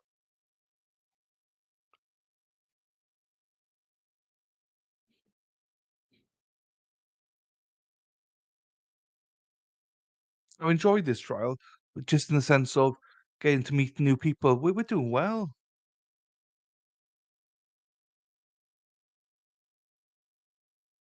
How come a UF has never told me Dave had a YouTube?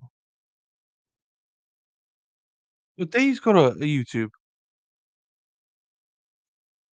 I didn't even know Dave had a YouTube. I didn't know you had a YouTube till Madwell said. Hey, Jungmin, no. Jungmin, no. No verdict yet. Oh, Core, by the way, you were to hear it on. So Jungmin Shelley wants me to call her cunt. So before you think that I'm being rude, she has asked me to call her that word, and a lot of people get offended by it. But for whatever reason, that's what she wants to be called. So BTS, no. BTS, no. Don't know what BTS is. No, it's fine, cool. It's just because some people are funny about it, and it's not. I would never ever call people that word, but she's like, you have to call me that word. I'm just like, okay.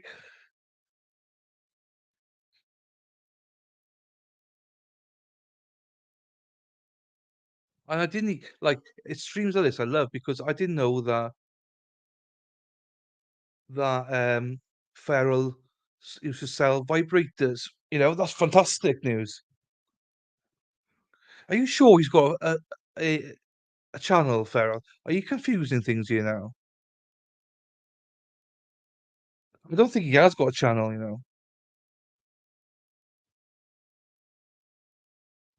Only that's fine. Only me. That's fine. Only me. That's fine. I don't know where you weirdos have come from, but I mean, I love it. We're just a weird channel. Do you know what I mean? So, Ferrell, I don't think he's got a channel.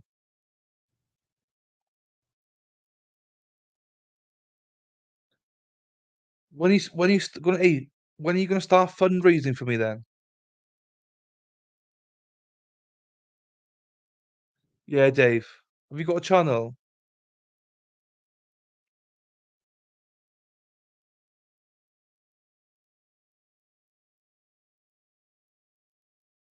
Let's wait for Ferrell here now. Is Ferrell picking up an L here? I think Ferrell's picking up an L here now.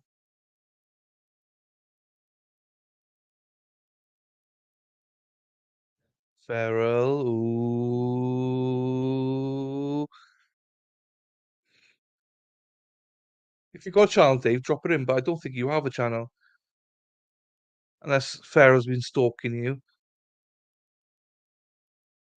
Because you've never mentioned the channel. OH, yeah.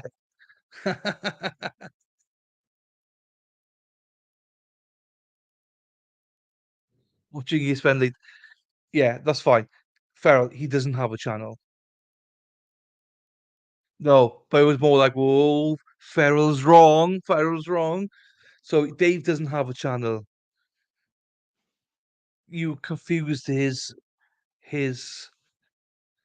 you confused his text just now. I think Dave, she thinks you got a channel on YouTube.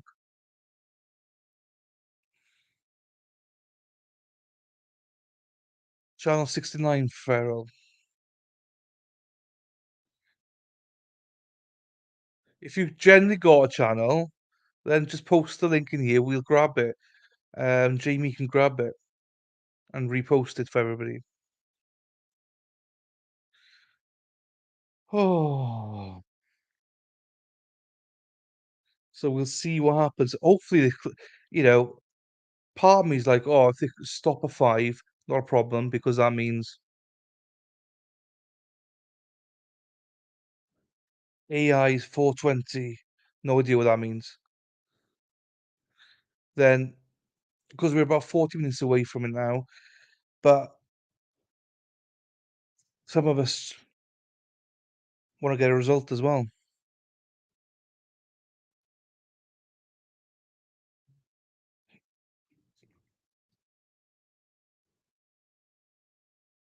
And also, they're gonna have to come back at a certain point, aren't they? Just to release people for the day. Listen, Linda. Who's Linda? You guys are so confusing. It's unbelievable.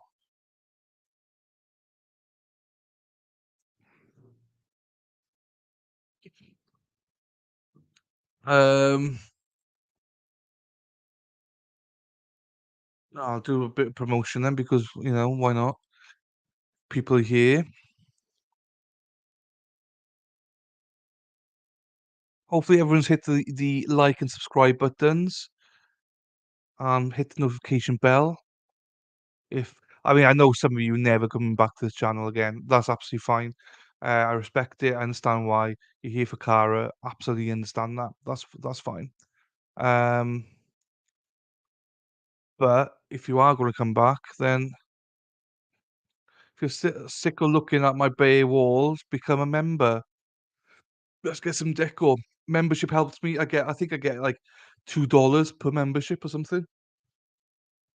Something like that. So, as you can see, we need a lot of memberships to keep going.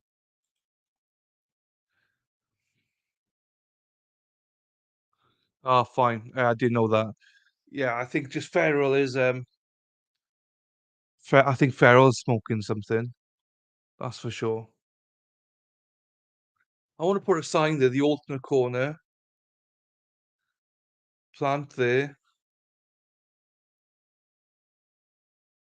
I don't know. We'll see. We'll see.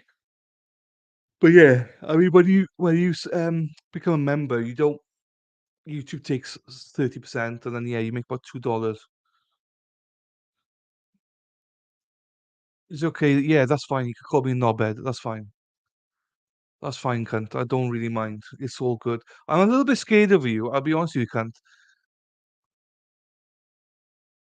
I'm a little bit scared of you because everyone seems to be pushing you my way, and I don't know why. The court has spoken. They will deliberate until 5 and come back at 8:30 a.m. Okay. Thank you, David. Really appreciate that. Thank you. So we'll just wait here for another 40 minutes. We'll wait for another 40 minutes. Well, we'll wait a little bit longer, do you know what I mean? But that's fine. Lefty, just do some fucking work. Jesus. Are you in the cubicles? I appreciate that, David. That's really good because, as I say, I can't phone internationally. So So there might be results, guys. Beth, if you were listening, Amanda, all you guys, I'll be back on tomorrow at 8:30 streaming. 12, 1, 2, 3. It's 3:30 my time. Oh, you don't start till 6, no, but hey, cunt can call me that, but you can't.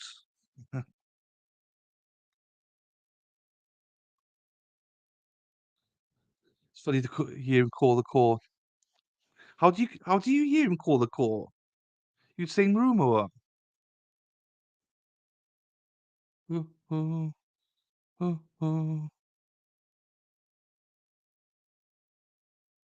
Oh, 6, yeah, so that's you're 6 hours behind me, 7 hours, so that's 3:30. So we're still gonna stream at 1:15. No, geez, this is where it gets confusing. Still gonna stream at 9:15 Eastern. We'll probably do an hour. I will be calling the clerk as he recognised my importance. I will be calling myself Happy Days. Happy Days. So, okay, okay, KJ, I'm with you. So that means then that that's good. So what I'll do, I'll be doing the Parkland, but we'll pause it to hear the judge, and then he does, Shelley, he does rock, yes. Cool. Thanks, David. Well, obviously you do, because otherwise we'd be still stuck here. So that's good. So if we don't hear anything, fine, it's in the morning. So if we don't hear anything, we reconvene in the morning, guys. Well, your morning, my afternoon. And it will, oh, I need to change the titles and stuff, but that's fine. I'll do that. That's fine. Um, change the titles, watch an hour of the Scott Peterson one, and then, oh, all right, okay. And then we'll start following this one, then go back to Peterson and do a verdict watch then on this one, and then we'll come back to this one whenever they're ready then.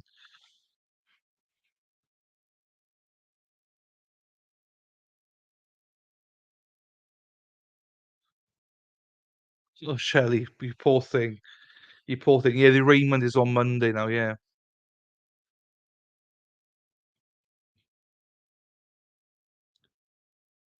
Not long to go, we'll find out. I know we all wish that we had a result or verdict tonight, but still time. Still time.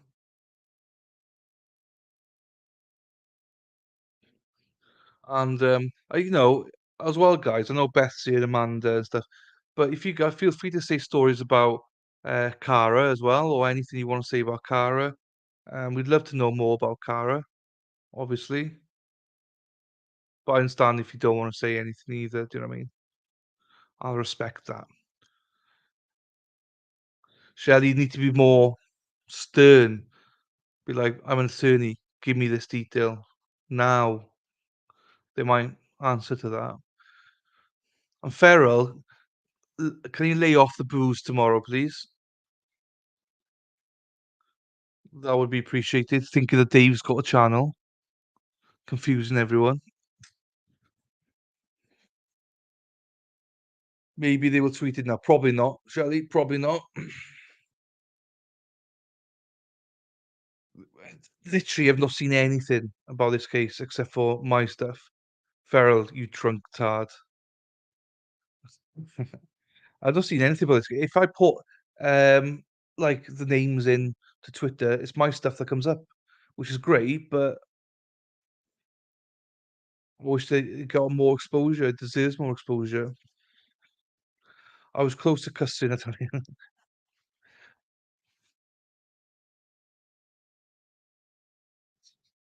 But that's all good though. At least we don't. At least we got Scott Peterson to play tomorrow. But in that case, it doesn't seem that's going to be much longer.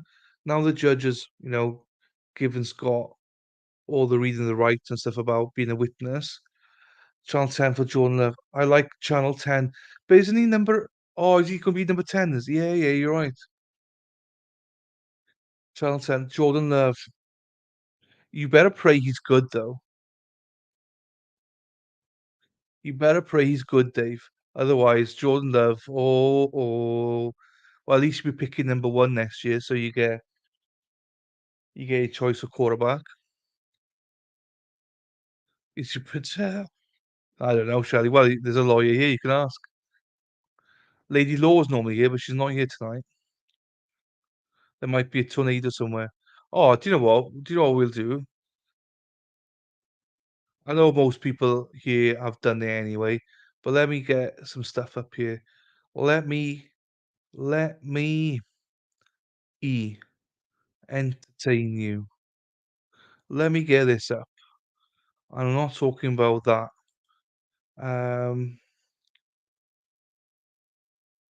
Let's share some stuff here.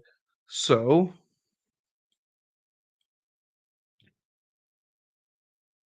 if we're looking for stuff here, oops, I went the wrong one. Where's he gone?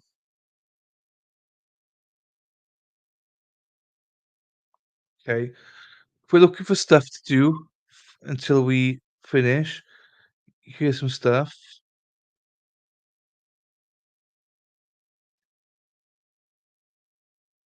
Follow Feral.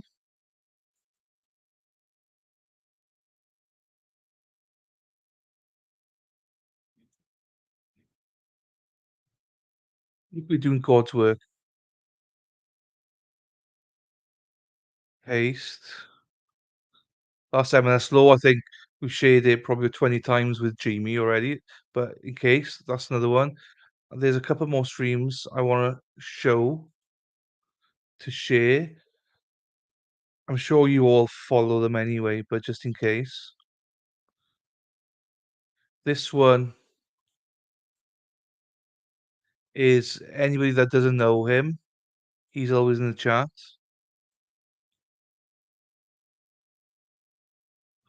Lefty's channel, if you can subscribe to that. And my favorite female lawyer, Lady Law. She's going to be a superstar, so get on there early. She's going to start streaming before long. I'll put that in there. And a little cheeky one here, right? That I got here. This is Lady Law's brother. This is, if you like tornadoes and chasing them and stuff like that, Jesus, he's done well. I remember when he had on like 1 sub. He's now to nearly 1.4K. Let me just check that.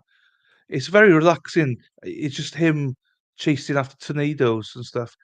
There's loads of videos there. But if you like that sort of thing, give him follow as well. I probably look. I'll share it. Mo, is it? What's her thing? Oh, Jamie, just drop Mo's channel in here. Then you speaking about Mo. I don't know who Mo is.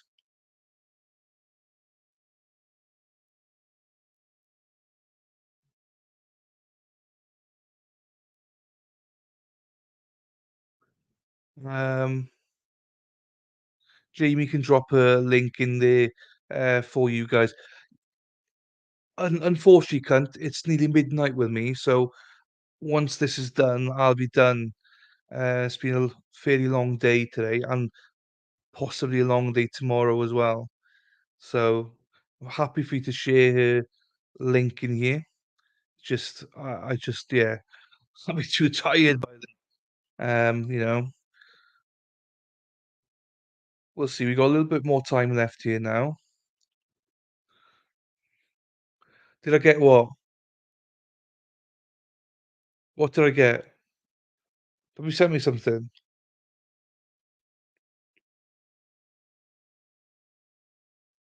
I'm not got a message from you.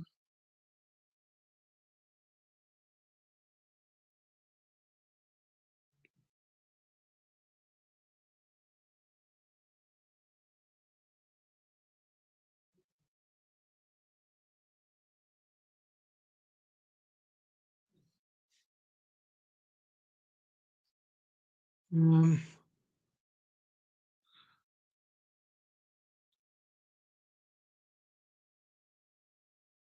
if it's that you mean, Jamie's done it.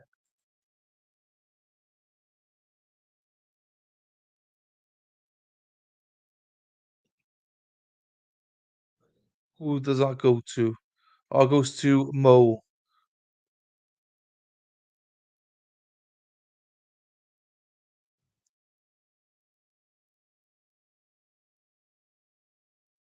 So there we are. So anybody that is here, please go over to Mo's channel. No, there's not many of us here, but we'll find out in a little bit.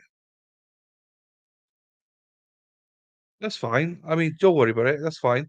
Jamie, it's okay. It's all good. I mean, that's quite handy, do you know what I mean? So if people want to go and watch the live, please do.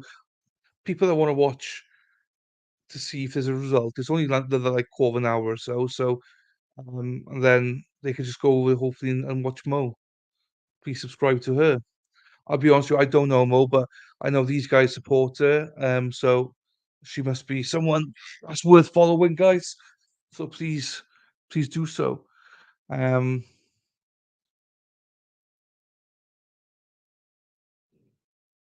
I would say you are the king, MLS Law Show. I'm. Oh, here we go. You are definitely the king. Then you are definitely the king. Let's go, David. Let's go. Everyone, David's got news. Amanda, Beth, jury has a verdict. Let's go. Let's go. Thank you, David. What a legend. So people, stay here, then go over to Mo's after we finish. Thank you, David. Really appreciate you. Honestly, thank you so much. Because we would still be here going, what the hell's going on? So remember, the judge said to everyone, please be around for the next 10 minutes. But Dave, I don't mind. David, I don't mind crowning you the king. You are the king. I'll be the pauper. I have no issues with that at all. It suits me better. So yeah, if people can, hang around. Well, I mean, you will hang around for the results for the verdict. As soon as the verdict's done, please go over to Mo, even if you can stay for a few minutes and say hello and subscribe to her.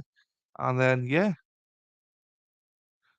I got my I don't even have headphones on right this second, but I hate headphones. But that's good news. That's good news. I mean, let's pray anyway. That's good news. Kara, justice for Kara. I mean, I mean, I know you are feral. I know Feral, Jamie, and everyone. I know you are listening to Mo and me, but I meant more the either some of you that are maybe just my followers that don't follow Mo or anyone else here that's new. Support streamers. You know, this is my living. I live off ads and which isn't much, and your memberships and stuff. So, and the other streamers might be the same. So please support the streamers. No, not the land going away. Justice for Kara. Yes. Well, I promise you, cunt, I'll come over for a couple of minutes to Mo's channel and subscribe to her channel because I actually haven't subscribed to her channel. So we'll subscribe. I'll say hello, and then I'll be honest. I need about an hour to just decompress myself before bed. So I'll try and get to bed about 1 o'clock-ish. You can dream about me tonight. Then you see.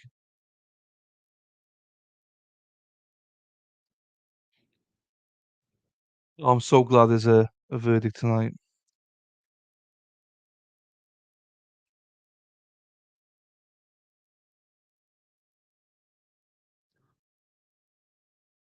I'm not going anywhere, Shelley. It's all good. There's no point, Shelley. It's the people that know about this trial are here, and the people that don't know from the UK, they're in bed. So, everyone that follows this trial is here right now, or will be here or will know about it and watch it afterwards. Um, every time I tweet about this case, no one comes. But I'm thinking, yeah, but you got to remember, Shelley. Normally, when something comes back quick, it's guilty. So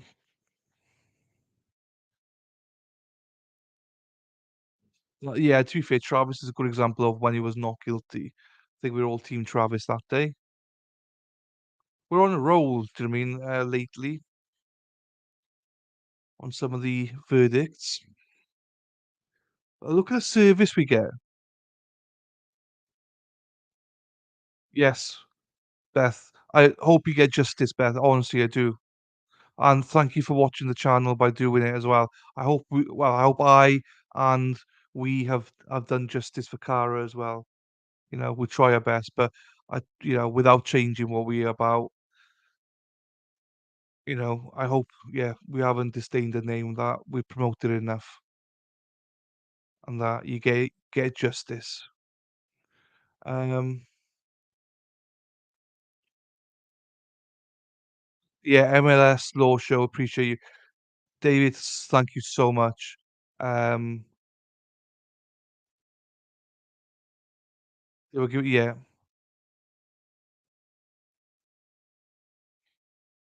maybe, but remember, Travis one was 4 options as well, and his was like a couple of hours.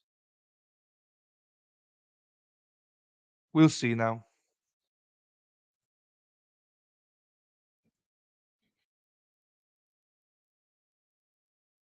We'll see. Hey, Spider, did you see my list from earlier on about the skater person? I'll give you another list now.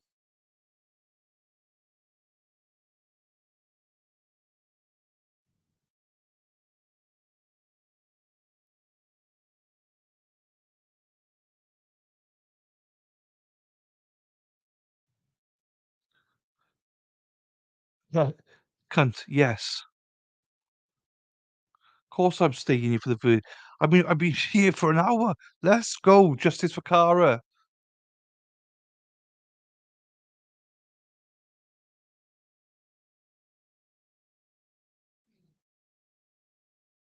I'm trying to get Spider Girl, Spider Girl, Spider Girl, Spider Girl, Spider Girl. Spider Girls, have you been to bed yet?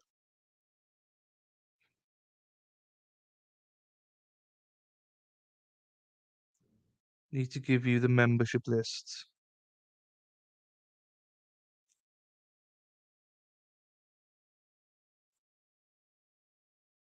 And if it was you, Emma, David, we believe that you gave a membership out, so thank you for that. If it was you, somebody gave a free membership out, and we don't know who.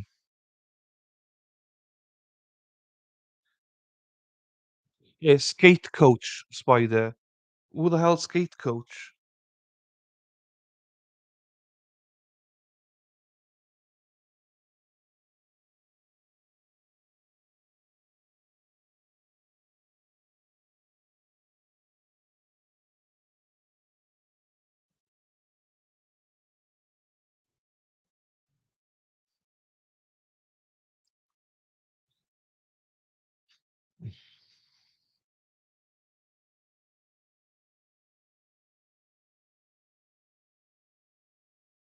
Check your bucket.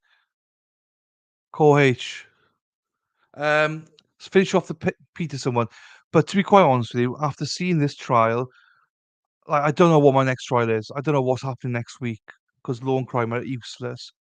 Um, but I want to try and do 2 trials again, so that one fairly popular one, and then another one that's similar to this, and just give some more exposure to a smaller trial. So to answer your question, Cole, I don't know, and I won't know until Law Network pull their fingers out and tell us what they're doing, and then what's coming up on webinars and stuff as well. So yeah, Erin, what's going on? Club Q, I hear this name. Oh, okay, yeah, it's Monday. The arraignment is on Monday, so if I'm allowed in, I've actually got it open here now. Um, doesn't say a time, but People versus Anderson Aldrich. So I'll stream that on Monday. Doesn't say a time though, that's the only thing, but that's fine. So cool, I'll probably go live then about 8:15. Is it 8:15, 8:15, 8:30 Mountain Time? So about 10:15, 10:30 Eastern Time, and I will show that one and probably Peterson as well.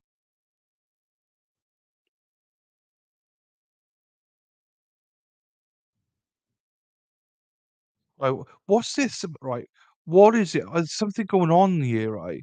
Between you good, between you dudes. Why are you pushing? Why are you pushing us at me all the time?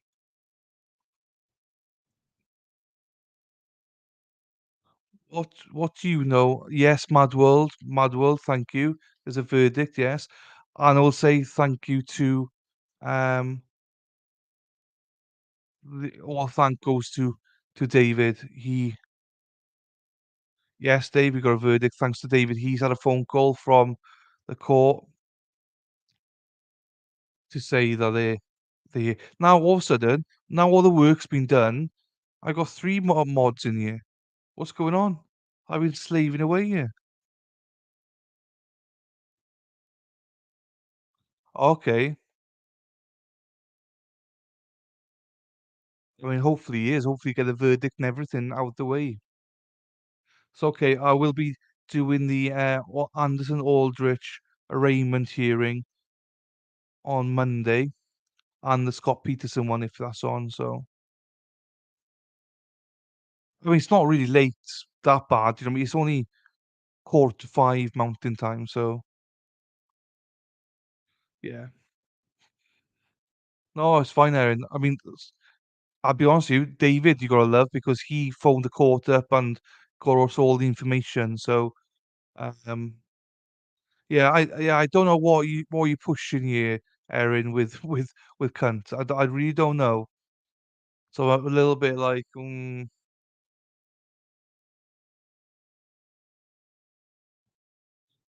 okay, yeah.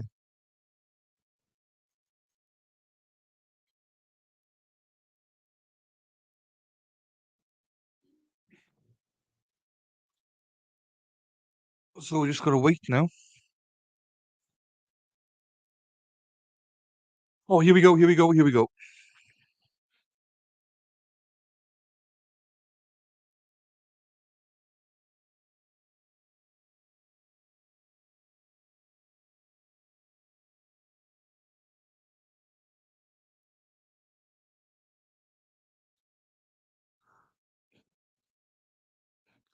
Right. Well, obviously we're not hearing anything yet. I hope you guys aren't hearing anything because I'm not hearing anything.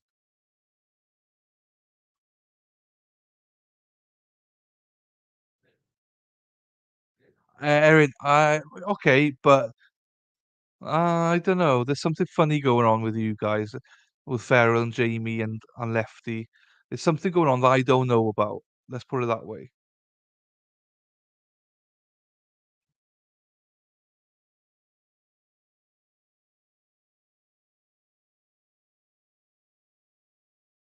And as I say, if people can, after this verdict and hopefully sentence it, Jamie, if you can just drop in Mo's live link, then hopefully some people can go over and say hello to Mo. I'll pop over for a couple of minutes um, and subscribe and say hello, but I won't be staying. But definitely subscribe and say hello. Wait, Lefty, you're right there. You're making slight jokes, so that's why I'm like, what's going on? Farrell, you did. You all seem to be like, oh, justice for yeah. Look, forget about it. Justice for Kara.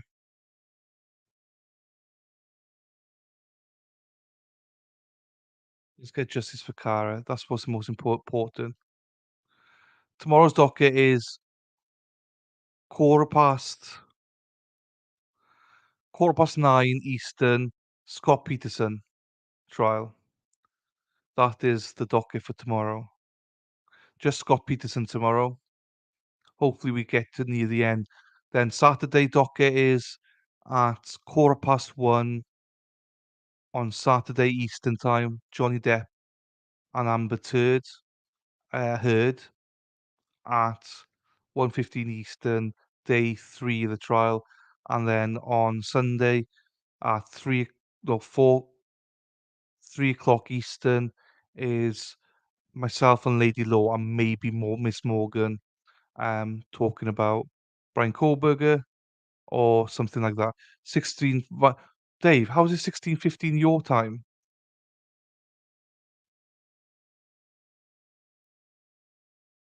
Oh, because you're in Oregon, of course.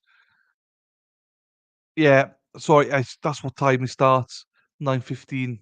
Um, well, no, actually, it won't start till 9:30, so 6:30 your time. But obviously, don't come up at that time. Just catch us up. Yeah, I got it eventually, Dave. I understood now. Yeah, just catch up after a few hours.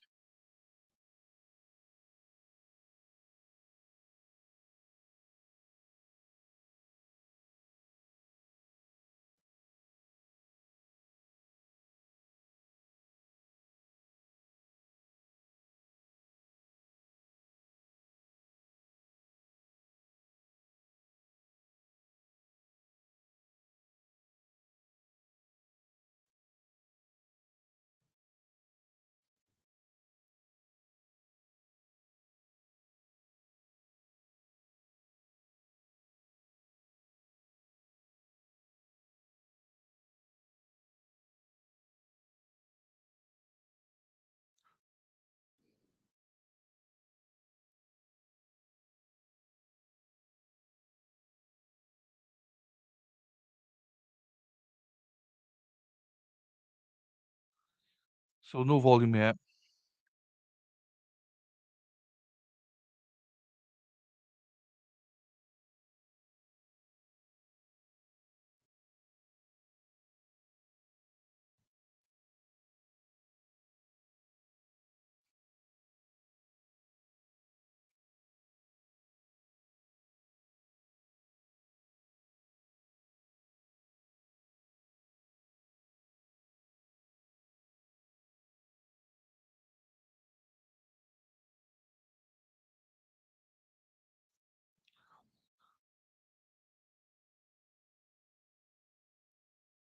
No worries, Shelley. It's all good.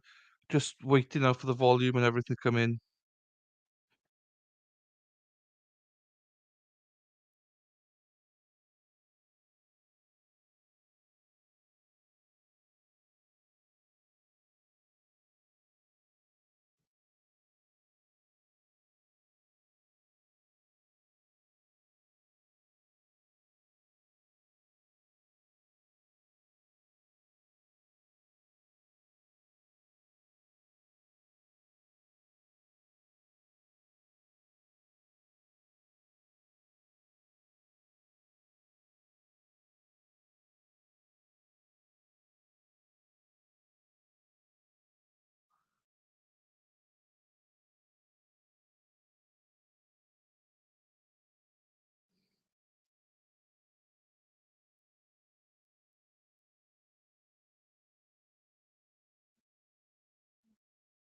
No idea.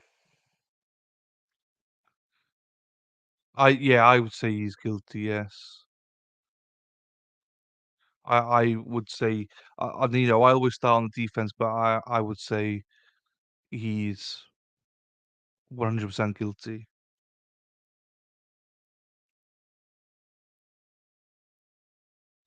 Don't know if the mother's there. Don't know. Basically, David, everything points towards him. He killed her. It's just now a matter of how.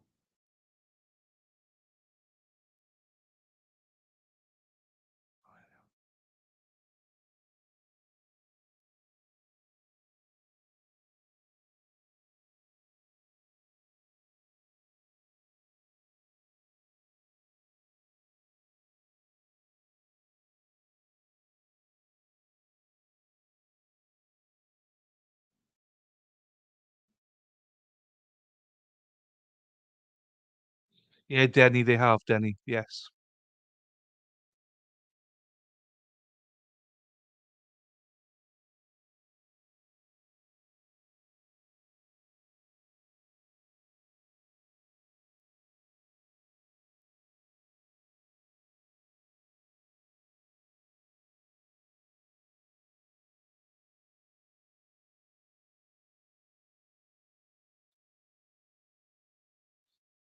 I think about between 3 and 4 hours, Erin.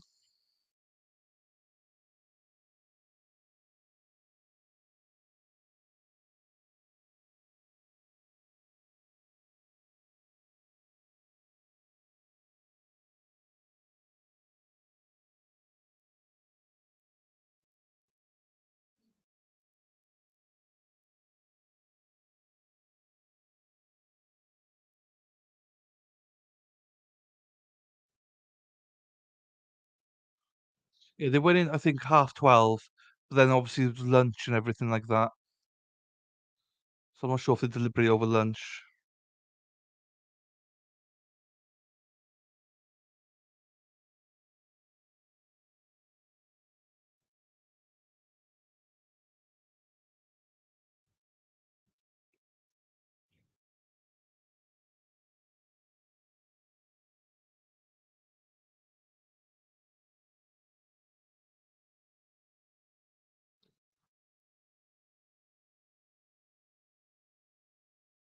Yes, Suzanne, they have a verdict, yes. David from MLS Law Show was kindly enough phoned up for us, and yeah, so we have a verdict. They phoned him to say there's a verdict. Yeah, I don't see her as well, Beth.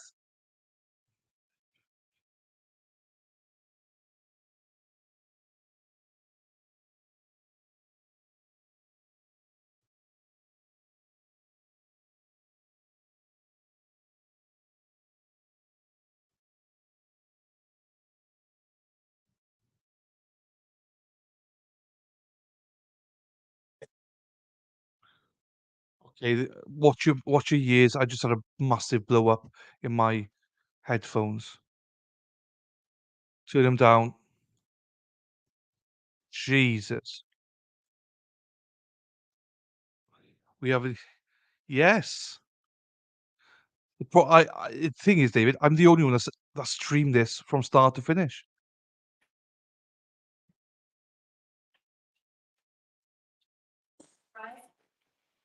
Here we go.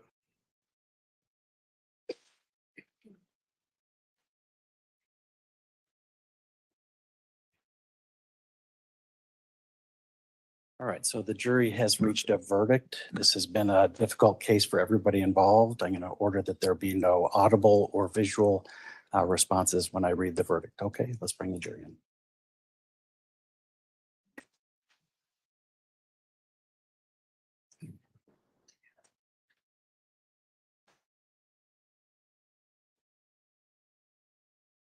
Do you all have audio?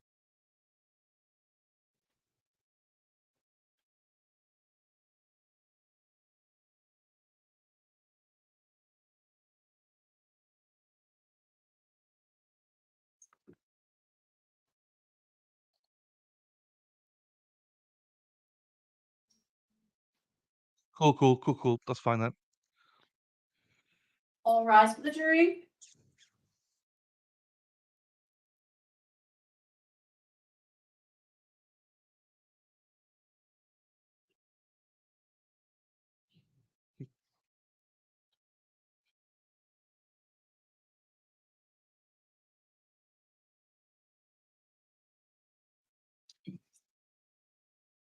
Please be seated. Members of the jury, I understand you all have reached a verdict. It looks like juror number 11 here in the front is the foreperson. Is that correct? You've reached a verdict?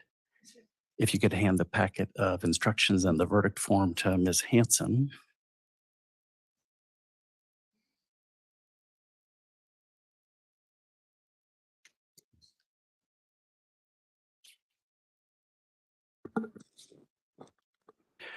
We, the jury, find the defendant Joel Hollendorfer guilty of manslaughter.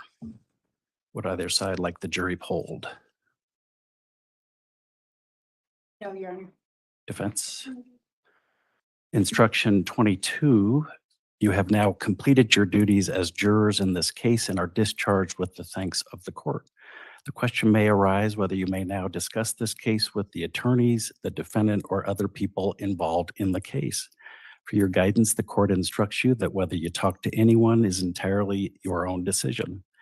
It is proper for others to discuss the case with you, and you may talk with them, but you're not required to.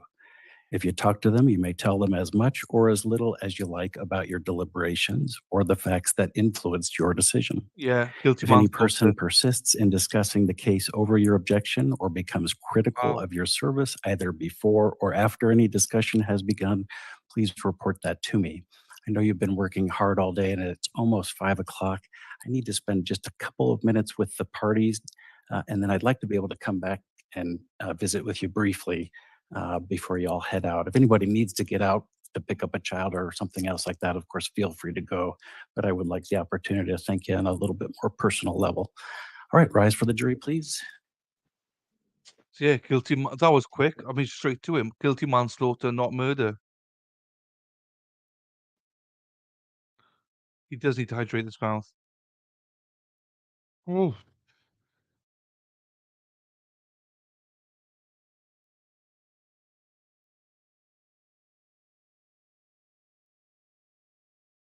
Let's see then. Please be seated. We need to set the matter for a habitual trial, I take it. Yes, Your Honor. How far out are the people thinking for the habitual trial?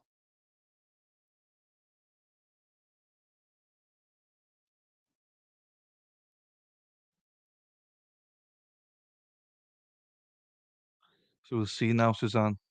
Roughly. I'm sorry. I mean, July 10th. I cannot do July 10th if that was a offer. So we could do later July. I'm out of state until July 17th. So later July would work or early August. And I don't know if the court is going to trigger a PSIR now or after the habitual trial, but I would do it after.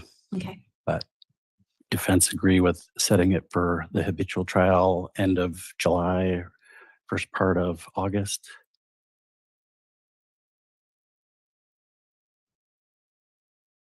And I imagine we're thinking 2 to 3 hours max. That would be my guess as well. Okay.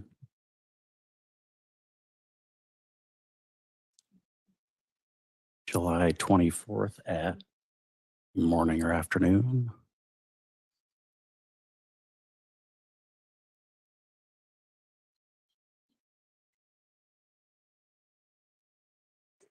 Whatever works best for the court and defense, we're available all day. Why don't we do 1:30 then? Does that work for everybody? Yes, Your Honor. July 24th at 1:30. Does either side wish to speak to the jury after I visit with them? And Your Honor, if they want to speak with us, we'll be available. So Okay, defense. Anything else from the people?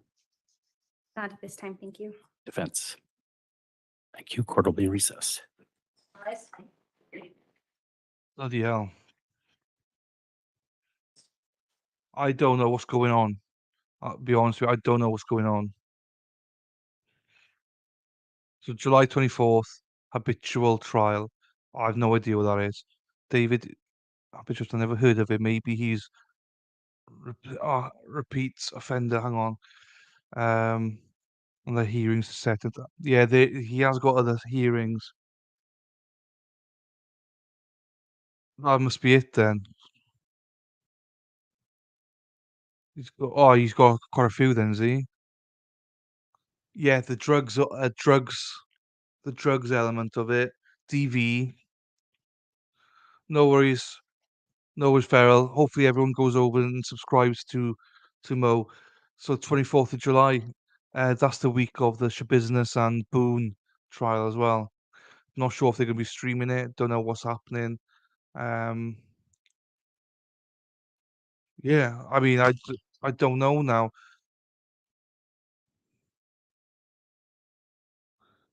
So yeah, or three strike issue where he can go away for life. Bloody hell. Okay, so this is still up in the air about what's going to happen. Then I've no idea because every state as well is different. I don't know even know how much manslaughter would be in Colorado, but because he's got other things as well. Hey, thank you, Erin. Thank you very much. Um, Denny don't. The other trial isn't. The Scott Peterson one is still going. We're back tomorrow at 9:15 Eastern on it to watch it. So still, it's not even in. Um, there's still witnesses on the stand. So guys, I don't know. Then that was a bit of a. I thought we'd know a bit more after that. So apologies. Um, hang on, we got core here. Under current law, a court must sentence a person convicted of felony who has been convicted of 4 times the maximum of the.